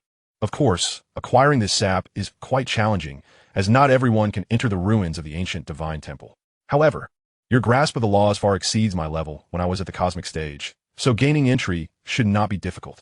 Even if faced with danger, you should be able to handle it with ease. Externally, 1 gram of the golden sap from the Keela's ancient tree is valued at 1,000 mixed yuan units, and I'll offer you 2,000 mixed yuan units for it. 1 pound is equal to 500 grams, amounting to 100,000 mixed yuan units. Normally, the exchange rate for items in the virtual universe company's treasury is 1 mixed yuan unit for 7 or 8 points. Thus, 100,000 mixed yuan units equates to approximately 700,000 points. This is indeed a substantial sum. Zhou Hao reflects, realizing that Mingyu, a domain-level member of the primitive secret realm, is quite wealthy. However, considering Mingyu's position of authority in a cosmic realm, it is plausible that he has encountered lucrative opportunities. After all, every super genius has their share of fortuitous encounters. Mingyu observes Zhou Hao, noting that the number of cosmic-level members in the primitive secret realm is exceedingly limited. If he were not in dire need of the Keela's ancient tree's golden sap, he would not have disclosed this secret. Zhou Hao contemplates. Mingyu, I cannot guarantee such matters. If I do explore the ruins of the ancient divine temple in the future and have the chance to procure the sap, I will assist you. However, if danger arises, I will prioritize my safety and refrain from entering. Mingyu chuckles. That is only natural. Your safety comes first. Come, let me treat you to drinks at my estate. His invitation is warm and enthusiastic. There's no need for that. I must return to my studies and digest the lecture we just had. Zhou Hao politely declines. Mingyu, unfazed, laughs heartily. Very well, I shall not impose further. With that, he departs decisively. Watching Mingyu's retreating figure, Zhou Hao muses to himself. Speaking of the ruins of the ancient divine temple, it seems I indeed need to embark on some cultivation tasks. Over the past year, relying on the temporal and spatial truths and the cosmic chaos steel, he has only managed to comprehend 2 aspects of the essence of time. Including the 24 aspects gained from a previous special task, he has thus far grasped a total of 26. The pace has been notably slow, and the challenges of his studies have exceeded his expectations. The influence of the essence of space is ever present. He has come to fully understand why so many venerable figures among humanity, despite their countless years of cultivation, have been unable to master the alternate laws of time or space. It is akin to a novice struggling with English grammar, unconsciously infusing their native logic into the language. Returning to his solitary abode in the estate, Zhou Hao sits at his desk, activating the desktop screen to log into his personal account. He then navigates to the cultivation tasks. At the cosmic level, undertaking these tasks is of paramount importance. After all, the initial universe's comprehension of the laws is akin to a flower nurtured in a greenhouse, having spent 30 years accustomed to a life of ease. It is essential to venture into the cultivation world to face dangers, laying the groundwork for future experiences as a domain lord. It can be said that without experiencing the cultivation tasks at the cosmic level, many geniuses face a 99% probability of perishing upon being dispatched at the domain lord level. Therefore, even if Zhou Hao were to abstain from undertaking cultivation tasks, his dedicated mentor, the 7-Colored King, would undoubtedly offer reminders. It is even conceivable that the Lord of Chaos might send him an email by the end. The page refreshed, revealing 5 tiers of cultivation tasks: desperate, dangerous, challenging, ordinary, and safe. Among them, the safe level boasts a mortality rate of 0. Even members of the end times secret realm would shun this tier. The ordinary level carries a 10 mortality rate, and most members from the end times secret realm, along with some from a celestial secret realm, would typically opt for this tier initially for their training. The challenging level presents a 20 mortality rate, which is notably high. Generally, only the more confident members from the celestial secret realm and the primordial secret realm would select this tier. The dangerous level has a mortality rate of 50, and members of the primordial secret realm seldom choose it on their first attempt, with only those possessing immense confidence in their abilities and members from the primal secret realm daring to do so. The desperate level, with a staggering 90 mortality rate, is one that members of the primal secret realm would never consider on their first attempt, as the probability of demise upon selecting it is a staggering 99. While Zhou Hao was confident, he too would not dare to select the desperate level on his first try. Thus, he resolutely clicked on the dangerous level. The page refreshed once more, and a line of red text appeared. Ding. Your Highness Zhou Hao, this is your first time undertaking a cultivation task. Based on the historical data of task acceptance from our virtual universe company, The mortality rate for first-time acceptance of dangerous level tasks is a staggering 78. 2. Please choose with caution. Just as in the original narrative, the virtual universe company's system issued a warning. Zhou Hao chose to disregard it. With his strength and hidden reserves, it would be absurd to hesitate at the dangerous level on his first attempt. He clicked confirm. A list of cultivation task worlds emerged. Viscara Star, within the primitive secret realm of the virtual universe. The Seven Palace, within the celestial secret realm of the virtual universe. In total, there were 186 dangerous level tasks. The ruins of the ancient god temple, as mentioned by Mingyu, ranked 11th and was also located within the primitive secret realm. Zhou Hao immediately filtered out all other worlds, retaining only those within the primitive secret realm. His intention was to complete all dangerous level tasks in the primitive secret realm before proceeding to the primordial secret realm and subsequently tackling the desperate level. Ultimately, his objective was to uncover opportunities that would expedite his comprehension of the essence of time laws. There were 6 dangerous level tasks within the primitive secret realm. 1. Viscara Star. 2. Ruins of the ancient god temple. 3. Thunderflame Divine Pool. 4. Illusionary Ice Island. 5. Snow Source Continent. And 6. Goldrock Star. Viscara Star, ranking first, also offered the highest reward points for cultivation. Since he was undertaking tasks, he naturally needed to synchronize with his soul fragment, Silai, maximizing the completion of world tasks. Moments later, Zhou Hao made his arrangements. The human soul fragment would first venture to Viscara Star, while the Ice Mountain Behemoth's soul fragment would proceed to the Thunderflame Divine Pool. The remaining ruins of the ancient god temple and illusionary ice island, along with Snow Source Continent and Goldrock Star, will be prioritized second and third, respectively. After making his selections, he opened the world introduction for Viscara Star. Viscara Star, an ancient planet birthed from the cosmic essence, is immensely vast, with a diameter exceeding 5 light years. It is home to countless powerful life forms and has developed its own unique civilization and cultivation system. Notice, life on Viscara Star is extremely xenophobic. Should you choose this world, please refrain from bringing any technological items. Certain specialized telekinetic weapons or primal force weapons should not be carried unless they are specifically found within the Viscara Star world. The language of Viscara Star differs from the universal tongue. Please ensure you learn the common language of Viscara Star first. Upon reading this, Zhou Hao pondered. The world introduction for Viscara Star was quite similar to that of the Bloodlow world. According to the original narrative, the secret of Viscara Star lies within the ancestral god tomb, which likely has significant ties to the current universe's most formidable force, the ancestral god sect. The Bloodlow world serves as a dwelling for beast gods, and upon their fall, birth the unique Bloodlow crystals. Thus, the ancestral god tomb on Viscara Star may very well be the resting place of the original beast god's remains. However, all of this is mere speculation. Furthermore, if the ancestral god tomb indeed houses the remains of the beast god, how could the ancestral god sect allow human factions to benefit? They would have likely relocated the remains long ago. Nonetheless, there is no doubt that the ancestral god tomb must contain treasures. Otherwise, it would not be guarded by a multitude of immortal deities. Suppressing his thoughts, Zhou Hao continued to examine the subsequent point tasks. Viscara Star offers 2 tasks. The first is to obtain 8 distinct jade gold medals, a special item from Viscara Star with immense commemorative value, with successful completion yielding 100,000 points. The second task, a selectable one, is to obtain the Guardian Token, a unique token from Viscara Star. Each token successfully acquired grants 500,000 points. Ding. Please confirm the acceptance of the task. He immediately confirmed and set the departure date for half a month later. A preparation period of half a month was ample time for him. Learning the language of Viscara Star would only take a few days.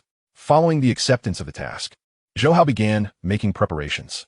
First, the 1000 Abyss Ancestral Tree clone, having reached the 9th cosmic level, could utilize its cloning talent to create up to 30 clones without affecting his foundational cultivation. These clones possessed 70 of his strength. He entrusted 10 of these clones to the soul fragment Silai, instructing it to take them to the Thunderflame Divine Pool. As the ancestral tree clones were the safest for exploration, even if they were lost, it would not impact his true self. The remaining 20 clones were carried by the human soul fragment. Next, he began searching for rewards obtained from sign-ins, claiming some powerful life-saving items, such as a domain, master-level metallic life form that could disguise itself as protective inner armor, an immortal-level energy shield bracelet, which could be slightly resized to fit as a ring for Viscara Star. Additionally, there was a king-level immortal mechanical spaceship, acquired during his sign-in at the Chaos City of the initial universe, which could be of use this time for escape in times of peril. Besides these, he utilized available soul-type treasures like the Ice Soul Pearl directly. With these items in his possession, Zhou Hao's safety was assured. Lastly, he customized a set of weaponry, battle boots, helmet, and armor specifically for Viscar's star. With everything prepared, he awaited the arrival of the Virtual Universe Company spacecraft. Chapter 122, Entering the Ancestral God Tomb. Half a month later, above the Yukon continent, a sword-shaped spacecraft swiftly descended onto an estate. The guards at the estate's entrance hurried to inform Zhou Hao, who was residing in a solitary building. Upon receiving the news, his mentor, the Seven-Colored King, and the leader of the Immortal Guards, Fire Il, promptly accompanied Zhou Hao to the entrance. As the spacecraft's hatch opened, 3 immortal deities emerged. The foremost among them, a female immortal radiating a chilling aura, bore a physique reminiscent of Earthlings, yet sported 2 pairs of black wings on her back, with a crescent-shaped mark adorning her forehead. "Greetings, Your Highness." "Greetings, Seven-Colored King." The 3 immortal deities, upon seeing Zhou Hao and the Seven-Colored King, rushed forward to bow respectfully. The Seven-Colored King smiled and said, "It is you, Shua, who has come to escort His Highness for the world task. You must take good care of him and promptly inform me if any issues arise." "Yes, Seven-Colored King," Shua replied eagerly. The Seven-Colored King nodded and turned to Zhou Hao, advising, "Your Highness, this is your first time accepting a task. I trust the Virtual Universe Company has informed you of the mortality rate associated with dangerous level tasks. I shall refrain from elaborating further. Regarding the point tasks, undertake what you can, abandon those beyond your capability without hesitation. There is no need to risk yourself for points. Indeed, Your Highness, there are many ways to earn points. While there are numerous point tasks within the cultivation world, they may not significantly benefit you. Please do not take unnecessary risks," the guard leader, Fire Il, quickly reminded him. Zhou Hao had traversed the 11 levels of the Celestial Bridge in the Primordial Universe, amassing over 2 million points with the aid of a 10-fold multiplier, an amount that far surpassed the rewards of most world-class tasks. Given Zhou Hao's extraordinary potential, it was merely a matter of time before he conquered the original Celestial Mountain. Thus, both the Rainbow King and Fire Air regarded Zhou Hao's initial decision to undertake a challenging task for experience as the most prudent choice. "Rest assured, I understand," Zhou Hao said with a smile, waving goodbye to the Rainbow King and Fire Air before boarding the spaceship alongside the 3 immortal deities. Shula, boom! The sword-shaped vessel swiftly departed. As Viscar Star lay within the primordial secret realm, the journey took merely a few hours before they reached the starry expanse surrounding Viscar Star. Like many worlds and continents within secret realms, Viscar Star boasted a dedicated suppression palace, housing numerous immortal deities and the critically important tomb of the ancestors. Consequently, while the strength of Viscar Star suppressors did not rival the formidable lord of the Blood Luo world, they were nonetheless a cosmic sovereign. The spaceship docked at a harbor situated near a cluster of palatial structures hovering in the starry sky above Viscar Star. Shuelua softly remarked, "Your Highness, we have arrived at Viscar Star. You will need to travel in your own vessel, as Viscar Star is somewhat insular. I trust you are adequately prepared, but caution is always advisable. I shall be here to escort you upon your departure." Zhou Hao nodded in acknowledgement, retrieving his immortal mechanical ship and swiftly navigating to the periphery of Viscar Star. Subsequently, the vessel transformed into a meteorite fragment, piercing through the thick starry nebula before rapidly ascending to the cloud layers above Viscar Star. At this juncture, he stowed the ship and commanded the avatar of the Qian Yuan ancestor tree to carry him downward, soon revealing the picturesque landscapes of lakes, mountains, and forests that adorned Viscar Star. Any planet enveloped and nurtured by the essence of the universe possesses an exquisite environment, and Viscar Star was no exception. However, due to the planet's immense size, its gravitational pull was equally formidable. Under normal circumstances, only those of cosmic rank or higher could soar through its skies. Zhou Hao chose to land in a secluded forested mountain range, distant from the city, facilitating his swift integration into Viscar Star. Boom! The overpowering gravity accelerated his descent, and as he approached the forest, the energy waves emanating from his body drastically diminished his speed, allowing him to land gracefully on the mountainside. Gazing into the distance, he observed a vast lake encircled by clouds, with a city faintly visible at the water's edge. Viscar Star's population was notably large, resulting in a high density of cities. Nevertheless, Zhou Hao had no intention of methodically completing tasks. His time was too precious to linger in the Blood Luo world for decades like Luo Feng. With a surge of energy through his soul, he activated the long unexercised celestial star concealment technique, enveloping himself in its shroud. Upon reaching the cosmic level, this technique had ascended to its 5th tier, granting him a concealment radius of over 10,000 miles. Although he could have entered Viscur Star without disguise, he opted for additional layers of camouflage, including battle armor and boots, as they required minimal time and effort. With a swift motion, he stepped onto a 5th-tier telekinetic weapon, propelling himself to the entrance of the colossal city bordering the lake. Uncertain of any energy restrictions above the city, Zhou Hao descended and began walking. Passers-by, oblivious to his presence, were unable to sense him, as the 5th tier of the celestial star concealment technique rendered him undetectable to all but those of exalted status. Truly, Viscur Star was remarkable. Within a single massive city, the inhabitants possessed planetary-level strength. His gaze swept across the streets, where intelligent life forms provided estimates of the energy levels of the pedestrians. Upon entering the city, he made his way directly to the Lord's residence of the Black Mountain Giant City. The strength of the city lord rivaled that of a 9th-tier domain master, formidable within this realm, yet trivial in Zhou Hao's eyes. System, check in, he silently intoned. Ding, congratulations. The host has successfully checked in at the Black Mountain Giant City on Viscur Star, receiving a jade gold medal.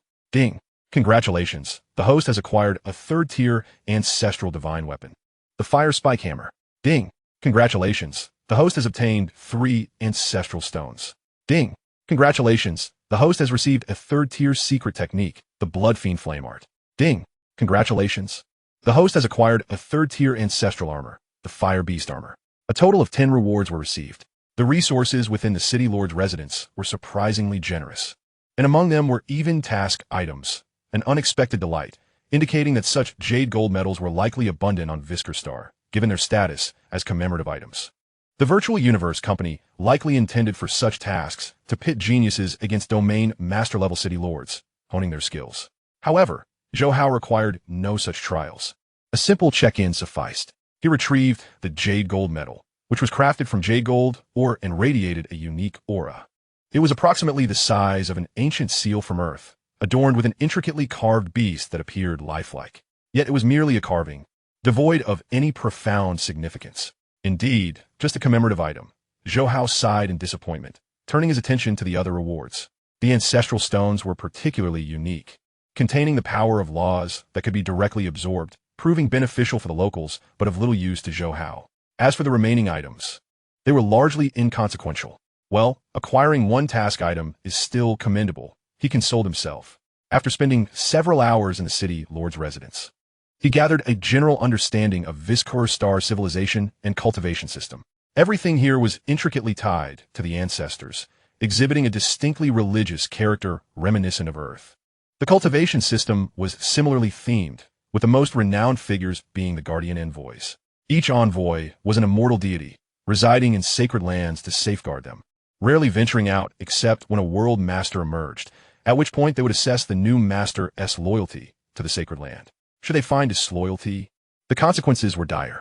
Once loyalty was confirmed, these guardian envoys would acknowledge the world master's dominion over the area and bestow upon them a jade gold medal. In essence, the jade gold medal signified status and rank, akin to ancient official seals on Earth. However, Zhou Hao could not uncover any information regarding the guardian orders, suspecting that the Black Mountain City Lord lacked the requisite authority. Thus, that very evening, he departed from the Black Mountain Giant City, boarding his ship to journey towards the world city governed by the Black Mountain World Master. The realm of a world master encompassed an expansive territory. Zhou Hao's voyage aboard the immortal mechanical vessel took a full 2 months before he finally reached the Black Mountain World City. The grandiosity of the Black Mountain World City seemed boundless at first glance, with towering structures and gates measuring thousands of meters in width and over 5,000 meters in height. The strength of the pedestrians here was evidently superior to that of the Black Mountain Giant City, with numerous domain-level beings and cosmic-level individuals abound. Zhou Hao employed the celestial star concealment technique, rendering the city guards incapable of detecting him. The main thoroughfare was over 300 meters wide, paved with a kind of crimson stone that radiated warmth, as if infused with a flowing energy. He chose to fly at a low altitude to avoid detection, ensuring that if the stone possessed any sensing capabilities, he could enter the World Master's residence without incident. The World City was bustling with activity. shops lined the main street, and the diverse appearances of the crowds were marked by an array of colored scales and tails. After approximately 2 hours of swift flight, Zhou Hao finally arrived at the city lord's residence. The imposing structure of the city lord's estate was awe-inspiring. At the entrance stood 2 colossal beasts resembling Qilin, instilling a sense of trepidation in all who dared to enter or exit. Upon entering the lord's mansion, he immediately commenced the sign-in process. Ding! Congratulations to the host for successfully signing in at the Black Mountain World City, receiving 10 jade gold medals. Ding! Congratulations to the host for acquiring a 5th-tier ancestral divine weapon, the Water and Fire Dragon Hound. Ding! Congratulations to the host for obtaining a 5th-tier ancestral divine weapon, the Ice Scale Armor. A plethora of items emerged, totaling 37, yet the rewards were akin to those obtained from the Lord's Mansion of the Black Mountain Giant City, offering little assistance to Zhou Hao.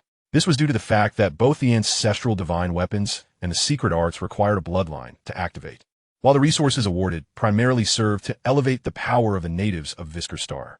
Consequently, Zhou Hao's interest in signing in at the various Lord's Mansions across Visker Star waned significantly, with the sole exception being the Jade Gold Medals.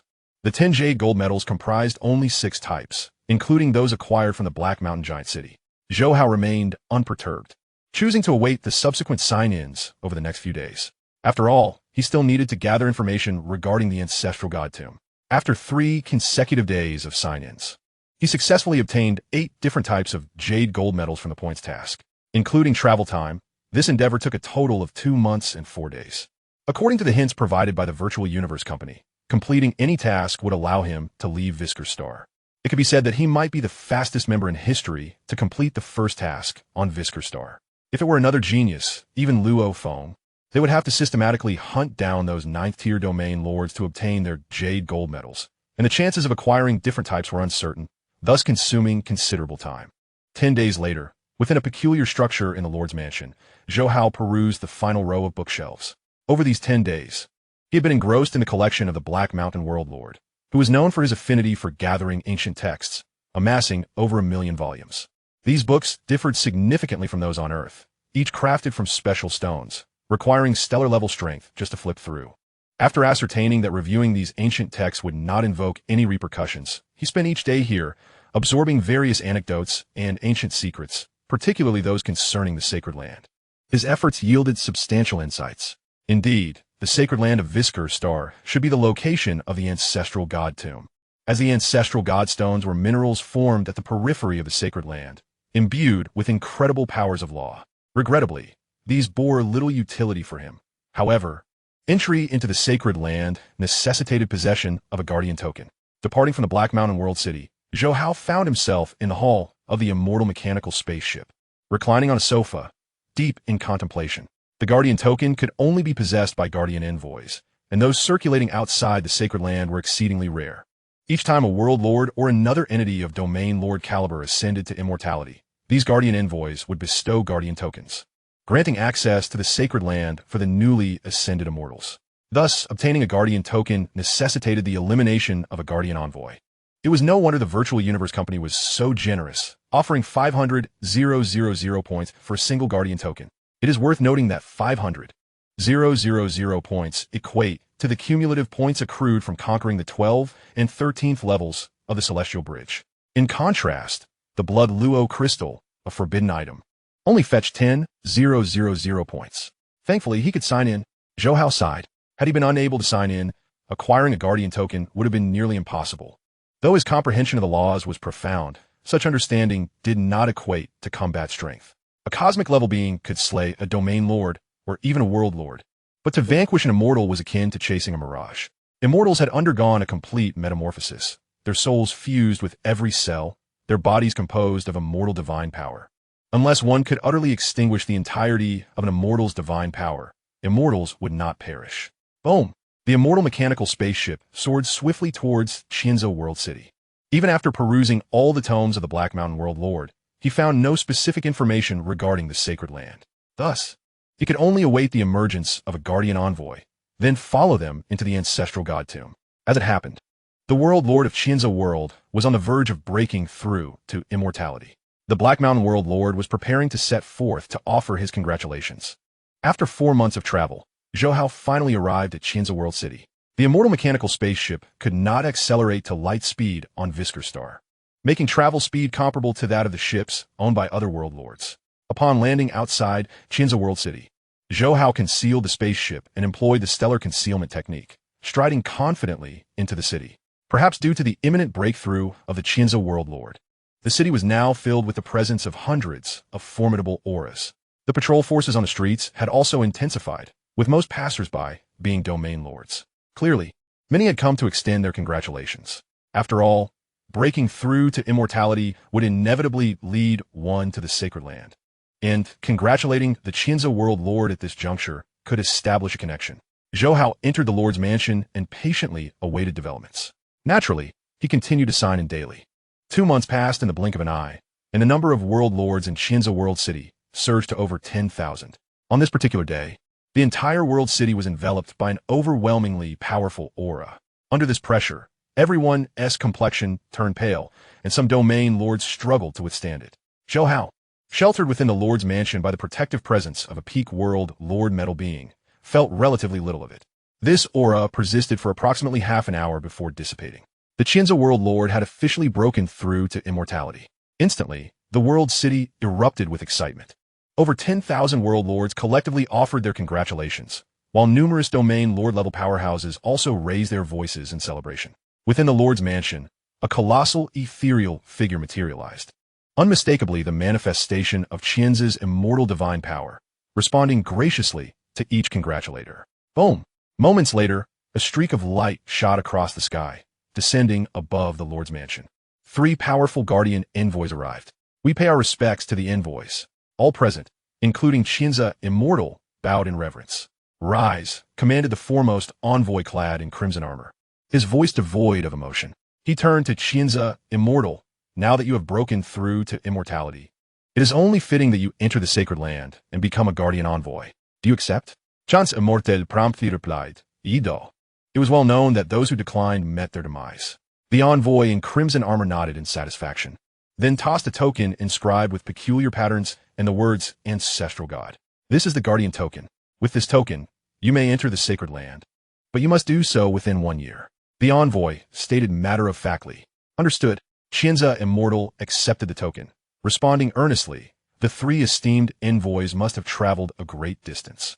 Please rest at the mansion for a few days. The envoy in crimson armor exchanged glances with his companions, slowly nodding in agreement. Subsequently, Zhou Hao acquired the guardian token through sign-in. After a wait of 7 days, the 3 guardian envoys, having enjoyed their respite, instructed Chinza Immortal to ensure he reached the sacred land within a year before promptly departing. Zhou Hao immediately boarded the immortal mechanical spaceship to follow. After 6 months of travel, he finally beheld the sacred land of Viskar Star, the ancestral god tomb. This ancestral god tomb spanned millions of kilometers, appearing merely as an endless mountain range from the outside. However, upon entering the ancestral god tomb alongside the 3 guardian envoys, he realized that it was a world unto itself. Chapter 123, Encounter in the Blood Luo World. The Chinza World Lord was indeed fortunate. His breakthrough to immortality coincided perfectly with the millennia-old opportunity to comprehend the sacred land.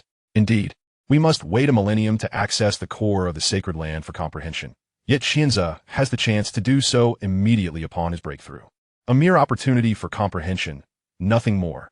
Unless one can attain insight, they shall ultimately remain akin to us, forever relegated to the role of peripheral envoys. The 3 guardian emissaries in the forefront engaged in casual conversation. Zhou Hao, trailing closely behind, felt a stir within, an opportunity for comprehension. He had hoped to overhear some secrets, yet the 3 guardian emissaries ceased their discourse. The ancestral god's tomb was vast, though the structures within were few, consisting solely of a cluster of palatial edifices arranged in a peculiar pattern. Upon entering the grandest hall among the palaces, the countenance of the 3 guardian emissaries turned solemn.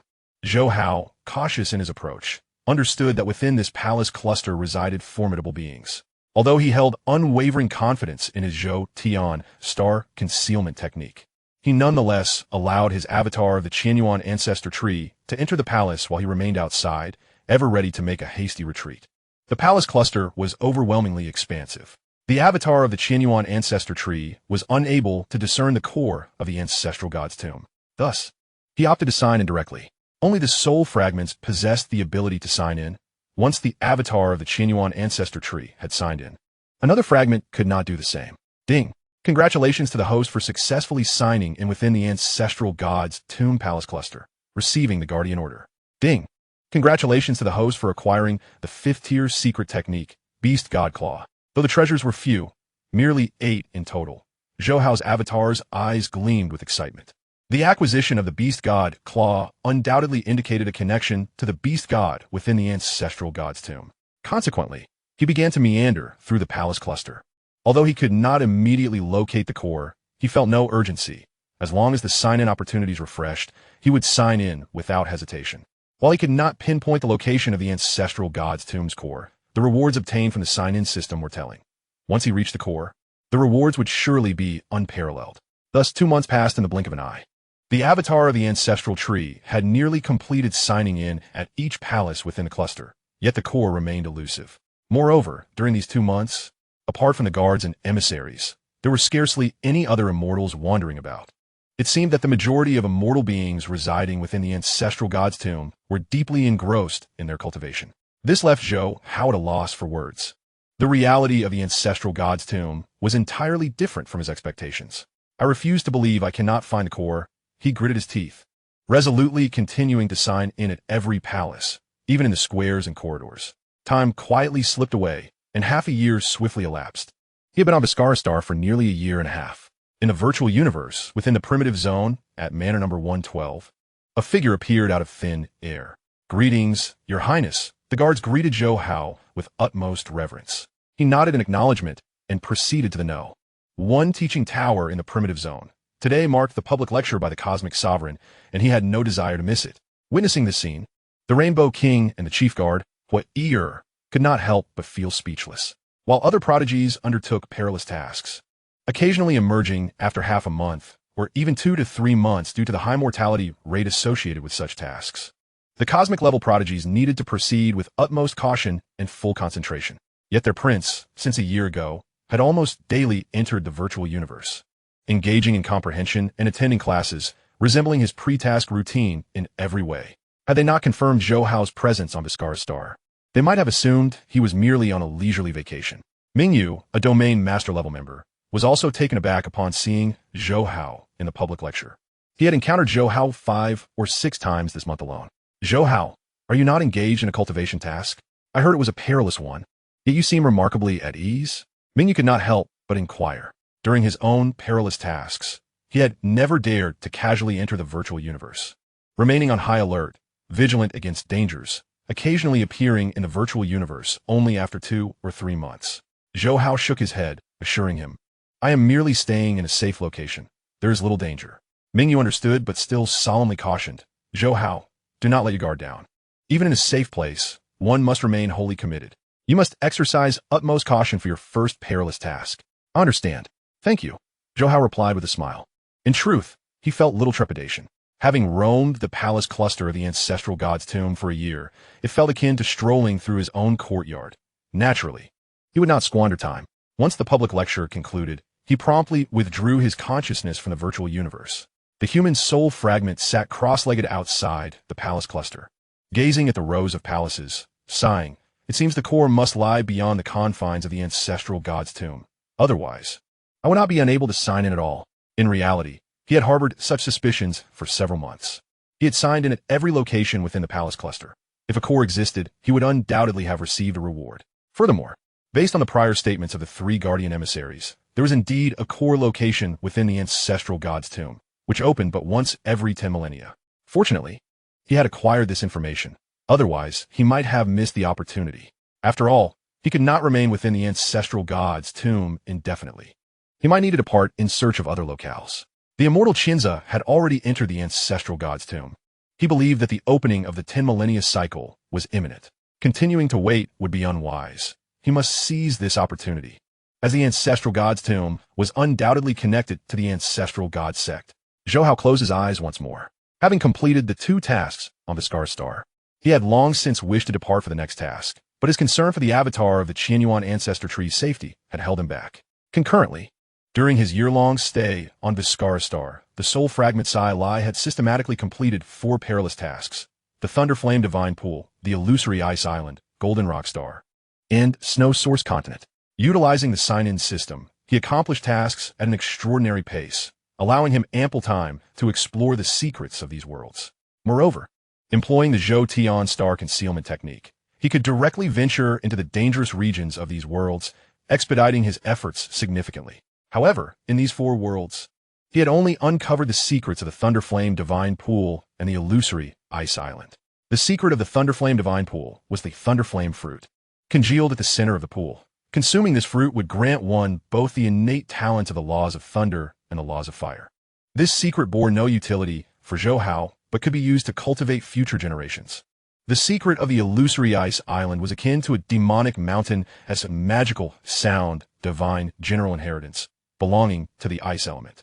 Both the divine envoy and the divine general inheritances were merely guardians of the ancestral god sect, setting aside the question of whether one could accept a complete inheritance. Even if one could, it held little significance. At most, it would facilitate growth to the level of a heavenly, eclipsed palace lord. Zhou Hao was well aware of this, and upon realizing the Illusory Ice Island's secret pertained to the divine envoy inheritance, he signed in to obtain rewards and promptly took his leave. After completing 3 perilous tasks, the soul fragment Sai Lai chose not to tackle the remaining ruins of the ancient god temple and Snow Source Continent, but instead directed his efforts towards the primal secret realm to undertake perilous tasks. After all, members of the primal secret realm could undertake a maximum of 15 perilous tasks, with a limit of 10 tasks within 100 years. He needed to maximize his task choices. The only remaining perilous task in the primal secret realm was the ruins of the ancient god temple, and he intended for the human soul fragment to undertake it, ensuring the 2 soul fragments did not select the same world. Upon completing 7 perilous tasks, he would then commence the undertaking of absolute crisis-level tasks. Compared to perilous tasks, each absolute crisis-level task world harbored immense opportunities, and the rewards surpassed those of perilous worlds.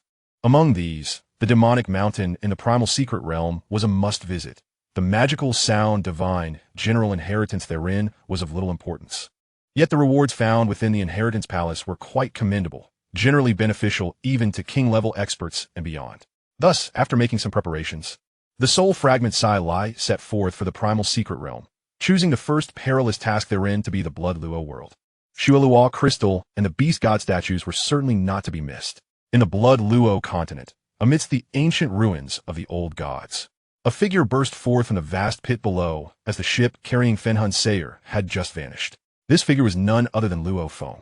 Traveling from the primordial secret realm to the Taichu secret realm was no small feat, yet several months prior, Luo Feng had successfully traversed the 7th layer of the celestial bridge, thus catching up to Baran's progress. "Haha, Sayer, you finally arrived," Luo Feng exclaimed joyfully. Sayer approached and embraced Luo Feng. He had informed Luo Feng of his departure to the Blood Luo continent, stating that he would only enter the Blood Luo world months later.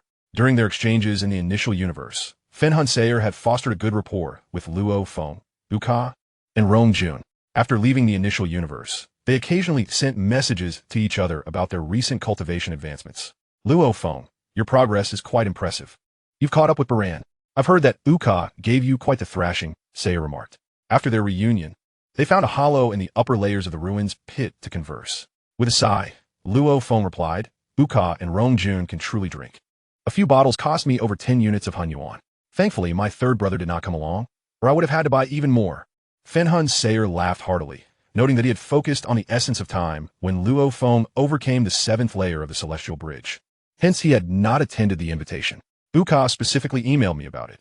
He seems quite smug and mentioned wanting to drink even more bottles next time. Luo Feng gritted his teeth. "When Uka treats us to drinks next time, I will make sure to return the favor." Fenhun Sayer teased, "Well, you may be waiting a while. Uka still has a distance to cover before he can conquer the 6th layer." Indeed, after we left the initial universe, everyone's cultivation speed slowed significantly. Uka and Rong Jun have complained to me numerous times. After I passed the 7th layer, they ridiculed me for several days, Luo Feng chuckled. Fenhun Sayer nodded. "I find myself in a similar situation. I have reached a bottleneck in my cultivation. I plan to take some time to exchange insights with Zhou Hao and see if we can help each other break through this barrier. If you wish to join us, we can arrange a time." Studying the essence of time is exceedingly challenging and far less expedient than directly earning task rewards. Thus, during this phase of philosophical discourse, he had no intention of relinquishing his efforts. Even though the next special sign-in task might not be activated for an unknown duration, he must prepare in advance.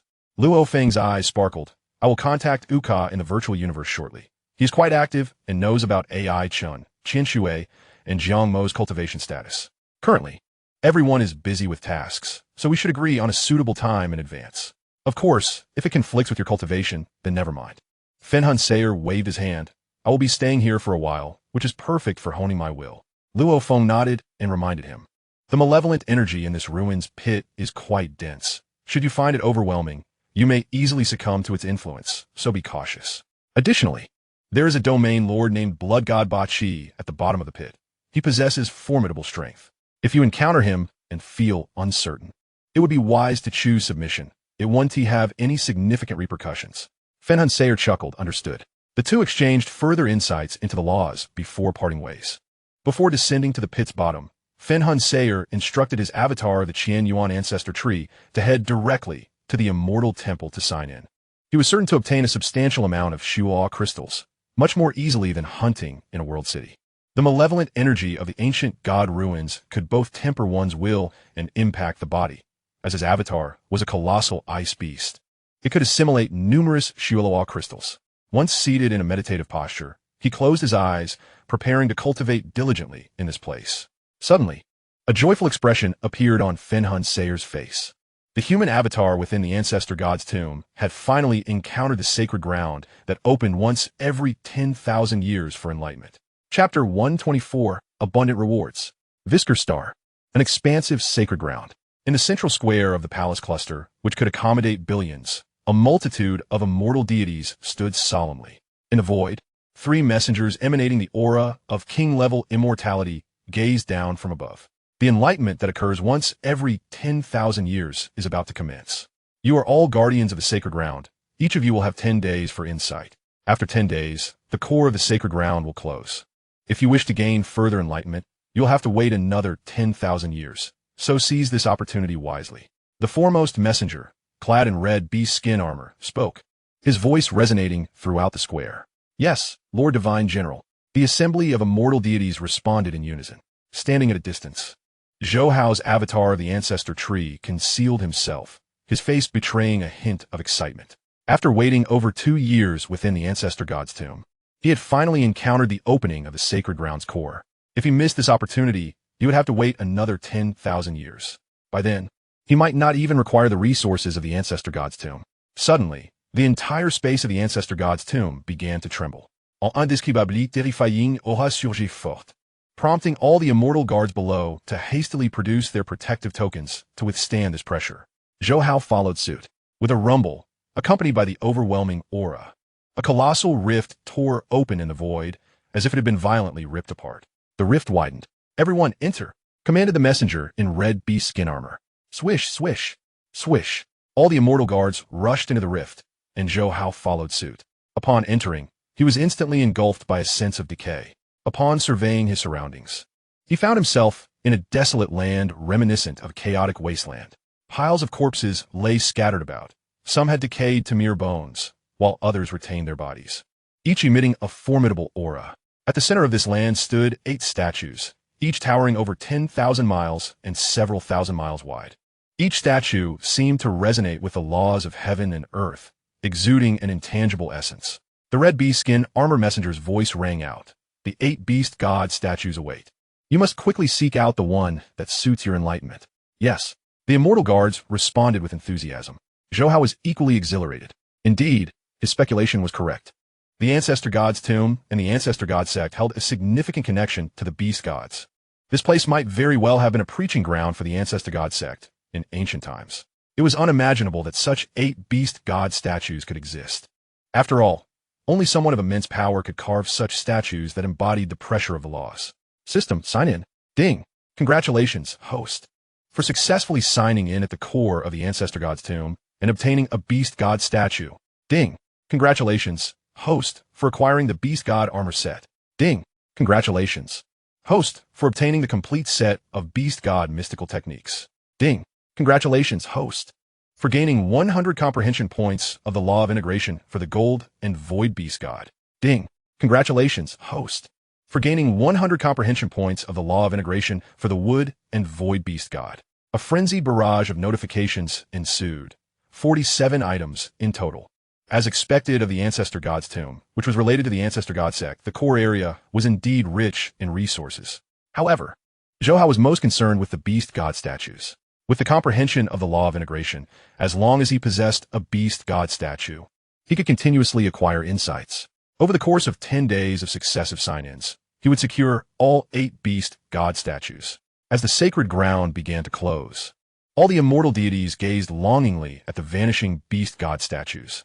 Unbeknownst to them, a cosmic genius from the Virtual Universe Company had managed to secure all 8 statues right under their noses.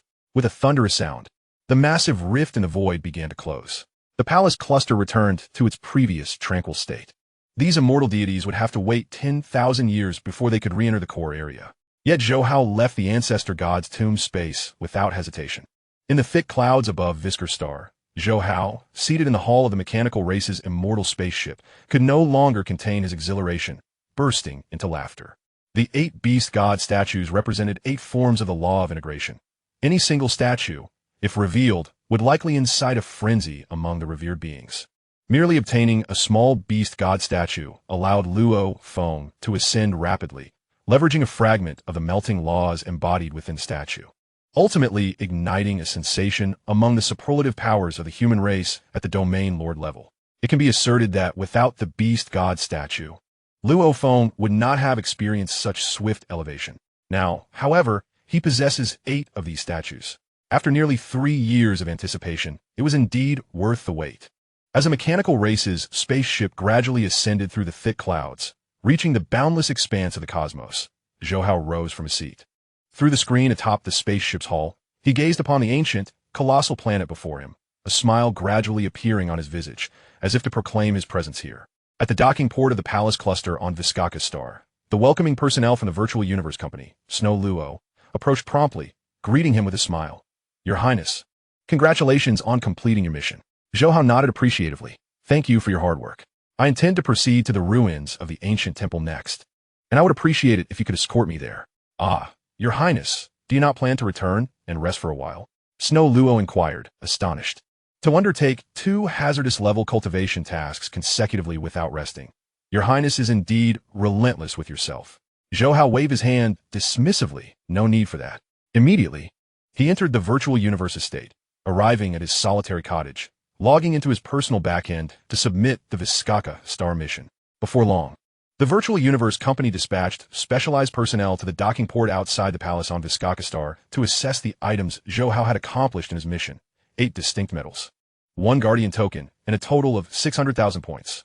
Once the inspection concluded, Zhou Hao swiftly accepted the task related to the ruins of the ancient temple. The ruins of the ancient temple presented 2 tasks. First, to acquire 100 unique ancient stones from within the temple, yielding 20,000 points upon completion. Second, to hunt down 10 savage beasts of any strength exceeding the cosmic level, which would grant him 100,000 points upon completion. Typically, hazardous level tasks primarily involved obtaining certain items or hunting creatures within the cultivation realm. This level of task was designed by the Virtual Universe Company to encourage cosmic level members to engage in combat and hone their skills. Conversely, desperate level tasks predominantly revolve around survival, with few focusing on item acquisition.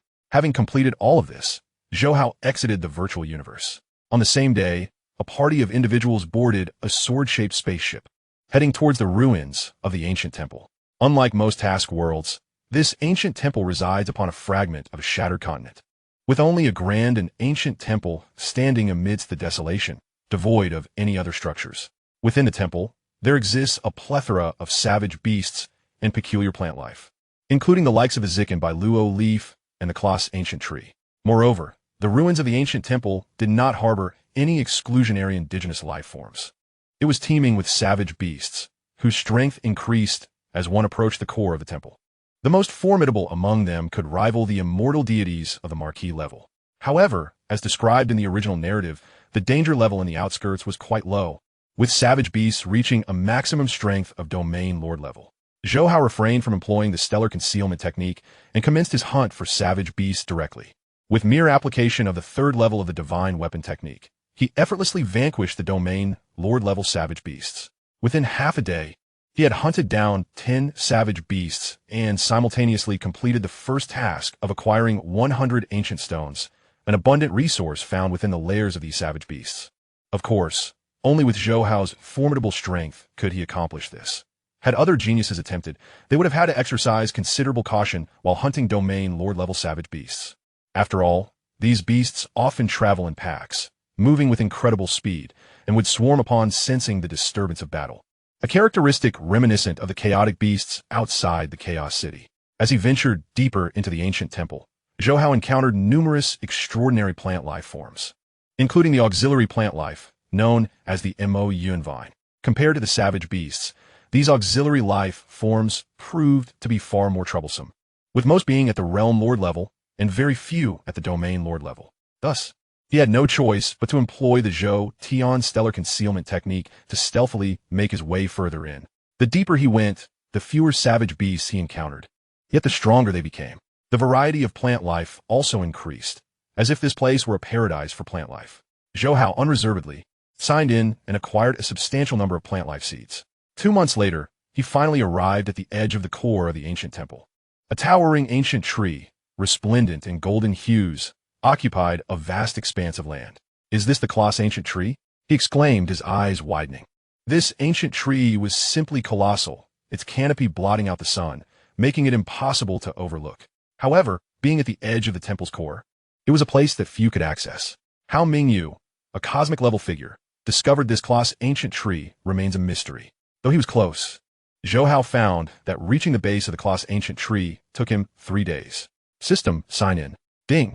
Congratulations to the host for successfully signing in beneath the colossal ancient tree in the ruins of the ancient temple, receiving 1 colossal ancient tree seed. Ding. Congratulations to the host for obtaining 10 colossal golden leaves. Ding. Congratulations to the host for acquiring 10 pounds of colossal golden sap. Ding. Congratulations to the host for receiving the wood origin law talent. Ding. Congratulations to the host for gaining a comprehension of the wood origin law, worth 20. A quintuple notification echoed in his mind. Zhou Hao maintained a calm demeanor. The rewards he received were abundant, yet in his eyes, the offerings from the colossal ancient tree felt rather ordinary, far inferior to those from the beast god statue. Nevertheless, the fact that the ruins of the ancient temple could nurture such a plethora of plant life, albeit most being auxiliary types with average lineage, undoubtedly hinted at the profound secrets hidden within the temple. As such, he instructed the Qian Yuan ancestor tree avatar to delve deeper. The colossal ancient tree, stationed at the core's edge, resembled a guardian, safeguarding the heart of the ancient temple. Even a mortal deity would find it challenging to bypass. Boom! After 3 days of journeying, a heavy pressure emanated from the core of the ancient temple, and the mere aura was enough to overwhelm Zhou Hao's ancestor tree avatar. This presence surpassed the marquee level, and had it not been a natural emanation, this avatar would undoubtedly have perished here. Zhou Hao realized he could no longer advance. However, he was not far from the core's location and attempted to sign in. System sign in. Ding. Congratulations to the host for successfully signing in at the core of the ruins of the ancient temple, receiving 1 life crystal. Ding. Congratulations to the host for obtaining 100 pounds of life divine water. Ding. Congratulations to the host for acquiring 10 life fruits. Ding. Congratulations to the host for receiving the wood origin law talent.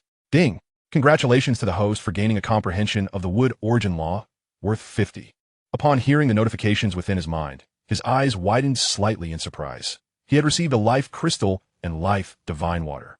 Gazing towards the core of the temple, Zhou Hao fully understood what lay within, the life divine tree. The life fruits were its yield, yet these fruits merely represented the most commonplace treasures it bore. The true value of the life divine tree lay in the life crystals, which could replenish immortal divine power and, to a certain extent, mend soul injuries. Their worth was on par with the golden soul fruits.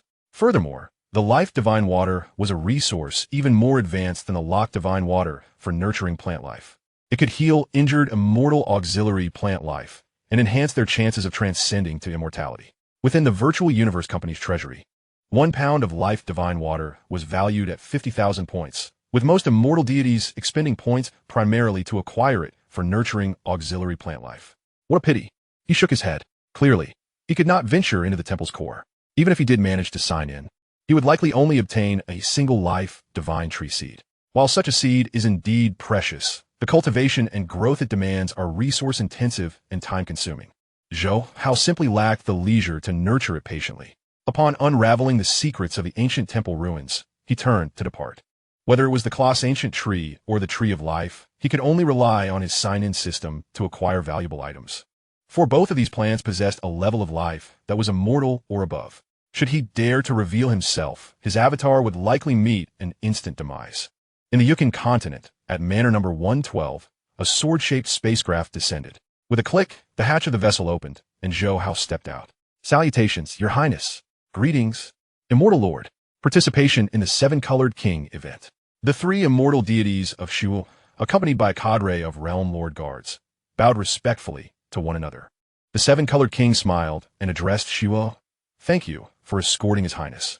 Shuo promptly replied, Your Highness, you are too kind. It is our duty. With that, the trio returned to the spacecraft, which swiftly departed from above the manor. Welcome back, Your Highness, the Seven-Colored King and the head of the Immortal Guards, Hua-i-er, said with smiles. Zhou Hao returned their smiles, feeling quite pleased to be back. Inform everyone that unless there is something urgent, I wish to be undisturbed. Understood, Your Highness. In a study adjacent to the parlor of a three-story building, Zhou Hao began to tally the gains from his expedition to Viscara Star and the ancient temple ruins. Due to the sheer volume of items, he only claimed a selection of the most valuable. 8 beast god statues, 2 sets of beast god armor, seeds of the colossal ancient tree, golden leaves, golden sap, life crystals, life fruits, and life divine water, alongside a plethora of insights. The golden sap and life divine water could be utilized to rapidly cultivate auxiliary plant life, while the 2 sets of beast god armor could be donned by 2 of his soul avatars, representing armor of comparable worth to ordinary treasures. As for the beast god statues, Zhou Hao found himself hesitating. The fusion laws would indeed facilitate research into the essence of time. However, possessing 8 statues meant that the Ice Mountain Giant's soul could only replicate 1. Yet, if he were to delve into the essence of time, he could only study the statues associated with time, light, and thunder, leaving him unable to replicate the others and thus unable to harness their immense advantages. After careful consideration, he gritted his teeth and ultimately resolved to first thoroughly comprehend the essence of time. There could be no turning back. He then made his arrangements. The human soul avatar would cultivate the true temporal understanding and delve into the essence of time, while the Qinyuan ancestor tree avatar would contemplate the cosmic chaos steel, and the Ice Mountain Giant soul would ponder a statue related to time. Chapter 125, The Desire to Create a Record. In the virtual universe, at Thunder Island, within the palace nestled on the mountainside of the Unification Sovereign, this vast palace spanned millions of kilometers, with towering structures stretching infinitely. Inside, numerous immortals wandered about. Though they were indeed immortal in the Black Dragon Mountain Empire, they would draw significant attention. Yet here, they were merely servants to the cosmic sovereigns. To serve as a sovereign-ass attendant was a source of immense pride and honor for them. Suddenly, a figure appeared, causing many attendants to pause. The guards promptly shouted, Who dares to intrude upon the palace of the Unification Sovereign? Swiftly, over 100 immortal guards surrounded Zhou Hao. With a sigh, he said, I am Zhou Hao, the registered disciple of the Chaos City Lord, here to visit Brother Gu Yi. Upon hearing this, the immortal guards were enlightened. Indeed, without some form of identity, a mere universe-level individual would hardly dare to trespass into a sovereign's palace, let alone appear directly within. Ah, it is His Highness Zhou Hao. Please wait a moment. I shall inform the sovereign immediately. Before long, the voice of the Unification Sovereign resonated. Zhou Hao, enter. Shortly thereafter, Zhou Hao and the Unification Sovereign walked through the palace courtyard corridor. Zhou Hao, you have been away from the initial universe for nearly a decade, and now you come to visit me in the palace. It seems you must have accumulated a plethora of questions regarding the laws, the Unification Sovereign remarked with a smile. Zhou Hao promptly responded, You are correct, brother. I indeed have many uncertainties, and I kindly ask for your guidance. With that, he proceeded to articulate the challenges he faced concerning the laws of the essence of time. Despite having the beast god statues to aid in understanding the fusion laws, along with the cosmic chaos steel and the true temporal understanding, the deeper he delved into the essence of time, the more formidable the challenges became. Minor issues would gradually compound into significant dilemmas. Unless absolutely necessary, he He would not have come to disturb the Unification Sovereign. After listening, the Unification Sovereign gestured toward a nearby pavilion. Both took their seats. From your inquiries, it seems you are striving to grasp the essence of time, the Unification Sovereign stated. Zhou Hao nodded, aware that such matters could not be concealed, especially from a being like the Unification Sovereign, who had comprehended the entirety of the essence of time. The Unification Sovereign shook his head. The essence of time encompasses 72 profound intricacies. While this is fewer than the 108 of space in terms of difficulty, it is no less challenging. Your understanding of the essence of space clearly demonstrates your exceptional talent and insight. But further investing time in the essence of time may squander your energy. Listening intently, Zhou Hao replied, "Brother, I understand. The essence of time and the essence of space are akin to two intricate languages, their complexities nearly equivalent." Observing Zhou Hao's calm demeanor, the Unification Sovereign sighed inwardly. Indeed, geniuses often possess a stubborn confidence in their convictions. However, the uncertainties Zhou Hao presented also astonished him, for they pertained to the 32nd intricacy of the essence of time. This indicated that Zhou Hao had thoroughly comprehended the first 31 intricacies. It is worth noting that, despite having only spent a decade away from the initial universe, his cultivation speed was far inferior to that in the initial universe's Chaos City.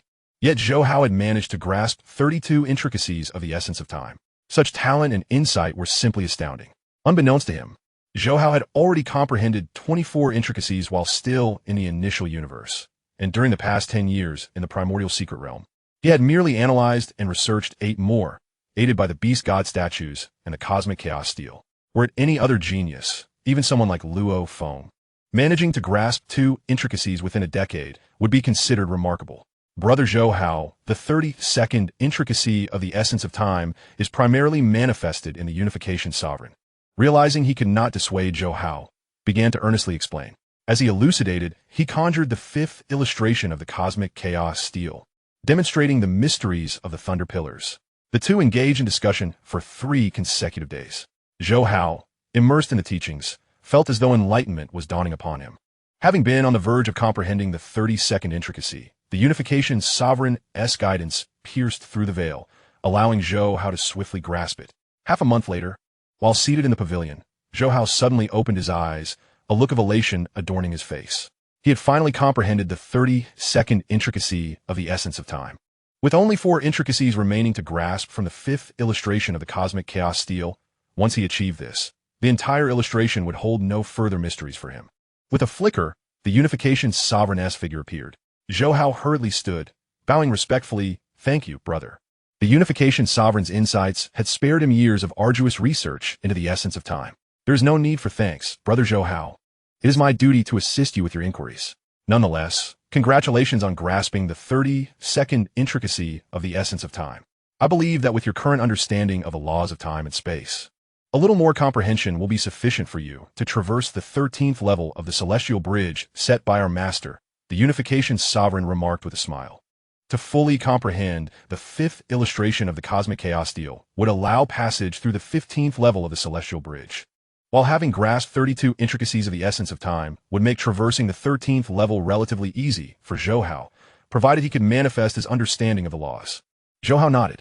The Unification Sovereign then inquired, "When do you plan to attempt the traversal? If our master were to learn that you could cross the 13th level of the celestial bridge in such a short time, he would surely be delighted." "I intend to go now." "So soon?" The Unification Sovereign appeared taken aback. Zhou Hao smiled, eager to become his master's true disciple as soon as possible. The revered one burst in a hearty laughter. "Go ahead." With that, Zhou Hao vanished in an instant. Upon returning to the manor, he made a beeline for the bridge to heaven. His urgency was not solely for the sake of personal transmission. Rather, it was driven by a unique sign-in task. Previously activated, he had only managed to complete the 2nd task of the sign-in. He harbored concerns that without fully fulfilling the sign-in tasks, new ones would remain dormant. Thus, having just comprehended the 32nd essence of time, he was eager to confront the bridge to heaven. In a decade, amidst the presence of the beast god statue and the chaos stone, he had only grasped 8 essences of time. In stark contrast, during his initial sojourn in the primordial universe, he had fathomed 108 essences of time in less than 30 years. Comparatively, the efficiency of his understanding of the essences of time was woefully slow. Moreover, the first 24 essences had been largely dependent on the rewards from sign-in tasks. This meant that without the sign-in rewards, he would likely have grasped no more than 12 essences of time by now.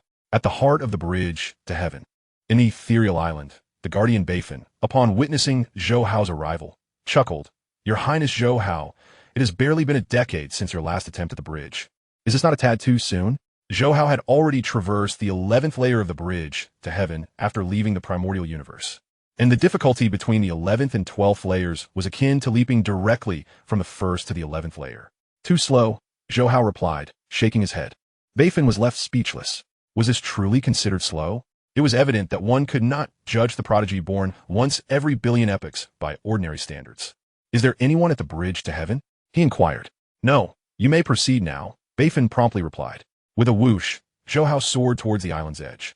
At the terminus of the 12th layer of the bridge, the planetary surface trembled slightly, emitting a voice. "Please select your opponent, controller, warrior, or illusionist. Defeat any one of them to pass through the 12th layer." "Controller," Zhou Hao replied without hesitation. In a flash, the Earth's earthy yellow light coalesced into a figure clad in a yellowish armor, boots on his feet, gazing at Zhou Hao. "Your Highness Zhou Hao, merely a decade has passed, and you return to challenge this layer. I would advise you to return and contemplate the principles more diligently." Zhou Hao replied calmly. "Let the battle commence." Boom! The two struck simultaneously. Previously, Zhou Hao's comprehension of the time principle had not reached the required level, but this time, he had long since deciphered the fourth illustration of the cosmic chaos stone. His understanding of the fundamental laws of time and space had ascended to the 13th layer, enabling him to unleash the sixth and final forms of the divine weapon, making even the immortal susceptible to defeat. Countless points of light surged, coalescing into the seventh form of the divine weapon, a bizarre colossal beast. This peculiar creature, an embodiment of the great power that created the divine weapon, was modeled after the beast god weapon. It bore a dark purple hue on one side and a deep blue on the other. As it materialized, an overwhelming pressure radiated outward, distorting the very fabric of space. The Guardian's expression shifted. He had not anticipated Zhou Hao's ability to manifest the final form. Roar! The blue-purple beast bellowed, charging forth to shatter the vast starry river conjured by the Guardian, subsequently engulfing him. The disparity in power between the sixth and seventh forms of the divine weapon was monumental, allowing Zhou Hao to pass effortlessly and soar to the terminus of the 13th layer.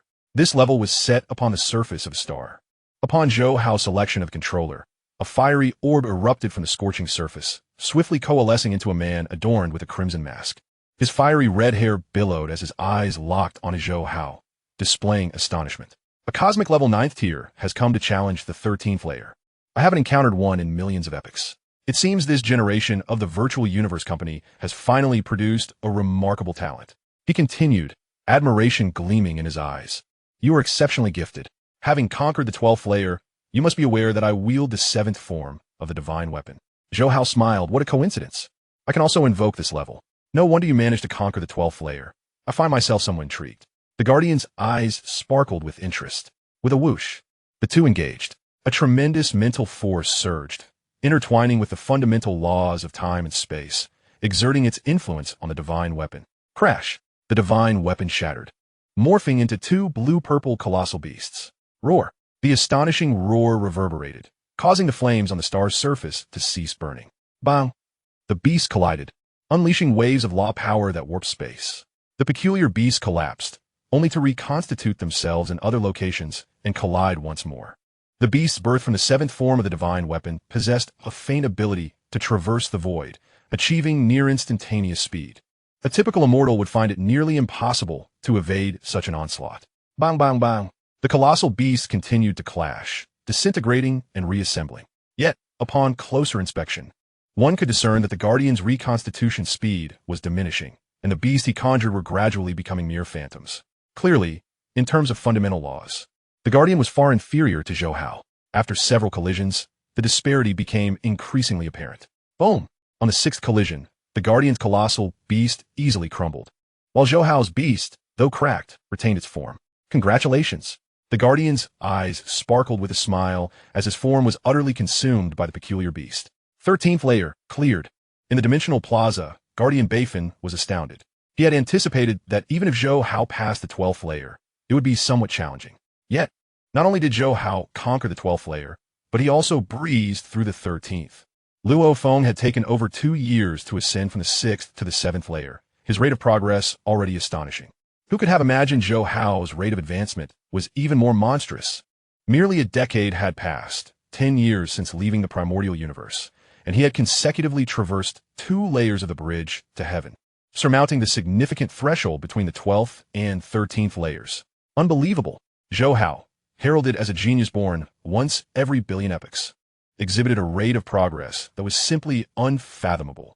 Could it be that Zhou Hao was an even more prodigious genius born once every several billion epochs? As Guardian Bayfen marveled, he hastily sent out a message. The pinnacle of talent within the human race was deemed to emerge once every billion epochs. Yet, amidst the vast cosmos, certain rare life forms outshine even these ultimate geniuses. They can, at the level of immortal kings, employ innate secret methods to vanquish ordinary cosmic sovereigns. Such life forms are exceedingly scarce, often unique. The human race, constrained by genetic limitations, has never witnessed such prodigies. Yet now, Zhou Hao's performance ignited a glimmer of hope within Guardian Bayfen. Swiftly, figures began to materialize in the dimensional plaza. Most were cosmic-level geniuses, including Luo Feng, Wuka, Bolin, Aichen, and Qinshui, among others. Upon Wuka's arrival, he promptly inquired, "Lord Bayfen, did Zhou Hao conquer the 13th layer?" Bayfen nodded. Indeed, he is currently challenging the 14th layer. What the heck? Zhou Hao is astonishing. It has only been 10 years. How does it feel like his rate of progress is even more exaggerated than in the primordial universe? Wuka's eyes widened in disbelief. The other geniuses were equally taken aback. After all, this was the 13th layer of the bridge to heaven, signifying an understanding of the laws befitting an immortal commander. Even the most extraordinary talents who had previously traversed the original bridge to heaven had not been so formidable. The elder domain masters of the original secret realm were merely at the level of the 11th layer of the bridge to heaven. At present, Zhou Hao stands at a cosmic level, far surpassing the domain lord level of the primal secret realm. Nearby, numerous powerful kings are utterly astonished. They comprehend that Zhou Hao is a prodigy who emerged after billions of epochs, and such rapid progress is indeed remarkable. However, to leap directly from the 12th to the 13th level merely a decade after departing the initial universe seems exceedingly exaggerated. It is noteworthy that even the Chaos City Lord, who has exceedingly high expectations for his disciples, allotted Zhou Hao a century to conquer the 13th level of the bridge to heaven. Yet, Zhou Hao accomplished this feat in just 10 years. Could it be that the human race is truly on the verge of producing a genius comparable to a unique life form? These thoughts surged through their minds, but they quickly shook their heads. Every unique life form is favored by the cosmic source, and the genetic makeup of the human race is inferior even to the cosmic behemoths. No matter how talented, there are limits. Consequently, once the human race transcends immortality, they tend to shine less brilliantly. At this moment, the Guardian Bayfen's face once again exhibited astonishment. "Lord Bayfen, what is the matter?" The talented individuals, including Luo Feng, inquired with urgency upon noticing his expression. Bayfen slowly replied, "Just now, Zhou Hao has conquered the 14th level of the bridge to heaven." Upon these words, the entire dimensional island was enveloped in silence, save for the sound of waves. Even the powerful kings who had come to witness were left speechless. The bridge to heaven presents a significant threshold every 3 levels, and while the differences between the 13th, 14th, and 15th levels may appear minimal, one must not forget that they represent the comprehension of the laws of immortality. The challenge of crossing each level escalates compared to the first 10. Transitioning from the 13th to the 14th level, despite being merely a single level apart, is a feat that many immortals have struggled to achieve even after tens of thousands of years of arduous cultivation. After all, this transition signifies a leap from the pinnacle of immortal commanders to the peak of military leaders. Even if a member of the primal secret realm's domain lord surpasses the 14th level, many powerful kings will be taken aback, let alone Zhou Hao, who is merely a cosmic level being that has only just entered the primal secret realm a decade ago. Suddenly, a new group of figures emerged in the dimensional square. Each of these figures exuded an overwhelming aura. Their presence, unrestrained, caused Luo Feng, Wuka, Rongjuan, and Berlan to pale. Even the powerful kings could only withstand the pressure. Salutations, esteemed ones. As the cosmic lords reigned in their auras, the powerful kings promptly bowed. Greetings, esteemed one. Luo Feng, Berlan, and the other prodigies were taken aback, not expecting the cosmic lords to personally visit the bridge to heaven. and they quickly offered their respectful salutations. The leading figure, the Nine-Sword Lord, gestured dismissively. Turning to Beifan, he has conquered the 14th level? The guardian Beifan nodded. He was defeated at the 15th level. With this revelation, the powerful kings collectively sighed in relief. Had Zhou Hao succeeded in surpassing the 15th level, it would not only have caused a stir among the human race, but would have sent shockwaves throughout the vast cosmos, affecting countless races. The cosmic level primal bridge to heaven nearly epitomizes the pinnacle achievable by cosmic beings, equivalent to the comprehension of the laws at the 12th level. Zhou Hao's consecutive successes in surpassing the 13th and 14th levels had already left them in disbelief. Crossing the 15th level would have surely compelled the Chaos City Lord to scrutinize Zhou Hao thoroughly, for he would no longer be merely a prodigy emerging after billions of epochs, but rather one emerging after trillions. A time frame unfathomably vast for powerful kings and even cosmic lord alike. The Nine-Sword Lord nodded, retrieving Zhou Hao's video of his successful passage. Guardian Beifan swiftly displayed the video. Instantly, all eyes were riveted on the screen. Moments later, having viewed it, the cosmic lord's eyes widened in astonishment. The essence of time. He truly ventured into the study of its essence. During his time in the initial universe, he had grasped part of the essence of time. It is astonishing to discover that even after leaving, he has not abandoned this pursuit and has indeed achieved such a remarkable level. Zhou Hao's ambition is immense. Having comprehended the essence of space, once he grasps the essence of time, it is likely that the fundamental laws of space and time will become a matter of mere time for him. To comprehend two such essences, it is an immense challenge. For we cosmic lords, simply understanding another law of time or space is exceedingly difficult, let alone delving into the essence. This path is fraught with obstacles. Zhou Hao's extraordinary talent and comprehension are unparalleled. Otherwise, other prodigies would find it impossible to grasp even dozens of essences. The cosmic lords could not help but discuss among themselves. Understanding the foundational laws of metal, wood, water, fire, and earth is not overly challenging, as they belong to the same category of laws and do not interfere with one another during research. However, time and space are entirely different. Their interaction creates interference. The comprehension of essences is not meant to be influenced, and thus, under conditions destined to cause interference. To discern and analyze the essence of time is not merely a testament to great willpower or extraordinary talent, but a true manifestation of unparalleled insight. Yet, the Nine-Sword Lord furrowed his brow, sensing something amiss. "What is it?" inquired one of the lords. "Did you notice that his method of attack, while conquering the 14th level of the bridge, does not seem to solely rely on the divine weapon form?" The Nine-Sword Lord stated solemnly. The other lords began to scrutinize the footage of the 14th level anew. Upon examination, they too discovered the anomaly. In Zhou Hao's final use of the 7th-tier divine weapon form, when he defeated the Guardian, that peculiar beast form astonishingly executed claw techniques. The more agile the divine weapon form, the greater the demands on the controller's mental acuity and comprehension of the laws. Zhou Hao's unique beast form not only exhibited remarkable versatility, but astonishingly could also perform secret techniques. If one were not to watch intently and slow down the movements, it would indeed be imperceptible.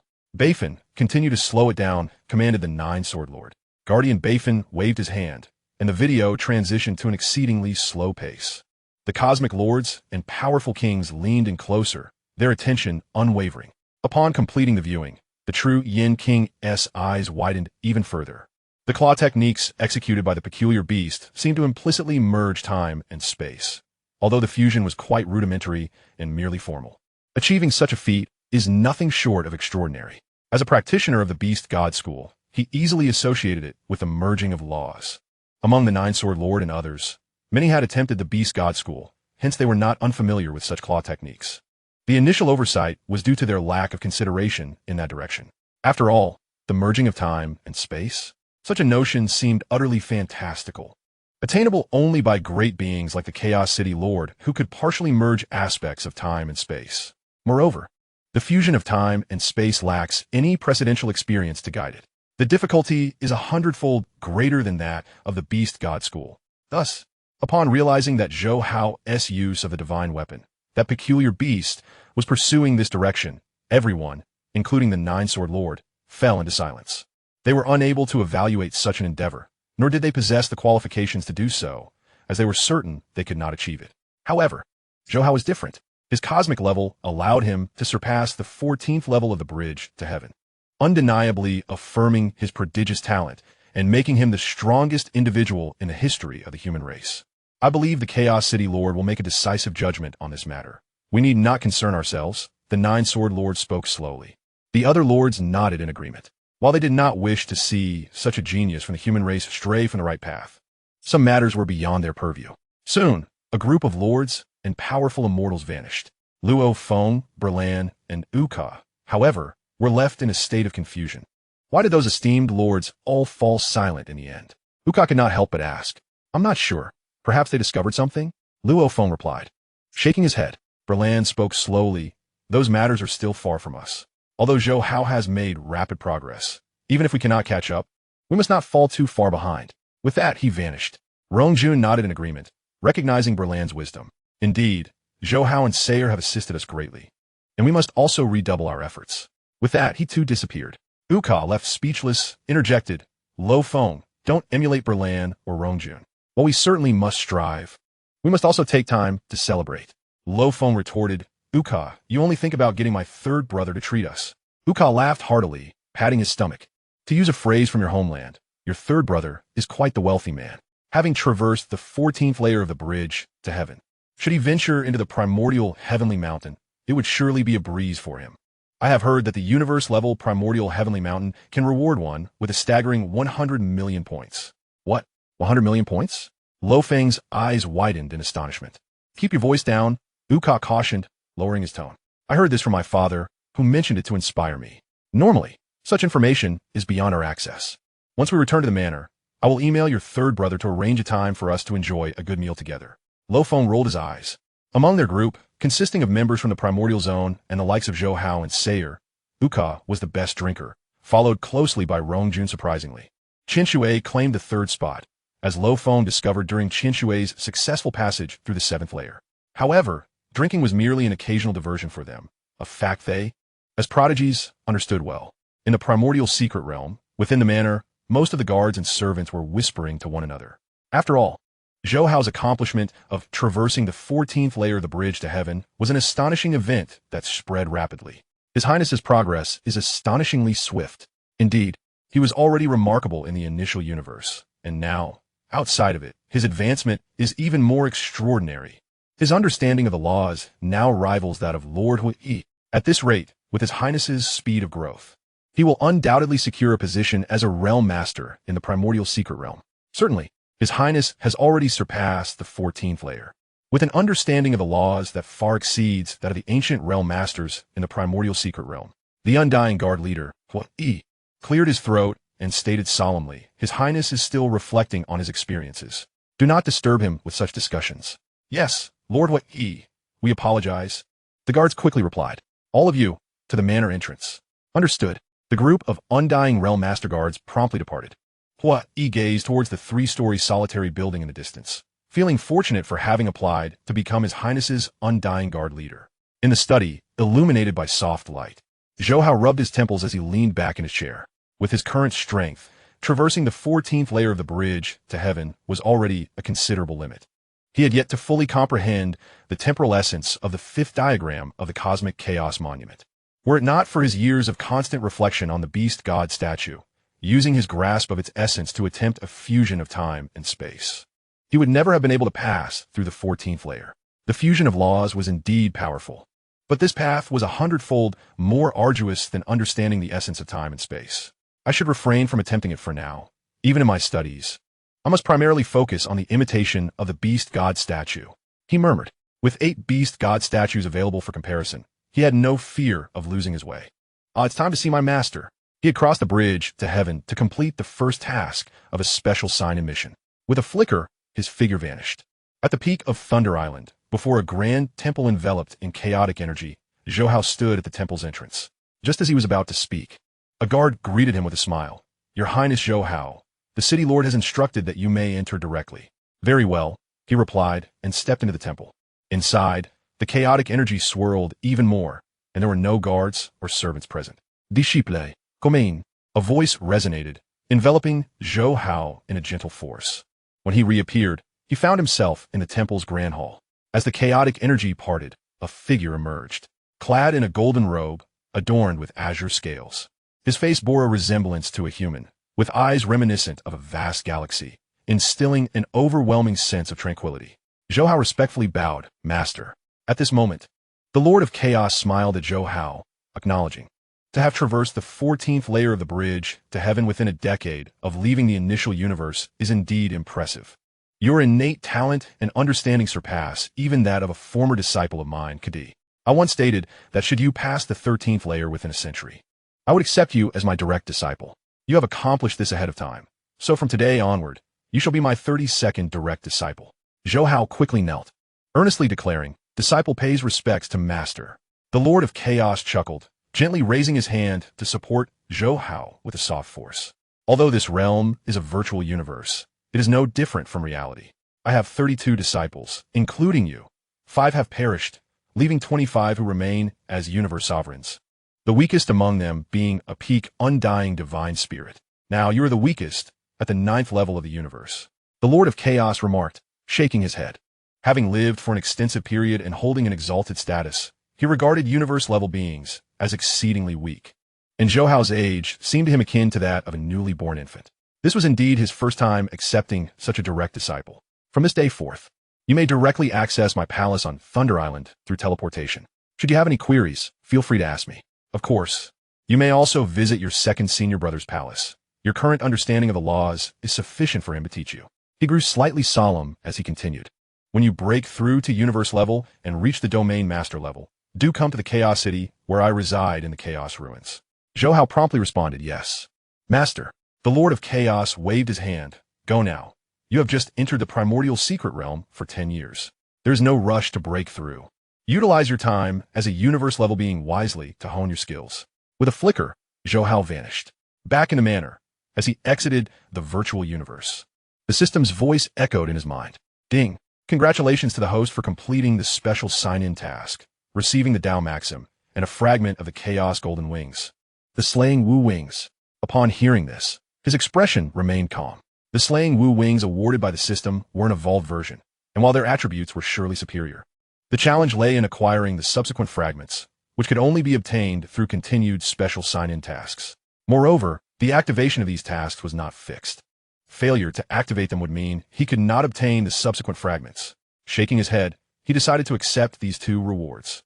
He stored the slaying Wu Wings in his inner world and began to examine the Tao Maxim with great seriousness. Chapter 127. The Terrifying Effect of the Tao Maxim.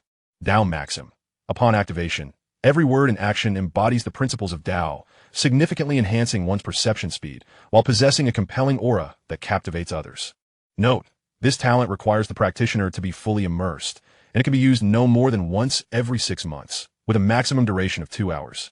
Upon reading this, Zhou Hao's face broke into a wry smile. As expected, this reward is intended to have me preach. After a moment of hesitation, he decided to test the power of this Tao Maxim. If it truly accelerated his perception speed, he would accept the prospect of preaching. However, if the situation proved less favorable than anticipated, he would not utilize it lightly, for he needed to devote his energy to researching the essence of time, leaving little room for other pursuits.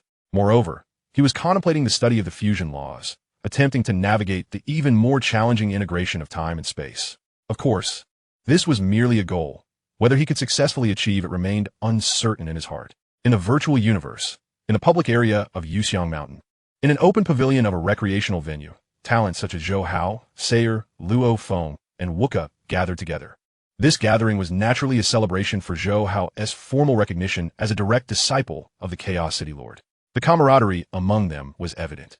Despite varying rates of progress, they all acknowledged each other's abilities. "Qianshui, come on, keep going," Wuka boisterously shouted. Within the pavilion, only Wuka and Qianshui continued to drink, while the others leaned back, eyes closed, resting. The wine purchased by Zhou Hao, aside from its intoxicating effects, also provided a modicum of enlightenment, though it came at a steep price. Even Wuka, the young prince of the barbaric Karstar, hesitated to buy it. Suddenly, Zhou Hao cast a glance at Sayer, who smiled in response. The two immediately began to delve into the profound subtleties of the laws of time. Concurrently, Zhou Hao invoked the great Tao's aphorism. Within the virtual universe, he was uncertain of its efficacy. This spontaneous exchange of insights was purely an experiment to test the aphorism's power. Boom! Almost instantaneously, as they engaged in discourse, Zhou Hao and Sayer felt their pupils constrict slightly. They discovered that while revisiting the essence of the 24 intricacies of time, an overwhelming surge of inexplicable realizations flooded their minds. Images and patterns from their previous studies of the fifth illustration of the Cosmic Chaos Monument, the Beast God statue, the true understanding of time and space, and various secret techniques, all flickered before them like fragments of a film. These snippets coalesced like strings of codes, forming arcane information that comprised the 3,336th essence of time, which Zhou Hao had yet to fully comprehend. Though it appeared that Zhou Hao and Sayer were merely conversing, their eyes penetrated through layers of time and space, revealing the 3,336th essence of time. The sensation was utterly enchanting. To liken it to something, it was akin to grappling with a challenging problem, racking one's brain for a solution, only to have someone suddenly present the correct answer right before your eyes. Upon seeing the answer, one not only comprehends, but experiences an epiphany, thinking, why was this so simple? How did I not realize it before? Such was the state of Zhou Hao and Sayer. Initially, they spoke in hushed tones, but as time progressed, their voices grew louder, and they even stood up, animatedly discussing their insights, entirely absorbed in their excitement. Inside the pavilion, a profound silence enveloped the others. Luo Feng, Wuka, Rongjun, Qin Shui, Wang Mo, and Long Yun all stared wide-eyed at Zhou Hao and Sayer. Because the two were discussing the essence of time, Luo Feng, Wuka, and the others felt somewhat bewildered. However, Berlan and Aichin, within mere seconds of hearing their exchange, slipped into a state of deep comprehension. Yet in that moment, no one uttered a sound, and they held their breath, isolating the entire pavilion from the outside world. As time slowly passed, Zhou Hao and Sayer wandered back and forth within the pavilion, engrossed in their discourse, oblivious to everything else. Luo Feng, Wuka, Rongjun, and the others glanced at Berlan and Aichin, their faces reflecting envy. They could easily discern that Berlan and Aichin's state was akin to sitting in the secret chamber of the Chaos Monument, immersed in enlightenment. Simultaneously, as Berlan and Aichin entered this profound state of understanding, the 3,336th essence of time became increasingly clear to Zhou Hao and Sayer. They focused intently on the 33rd essence, striving to imprint it indelibly upon their consciousness. The time spent exchanging insights seemed to fly by, and 2 hours passed in the blink of an eye. When the time was up, Zhou Hao and Sayer felt a wave of fatigue wash over them, akin to a regular person who had stayed up for 3 consecutive days in excitement. They ceased their dialogue, glanced at Berlan and Aichin, exchanged greetings with Luo Feng and Wuka, and exited the virtual universe. A full 2 days later, Berlan and Aichin finally opened their eyes in succession. Where's Zhou Hao and Sayer? Aichin inquired upon noticing only Wuka, Rongjun, and a few others in the pavilion. They left long ago. How do you feel? Wuka could not help but respond. Berlan remained silent, while Aichin, somewhat bashful, said, I feel that if I could experience that again, I would have a solid chance of crossing to the 6th layer of the Celestial Bridge. What? The 6th layer of the Celestial Bridge? Wuka, Hongyun, Qianxi, and others collectively gasped in astonishment. Currently, in the primordial region, Berlan was at the 7th layer, Luo Feng at the 7th layer, while the rest, including Rongjun and Wuka, were at the 5th layer. Only Rongjun was close to the 6th layer, while Wuka, Aichin, and Qin Shui would need several decades of cultivation to surpass the 6th layer. Yet now Aichin claimed that with just one more listen, he would be confident of breaking through to the 6th layer, indicating that Aichin was now closer to the 6th layer than anyone else. Suddenly, Berlan rose, a trace of bitterness appearing at the corners of his mouth. I owe Zhou Hao and Sayer more and more. It seems I can only find an opportunity to repay them in the future. With that, his figure vanished. Moments later, Wuke, Hongyun, and the others received an email from Baffin. Berlan has crossed the 8th layer of the Celestial Bridge. Upon reading the email, the shock within Wuka, Rongjun, and Qin Shui was no less than Zhou Hao's achievement of crossing the 14th layer of the Celestial Bridge. They understood that Zhou Hao and Sayer possessed extraordinary talent and comprehension. But Berlan was merely a genius emerging once every 10,000 epochs. Even if Berlan had a formidable talent for the spatial laws, the difficulty of advancing from the 7th to the 8th layer would typically require him to cultivate for over a century. Insane. Did Zhou Hao and Sayer's exchange have such a profound impact on Berlan?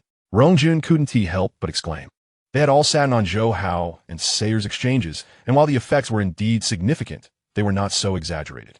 Wuka and Qianshui turned their gazes toward Aichen. Aichen replied helplessly, "I'm not sure. The feeling was extraordinary, difficult to articulate.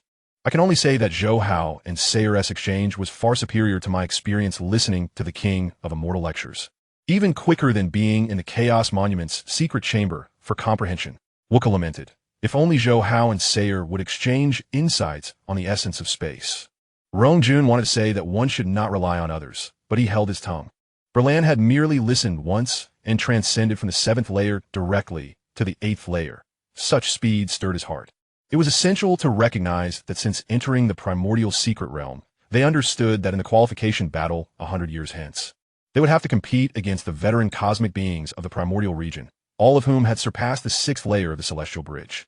If they did not break through the 6th layer within a century, they would undoubtedly be eliminated to the heavenly district. In the study of the manner within the original secret realm, Zhou Hao rubbed his temples. Despite appearing fatigued, his face was alight with uncontainable excitement. The efficacy of the great Tao's aphorism was astonishingly beyond his expectations. After just 2 hours of application, he had comprehended the 33rd essence of time. Even he was taken aback. If this were to leak out, it would likely leave even a great entity like the Chaos City Lord astounded. After all, this pertained to the essence of time.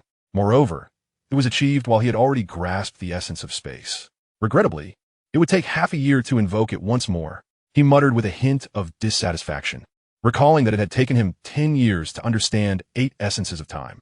Yet now he had comprehended one in just 2 hours. He should be waking up smiling from such a dream. With the great Tao's aphorism, the understanding of the fusion laws should no longer pose a challenge. Zhou Hao couldn't help but think back to the incredibly magical state he had experienced during its application, yearning to repeat it once more. However, he ultimately restrained himself. The potency of the great Tao's aphorism was undeniably strong, yet since this talent indicated it could only be used once every 6 months, there must be profound reasons underlying this limitation. Although the exertion did not leave him excessively fatigued, Zhou Hao nonetheless suppressed the myriad thoughts bubbling within him. At that moment, a message arrived from Berlan, who had successfully breached the 8th level. Zhou Hao was taken aback. Could it be that even the effects of mere observation were so profound? He quickly shook his head. While Berlan possessed a remarkable talent for the laws of spatial origin, he had ultimately chosen the path of the cosmic chaos monument. Even with a foundation in space, the supplementary nature of time would hinder his progress.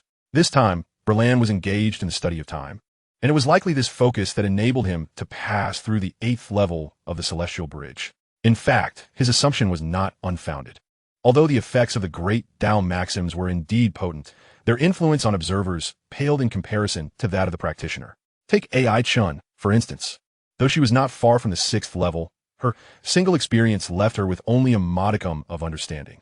Naturally, this was a significant improvement compared to insights gained from the Chaos Monument S chamber or public lectures.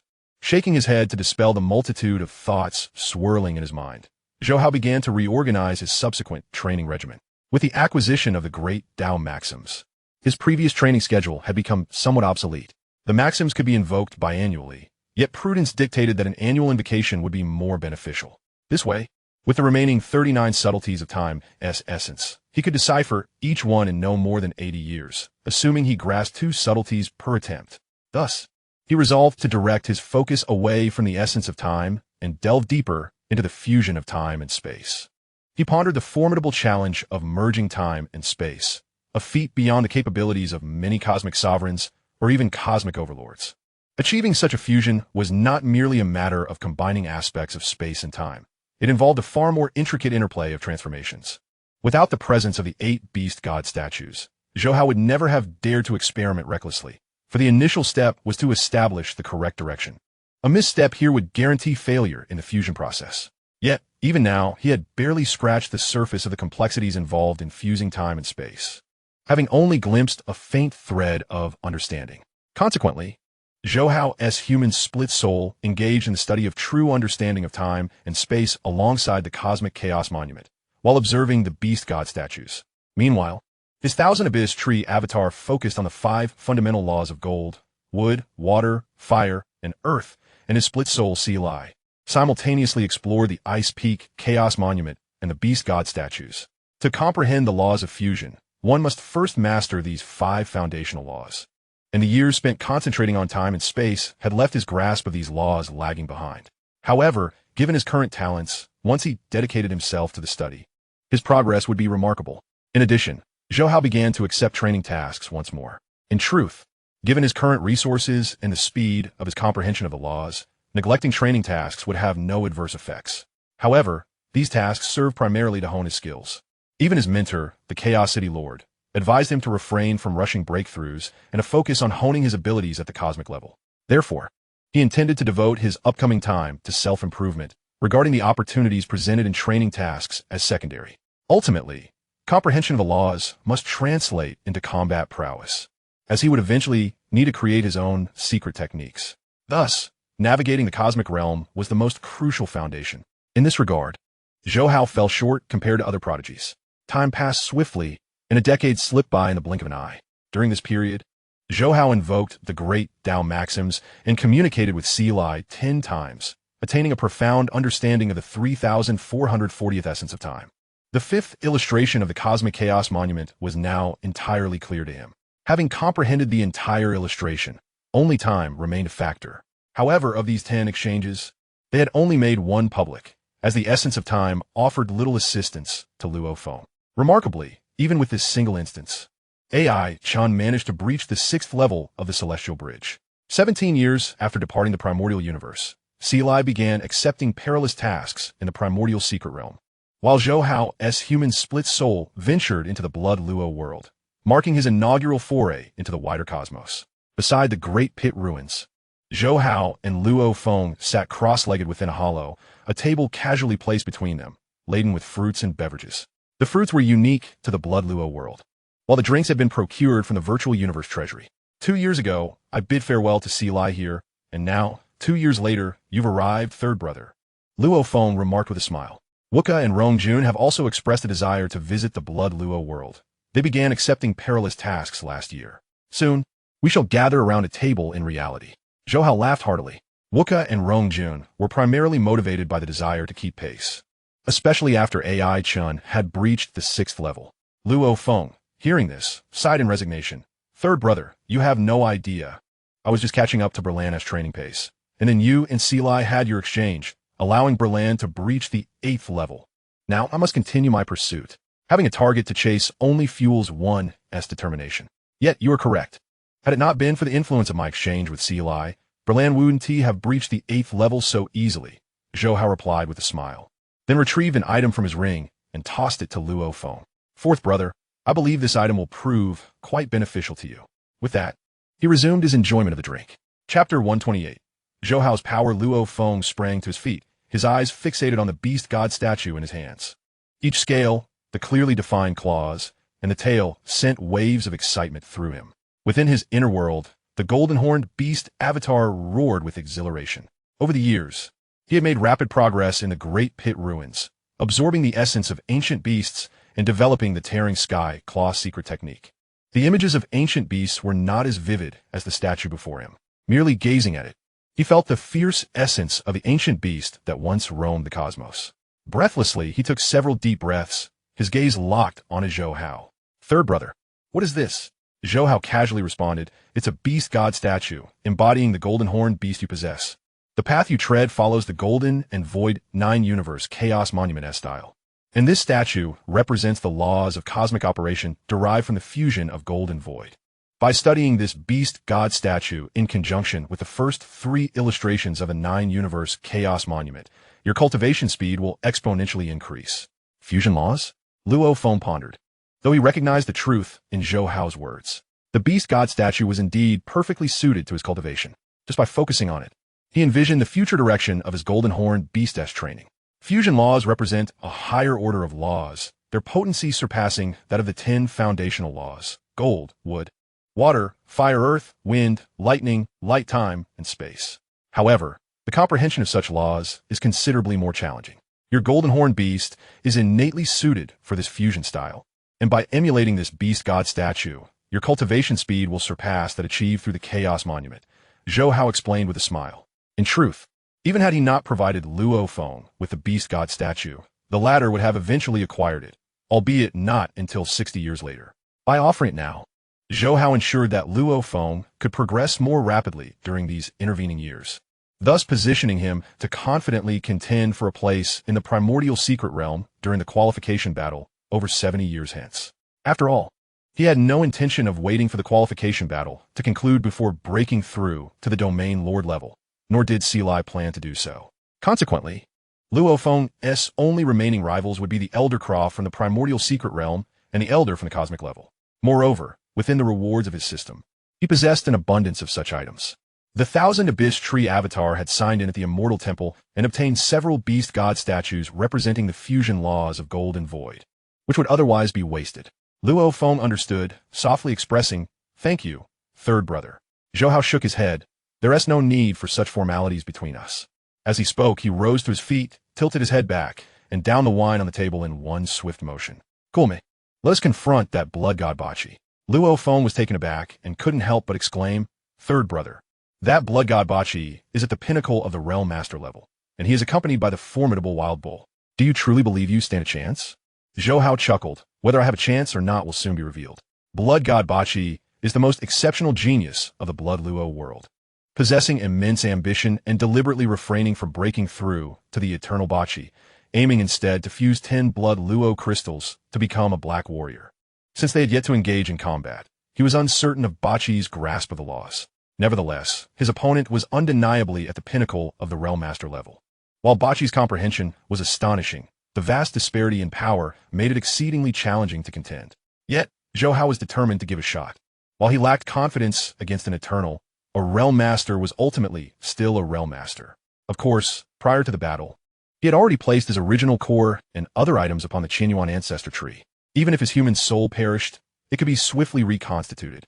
Swiftly, Zhou Hao and Luo Feng descended rapidly towards the center of the fiendish vortex. The closer they approached the vortex's core, the more overwhelming the sinister aura became.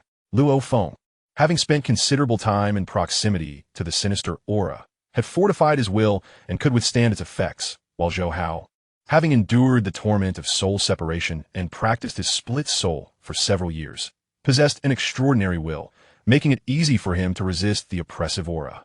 97. How'd you bring someone here? No sooner had they landed at the pit's bottom than 2 blood god guards rushed over, their gaze fixating on Zhou Hao. Zhou Hao replied directly, "I am a friend of 97, seeking to join the blood god guards, hence my desire to meet Lord Bachi."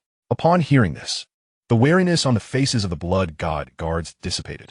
One of them scoffed, "The blood god guards are not a club for just anyone to join. If you wish to meet Lord Bachi, you must first pass our test." With a swift motion, the blood god guard thrust his spear toward Zhou Hao. Zhou Hao, disinterested in drawing his weapon, casually extended a claw, and the very fabric of space seemed to tear as the ferocious power of the laws surged forth, instantly sending both the guard and his spear flying. The other blood god guard's eyes widened in astonishment. He had effortlessly defeated the 92, who was already at the cloud sky level. Zhou Hao stated nonchalantly, "Now, do I have the qualifications to meet Lord Bachi?" "Why, yes, you qualify." The blood god guard quickly guided Zhou Hao to the palace at the pit's bottom. Moments later, before the palace, Lord Bachi, clad in a crimson robe and exuding a heavy aura of malice, with red hair cascading down to his knees, exclaimed, 97, you are impressive. I never expected your friend to be so exceptional as well.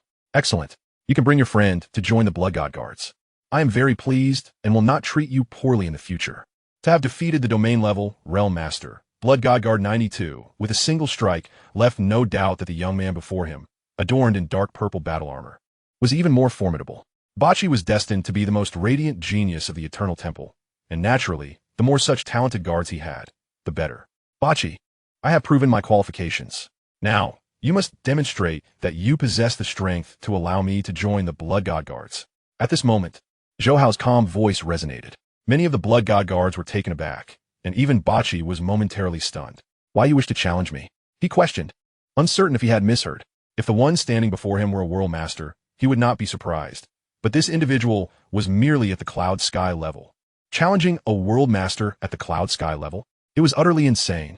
Zhou Hao, disinclined to waste words, immediately took action. In the blink of an eye, he vanished from his original position, reappearing 1,000 meters away, directly in front of Bachi. "Ha, what audacity! You dare to strike at a world master while merely at the cloud sky level? You are the most courageous genius I have ever encountered. Bachi laughed rather than fuming. Amidst his laughter, a projection of the power of the world descended with a thunderous crash. It was as if an endless sea of blood surged forth. Waves of astonishing malice sweeping out and momentarily engulfing Zhou Hao. Having resided at the bottom of the vortex for over 10,000 years, Bachi's will was unbreakable, and his every gesture emanated overwhelming malice. For other cosmic-level geniuses, even this projection of the world would be near impossible to withstand. However, Zhou Hao was different. His comprehension of the laws had now reached a level comparable to that of the 15th layer of the celestial bridge, equating to a Marquis-level eternal powerhouse. Such formidable laws were more than sufficient to tear apart Bachi's world projection. Moreover, he was clad in peak realm master-grade auxiliary metallic life, rendering Bachi's internal world projection utterly ineffective against him. With a piercing sound, a breathtaking claw shadow materialized, swiftly condensing into an extraordinary colossal beast that collided head-on with the world projection, akin to a sea of blood. Zhou Hao did not evade. He confronted Bachi's world projection directly. The surrounding space solidified for thousands of meters, time slowed to an agonizing crawl, as if frozen in place. Yet, amidst the formidable fusion of time and the primordial laws of space, Bachi's world projection trembled, not only failing to suppress Zhou Hao, but gradually crumbling apart. Bachi's eyes widened in horror, as if witnessing a slow-motion spectacle. A tumultuous wave surged within his heart. What kind of terrifying genius was this? How could someone at the cloud sky level tear apart his world projection? He, after all, was the most dazzling genius of the Eternal Temple, capable of contending with the Eternal merely through his internal world projection. Yet here he was, being torn apart by a cloud sky level individual. Break from me. As a pinnacle realm master, Bachi's comprehension of the laws exceeded that of an ordinary Eternal. He quickly realized he was ensnared within Zhou Hao's realm of understanding, and with a roar, he ceased to hold back his power. Boom! The terrifying aura of the pinnacle realm master erupted entirely. His blood-red eyes shot forth two beams of crimson light, akin to a viscous liquid gathering, filled with incredible malice. The two beams of blood-red light coalesced into two blood-red long knives that sliced through the air. The sounds of battle echoed amidst the blood-red blade light, thick with murderous intent. Any Eternal with a slightly weaker will would be affected by it. The previously stilled space resumed its flow, and time shattered like glass, reawakening. Simultaneously, the blood-red knife light, having penetrated Zhou Hao's law power, surged directly towards his body. But Zhou Hao, at that moment, unleashed a myriad of phantom forms, which swiftly converged beside Bachi within 100 meters. Looking at the astonished Bachi, he smiled faintly. Bachi, you are indeed worthy of being the strongest genius of the Eternal Temple in the Blood Luo world, capable of breaking through my first attack. However, this is where it ends. With that declaration, Zhou Hao clenched his palm tightly, his fist erupting with tremendous force. In an instant, within Blood God Bachi's line of sight, a tumultuous river appeared, with a setting sun ablaze above it, casting golden rays. Yet, suddenly, the river began to swirl, coalescing into a colossal river giant, while the sun transformed into the giant's eyes, radiating golden beams that pierced the heavens. Simultaneously, the river giant's roaring fists surged forward like lightning. Suddenly, the roar of the wild beast Qinyo echoed from within the palace.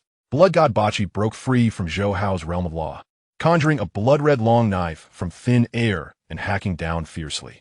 Zhou Hao remained unfazed, sidestepping the strike effortlessly. After all, he was merely at the cosmic level, and there existed a vast chasm in strength between him and Blood God Bachi.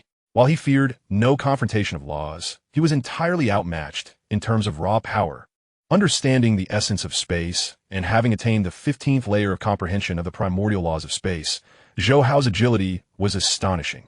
Blood God Bachi's attacks failed to land even once. After several evasions, Zhou Hao's figure, surrounded by myriad overlapping afterimages, finally coalesced beside Bachi, now wielding a battle knife in his hand. The battle blade is a standard combat knife within the realm of Blood Luo. Yet, within Zhou Hao's gaze lies a tranquility reminiscent of the vast cosmos. With a swift motion, he slices through the air, whoosh. A dazzling blade light erupts, illuminating the entire palace at the bottom of the pit. This radiance resembles a galaxy suspended in the boundless universe, breathtakingly beautiful. In that fleeting moment when the blade light burst forth, time and space within the palace momentarily froze. Blood God Bachi attempted to defend himself, only to be astounded to find his movements so sluggish that he could not even execute a simple block. Deep within the palace, a charging beast, the Qinyo, ascended into the air, its eyes betraying sheer terror. Sizzle. No matter how magnificent the galaxy-like blade light, it ultimately must come to a close. As the light dissipated, Ba Qi's core shattered, his astonishment forever etched upon his face. The projection of the vast sea of blood swiftly vanished. Bang!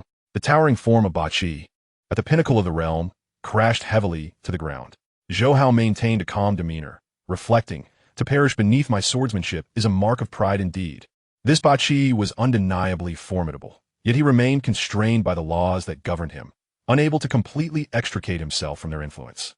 Were his mastery of the laws to reach the 13th level of the Celestial Bridge, bolstered by the strength and projection of a peak realm master, he would likely have been nearly impossible to vanquish. Of course, the primary reason was that Zhou Hao had not summoned his divine armament.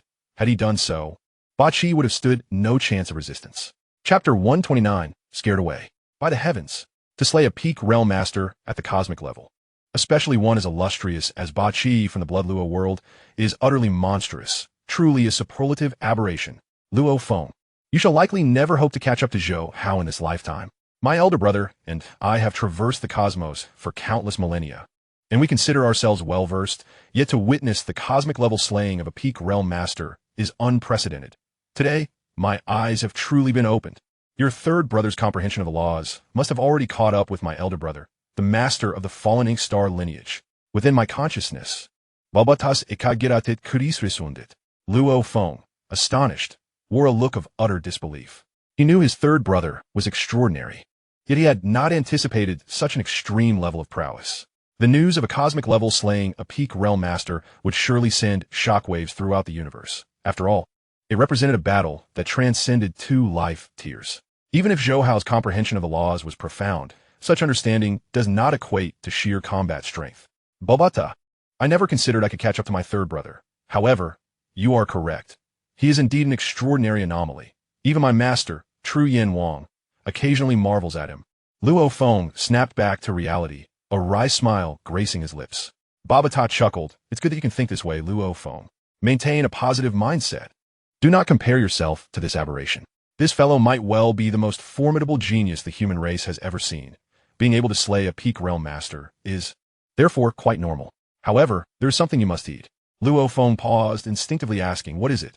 Your third brother's slaying of Ba Qi will undoubtedly cause a stir within the Blood Luo world. If you wish to remain undisturbed in the vortex of malice, that may soon prove difficult, Baba Ta cautioned. Luo Feng shrugged nonchalantly. The ruins of the pit are vast. This is but one location, and the immortal stronghold of the Blood Luo world cannot be entirely manned. Moreover, my presence here serves 2 purposes. First, to enhance my will and facilitate the integration of the Blood Luo crystal, and second, to comprehend the ancient beast images of the Malice Vortex. With my third brother's beast god statue now in my possession, there is no need for me to linger here. Baba Ta nodded in agreement. Indeed, with the beast god statue, you need not remain fixed in this one pit. However, I wonder what Zhou Hao is truly thinking. Since he knows the beast god statue integrates with the laws, why did he so readily gift it to you? Although Zhou Hao comprehended the cosmic chaos tablet, do not forget, Luo Feng, that before he wielded the divine armament, he utilized the 2 fundamental laws of gold and void. The beast god statue is also immensely beneficial to Zhou Hao. Hearing Baba Ta's words, Luo Feng became puzzled, but he did not dwell on it, casually replying, I'll simply ask him when we leave the pit. Their exchange transpired in a heartbeat. Within the palace, at the bottom of the pit, as the beautiful blade, light completely faded, the influence of the power of the laws also dissipated. The wild Qinyo charged toward the palace, while the other blood gods were gripped by terror. A cloud-level powerhouse had actually slain the peak realm blood god. Their worldviews were on the brink of shattering. Yet at that moment, the wild Qinyo roared, You are of the extraterrestrial race. You must die. The murderous intent surged, accompanied by a torrent of malice that enveloped the palace. The blood gods, initially stunned, soon found their eyes bloodshot with rage. The Blood Luo world harbors an intense aversion to the extraterrestrial race. During the ancient wars, their totemic beast god was slain, obliterating their faith. And their hatred is etched into their very blood. Kill. The blood gods went mad. Even knowing they were no match for Zhou Hao, they recklessly charged forth. The wild Qinyo's body suddenly expanded, its roar echoing like thunder, shaking the heavens. It stomped heavily toward Zhou Hao's position. Boom! The massive hoof caused the very space to tremble violently.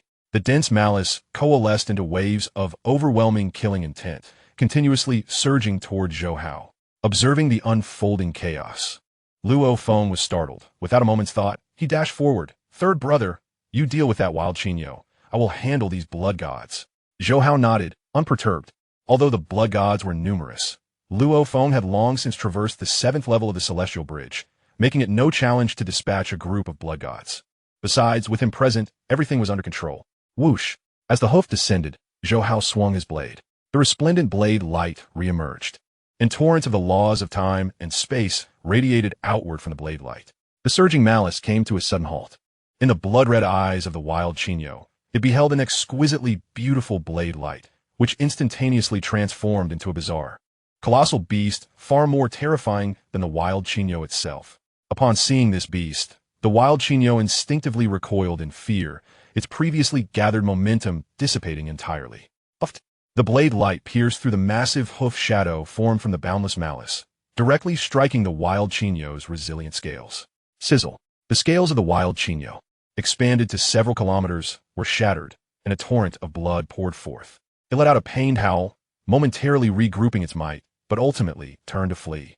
In a single exchange, it realized the terror of this extraterrestrial being was far beyond its capacity to provoke, especially given that a cosmic-level individual had just slain a peak realm master. Such a genius would undoubtedly hold a prestigious status among the extraterrestrial race. Thus, it resolved to preserve its life and hastily report to the Immortal Temple, urging them to dispatch a formidable force to eliminate this threat. On the other side, the frenzied blood gods, who had been battling fiercely against Luo Feng, were struck with sheer terror upon witnessing their Lord Qinyo retreat in disarray. Though they harbored a deep-seated hatred for the extraterrestrial race, their lives took precedence over their rage. Whoosh, whoosh, whoosh. Several realm-level blood gods immediately surged toward the sky above the pit. The remaining blood gods, however, had no time to flee and could only brace themselves to continue fighting Luo Feng. Meanwhile, Zhou Hao did not pursue the wild Qinyo. The beast accompanying Ba Qi was still quite powerful, primarily due to its thick hide. To slay it would require considerable effort, and by then, the forces of the Immortal Temple would likely have arrived. However, Zhou Hao had no intention of letting the fleeing blood gods escape. With swift movements, he flickered through the air. In terms of agility, even without deliberate training, his speed far surpassed that of the realm-level blood gods. A flurry of blade light flashed, engulfing the entirety of the space above the pit. The blood god guards, even those of the realm master level, lacked the strength to resist, falling one after another like dumplings. At this moment, Luo Feng had also dispatched the remaining blood god guards. "Luo Feng, let us go. We must leave this place," Zhou Hao exclaimed, soaring into the sky. Luo Feng followed closely behind. Once they returned to the spacecraft of the immortal mechanical race above the clouds, their expressions finally relaxed. In the ship's hull, Luo Feng, with a face full of envy, remarked, "Third brother, you are truly formidable. When I encountered that blood god Overlord Qi, I could only submit with great reluctance. Yet you came and defeated Overlord Qi directly. I wonder when I will reach such heights." Zhou Hao laughed heartily. "Fourth brother, take your time, don't rush. With your current understanding of the laws, in another decade or so, you should be able to contend with the Realm Masters." The two spoke while enjoying their drinks. When Luo Feng took a sip of the wine Zhou Hao tossed over, he was immediately enveloped by the power of the laws. Waves of enlightenment surged within him, and his perception of the laws became markedly clearer. His eyes suddenly sparkled, and he couldn't help but exclaim, "What fine wine!" Zhou Hao replied mysteriously, "Of course it's good wine. It comes at a high price." "How expensive?" Luo Feng blinked. "Let's put it this way. Even a noble immortal would go bankrupt for just a sip," Zhou Hao said casually. He was not exaggerating. This wine was obtained from the Chaos Ruins, enhancing the perception of the laws more effectively than merging 3 blood Luo crystals, presumably sourced from the Chaos Lord's stash in the Cosmic Sea. Luo Feng was taken aback, his eyes widening in disbelief. "Really?" Babata was equally stunned, realizing that a single sip of this wine equated to the entire fortune of a noble-level immortal. "How outrageous!" Zhou Hao chuckled. "You should have the clearest understanding of your own experience. If it weren't for the exhilarating battle today, I wouldn't have been willing to share it." Luo Feng quickly said, "Then I must drink more." "Ha, drink up." Who knows when the next chance will come? Zhou Hao teased, having obtained only 2 bottles of this precious wine. While drinking, Luo Feng casually inquired about the beast god statue. Zhou Hao did not hide anything and straightforwardly explained. Fourth brother, this item is essentially the totemic insignia of the Blood Luo World's immortal temple. When placed on the right person, it is incredibly precious. However, on others, it is merely a jade gold statue.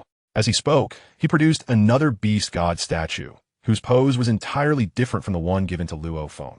Tossing it to him once more, Babata was left speechless. Luo Feng. Uka once said it well. Zhou Hao is undoubtedly a wealthy landowner. Luo Feng exaggeratedly exclaimed, third brother. If you were to produce another one, I would not be the least bit surprised. Thus, Zhou Hao retrieved yet another beast god statue, leaving Luo Feng utterly speechless. After a moment, the two comfortably reclined on the hall sofa. Luo Feng burped from the wine and asked, third brother, what are your plans next? The Blood Luo crystal is a valuable asset. I intend to hunt diligently in the Blood Luo world, and once the chaos settles in the giant pit ruins, I will continue honing my will to complete the Blood Warrior mission. Zhou Hao understood the immense benefit the Blood Luo crystal would provide Luo Feng. The more he fused with the golden horn giant beast, the greater his combat prowess would become. However, to be honest, the Blood Luo crystal did not significantly aid Zhou Hao. No matter how much strength it granted, it could not compare to a single precious treasure's enhancement. As for the slight boost in perception of the laws, it was nearly inconsequential. Moreover, he had already acquired plenty from his sign-ins, having just slain Overlord Qi and tested his own power. Staying in the Blood Luo world seemed meaningless. I plan to leave the Blood Luo world today. Hearing this, Luo Feng was somewhat surprised. Third brother, are you not going to undertake the Blood Warrior mission? Zhou Hao nodded. The Blood Warrior mission consumes too much time, is not worth the effort for me. Moreover, I intend to take on a desperate level mission next. What? A desperate level mission? Luo Feng gasped, wanting to persuade him. But he recalled Zhou Hao's formidable strength in defeating Overlord Qi. Indeed, for his third brother, a dangerous level mission would offer no challenge whatsoever. Yet he still cautioned. Third brother, the mortality rate for desperate level missions is exceedingly high. Though you are powerful, one must remain vigilant. Zhou Hao stood up with a smile. I understand. With that, he vanished, leaving the immortal mechanical race spacecraft. Luo Feng gazed at the screen, watching a ship depart from the clouds, filled with a sense of yearning, thinking, once I complete my tasks in the Blood Luo world, my understanding of the laws should reach the 8th level of the Heavenly Bridge. At that point, I can undertake 2 or 3 dangerous level missions to gain experience before venturing into the desperate level. Third brother, although I may not catch up to you, I do not wish to be left too far behind. In the virtual universe, original zone manner, he logged into his personal page backend and selected Cultivation. Zhou Hao directly chose a desperate level mission. Beep, beep, beep. Just like in the original plot, a piercing sound emanated from the virtual screen. Your Highness, I solemnly remind you that this is a desperate level mission. Many members of the original Secret Realm have lost their lives in such missions. Zhou Hao ignored the warning and continued to click. The screen refreshed, revealing 18 desperate level missions. The first among them was Hell Abyss 2, followed by Cloud Palace 8, Demon Mountain 12, Dead Star 18, and Blood Demon Continent. Among these 18 desperate level missions, only 4 were located within the 4 major secret realms of the Virtual Universe Company. Of these, only Hell Abyss was situated in the original Secret Realm, while Demon Mountain was in the Primordial Secret Realm, and the remaining 2 were in the Heaven and Earth Secret Realm and the Apocalypse Secret Realm, respectively. The Soul Sealing Fire had already accepted the Demon Mountain mission, leaving Zhou Hao with no choice but to select Hell Abyss. As for the other 2, they were simply too distant. If he had to choose, he would prefer the Cloud Palace within the Giant Axe Battle Arena's Secret Realm. However, reaching the Cloud Palace would require over half a year just for the journey. Beep. Please confirm the Hell Abyss mission. Confirmation successful. Please fill in the departure time. The Virtual Universe Company will send dedicated personnel to escort you to Hell Abyss. He immediately glanced at the detailed description of Hell Abyss. Hell Abyss is the most ancient and mysterious planet birthed by the original Secret Realm. Due to its significant exposure to the cosmic origin, the indigenous life forms on this planet are all at least Realm Master level, with the strongest rivaling noble level immortals. Unlike the Blood Luo world or Viscara Star, the indigenous life forms in Hell Abyss do not reject foreign beings. However, within Hell Abyss, the competition is exceptionally fierce. Numerous Realm Master level beings perish almost daily, and even immortal level beings fall. Surviving here is an immensely challenging endeavor. The Hell Abyss mission, survive for 100 days. Reward, 1 million points. That was the entirety of the mission. Yet considering that surviving a single day rewarded 10,000 points, it was clear that Hell Abyss was exceedingly perilous, with a terrifying mortality rate. According to the Virtual Universe Company statistics, of the 100 talents who ventured into Hell Abyss, only one returned alive, resulting in a shocking 99 mortality rate. However, for Zhou Hao, the greater the challenge, the more profound the refinement. 100 days, ISN T2 long, and with my 1,000 Abyss Ancestral Tree avatar, along with the protection of precious treasures for my soul, in my understanding of the laws reaching the 15th level of the Heavenly Bridge, if I still hesitate to enter Hell Abyss, that would be too complacent. He mused. Currently, he resided in the cosmic realm to hone his skills, and opting for other missions simply lacked difficulty. Even the Demon Mountain, which involved battling with the indigenous beings and facing the interference of demonic sounds, posed no challenge to him. Thus, the only fitting choice remained Hell Abyss. Chapter 130. The Terrifying Hell Abyss. Hell Abyss is exceptionally unique, as Zhou Hao boarded the vessel specifically designed for transport within the virtual universe. He arrived at the port of the Palace of the Starlit Expanse, situated at the precipice of the Abyss of Purgatory. It was then that he comprehended the uniqueness of this abyss. Externally, it resembled a colossal ancient planet. Yet, intriguingly, the planet's interior had been entirely hollowed out. Remarkably, it had not succumbed to death or desolation. It continued to foster a multitude of life forms, which could attain the level of a realm master in a remarkably short span of time. Your Highness Zhou Hao, cautioned an immortal, his forehead adorned with 3 twisted horns and his visage covered in crimson scales, his expression grave. The Abyss of Purgatory is fraught with peril. It has been decades since I last transported any prodigies from the Virtual Universe Company. Recently, a highborn individual of significant status, akin to that of a member from the original Secret Realm, ventured into the Abyss, yet he has not returned since. Zhou Hao maintained a composed demeanor, acknowledging the gravity of the situation. The immortal, recognizing Zhou Hao's unwavering determination, felt the weight of the potential consequences should such an unparalleled talent meet his demise within the Abyss of Purgatory, an impact that he alone could not bear. I implore you, Your Highness, to consult your master, the esteemed Lord of Chaos, and heed his counsel before making any decisions. Once you enter the Abyss of Purgatory, there will be no opportunity for retreat. The immortal elaborated, emphasizing the seriousness of their undertaking. Zhou Hao furrowed his brow and promptly sent a message to his senior brother, Gui, outlining the circumstances. Before long, a reply arrived. The master is already aware of this matter and respects your choice. With this reassurance, Zhou Hao sighed in relief and declared, I shall proceed to the Abyss of Purgatory tomorrow. The immortal, adorned in red scales, nodded with a smile. I shall make the necessary arrangements to request entry into the Abyss of Purgatory. Is it necessary to apply for entry into the Abyss? Zhou Hao inquired, perplexed. Indeed, the immortal explained. Much like the Devil Mountain of the primordial Secret Realm, the Abyss of Purgatory is open to outsiders. Historically, this planet served as a crucible for cultivating powerful beings. Since the Virtual Universe Company took control, we have not prohibited the indigenous inhabitants of the surrounding planets from entering. Any native who manages to survive the Abyss of Purgatory may join our ranks for training. Realizing the implications, Zhou Hao ceased further inquiries and closed his eyes to meditate. The following day, he followed the immortal to a vast platform constructed above the Abyss of Purgatory. The entire expanse was enclosed, and the platform resembled a colossal statue of a beast deity, with the entrance situated within its gaping maw. Presenting your highness. Salutations, immortal lord. The arrival of Zhou Hao and the immortal prompted the elite guards stationed at the entrance to rush forward, bowing in deference. Meanwhile, the other waiting natives remained expressionless, their eyes closed. Zhou Hao noted the intense bloodlust emanating from them, each appearing as if they were formidable demons. Your Highness intends to enter for training. Swiftly open the entrance. The immortal stated matter-of-factly. Understood. The Peak Realm Master Guards hastily waved their hands. With a thunderous roar, the entrance of the colossal statue pulsed with violent energy fluctuations, and a massive rift abruptly tore through the transparent space. The waiting natives opened their eyes in unison. The immortal accompanying Zhou Hao could not help but caution. Your Highness, some of these natives possess extraordinary strength. Exercise caution, and I wish you a safe return. I shall remain here for 100 days. Zhou Hao nodded in acknowledgement.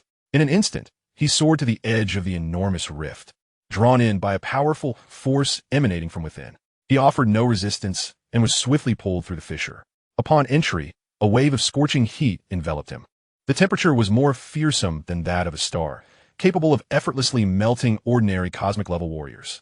Zhou Hao swiftly scanned the surroundings. He found himself in a cavern, soaring thousands of kilometers high and wide, with an expansive space filled with countless fissures in the rocky walls, from which the searing heat emanated. There was not a single life form in sight. He quickly donned a suit of armor composed of metallic life forms, mimicking the red armor he had observed at the entrance, and exchanged his weapon for a dark red longsword. The divine weapon embedded in his back also changed to match the armor's hue. He entrusted his core to the avatar of the Thousand Abyss Ancestor Tree and surveyed the area, confirming the absence of any life fluctuations before retrieving his immortal-grade mechanical spacecraft, cloaking it as a stone that appeared to be heated by the rift's warmth. Having completed these preparations, Zhou Hao stepped toward the center of the cavern. His sense of direction was guided by a colossal symbol etched into the cavern's ceiling, which he recognized as indicating the direction of the center. Thanks to his knowledge of the indigenous language of the abyss of purgatory, as waves of intense heat surged forth, some areas were so hot that even ordinary realm masters would struggle to withstand them. Fortunately, Zhou Hao was protected by a suit of metallic life armor, reinforced by an extraordinary inner layer, rendering the temperature inconsequential to him. After approximately half an hour of traversing, he furrowed his brow. The abyss of purgatory was perilous beyond measure. According to the Virtual Universe Company's introduction, battles erupted almost incessantly, yet he had not encountered a single indigenous life form. The situation was unexpected. However, it was not long before his expression shifted dramatically. Through his senses, he realized that the immortal mechanical spacecraft left behind was enduring an even more terrifying temperature, one potent enough to damage the genetic structure of immortal cells. This meant that if it remained stationary, his original avatar would be utterly incinerated. After another half hour, Zhou Hao arrived at the cavern's center, where a beast deity motif was carved into the rock. In the center stood a stone pillar adorned with golden patterns, inscribed with indigenous characters. He swiftly positioned himself atop the pillar. Boom! The golden patterns on the pillar gleamed brilliantly, and it began to ascend rapidly. Zhou Hao felt as if he were riding an elevator, and, as the pillar neared the top, the corresponding beast deity motif above cracked open, allowing the pillar to burst forth from the cavern's confines. Crack! Just as the pillar emerged from the cavern, it came to an abrupt halt. Roar! Before Zhou Hao could take in his surroundings, he was met with a cacophony of deafening roars and shouts. The rhythmic clamoring accompanied the vibrations of armor, reminiscent of a triumphant army's return. At this moment, he surveyed his environment. He found himself in a vast spiral space, with numerous stone stairways suspended above. Each platform formed by 8 steps, adorned with intricate beast deity motifs. These stairway platforms densely filled the space, extending in a pyramid-like formation toward the apex. Surrounding Zhou Hao were millions of natives exuding formidable auras, many of whom, like him, had just entered the spiral space, their faces etched with confusion and uncertainty. By ascending the stairway platforms, one could earn an hour of insight for each enemy vanquished, as well as the opportunity to progress to the next platform. Only those who reached the pinnacle could advance to the subsequent space and continue the relentless battles. Should one fail once without death, they would need to defeat 2 enemies to progress. Failing more than twice would result in immediate elimination. Soon, a message resonated from the beast deity motif beneath Zhou Hao. His pupils constricted slightly as he observed the densely packed stairway platforms. Just how many adversaries would he need to slay to reach the summit? And even upon reaching the pinnacle, he would still be required to continue fighting. Such a cruel rule. It seems that only a handful will succeed. After all, no one can guarantee perpetual victory. Is this the abyss of purgatory? It is no wonder the mortality rate surpasses 99. Only by continuously winning and becoming the strongest in the abyss of purgatory can one hope to escape. Zhou Hao could not help but take a deep breath, a bitter smile gracing his lips. He was merely at the cosmic level, and even if his comprehension of the laws rivaled that of an immortal at the Duke level, he could only hope to slay a peak realm master at best.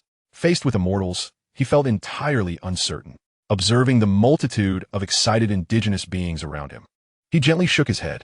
The abyss of purgatory is indeed terrifying. Out of 100 geniuses entering here, only one manages to leave. And that is likely not through conventional means, Zhou Hao lamented. He felt no overwhelming fear, for after all, the core was placed within the avatar of the grand tree of the abyss. Even if his body perished, he would only suffer the loss of some external items. As for leaving, he would have to rely on the immortal spacecraft of the mechanical race to force his way out. He suspected that the genius who had managed to escape had employed a similar method. After lingering in place for about a day, the bottom of the spiral-shaped space was teeming with individuals standing atop the numerous beast god patterns. Roar! The indigenous beings already on the steps platform let out a frenzied roar, wildly banging on their armor, challenging Zhou Hao and his companions. Most who entered the abyss of purgatory were realm masters and immortals, with a few at the domain master level. Yet there was not a single cosmic-level individual like Zhou Hao. Watching the crazed provocateurs, Zhou Hao's gaze gradually took on a resolute glint since he had arrived here. He would see how far he could go.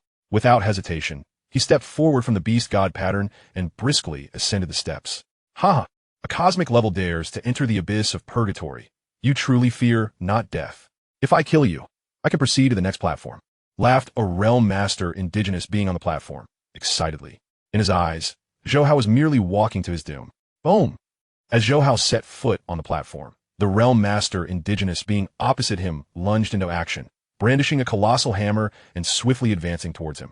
Swoosh! At that moment, a flash of blade light appeared. The realm master indigenous being's eyes widened in shock as he crashed heavily onto the platform. The first one, Zhou Hao's expression remained calm. Chapter 131, Mysterious Rewards. On the slaughter platform, shaped like a pyramid, the most intense battles occurred at the base. The outcome of a cosmic-level battling against a realm master was undoubtedly predetermined. The defeated guardians on the upper platforms paid no heed to the situation unfolding with Zhou Hao. Zhou Hao was content to remain low-key. He made his way directly to the center of the beast god pattern on the platform. Almost instantly, the beast god pattern emitted a voice, congratulating him on his victory, and informing him that he would have an hour for comprehension, allowing him to choose which battle scene to observe. Swish, swish, swish. The surrounding environment abruptly transformed. Zhou Hao found himself in a vast cosmos, surrounded by a multitude of luminous orbs, each pulsating with scenes of colossal beast gods battling ferociously. These beast gods embodied the laws governing the universe, their every movement infused with the profound power of integrated laws. His eyes sparkled. So this was the reward. He casually selected one of the luminous orbs. Boom! The surrounding scene shifted once more.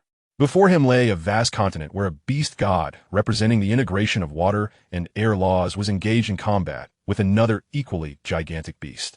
The collision of their claws and tails unleashed a terrifying power that altered the very fabric of the heavens and earth. The video was brief, lasting only a few breaths. Yet Zhou Hao's consciousness seemed to descend upon the beast god, allowing him to not only witness the beast god's combat actions with clarity, but also to perceive how the beast god invoked the essence of its being to effortlessly vanquish the opponent. The so-called essence of the beast god was, in fact, the integration of laws. However, grasping integrated laws proved more challenging than simply comprehending space and time. For other victors, even with such a clear observational experience, they would only manage to imitate it at a rudimentary level.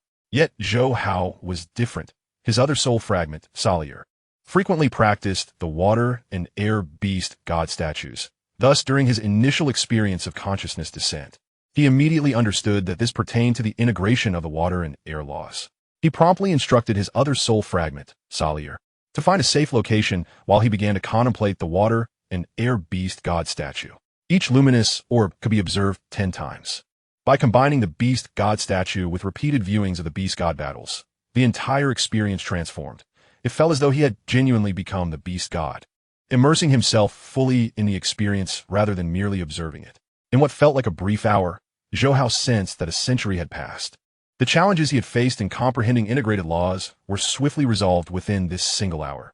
This sensation was akin to a long-standing constipation suddenly alleviated, leaving one feeling invigorated and refreshed.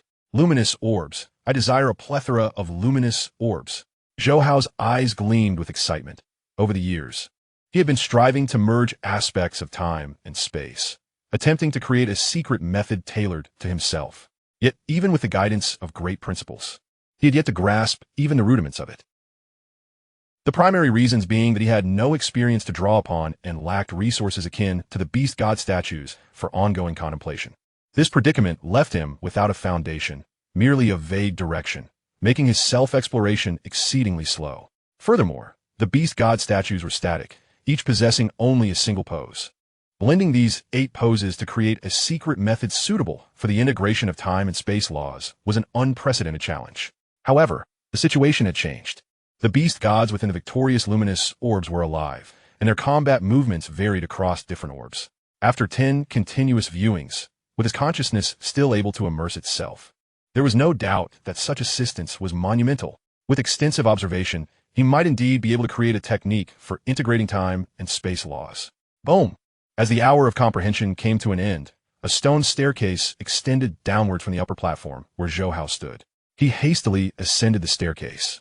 Reaching the second-tier platform, the indigenous beings at this level were still at the Realm Master level. Yet their prowess was significantly stronger than the one Zhou Hao had dispatched with a single strike. Nevertheless, they could not withstand Zhou Hao's attack either.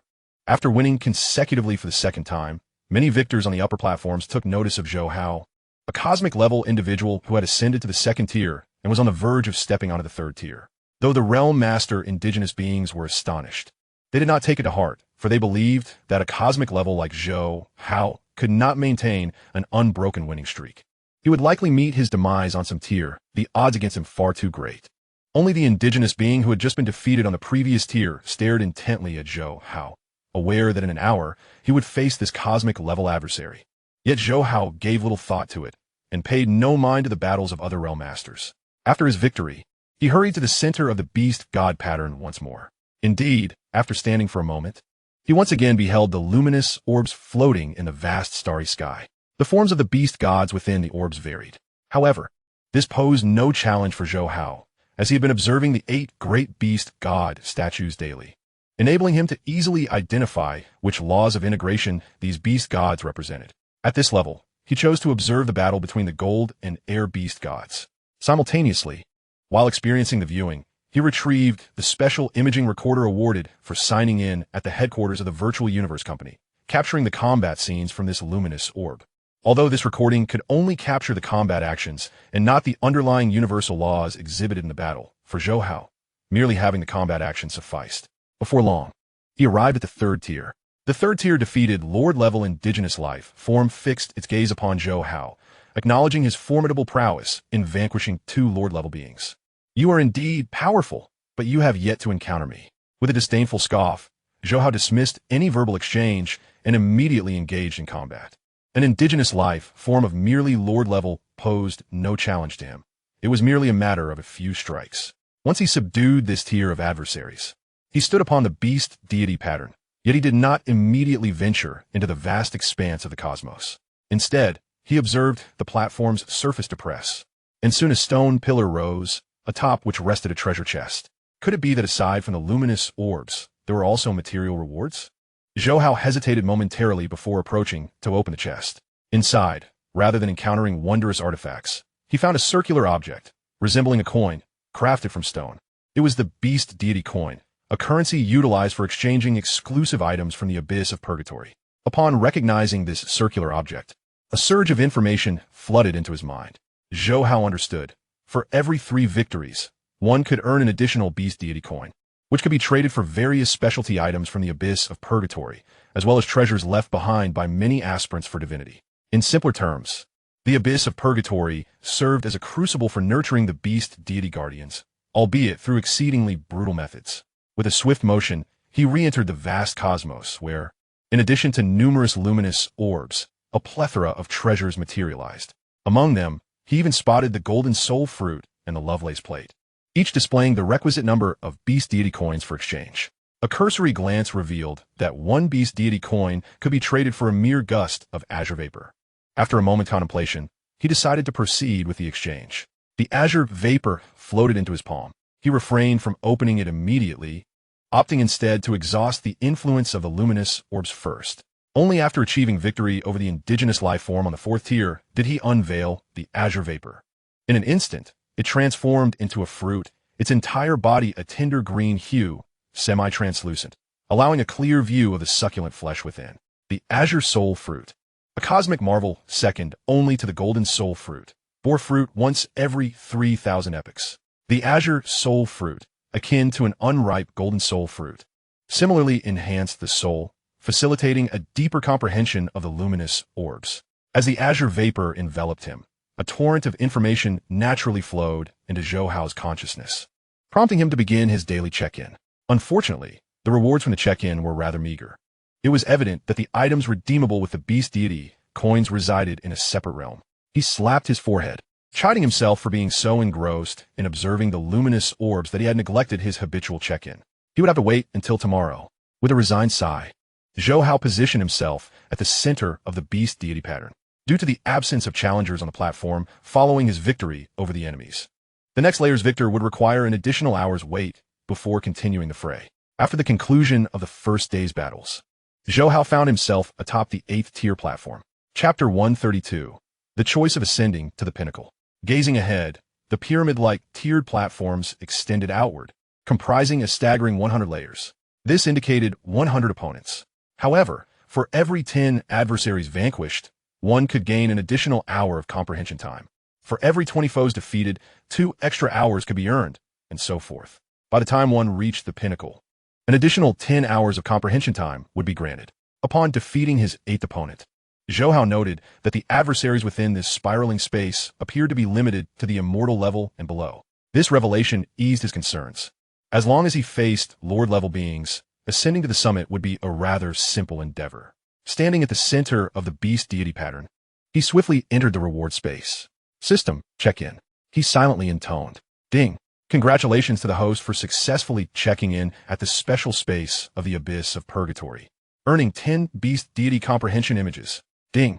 Congratulations on acquiring a beast deity weapon. Ding. Congratulations on obtaining a beast deity armor. Ding. Congratulations on receiving a Lovelace plate. Ding. Congratulations on acquiring a golden soul fruit. The rewards from the Lord-level space were not particularly abundant, yielding only 18 consecutive bursts. Zhou Hao's primary interest did not lie in the material rewards, but rather in the beast deity comprehension images, which were the most precious, specifically crafted for the training of guardians. The images featured thousands of adversaries, meaning there were thousands of luminous orbs to observe. He believed that after viewing all the beast deity images, he would have a significant opportunity to successfully attempt the fusion of certain aspects of space and time. Thus, he chose not to conceal anything further and unleashed his full potential, advancing from the 8th tier all the way to the 98th tier. He achieved an average of 7 victories each day. It took him a full 14 days to reach the 98th tier. During these 14 days, aside from the first day when he neglected to check in, he consistently checked in thereafter, obtaining a total of 130 influence orbs. Moreover, instead of engaging in comprehension, he utilized the comprehension time to meticulously record the myriad luminous orbs, ensuring he missed nothing, as he would have ample time to ponder these images once he exited the abyss of purgatory. The recorded images lacked the essence of fusion, but those obtained through check-in did not. The adversary at the 98th tier was a 5-meter-tall giant clad in crimson armor, emanating an aura at the peak of the Lord level. You are truly remarkable. Even among the 5 great powers of the human race, you are a top-tier genius. However, it is unfortunate that you have crossed paths with me, Beast Mountain. Today, I shall make you understand. Before he could finish speaking, a dazzling arc of light coalesced, and a peculiar behemoth lunged forward. The 5-meter giant's eyes widened in horror as he hurriedly attempted to defend himself, only to find his movements slowed to an agonizing crawl. With a slicing sound, the blade of light pierced through his body, shattering the core of his life force. As the giant collapsed upon the stone platform, Zhou Hao remained expressionless. Though he had spent the past 14 days recording the beast deity combat images, each recording necessitated a complete viewing from start to finish. While he had yet to grasp the true intricacies of the fusion of time and space, he had successfully discerned a thread of connection. This single thread had significantly amplified the power of his swordsmanship. Facing a peak Lord-level opponent, he easily dispatched him with a single strike. The remaining 3 platforms of the 98th tier continued to engage in fierce combat. However, Zhou Hao paid them no mind. No matter how adept the indigenous life forms were in their secret arts, they could not withstand a single blow from him. It could be said that if he were to face Bachi again, he possessed sufficient confidence to conclude the battle with a single strike. This was the might of the fusion of time and space. Even a single thread of connection rivaled the caliber of the 13th level of the Celestial Bridge.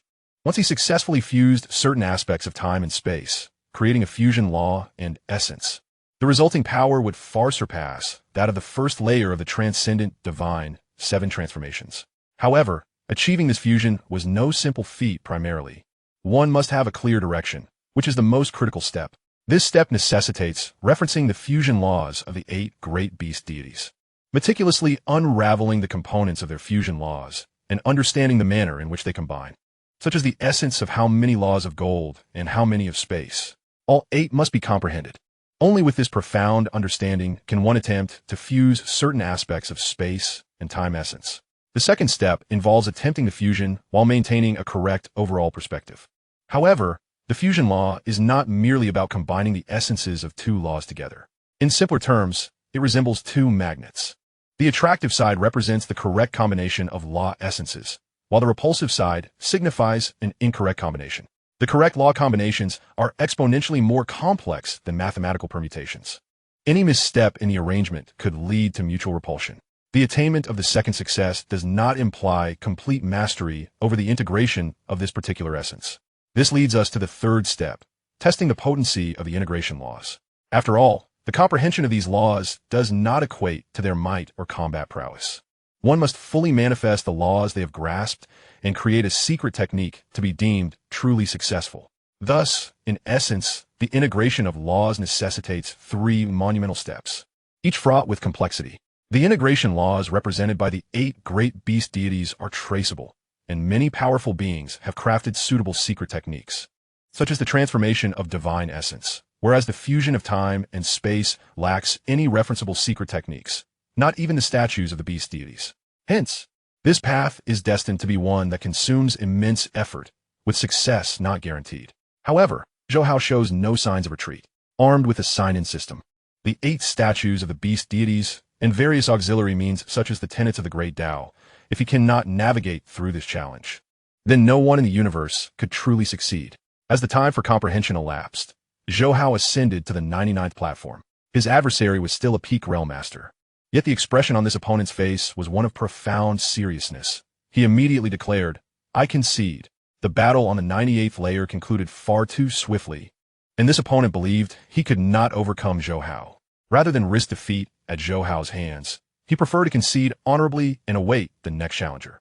A single loss only required him to successfully defend twice to proceed to the next platform.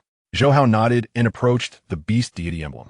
He was untroubled by the prospect of a surprise attack. For as long as he stood upon the emblem, it would trigger a protective energy enveloping the victorious contender. With the time for comprehension having passed, he ventured forth to the next layer, the 100th. This marked the pinnacle of the spiral space. Should he vanquish his opponent, Zhou Hao would claim victory. This time, however, his adversary did not concede. Its combat prowess rivaled that of the 12th layer of the celestial bridge. Empowered by the battle insights gleaned from the beast deities, sufficient to traverse the cosmic level original celestial mountain. Yet, regrettably, it was overly confident. The outcome was all too evident. The peak realm master from the 99th layer, witnessing Zhou Hao's opponent collapse in an instant, displayed a countenance of lingering dread. Fortuitously, he had adhered to his instincts. Otherwise, a moment's rashness could have seen him meet the same fate as this foe. Upon achieving the peak, Zhou Hao was rewarded with 10 additional hours for comprehension. After his reflection, a voice emanated from the beast deity emblem, congratulating him on his ascent. Congratulations, esteemed victor. You now face 2 choices. First, defend your position for 10 days. After defeating each challenger, you may choose to depart directly. Second, continue to the next battleground, which comprises 3 combat spaces, Realm Master, Immortal, and Venerable levels. The layers consist of 100, 50, and 30 respectively. Upon hearing this declaration, Zhou Hao realized that success in defending for 10 days would grant him the opportunity to leave. However, accomplishing this feat would not be trivial, unless one possessed the capability to dominate peak realm masters, as he did. The ancient beings from the original secret realms would surely struggle. Only those whose comprehension of the laws exceeded that of the 12th level of the celestial bridge, and who could conquer the original cosmic level, celestial mountain, would possess a genuine assurance of successfully defending and safely departing from this place. In essence, only the prodigies emerging from millions of epochs, entering the abyss of purgatory, would have the chance to complete this task. Others who ventured forth would merely be courting death. The rewards from the previous 100 layers indicated that the treasures within the abyss of purgatory were indeed immensely bountiful. Aside from the images of the beast deity battles, the items alone were valued at no less than several 100,000 units of mixed origin. Upon reaching the summit, one could acquire over 30 beast deity coins, potentially exchanging for goods worth millions of mixed origin units. Chapter 133, Zhou Hao's Downfall. The voice within the beast deity emblem did not rush him. Zhou Hao remained deep in thought. Another indigenous life form who had ascended to the 100th layer stood anxiously outside the emblem, fearful that Zhou Hao might opt to remain and defend his position. After all, Zhou Hao's combat strength was extraordinary, his agility terrifying, and his swordsmanship unparalleled. None of his opponents had managed to withstand a single strike. The light orbs of the reward space remained unexploited. Should he choose to defend for 10 days, he could acquire over 200 different items. With this in mind, he slowly proclaimed, "I choose to proceed to the next space." As his voice resonated, the beast deity emblem erupted in radiant golden light, coalescing into an expansive bridge extending upwards. Zhou Hao promptly stepped onto the bridge, departing from the spiral space. The indigenous life form on the platform sighed in relief. The harbinger of death had finally left. The immortal combat space manifested as a pagoda, comprising 50 layers, each filled with numerous chambers. Only by defeating an opponent could one advance to the next layer. Unlike the Realm Master combat space, no other opponents could be seen here. Stepping onto the stairs would randomly place one in a room. Additionally, vanquishing an adversary would grant 30 days of comprehension time, compared to the tense Realm Master space. This immortal space afforded far more opportunities for rest and reflection. Understanding this rule, Zhou Hao's excitement surged. What he lacked was time. After all, the reward space housed over 2,300 images of the beast deity battles, and each sign-in yielded merely 10 types. In contrast, within this immortal combat space, defeating a single opponent would grant him access to 300 types of beast deity battle images. Haha, I've made the right choice. If I encounter 7 or 8 immortal opponents, I can completely exhaust all the comprehension images. Without hesitation, he ascended the stairs. With a flash, Zhou Hao found himself in an isolated chamber, facing an immortal indigenous life form. This life form, upon perceiving Zhou Hao's cosmic-level presence, displayed no surprise. Rather, he appeared vaguely exhilarated. "Ah, you must be the genius who entered this purgatorial battlefield. How fortunate I am to face you in my very first battle." A sinister smile graced the face of this immortal indigenous being. Zhou Hao narrowed his eyes slightly. "Indeed, you are quite fortunate, but you are equally unfortunate." As he spoke, he moved. The divine weapon behind him shattered instantaneously. Swish, swish, swish. Numerous blue and purple light points converged, forming an extraordinary colossal beast, confronting the immortal indigenous life form. He refrained from utilizing his battle blade. It was vital to note that the immortal level had already comprehended a fundamental law, enabling them to manifest a realm of laws, which exerted pressure far more potent than that of realm masters by hundreds or even thousands of times. Under the oppressive weight of the law's domain, a cosmic-level being would find it nearly impossible to unleash their full potential. Hence, to prevail, he was left with no choice but to employ telekinetic weaponry. Roar. The peculiar colossal beast, formed from the divine weapon, let out a deafening roar as it charged towards the immortal indigenous life form. Having grasped a thread of the integration between time and space, Zhou Hao once again manifested the ethereal image of the divine weapon's monstrous form, solidifying it greatly. With a fierce claw swipe, the strange beast tore through the air, the space itself seeming to rend apart. The immortal indigenous life form's expression shifted dramatically. He immediately roared, expanding his form, fists clenched, as the fire law he had comprehended transformed him into a towering giant, striking with all his might at the strange beast. Boom! The punch caused the strange beast to tremble violently. However, the creature formed from the divine weapon did not disintegrate. This turn of events caused the immortal fire giant's expression to drastically change. Zhou Hao, meanwhile, erupted into laughter, his immense mental force surging forth, enveloping the colossal beast and connecting with the secret patterns inscribed upon it. Boom!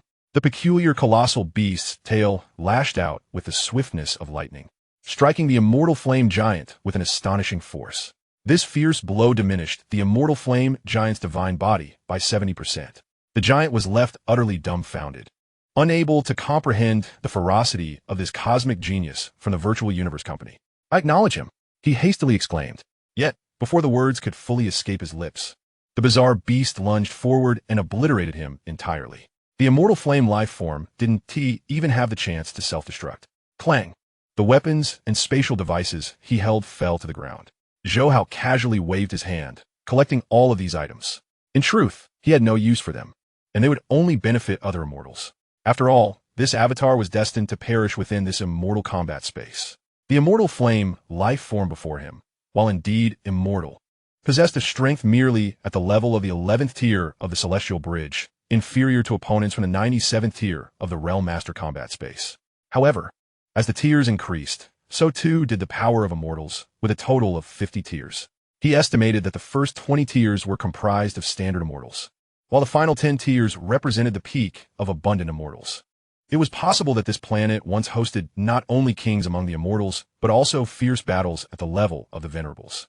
However, since the Virtual Universe Company took control, the highest indigenous life form here had become merely an abundant peak immortal. Consequently, after experimenting with the might of his divine weapon, Zhou Hao's expression lightened. He should easily prevail against opponents in the first 20 tiers. Of course, if he were unfortunate enough to encounter a hidden powerhouse, this avatar would meet an early demise. Nevertheless, Zhou Hao did not dwell on such thoughts. This human avatar's valuable possessions were limited to those reward items exchanged with beast god coins. Aside from that, the most significant valuables were the auxiliary metallic life forms and the divine weapon he wielded. He hadn't even brought any spatial devices. Defeating an opponent would grant him 30 days of comprehension opportunities. So Zhou Hao began to delve into the imagery of the beast god battles and signed into the reward space. The rewards from the immortal level combat space were worth far more than 10 times their usual value, with the minimum being items worth 2 million mixed yuan units. During his first sign-in, he astonishingly received more than 30 items, including 15 types of beast god battle comprehension imagery. Under these circumstances, if he were to defeat 5 opponents, he could acquire all the beast god battle imagery. As he had anticipated, the immortals he encountered in the first 20 tiers had a maximum strength barely reaching the 13th tier of the Celestial Bridge. Relying on the unique beast summoned by his divine weapon, he continuously triumphed over these immortals. Yet the battles grew increasingly arduous as he progressed. His attacks based on the laws were powerful, but as the immortal strengths increased, even if their comprehension levels were low, their formidable divine bodies proved challenging. If Zhou Hao failed to eliminate these immortals within 2 or 3 strikes, he would be met with their frenzied counterattacks. Fortunately, his understanding of spatial laws was exceptionally high, and he had grasped the essence of space. Even while under the constraints of the immortal laws, his speed and agility were astonishing. Time and again, he evaded the formidable attacks of the immortals. However, upon reaching the 21st tier, he encountered an indigenous life form at the level of an immortal commander. After 3 or 4 attempts to put the opponent to sleep failed, he ultimately perished under the opponent's desperate counterattack. At this moment, he had been in the abyss of purgatory for nearly 2 years. Most of that time had been spent comprehending the imagery of the beast god battles, leaving him with little presence in the virtual universe. Consequently, rumors spread throughout the original zone and the primordial zone that he had perished. During a public lecture on the intricacies of space in the primordial zone, Uka rushed into the classroom, exclaiming, "Luo Feng, you finally showed up. Have you heard about Zhou Hao?" Luo Feng, puzzled, replied, "Uka, what happened to my third brother? He had been hunting in the Blood Luo world for the past 2 years, acquiring Blood Luo crystals while comprehending the beast god statue, making rapid progress. Thus, he had not paid attention to other matters and only exchanged a few emails with Zhou Hao, Uka, and Cellier occasionally. Uka, exasperated, said, "You truly have no idea. There are rumors that Zhou Hao has perished in the abyss of purgatory." "What? My third brother has perished in the abyss of purgatory?" Luo Feng exclaimed, standing up in shock, then shook his head. "Impossible. I was still corresponding with him via email half a year ago. If the abyss of purgatory were dangerous, he would have informed me." Uka could not contain himself. "Luo Feng, that is the abyss of purgatory. It has the highest mortality rate among dead-end realms. And Zhou Hao has not appeared in the virtual universe for 6 months. Ai Chun, Bolan, and Rongjun, along with Qian Shui, have all sent him emails. Yet he hasn't replied to a single one." Luo Feng's expression changed as he closed his eyes and immediately sent Zhou Hao an email inquiring about his well-being. However, after a long while, there was no response. "What's the news?" Uka asked anxiously. Luo Feng shook his head, no reply. "Usually my third brother responds quickly, but occasionally it can take several months for him to reply. That doesn't indicate anything alarming." He remained much calmer than Uka. "Don't worry, Uka. Remember, my third brother is the direct disciple of the Chaos City Lord. If he truly perished, such a great existence would certainly know immediately." Upon hearing this, Uka slapped his forehead. "Right? Why would Zhou Hao go to the abyss of purgatory for no reason and not show up for 6 months? It's worrying. When he comes out, I will definitely give him a good beating. Yes, a good beating. My third brother is quite the wealthy one, Luo Feng echoed. Yet he continued to send Zhou Hao several emails. Although he was convinced that Zhou Hao wouldn't easily perish, he couldn't help but feel anxious. Third brother, please don't encounter any misfortune. Chapter 134. The bitter cultivation journey of leaving the abyss of purgatory. In the spiral space of the abyss of purgatory, on the platform of the 100th layer, a dazzling flash of blade light erupted. An indigenous life form at the pinnacle of the Realm Master collapsed heavily onto the platform. Zhou Hao maintained a calm demeanor. To exit the abyss of purgatory, the normal course of action was to ascend to the pinnacle of the Realm Master combat space. After the first exploratory human avatar met its demise, Zhou Fan, who remained at the teleportation point, quickly reconstituted and re-entered the Realm Master combat space, slaughtering his way from the first layer to the 100th layer. After 10 hours of comprehension time elapsed, a voice resonated from the center of the beast god emblem. This time, Zhou Hao chose to defend the arena for 30 days. Thus, the indigenous life forms of the Realm Master would soon find themselves unfortunate. Upon stepping onto the 100th layer platform, even if they willingly conceded, the outcome would remain unchanged, for each participant could only lose once. Losing twice would result in immediate elimination. A month passed in the blink of an eye. Zhou Hao successfully defended the arena. Standing at the center of the beast god emblem, he was enveloped in a golden light, witnessing the same long bridge that extended into the boundless sky. He furrowed his brow yet flew towards the bridge. Moments later, upon reaching the end of the bridge, Zhou Hao beheld a grand palace door. Upon pushing it open, he found himself standing on the desolate surface of a planet. He exhaled heavily, a smile breaking through. After nearly 2 years in the abyss of purgatory, he had fully reaped the benefits from the beast god comprehension imagery. Now, he merely needed to focus on comprehending these battle images, integrating them with the beast god statue, and under the terrifying amplification effects of the great Tao's aphorisms, he had a significant chance of grasping the convergence of time and space. Retrieving the immortal mechanical race spacecraft, he stepped into the cabin and arrived in the luxurious hall, feeling an instant sense of relief. It had not been easy. The challenges of the abyss of purgatory indeed exceeded expectations. To completely ascend and successfully defend in the first layer of the Realm Master combat space, one must possess the strength level of having traversed the cosmic level primitive celestial mountain. Fortunately, it was he who entered the abyss of purgatory. Otherwise, any other cosmic level being would be doomed to fail, unless one used the immortal mechanical race spacecraft to break through the teleportation caverns. But doing so would undoubtedly attract the assault of the immortal indigenous beings at the marquee level within the abyss of purgatory.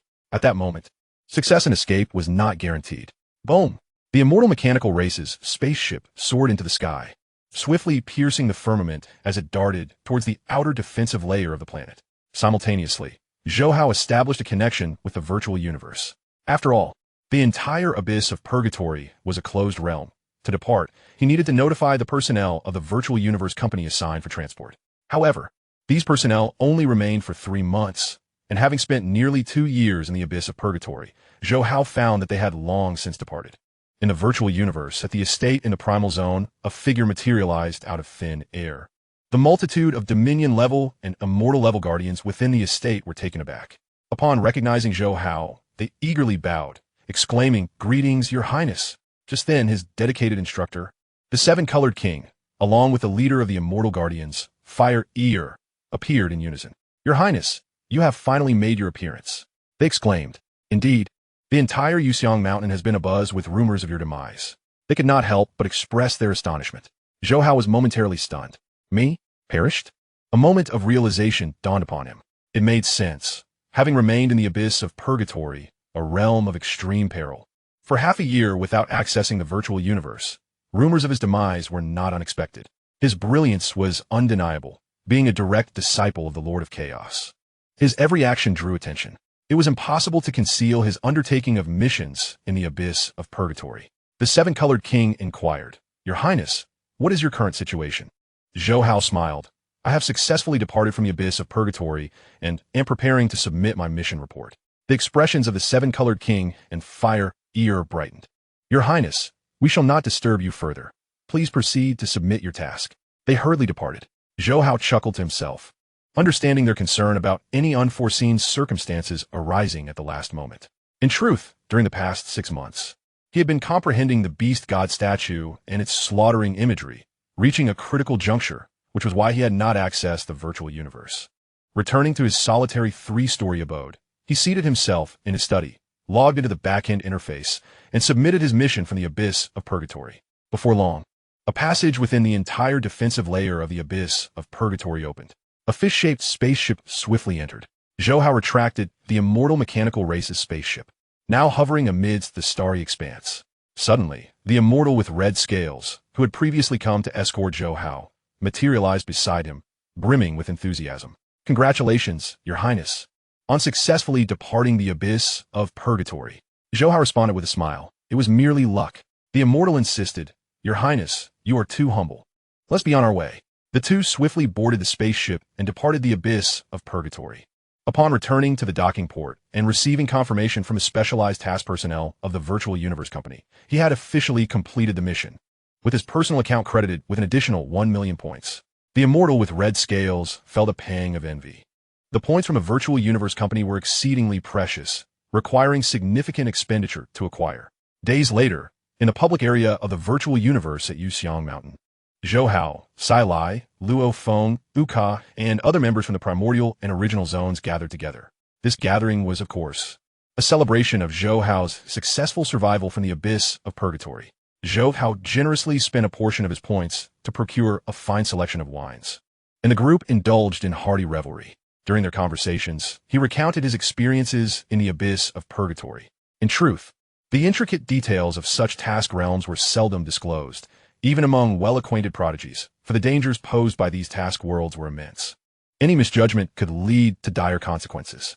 However, given that the abyss of purgatory ranked as the most perilous task realm, Zhou Hao surmised that aside from Luo Feng, few would dare to undertake such a high-mortality task world. After hearing Zhou Hao's account, Uka and Luo Feng were left astounded. "My goodness, that is utterly absurd. Achieving comprehension of the laws to the 12th level of the Celestial Bridge is required for a chance at success. Besides Zhou Hao and Sai Lai, I doubt anyone else could manage it." Uka exclaimed in disbelief. Berlan furrowed his brow, his previous inclination to undertake the abyss of purgatory task completely extinguished. As for Ai Chun, Qian Shui, and Jiang Yamo, they were even less likely to consider such a perilous endeavor. Generally speaking, only after several thousand, or even tens of thousands of years of cultivation at the cosmic level would one gradually approach undertaking extreme-level tasks. Individuals like Zhou Hao and Sai Lai, who had ventured into such realms after less than 20 years, were exceptionally rare prodigies. Zhou Hao jested, "So, you all should not emulate me. It is quite challenging to emerge unscathed." Uka shook his head. "Hearing you say this, I dare not attempt an extreme-level task." "Uka, do not be complacent. We should earnestly start with difficult-level tasks and gradually progress to dangerous-level ones," Rong Jun advised. "Yes, I understand," Uka nodded, possessing the self-awareness not to follow Zhou Hao, Sai Lai, and Luo Feng into dangerous-level tasks right away. Others like Ai Chun, Qian Shui, and Jiang Mo also quietly reminded themselves of their limits. At that moment, Luo Feng inquired, "Third brother, having completed your task in the abyss of purgatory, what are your plans next?" Everyone turned their gaze towards Zhou Hao. With a smile, he replied, "I plan to cultivate for several decades before breaking through to the domain lord level. The first qualification battle holds little significance for me. Sai Li concourit. I too will aim for an early breakthrough to the domain lord level, without waiting for the first qualification battle." Luo Feng and Berlan's eyes brightened at this. Uka laughed heartily. "Zhou Hao, Sai Lai, if you two break through to the domain lord level, won't that free up slots for Berlan and Luo Feng? Your opportunities are at hand." Luo Feng shook his head. "Uka, do not forget there are 3 cosmic elders from the original secret realm. Among the cosmic elders of the original secret realm, only Fei Tuo had traversed the 8th level of the Celestial Bridge. The others, Imo Luo and Sima Yan, had only reached the 7th level." Rong Jun glanced at Luo Feng and Berlan. "Luo Feng, you have already crossed the 7th level. If you maintain your pace, you may yet have a chance. As for Berlan, you are almost certain to rank among the top 3 in the primordial zone." Presently, only 5 cosmic elders from the primordial zone had surpassed the 7th level, meaning Luo Feng and Berlan would have to contend with a total of 6 opponents. Berlan remarked softly, "The 5 cosmic elders from the primordial zone should not be underestimated." Uka interjected, "I've been mingling around the arena area lately, and I've heard the elders mention that among the 5 masters who have crossed the Celestial Bridge, The werewolf croft possesses the greatest strength and may very well have genuinely reached the 8th level. So Luo Feng, you must put in the effort. Luo Feng took a sip of wine, fully aware of his own situation, with the beast god statue Zhou Hao had bestowed upon him. His progress over the past 2 years had been remarkable. He estimated that within the next 20 years, he could attempt to breach the 8th level of the Celestial Bridge. Once he achieved that, the only competitors for the original Secret Realm slots would be Berlan and the Werewolf Croft. Zhou Hao glanced at Qian Shui, Jiang Mo, and Long Yun, smiling as he addressed Uka. Do not fixate solely on Luo Feng and Berlan. You two must strive diligently. There is still a considerable amount of time before the qualification battle. If you put in the effort, you can remain in the primordial zone. Uka confidently clenched his fist, declaring, I am determined to stay in the primordial zone. His talents surpassed those of Ai, Qian Shui, and Jiang Mo, and he was not far from the 6th level. Of course, merely crossing the 6th level of the Celestial Bridge did not guarantee you won a place in the primordial zone. Qian Shui, Jiang Mo, and Long Yun had relatively lower comprehension levels, largely due to their late attendance at the Chaos City lectures, making them the furthest from a 6th level. Zhou Hao took a sip of wine, then rose slowly, stating, Uka, Ai, Qian Shui, you all must exert yourselves. Before I break through to the domain lord level, I will occasionally share my insights. Whether you can seize the opportunity depends on yourselves. With that, his figure vanished. Sai Lai followed suit, disappearing as well. Rong Jun sighed. Zhou Hao and Sai Lai have assisted us immensely. We must strive to make our own progress. Uka nodded emphatically. They were all prodigies who harbored a reluctance to depend on others. Yet, it was undeniable that the insights shared by Zhou Hao and Sai Lai were immensely beneficial to them. Baron also rose, turning his gaze towards Luo Feng and proclaimed, I shall not be a mere spectator during Zhou Hao and Sai Lai's next exchange. With that, Baron departed from the pavilion. Ai Chen wished to voice his thoughts, but was interrupted by Uka. Ai Chen, do not emulate Baron. His pride compels him to seek a fair competition with Luo Feng. Rong Jun nodded in agreement, affirming Yuka's sentiments. Indeed, when faced with such an opportunity, one should not concern oneself with pride. It is of little consequence. Our focus must be on self-improvement, so as not to squander the assistance offered by Zhou Hao and Sai Lai. In the primordial secret realm of the Yukan continent, Zhou Hao withdrew his consciousness from the virtual universe and sat at his desk, suppressing the myriad distractions in his mind as he embarked on a rigorous path of cultivation.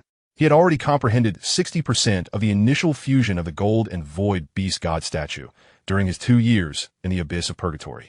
Over the next decade, he intended to thoroughly grasp the remaining 60%. After achieving the preliminary fusion of the gold and void laws, he would then delve into the more familiar domains of water and void, followed by fire and void, wood and void, and earth and void.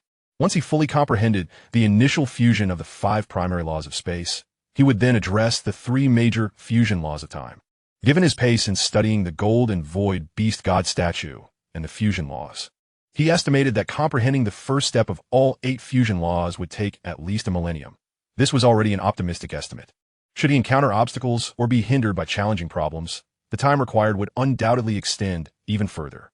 Mastering the 8 beast god fusion laws would merely fulfill the most crucial prerequisite. Thus, Zhou Hao's time remained quite constrained. The one instance he could spare to utilize the Grand Dao's aphorism to assist Luo Feng, Uka, and the others in enhancing their insights was already a testament to his generosity. Time flew by, and as Zhou Hao and Sai Lai immersed themselves entirely in their arduous cultivation, Luo Feng, Uka, Ai Chen, and Rong Jun also entered a monotonous phase of studying laws and comprehending secret techniques. They understood that their capacity to benefit from Zhou Hao and Sai Lai's exchanges hinged upon the foundation of their own understanding of the laws. Thus, in the ensuing days, they nearly ceased accepting tasks, dedicating every moment to comprehending the laws and attending public lectures, as if their lives had reverted to the leisurely existence they experienced upon entering the primordial secret realm. Their teacher even reminded them not to be solely consumed by arduous study. Balancing tasks and cultivation was the most effective path to progress. However, Uka and Ai Chen merely feigned compliance, continuing to pursue their own ways. Under their teacher's scrutiny, they reluctantly revealed the possibility of Zhou Hao and Sai Lai engaging in further exchanges. Upon hearing this, their teacher fell silent. Although the esteemed teachers of the immortal kings were inclined to reprimand Uka and Ai Chen, they ultimately refrained from doing so. 15 years swiftly passed. With over 60 years remaining until the first qualification battle, During this time, Rongjun, following Ai Chun, succeeded in traversing the 6th level of the Celestial Bridge. Uka also attempted to cross the Celestial Bridge, but met with failure, which only fueled his determination further. In the study, Zhou Hao abruptly opened his eyes, a wry smile gracing his face. The difficulty of the fusion laws exceeded his expectations. Over these 15 years, aside from utilizing the Grand Tao's aphorism to understand the essence of the spatial laws, he had devoted nearly all his energy to studying the fusion of gold and void. Yet he still found himself just shy of comprehending the first step of their fusion. Forget it, I should break through first. The challenges he accumulated over 15 years were considerable, yet being difficulties inherent to the gold and void fusion laws.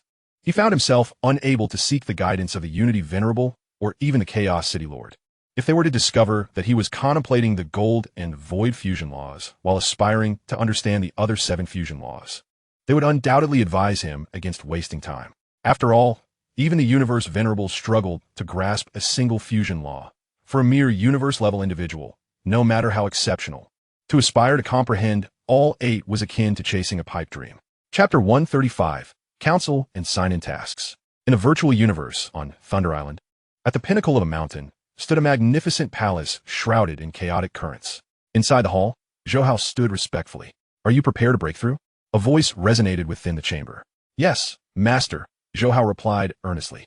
With a sweep, the chaotic currents parted, revealing the Chaos City Lord, adorned in a golden robe, who stepped forth, his expression calm as he regarded his youngest disciple, inwardly sighing.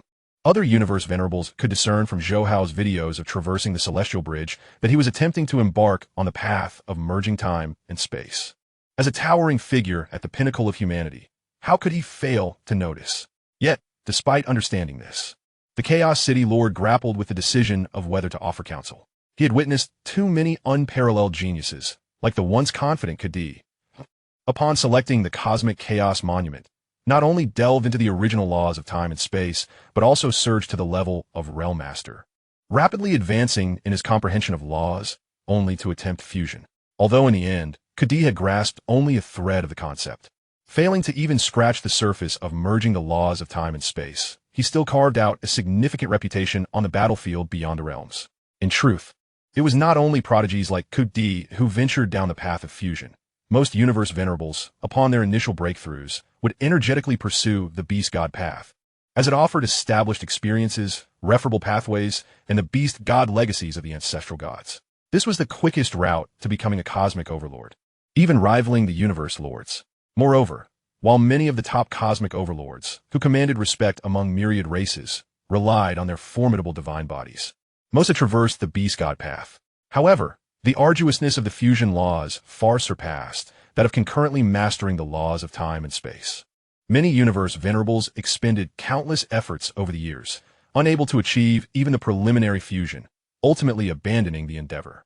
If the well-documented Beast God path was so challenging, how much more daunting would be the fusion of the original laws of time and space? It could be said that most Universe Lords never truly grasped the fusion of these 2 fundamental laws. The Chaos City Lord recognized that his youngest disciple was exceptionally gifted. Even a special avatar casually traversing the laws of water and void had managed to cross the 13th level of the Celestial Bridge, and the influence of their exchanges could accelerate the comprehension of laws among his peers. Such astonishing brilliance made him the most extraordinary talent he had ever encountered. However, precisely because of this, he held even greater expectations for Zhou Hao, genuinely wishing to prevent him from squandering time. Yet, he understood that geniuses were often obstinate. Without facing setbacks themselves, they were difficult to persuade. The Chaos City Lord knew this all too well. Thus, when Zhou Hao had crossed the 14th level of the Celestial Bridge, he refrained from offering any counsel. Even now, after much contemplation, he intended to withhold advice, believing the timing was not yet right. Some paths must be traversed personally, with one experiencing a significant fall before realizing the uncertainty that lay ahead. Disciple. The Chaos City Lord spoke calmly. Once you break through to the Realm Master level and depart the primordial secret realm for the outer cosmic nations, do visit Chaos City. Zhou Hao quickly replied, Yes, Master. However, he soon heard the Chaos City Lord's words, Disciple, you are attempting to walk the path of merging time and space. I will not obstruct you. This path is far more arduous than you can imagine. I grant you 3,000 years. During this time, Should you encounter any difficulties or have needs regarding laws or secret techniques, you may come to the palace to seek my guidance.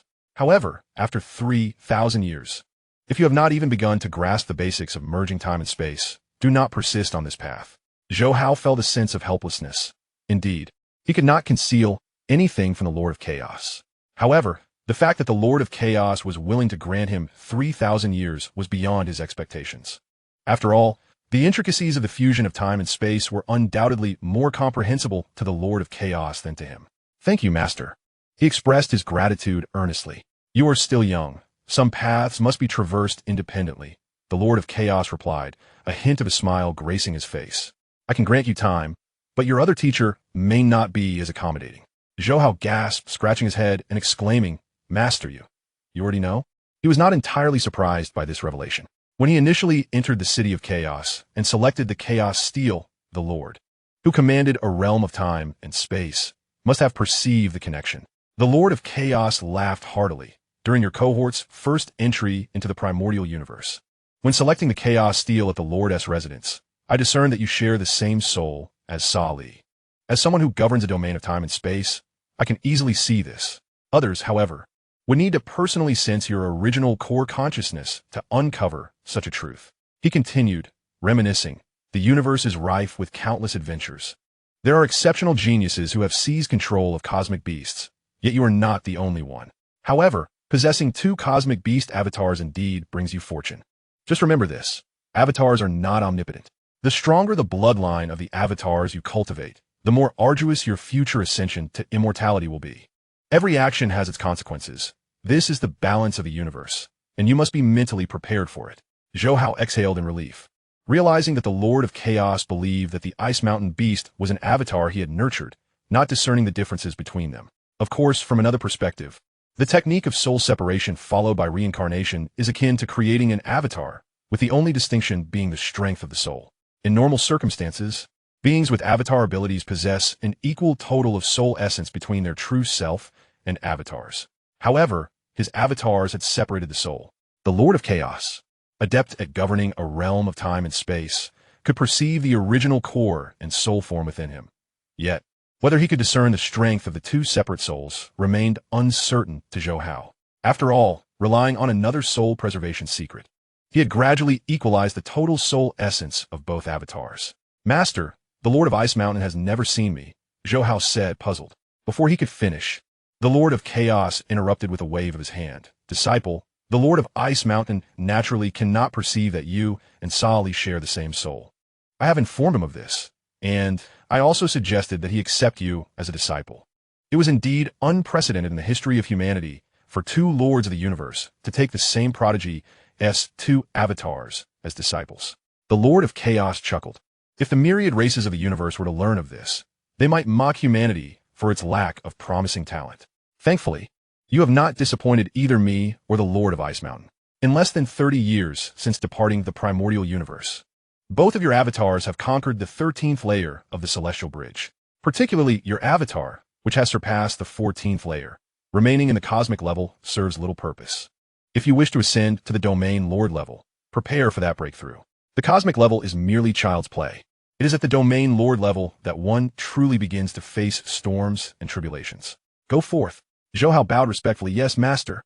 2 months later, in the icy realm of the Ice Mountain, far from the headquarters of the virtual universe, within a palace of chilling magnificence, the soul fragment of Sa-Li stood silently in wait. With a rush, an endless chill coalesced into a striking and handsome figure upon the throne of the Grand Hall. His hair was streaked with white, a battle sword slung across his back, clad in ancient armor stained with blood, his eyes as frigid as snow. He stepped forward to stand before Sali. Master, Sali quickly bowed in greeting. The Lord of Ice Mountain nodded lightly, observing his disciple with an odd expression. Were it not for the Lord of Chaos personally informing him that the most radiant talents in this generation's battle within the virtual universe were, in fact, the same individual, he would never have believed it. However, given his reclusive and detached nature, even upon learning this, he did not dwell on it. If not for his senior brother, the Lord of Chaos, personally intervening to urge him to accept a disciple, he would not have taken a cosmic-level being as a student. Yet, the Sali before him was undeniably remarkable. Having comprehended the Ice Mountain Chaos Steel he created, and with 30 years in the primordial universe. He had grasped the first 5 images in a mere 60 years. Such extraordinary talent and insight compelled even him to acknowledge that the latter was indeed well suited to be his disciple. Disciple, I am not adept at teaching, and even when I do take on a student, I will not provide excessive assistance. However, I will not be stingy with what is necessary. The Lord of Ice Mountain's voice was cold, his handsome visage seemingly unapproachable. Yet his tone was notably gentler when addressing Sa Li than when speaking to other lords of the universe. Since you have chosen the path of merging water and space, I shall not hinder you. Whether you can navigate it is ultimately your decision. With that, he slowly formed a palace surrounded by ice and snow in the palm of his hand. This was a premier treasure of the palace category, requiring immense willpower to refine. Once refined, it could withstand even the full force of a cosmic sovereign's attack and significantly diminish external assaults. You are about to be dispatched to the cosmic realm for tempering. I believe that refining it will ensure your safety. The icy palace gradually expanded, settling within the hall. Once you enter, you will find the core. As for whether you can refine it, that depends on your own fortune. Sali responded quickly, yes. However, as he stepped into the palace, a flicker of joy illuminated his face. His delight was not solely due to the premier treasure. After all, merely by signing in, he had already acquired a substantial portion of what the Lord of Ice Mountain possessed. Even without the Lord's bestowal, he could have obtained this treasure. Ding! Special sign-in task activated. Task 1. Engage in philosophical discourse during Phase 2, ensuring that Uka, AI, Chun, and other members from the Primordial Zone successfully remain in the Primordial Zone during the qualification battle. Random rewards include 3 types of preliminary merging laws and the essence of time's original law among 18 mystical aspects. Task 2. The Path of the Strong, Phase 1. Create a preliminary secret method suitable for your own path, rewarding an advanced version of the Star Tower fragment in the first trial of the Advanced 9 Tribulations Secret Tome. This was the true reason for Zhou Hao's Soul Fragment's joy. Each special sign-in task had drastically boosted his strength and significantly shortened his training time. This time, the rewards were equally bountiful. Chapter 136. Engaging in Philosophical Discourse. Half a month later, Zhou Hao's Soul Fragment emerged from the palace enveloped in ice and snow. The Lord of Ice Mountain, clad in ancient armor stained with blood, rarely displayed a hint of a smile on his cold visage. This premier palace treasure was specifically chosen for its compatibility with the will necessary for mastery at the domain lord level. In the process of refining, it would continuously erode his will, gradually honing and enhancing it. Had Zhou Hao's Soul Fragment possessed even slightly less will, he would have needed to elevate his will to the domain lord level before refining it, which would have taken at least half a year. Yet, Zhou Hao's Soul Fragment accomplished this in merely half a month, undeniably indicating that not only was he exceptionally talented, but was also remarkably steadfast and powerful. And will is a necessary condition for becoming a formidable force. Weak willpower, even if one breaks through to become a cosmic sovereign, results in nothing more than an ordinary sovereign. Every cosmic overlord who has made their mark in the vast universe possesses unwavering will. The Lord of Ice Mountain valued willpower above all in accepting disciples.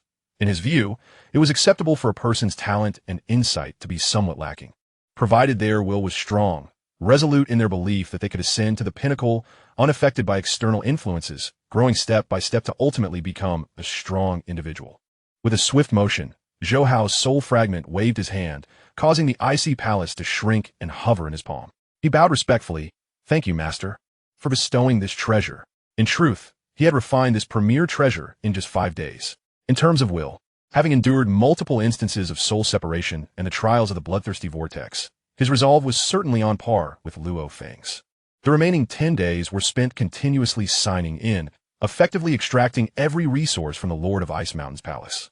However, he was genuinely grateful to the Lord of Ice Peaks. During the refinement process, he had sensed that this significant item had been meticulously selected by his teacher. The Lord of Ice Peaks' expression returned to its usual indifference. If you can refine it, then this treasure belongs to you. Furthermore, regarding any challenges related to the laws of water and the fusion of void, you may consult my third disciple, the Snow Sovereign. She is exceptionally skilled in those principles. He continued, in the Domain Master stage, I advise you to refrain from delving into the secret arts of fusion laws for now, and focus on comprehending the essence of the laws themselves. You can acquire 18 styles of snow and flame from the virtual universe's treasure trove, which contains a wealth of experiential insights. Xian Hao, with his Soul Fragment, nodded vigorously, yes. He could perceive the concern embedded in the Lord of Ice Peak's words.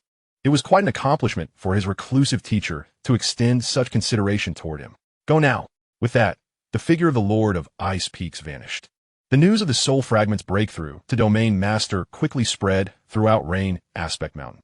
The cosmic elders from both the primordial and original zones collectively exhaled with relief, particularly those who were vying for spots in the original secret realm. The pressure weighing on their hearts was suddenly alleviated. Simultaneously, they were also keeping a keen eye on another prodigy, Zhou Hao, anticipating when he would achieve his own breakthrough to Domain Master. In a virtual universe, at the manor in the original zone, Zhou Hao wore a joyful expression. The rewards from this special sign-in task were even more abundant than the last. The first reward for philosophical discussion, upon completion, would significantly shorten his comprehension time by several hundred, if not 1,000 years. Moreover, he had already grasped the intricacies of 54 aspects of the essence of time, and with the additional 18 from the completion reward, he would fully comprehend the entirety of time's essence. Thus, in the time to come, he would no longer need to expend energy using the Great Tao's aphorisms to ponder the essence of time. This would free up some of his focus for contemplating other fusion laws. Though the second task posed considerable difficulty, its completion would lay the groundwork for traversing the universe and even assisting his true self in times of need. Therefore, despite having acquired an abundance of treasures through sign-ins, Zhou Hao could hardly contain his excitement. The breakthrough to Domain Master could occur at any moment, but he was not in a hurry. He had previously promised to share his insights on the laws upon his departure, and he was determined to fulfill that promise. This time, he would utilize the Great Tao's aphorisms and hoped that Wuka, Rongjuan, and the others would not disappoint him. He murmured to himself, then proceeded to send emails to Luo Feng, Wuka, and the others. In truth, Zhou Hao held no concerns for Wuka, Rongjuan, and AI Chun.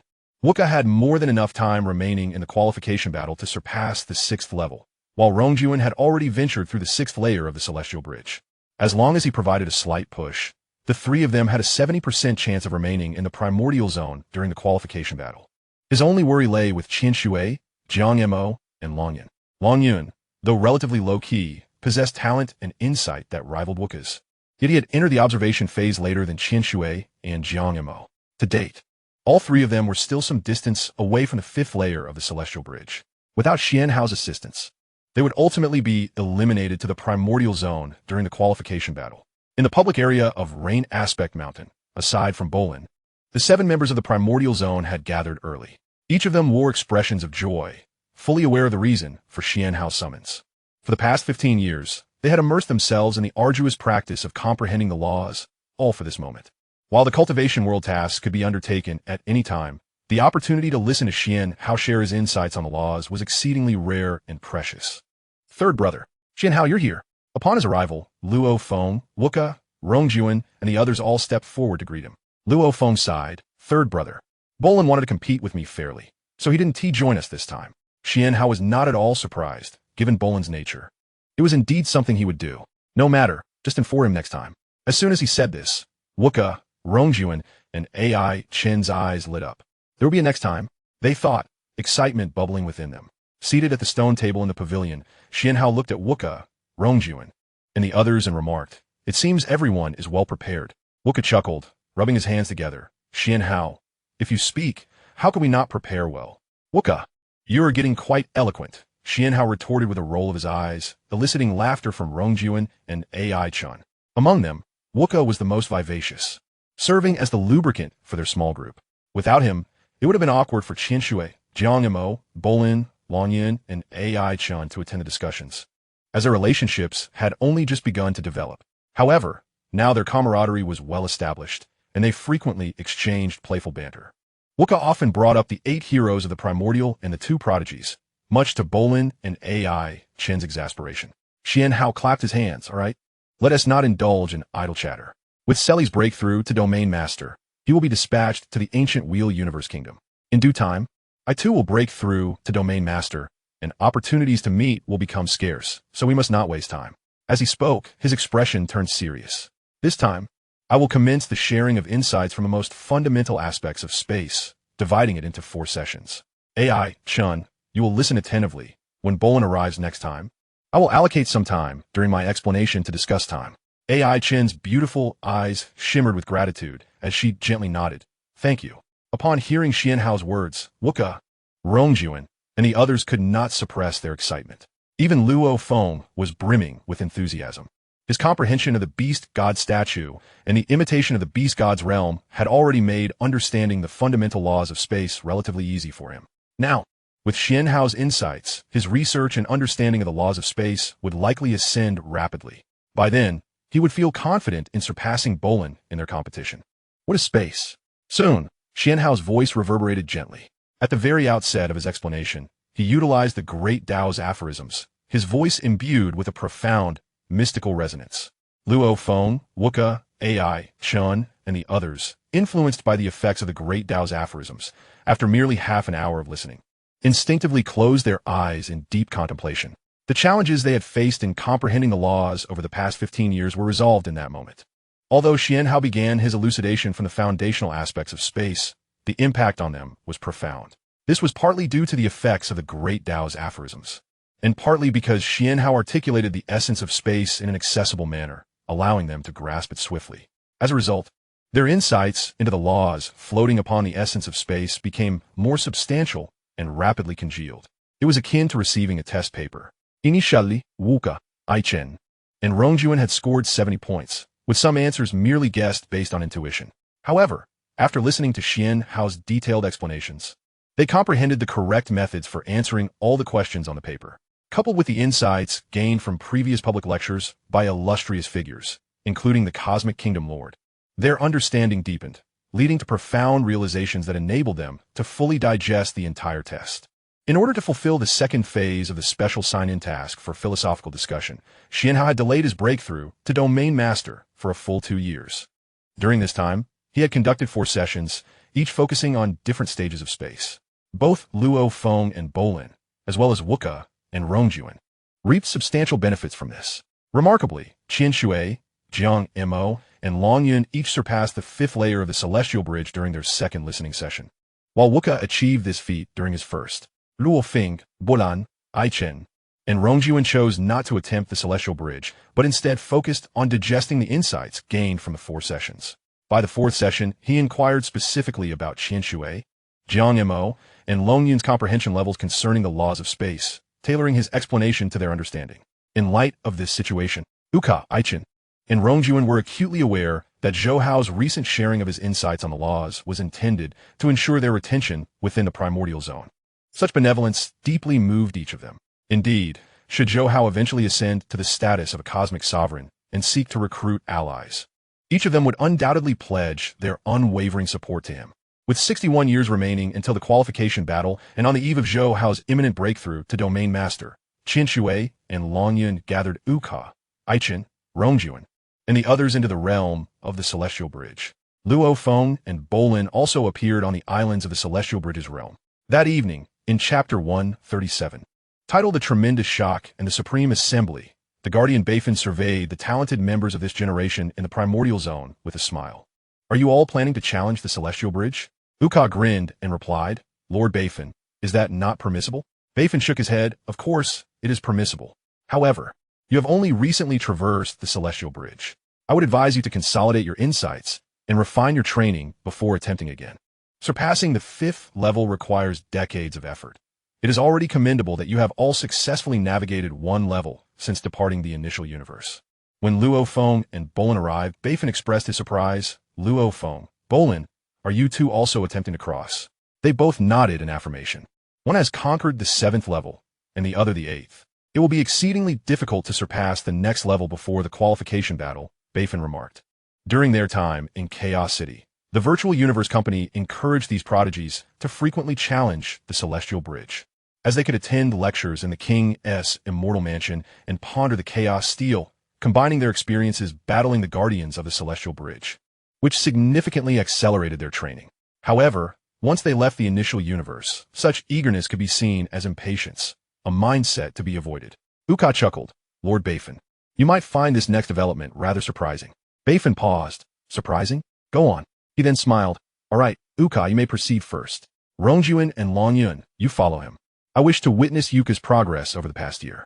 Qin Shui and Jiang Mo were instructed to deliberate among themselves on who would challenge next. Luo Feng, The celestial bridge at Jutong is unoccupied. You may give it a try. Bolin, Aichen, the universal celestial bridge is also vacant. Discuss amongst yourselves. He swiftly organized the proceedings. Haha, Rongjuan, Longyun, you need only wait a moment. I shall be the first to challenge. Uka declared as he soared towards the giant axe, celestial bridge. Soon, Beifin could not suppress his astonishment. Uka had indeed surpassed the 7th level. How could this be? He had only recently conquered the 6th level.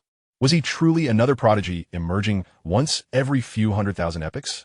Yet, before his astonishment could fully dissipate, his eyes widened once more as Luo Feng also succeeded in crossing. This was the transition from the 7th to the 8th level. Could he possibly attempt the 9th level as well? No, he had not succeeded, but was mere moments away from defeating the Guardian. What on earth was happening?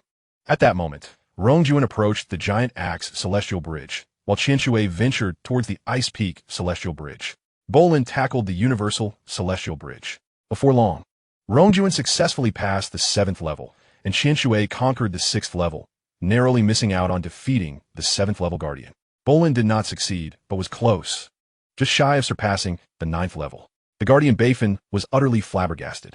He had witnessed countless generations of prodigies, yet had never encountered such a phenomenon. Previously, Uka and his cohort had collectively challenged the celestial bridge in the initial universe. But now, less than 40 years after leaving, they had once again collectively succeeded. And merely a year had elapsed since their last attempt. This was undeniably abnormal. At this moment, only Longyun, Jiang Mo, and Aichen remained in the realm square. They observed Beifin's astonished expression with amusement. Aichen stepped forward. Lord Beifin, may I now attempt the universal celestial bridge? Longyun and Jiang Mo echoed similar sentiments. Beifin, at a loss for words, gazed at the trio and helplessly replied, "You are clearly doing this on purpose. Go ahead, I concede my previous misjudgment." The three burst into laughter. Shortly thereafter, Beifin received news of their successful challenges. Incredible, in such a brief period since departing the initial universe. This generation of prodigies had remarkably surpassed even the cosmic elders of the primordial zone in their understanding of the laws, especially Luo Feng and Bolin, whose prowess eclipsed that of the 3 cosmic elders from the original secret realm. It was likely that the Virtual Universe Company would revise the rules for this qualification battle. Beifin mused. In the Virtual Universe Company, the more spectacular the talent, the greater the attention and resources they garnered, and the higher-ups would not rigidly adhere to the rules. Historically, only one member was recruited during the talent battles, but due to Zhou Hao's dazzling brilliance, the rules had been amended. Now, with both Luo Feng and Bolin on the verge of overcoming the 9th level, their rate of progress undoubtedly warranted entry into the original secret realm. Send it all out. The pace of advancement for this generation of prodigies is astonishing, undoubtedly linked to Zhou Hao and Sa Lai, 2 extraordinary talents emerging once every 100 million epochs, truly exceptional. While Beifin reflected, he dispatched numerous emails. Almost simultaneously, the rulers of the Yuanxing universe, the True Yin King and the Rainbow Sword King, among others, teachers of Rongjuan, Luo Feng, and Bolin, received the emails. Upon viewing the challenge videos, they fell into contemplative silence. No one understood better than they the reasons behind Uka, Bolin, and Luo Feng's rapid progress. Luo Feng, come to my palace at once. The True Yin King urgently summoned via email. The Rainbow Sword King and other cosmic sovereigns also called upon Bolin and the other prodigies for inquiries, recognizing the gravity of the matter. It is essential to understand that in the realm of mentorship, outcomes can be unpredictable. Some formidable individuals possess exceptional strength, yet their disciples may yield few talents, while others, despite average combat prowess, excel in theoretical instruction, nurturing formidable disciples. Besides the teacher's capabilities, the disciples' innate aptitude and diligence also play significant roles. Entering the primordial zone, it was evident that Luo Feng, Uka, Rongjuan, and their companions were all superlative prodigies. However, even the most adept instructors, such as the cosmic sovereigns, could not possibly facilitate Uka and his peers in overcoming 2 levels of the celestial bridge in such a short span. As for prodigies like Zhou Hao and Sa Lai, they were exceptional cases. Yet, for talents like Uka, Aichen, and Qianshui, such rapid advancement was utterly improbable unless they encountered extraordinary opportunities. While 1 or 2 might be attributed to chance, a collective occurrence was undeniably beyond coincidence. Within the palace of the True Yin King, upon Luo Feng's arrival, the king eagerly inquired, "Luo Feng, tell me honestly, Is it true that your generation managed to consecutively conquer 2 levels of the Celestial Bridge within 2 years, including your rapid success at the 8th level? Due to the influence of Zhou Hao and Sa Lai, Luo Feng hesitated briefly. The true Yin King's expression grew solemn. Disciple, do not conceal the truth. This matter is of utmost importance. Master, it is indeed due to Zhou Hao and Sa Lai, Luo Feng eventually admitted, recognizing the gravity of the situation. Over the past 2 years, Zhou Hao shared his insights on the laws with us, particularly guiding Qianshui, Jiang Yamo, and Long Yin, with the intent of ensuring our retention within the primordial zone for the qualification battle. He continued earnestly, Master, Zhou Hao genuinely has our best interests at heart. The true Yin King interjected, his disbelief palpable. I never anticipated that such a prodigious talent for teaching would exist in the universe. Last time in Chaos City, when Zhou Hao and Sayer exchanged insights, many of the immortal kings present had an inkling of their potential. However, at that time, your progress was not excessively remarkable. Zhou Hao and Sayer merely accelerated your cultivation. But this time, the situation is entirely different. As you depart the primordial universe, your cultivation pace is expected to decelerate. While encountering opportunities in the task world is one matter, your rapid advancement undoubtedly attests to Zhou Hao and Sayer's exceptional teaching abilities, surpassing even many cosmic sovereigns. Luo Feng nodded earnestly. Teacher, to be honest, while I have felt some inspiration from your clarifications and the public lectures, it pales in comparison to the profound insights I gained from my third brother. After each of his sharing sessions, I experience a profound enlightenment. He paused, a look of confusion crossing his face. Sometimes, even when the same principles are explained, the impact varies greatly depending on whether it's my third brother or the public lecturer delivering the message. Upon hearing this, the true Yin King comprehended fully. This was innate talent, a gift for instructing disciples. Moreover, Zhou Hao's aptitude, in certain respects, may even eclipse that of the cosmic chaos monument. Keep this revelation to yourself for now. I believe the higher-ups will take swift action. Luo Feng was taken aback. Teacher, are you implying that Zhou Hao and Sayer are already exceptionally gifted, having traversed the 13th and 14th layers of the Celestial Bridge at the cosmic level? Their newfound prowess in teaching is alarming. The alien races will undoubtedly go to great lengths to eliminate them. The true Yin King sighed deeply. Disciple, consider this. If those listening to Zhou Hao and Sayer's insights were not you talented individuals, but rather immortal kings like myself, and if the results were the same, wouldn't I then be able to take that final step and transcend to the level of a revered being? Luo Feng's eyes widened in disbelief. Teacher, that seems impossible. The cosmic venerables are the pillars of their races. In some weaker tribes, they're even the mainstays. How could such a breakthrough occur merely from attending a single lecture? The true Yin King shook his head. I'm fully aware of the improbability, but what if? The alien races will not allow such a situation to unfold, so they will stop at nothing to assassinate Zhou Hao and Sayer. Upon hearing this, Luo Feng grew anxious. What should we do, teacher? I must warn my third brother and the others. With that, he vanished without a trace. The true Yin King smiled wryly, his expression gradually turning grave. The astonishing rate of progress exhibited by Uka, Luo Feng Berlan, and their cohort of prodigies had not only shaken the upper echelons of the Virtual Universe Company, but also sent ripples through the pinnacle races, such as the insectoids, demon race, and mechanical race. In a secluded region of the wild universe, within the hidden palace of the immortal mother of the insectoids, the man in golden robes reappeared. Master, Zhou Hao and Sayer are exceedingly formidable. If their insights could benefit our immortal kings, the number of humans breaking through to become cosmic venerables would increase dramatically. Posing a significant threat, a voice emanated from the ethereal figure seated upon the throne. I understand. The threat posed by Zhou Hao and Sayer far exceeds that of the past Keti. I have already communicated with the Great Mother, and I expect news shortly. Simultaneously, the peak races of the demon race and mechanical race convened high-level meetings to specifically discuss how to eliminate the potential threats posed by Zhou Hao and Sayer. The human race also initiated a supreme assembly. One by one, the illustrious cosmic sovereigns gathered in the floating palace atop Thunder Island. In the infinite darkness, distant stars twinkled. The simple palace floated among these celestial lights. Inside the temple, rows of stone chairs were occupied by towering figures, casually engaging in conversation. In truth, matters concerning individuals like Zhou Hao and Sayer did not warrant a Grand Axe conference. However, due to their affiliations with the leaders of Chaos City and the Ice Peak, and considering the movements of the alien races, the Lord of Chaos proposed a meeting to deliberate on Zhou Hao and Sayer's situation. With a flurry of appearances, the wild-haired giant emerged, prompting the palace to fall silent. The founder of the Grand Axe looked towards the Lord of Chaos. Chaos, please elaborate. The Lord of Chaos nodded and succinctly introduced the matter regarding Zhou Hao and Sayer. Aside from the cosmic sovereigns currently traversing the universe and unable to attend to clan affairs, the rest had heard of the developments. The Lord of the Cosmic Mercenary Alliance, known as the Lord of the Wild Mirror, smiled and remarked, Chaos, I have also heard about this. Your virtual universe company is fortunate to have attracted such extraordinary talents in Zhou Hao and Sayer. However, they are still merely at the cosmic level. Is it not a bit excessive to convene a supreme meeting over this? Before the Lord of Chaos could respond, the Lord of the Dragon Walk interjected. The alien races are making significant moves.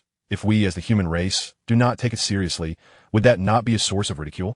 The Lord of the Cosmic Bank, Qing Dong, casually added, every time our kind produces exceptional talents after countless epochs, the alien races invariably react.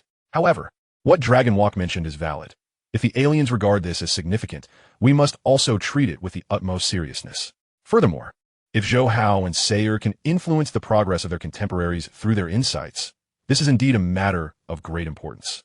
They may currently be at the cosmic level, but if they were to ascend to become immortal kings or even cosmic venerables, the impact on our human race would be monumental. Many of the other cosmic sovereigns nodded in agreement. The Lord of the Wild Mirror shook his head. Who can predict the future? I still believe this is somewhat exaggerated, but since the meeting has been convened, we should discuss it thoroughly. At this point, he turned to the Lord of Chaos. Chaos, I assume Zhou Hao and Sayer's comprehension of the laws has reached the standard of the 14th layer of the Celestial Bridge? Indeed, Zhou Hao's understanding is somewhat deeper, the Lord of Chaos confirmed with a nod. Given that the talented individuals of Zhou Hao and Sayer's cohort are exhibiting abnormal rates of progress, could it be that Zhou Hao and Sayer's insights could also influence the comprehension speed of domain lords and even realm lords? The Lord of the Wild Mirror chuckled. If it can be confirmed that they can impact the comprehension speed of domain lords and realm lords, then our convening of this supreme meeting would be exceedingly worthwhile. Upon hearing this, Qing Dong, Peng Gong, and the other cosmic sovereigns began to converse in hushed tones. In truth, they all understood the profound implications of the Zhou Hao and Sayer incident, although they were currently at the cosmic level. Who could predict the extent of their influence on the immortal and sovereign realms in the future? What limitations might exist regarding such teaching talents? This was the primary reason they acknowledged the necessity of convening the supreme meeting. The Lord of Chaos furrowed his brow. Wild Mirror, mentorship and guidance are inherently personal matters. Zhou Hao and Sayer's ability to instruct their contemporaries arises from their friendship. To suggest they instruct domain lords and realm lords is impractical. One must first consider if those domain lords and realm lords would even heed their counsel. I do not recommend such endeavors. The Lord of the Wild Mirror explained, Chaos. I did not suggest a compulsory instruction, but merely proposed a possibility. If it can be confirmed that they can influence domain lords and realm lords, it would undoubtedly affirm Zhou Hao and Sayer's exceptional talents, which is of tremendous significance for our human race and could elevate us as a species. I concur with the sentiments expressed by the Lord of the Wild Mirror. It is indeed worth exploring, especially since Zhou Hao and Sayer can communicate within the virtual universe. Moreover, allowing the domain lords and realm lords to merely attend as observers is feasible, considering they previously engaged in broad discussions in Chaos City. I agree. This matter bears considerable importance. If it can be substantiated, it would hold monumental significance for our human race. The remaining cosmic sovereigns nodded in unison. In their eyes, this matter was entirely feasible. The great axe pressed its hand down. The palace fell into silence. He turned to the Lord of Chaos, saying, Chaos, Ice Peak, Zhou Hao, and Sai Lai are your direct disciples. What are your thoughts? The Lord of Chaos hesitated and replied, It's worth a try. He acted fairly, always considering the greater good of humanity. Moreover, this matter would not significantly impact Zhou Hao. The Lord of Ice Peak frowned, stating that such a decision ultimately depended on the will of Zhou Hao and Sai Lai themselves. The Great Axe chuckled, of course, Chaos and Ice Peak. I entrust this matter to you too. Arrange it according to the personal wishes of Zhou Hao and Sai Lai. Furthermore, since the alien races are making moves, we must respond on our side. Talents like Zhou Hao and Sai Lai should be generously provided with resources. Thus, I will personally contribute a soul-grade treasure and Chaos. You provide one as well, each for Zhou Hao and Sai Lai. The arrangements for their assignments in the virtual universe must also be properly managed. Bestowing a Domain Master level soul grade treasure may seem excessive, but given that it comes directly from the Great Axe, the other universe lords found it inappropriate to voice any objections.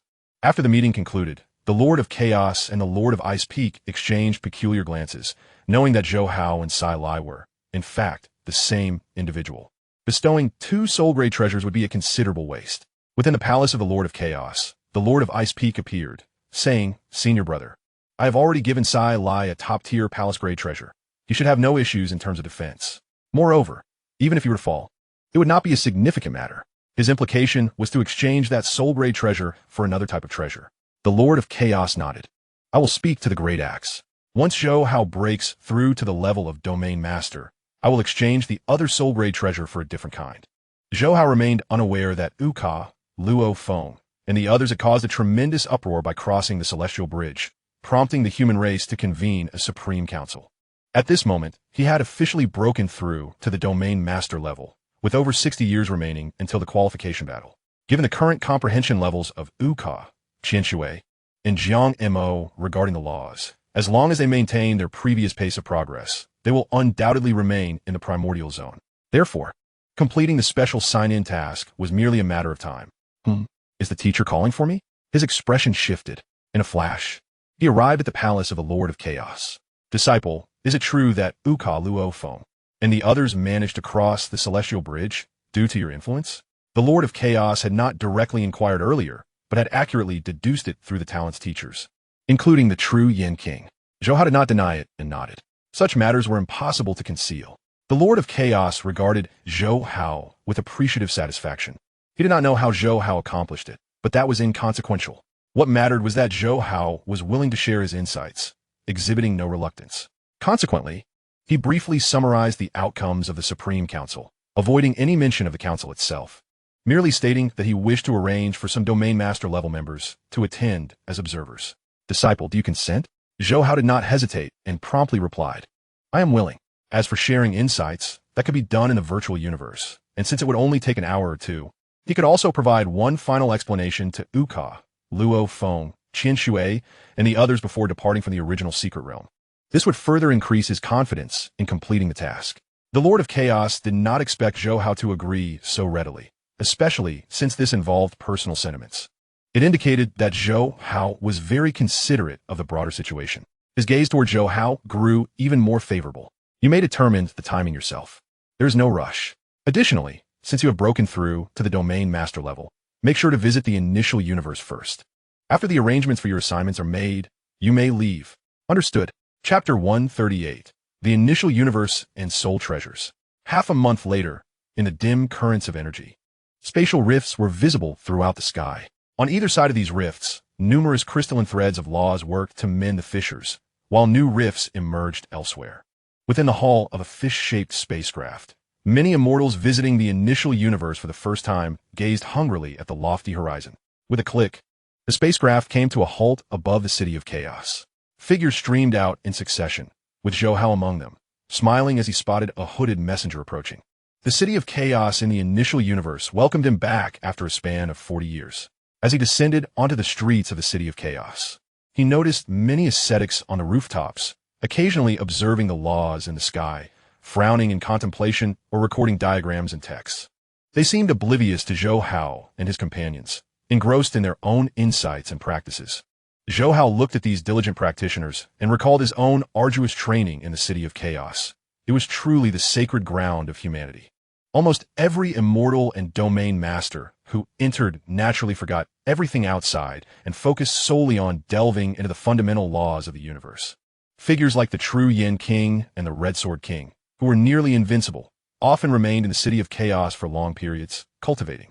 One day, when they could break through to become cosmic sovereigns, they would once again make their mark on the world. Walking along the somewhat damp bluestone streets, he sought out a pale, white door close to the city lord's residence. Placing his hand upon it, he waited until the color changed to deep gray, thus becoming the owner of this modest building. He knew he would not stay long this time. After all, the domain master level assignments were a crucial phase in the virtual universe company's cultivation of talents. During this stage, aside from the points tasks, the most important aspect was to experience trials and tribulations. The higher-ups of the virtual universe would also use the points tasks to test the character and temperament of the talents.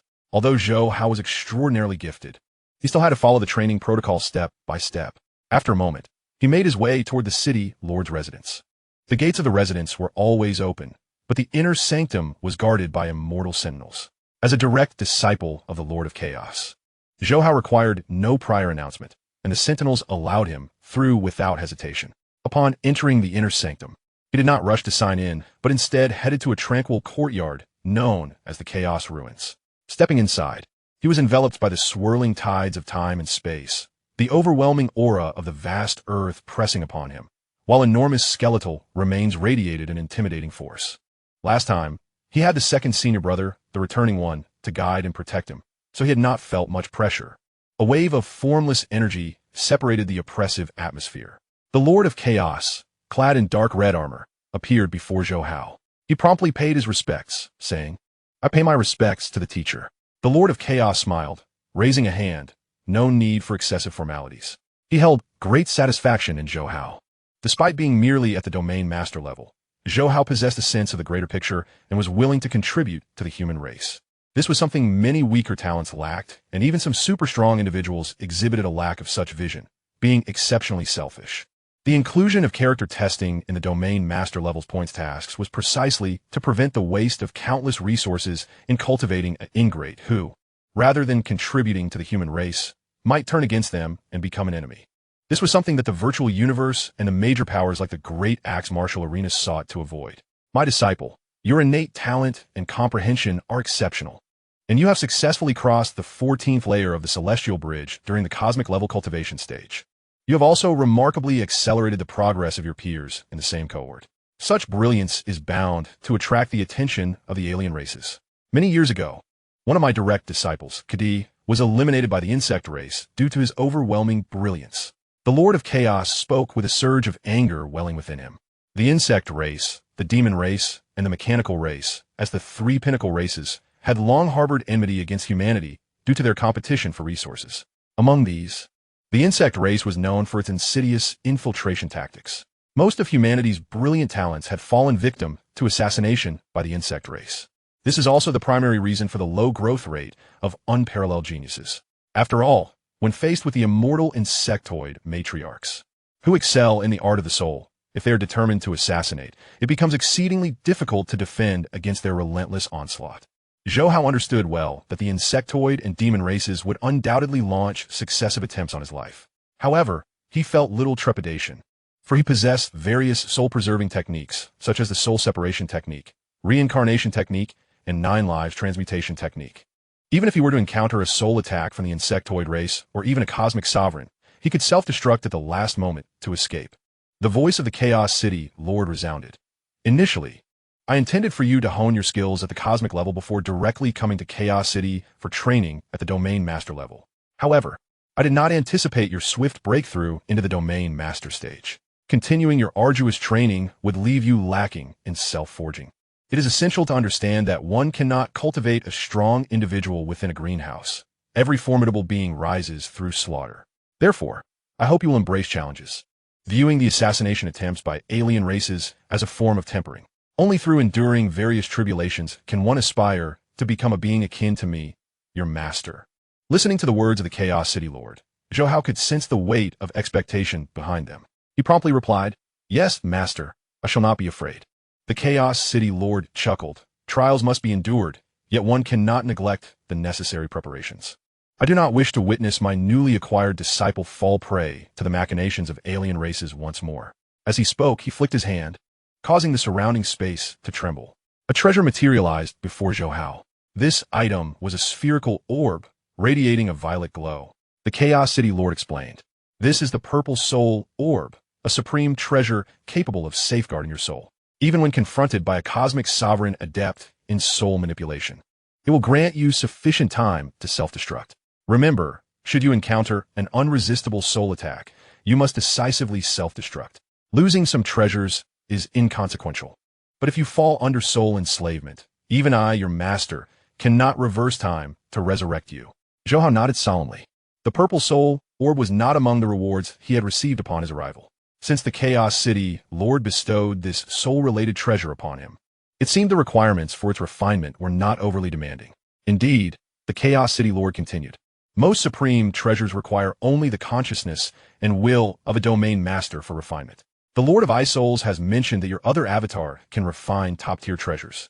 So I trust you should be able to refine this less demanding purple soul orb. Do so now. Yes, Master. The process of refining soul-related treasures was quite arduous. However, Zhou Hao's soul had already reached the domain master level. Although it took over 20 days, he successfully refined the purple soul orb. In fact, after breaking through to the domain master stage, he had received numerous valuable rewards, including several ordinary supreme treasures that he could now refine. The only issue was that he struggled to harness the power of these treasures. It was akin to a child attempting to wield a 3-meter-tall giant sword. It was one thing to hold it steady, let alone wield it effectively. Upon completing the refinement, Zhou Hao also signed in at the Chaos Ruins. This time, the items he obtained were equally plentiful, totaling 32, just a few fewer than the last time. However, he felt remarkably calm about it. He no longer experienced excitement over receiving ordinary supreme treasures. After all, just from completing the special sign-in tasks, he had acquired fragments of the Chaos Golden Wings. And among the still incomplete special sign-in tasks were pieces of the Star Tower. Merely these 2 treasures were sufficient to overshadow all other supreme treasures. My disciple, during your time in Chaos City, consume the insights you gained from crossing the Celestial Bridge and the qualification to comprehend the Chaos Monument. Once your external assignments are arranged, I will notify you. Additionally, if you decide on a time to share your insights into the laws, feel free to inform me in advance.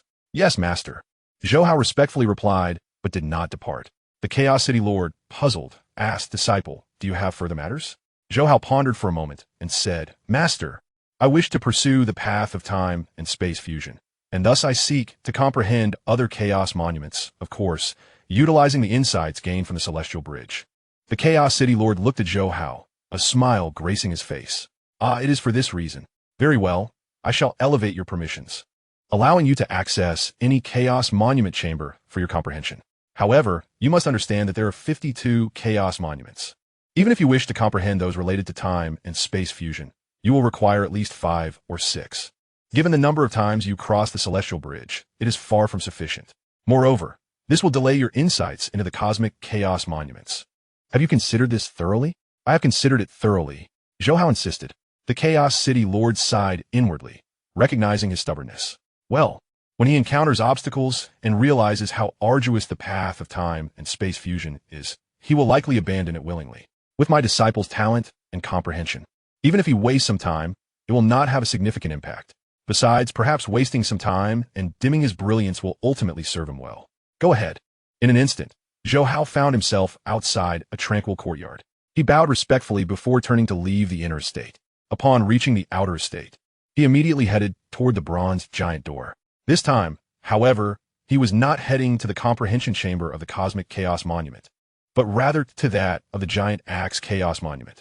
Lord Kandiri, he said, bowing respectfully before the 3-eyed elder. The elder glanced at Zhou Hao and reminded him, Zhou Hao, your talent is exceptional. Specialization allows you to progress further. Are you certain you wish to continue comprehending the giant axe Chaos Monument? Zhou Hao nodded affirmatively. The 3-eyed elder shook his head. The giant axe Chaos Monument chamber is unoccupied. You may enter. With that, Zhou Hao swiftly stepped into the giant axe Chaos Monument chamber. Inside, he paid no heed to the Chaos Monument. As soon as the sign-in count refreshed, he immediately thought, System, sign in. Ding.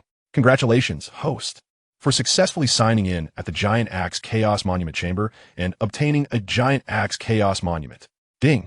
Congratulations, host, for acquiring the first understanding of the axe scar. 20 ding. Congratulations, host, for acquiring the second understanding of the axe scar. 20. Hearing the notifications in his mind, a smile crept across Zhou Hao's face. Chapter 139, A Sensation. Having spent nearly a month in the initial universe, Zhou Hao diligently signed in at the Chaos Monuments. He now possessed 6 Chaos Monuments: the Giant Axe Chaos Monument, the Matriarch Chaos Monument, the Dragon Walk Chaos Monument, the 9 Universes Chaos Monument, along with the Cosmic Chaos Monument and the Ice Peak Chaos Monument. On the 29th occasion, he once again stood before the 3-eyed Elder Kandiri. This time, he chose the Wind Shadow Chaos Monument. Kandiri barely glanced at Zhou Hao, There's no one inside. You may enter. Zhou Hao hurried inside. After signing in, he secured the Wind Shadow Chaos Monument. Combining the Chaos Monument with the Beast God statue, along with the Great Tao aphorisms and the Beast God's combat comprehension images. He believed he could grasp the direction of time and space fusion even without special sign-in tasks. However, just as he prepared to sign in for the last two Chaos Monuments related to light, time, and thunder, the Chaos City Lord sent word that he could leave the initial universe. Reluctantly, Zhou Hao had to tidy up, casting a final glance at the initial universe, silently vowing to return next time. Boom! He boarded the fish-shaped spacecraft, which swiftly sliced through the chaotic airstream with its tail and departed the initial universe. Amidst a tumult of temporal and spatial distortions, Zhou Hao found himself back in the reception hall of the Virtual Universe Company headquarters. After waiting for about half an hour, a sword-shaped spacecraft landed on the lawn outside the Oval Hall. To Zhou Hao's surprise, the one sent to escort him to the Qianwu universe was none other than the Nine-Sword Sovereign. Zhou Hao, your current status is of considerable significance, as I am your direct superior. The upper echelons of the company have specifically inquired whether I would be willing to escort you to the Qianwu Cosmic Nation, where you would reside for a century to ensure your safety. Conveniently, I have matters to attend to in the Qianwu Cosmic Nation, so I shall make this journey as well, remarked the smiling Nine-Sword Sovereign, clad in a cerulean battle robe. When Zhou Hao and his group of prodigies departed from the initial universe, he had invited the three-eyed elder, Kindry, to explore a newly discovered cosmic secret realm. However, due to the limited number of participants and certain internal information circulating, he intended to invite the Sovereign of Qianwu to join them in their adventures. The rationale behind inviting the Sovereign of Qianwu was twofold. Firstly, the Qianwu had faced numerous calamities, incurring substantial debts to their kin and were in dire need of treasures, making it likely for them to agree to embark on this journey. Secondly, Zhou Hao had great faith in his own potential, and the Sovereign of Qianwu happened to be the ruler of Zhou Hao's homeland, which might facilitate future assistance. Thank you, Sovereign. Zhou Hao was acutely aware that the Nine-Sword Sovereign was making a preemptive investment in him. The Nine-Sword Sovereign chuckled and waved his hand dismissively. No need for such formality. I'm merely passing through. Come, ascend the ship with your immortal escort team. With a whoosh, Zhou Hao, along with what and a cadre of immortal realm master guards, boarded the Nine-Sword Sovereign's vessel, with a cosmic sovereign providing protection. Their journey to the Qianwu Cosmic Nation was relatively secure. Even if the alien races were aware of Zhou Hao's route, they would find it difficult to act against him. Nevertheless, the insectoid race had dispatched some of their infiltrators to lie in wait within Zhou Hao's home galaxy, biding their time for an opportunity. The actions of the demon race were equally frenetic, as Zhou Hao posed a significant threat. This time, they were willing to sacrifice even a sovereign-level immortal to eliminate him preemptively. In the second year of their journey to the Qianwu Cosmic Nation's Qianyu Star, within the virtual cosmos at the Rain Phase Mountain, Zhou Hao slowly rose from his seat, stretched, and approached the window of his study. Gazing out at the expansive array of buildings within the estate, he couldn't help but let out a soft sigh. Through the amalgamation of the 9 Universe Chaos Steel, the Golden and Void Beast God statue, and the images of the Beast God in battle, enhanced further by the terrifying amplification of the Great Tao aphorisms, he had finally grasped the initial fusion of the Golden and Void Beast God statue over the course of the past year. In essence, the first step of the fusion of the Golden and Void laws involved a complex combination of 9 fundamental laws of gold and 18 fundamental laws of space.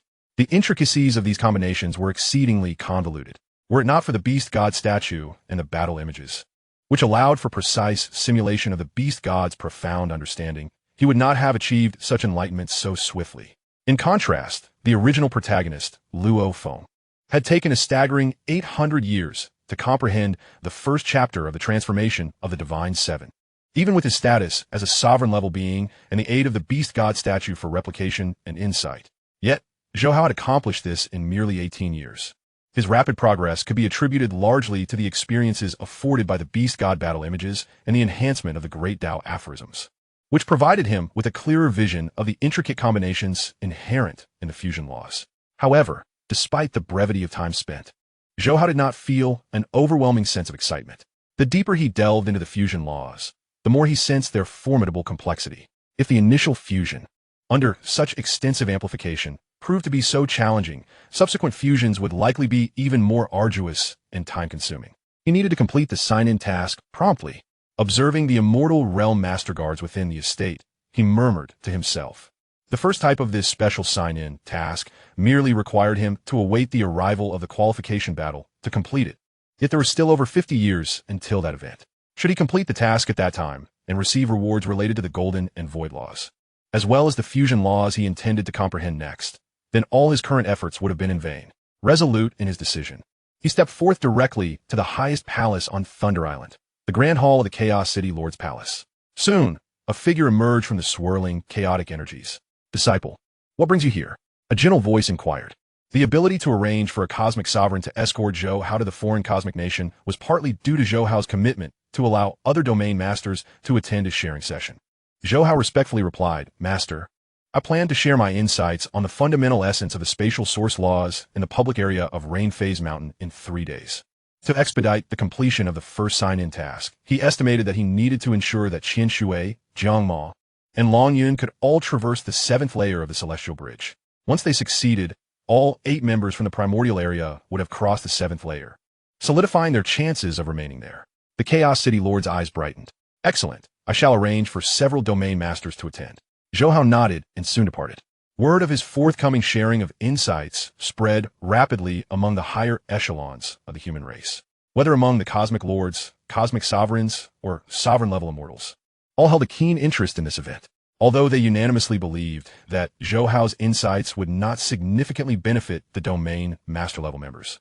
An undercurrent of anticipation lingered in their hearts. Simultaneously, numerous domain masters from the primordial area, the initial area, the celestial area, and the apocalypse area eagerly applied to attend.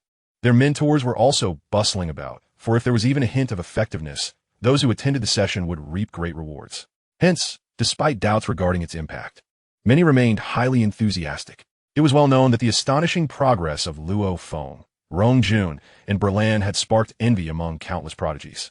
During the public lecture in the initial area, as several prodigies gathered around Luo Feng and Uka before the arrival of the sovereign-level immortals, they eagerly implored, Luo Feng, Zhou Hao will begin sharing his insights tomorrow. We heard that you and Zhou Hao hail from the same planet and share a close bond. Could you possibly speak to him and allow us to attend? Uka, our relationship is somewhat amicable. Perhaps you could take me along tomorrow? Luo Feng and Uka exchanged glances. Both struck speechless. The past 3 days had seen a surge of interest at Rain Phase Mountain, with numerous prodigies attempting to forge connections with them, all driven by a singular motive, to gain entry to the sharing session. After all, the Virtual Universe Company had set a cap, allowing only 500 domain master members to attend, which meant many aspiring prodigies would miss this opportunity. Yet, even for a slim chance at improvement, none wished to relinquish their aspirations.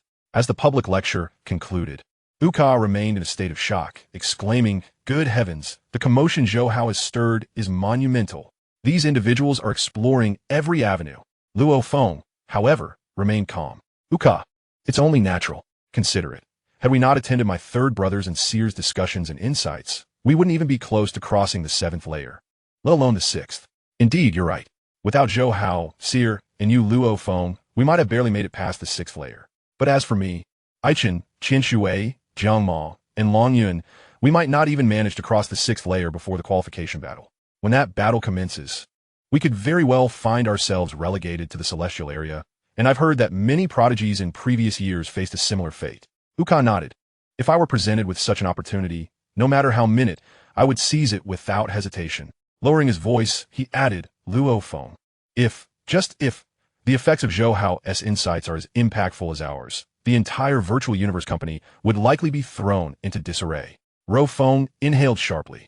If that were the case, it would transcend the realm of mere Virtual Universe corporations. However, such a scenario seemed rather improbable.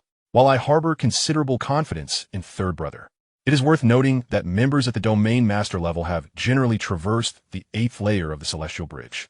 Berlan, after overcoming the 8th layer, attended 2 sessions as an observer and has yet to breach the 9th layer. The effects would surely be present, albeit not as monumental as we might envision. Uka chuckled, stating that tomorrow would reveal all. He expressed hope that Qian Shui, Jiang Mo, and Long Yun would lend their strength, striving to successfully navigate the 7th layer so that all of us, the 6 heroes of Taichu, the 2 anomalies, could remain in the Taichu region. No. My third brother is the real anomaly. By comparison, I fall far short. Luo Feng retorted with a roll of his eyes. The following day, in the original district's manor. Zhou Hao concluded 3 days of intensive cultivation. He stepped out of his solitary 3-story abode and made his way toward the public area of Yuxiang Mountain. As he departed the manor, he noticed numerous domain lord guards gazing at him with admiration. The head of the guards, Hui Er, stood at the entrance of the manor, cheerfully encouraging him. "Your Highness, keep it up." Zhou Hao shook his head, feeling that such encouragement was unnecessary. With a swift motion, he soared through the air, leaving the original district and soon arriving at the public area of Yuxiang Mountain. There stood the familiar pavilion. Luo Feng, Uka, Qian Shui, and the other 8 members of the Taichu region were already seated, while an additional 500 domain master-level members had gathered around them. Zhou Hao, now also at the domain master level and possessing a profound comprehension of the laws, found that each of them wished to pay their respects. After all, sharing insights into the laws is a form of teaching. In a strict sense, Zhou Hao was akin to a teacher at that moment. Confronted with their mentor, even though Zhou Hao was merely a domain master, they were compelled to observe the necessary etiquette, a fundamental sign of respect for a teacher. "Zhou Hao, third brother," they exclaimed as he entered the pavilion. Zhou Hao reciprocated their greetings with a smile, asking, "Are you all prepared?" In fact, he had informed Qian Shui and the others about the potential for another opportunity as soon as the Lord of Chaos had proposed the idea. Thus, over the past year, they had declined numerous engagements, immersing themselves in the rigorous study of various laws and secrets, all in anticipation of this moment. Luo Feng, Uka, and the others shared a laugh, responding in unison, "We are all set, just waiting for you." "In that case, let us commence."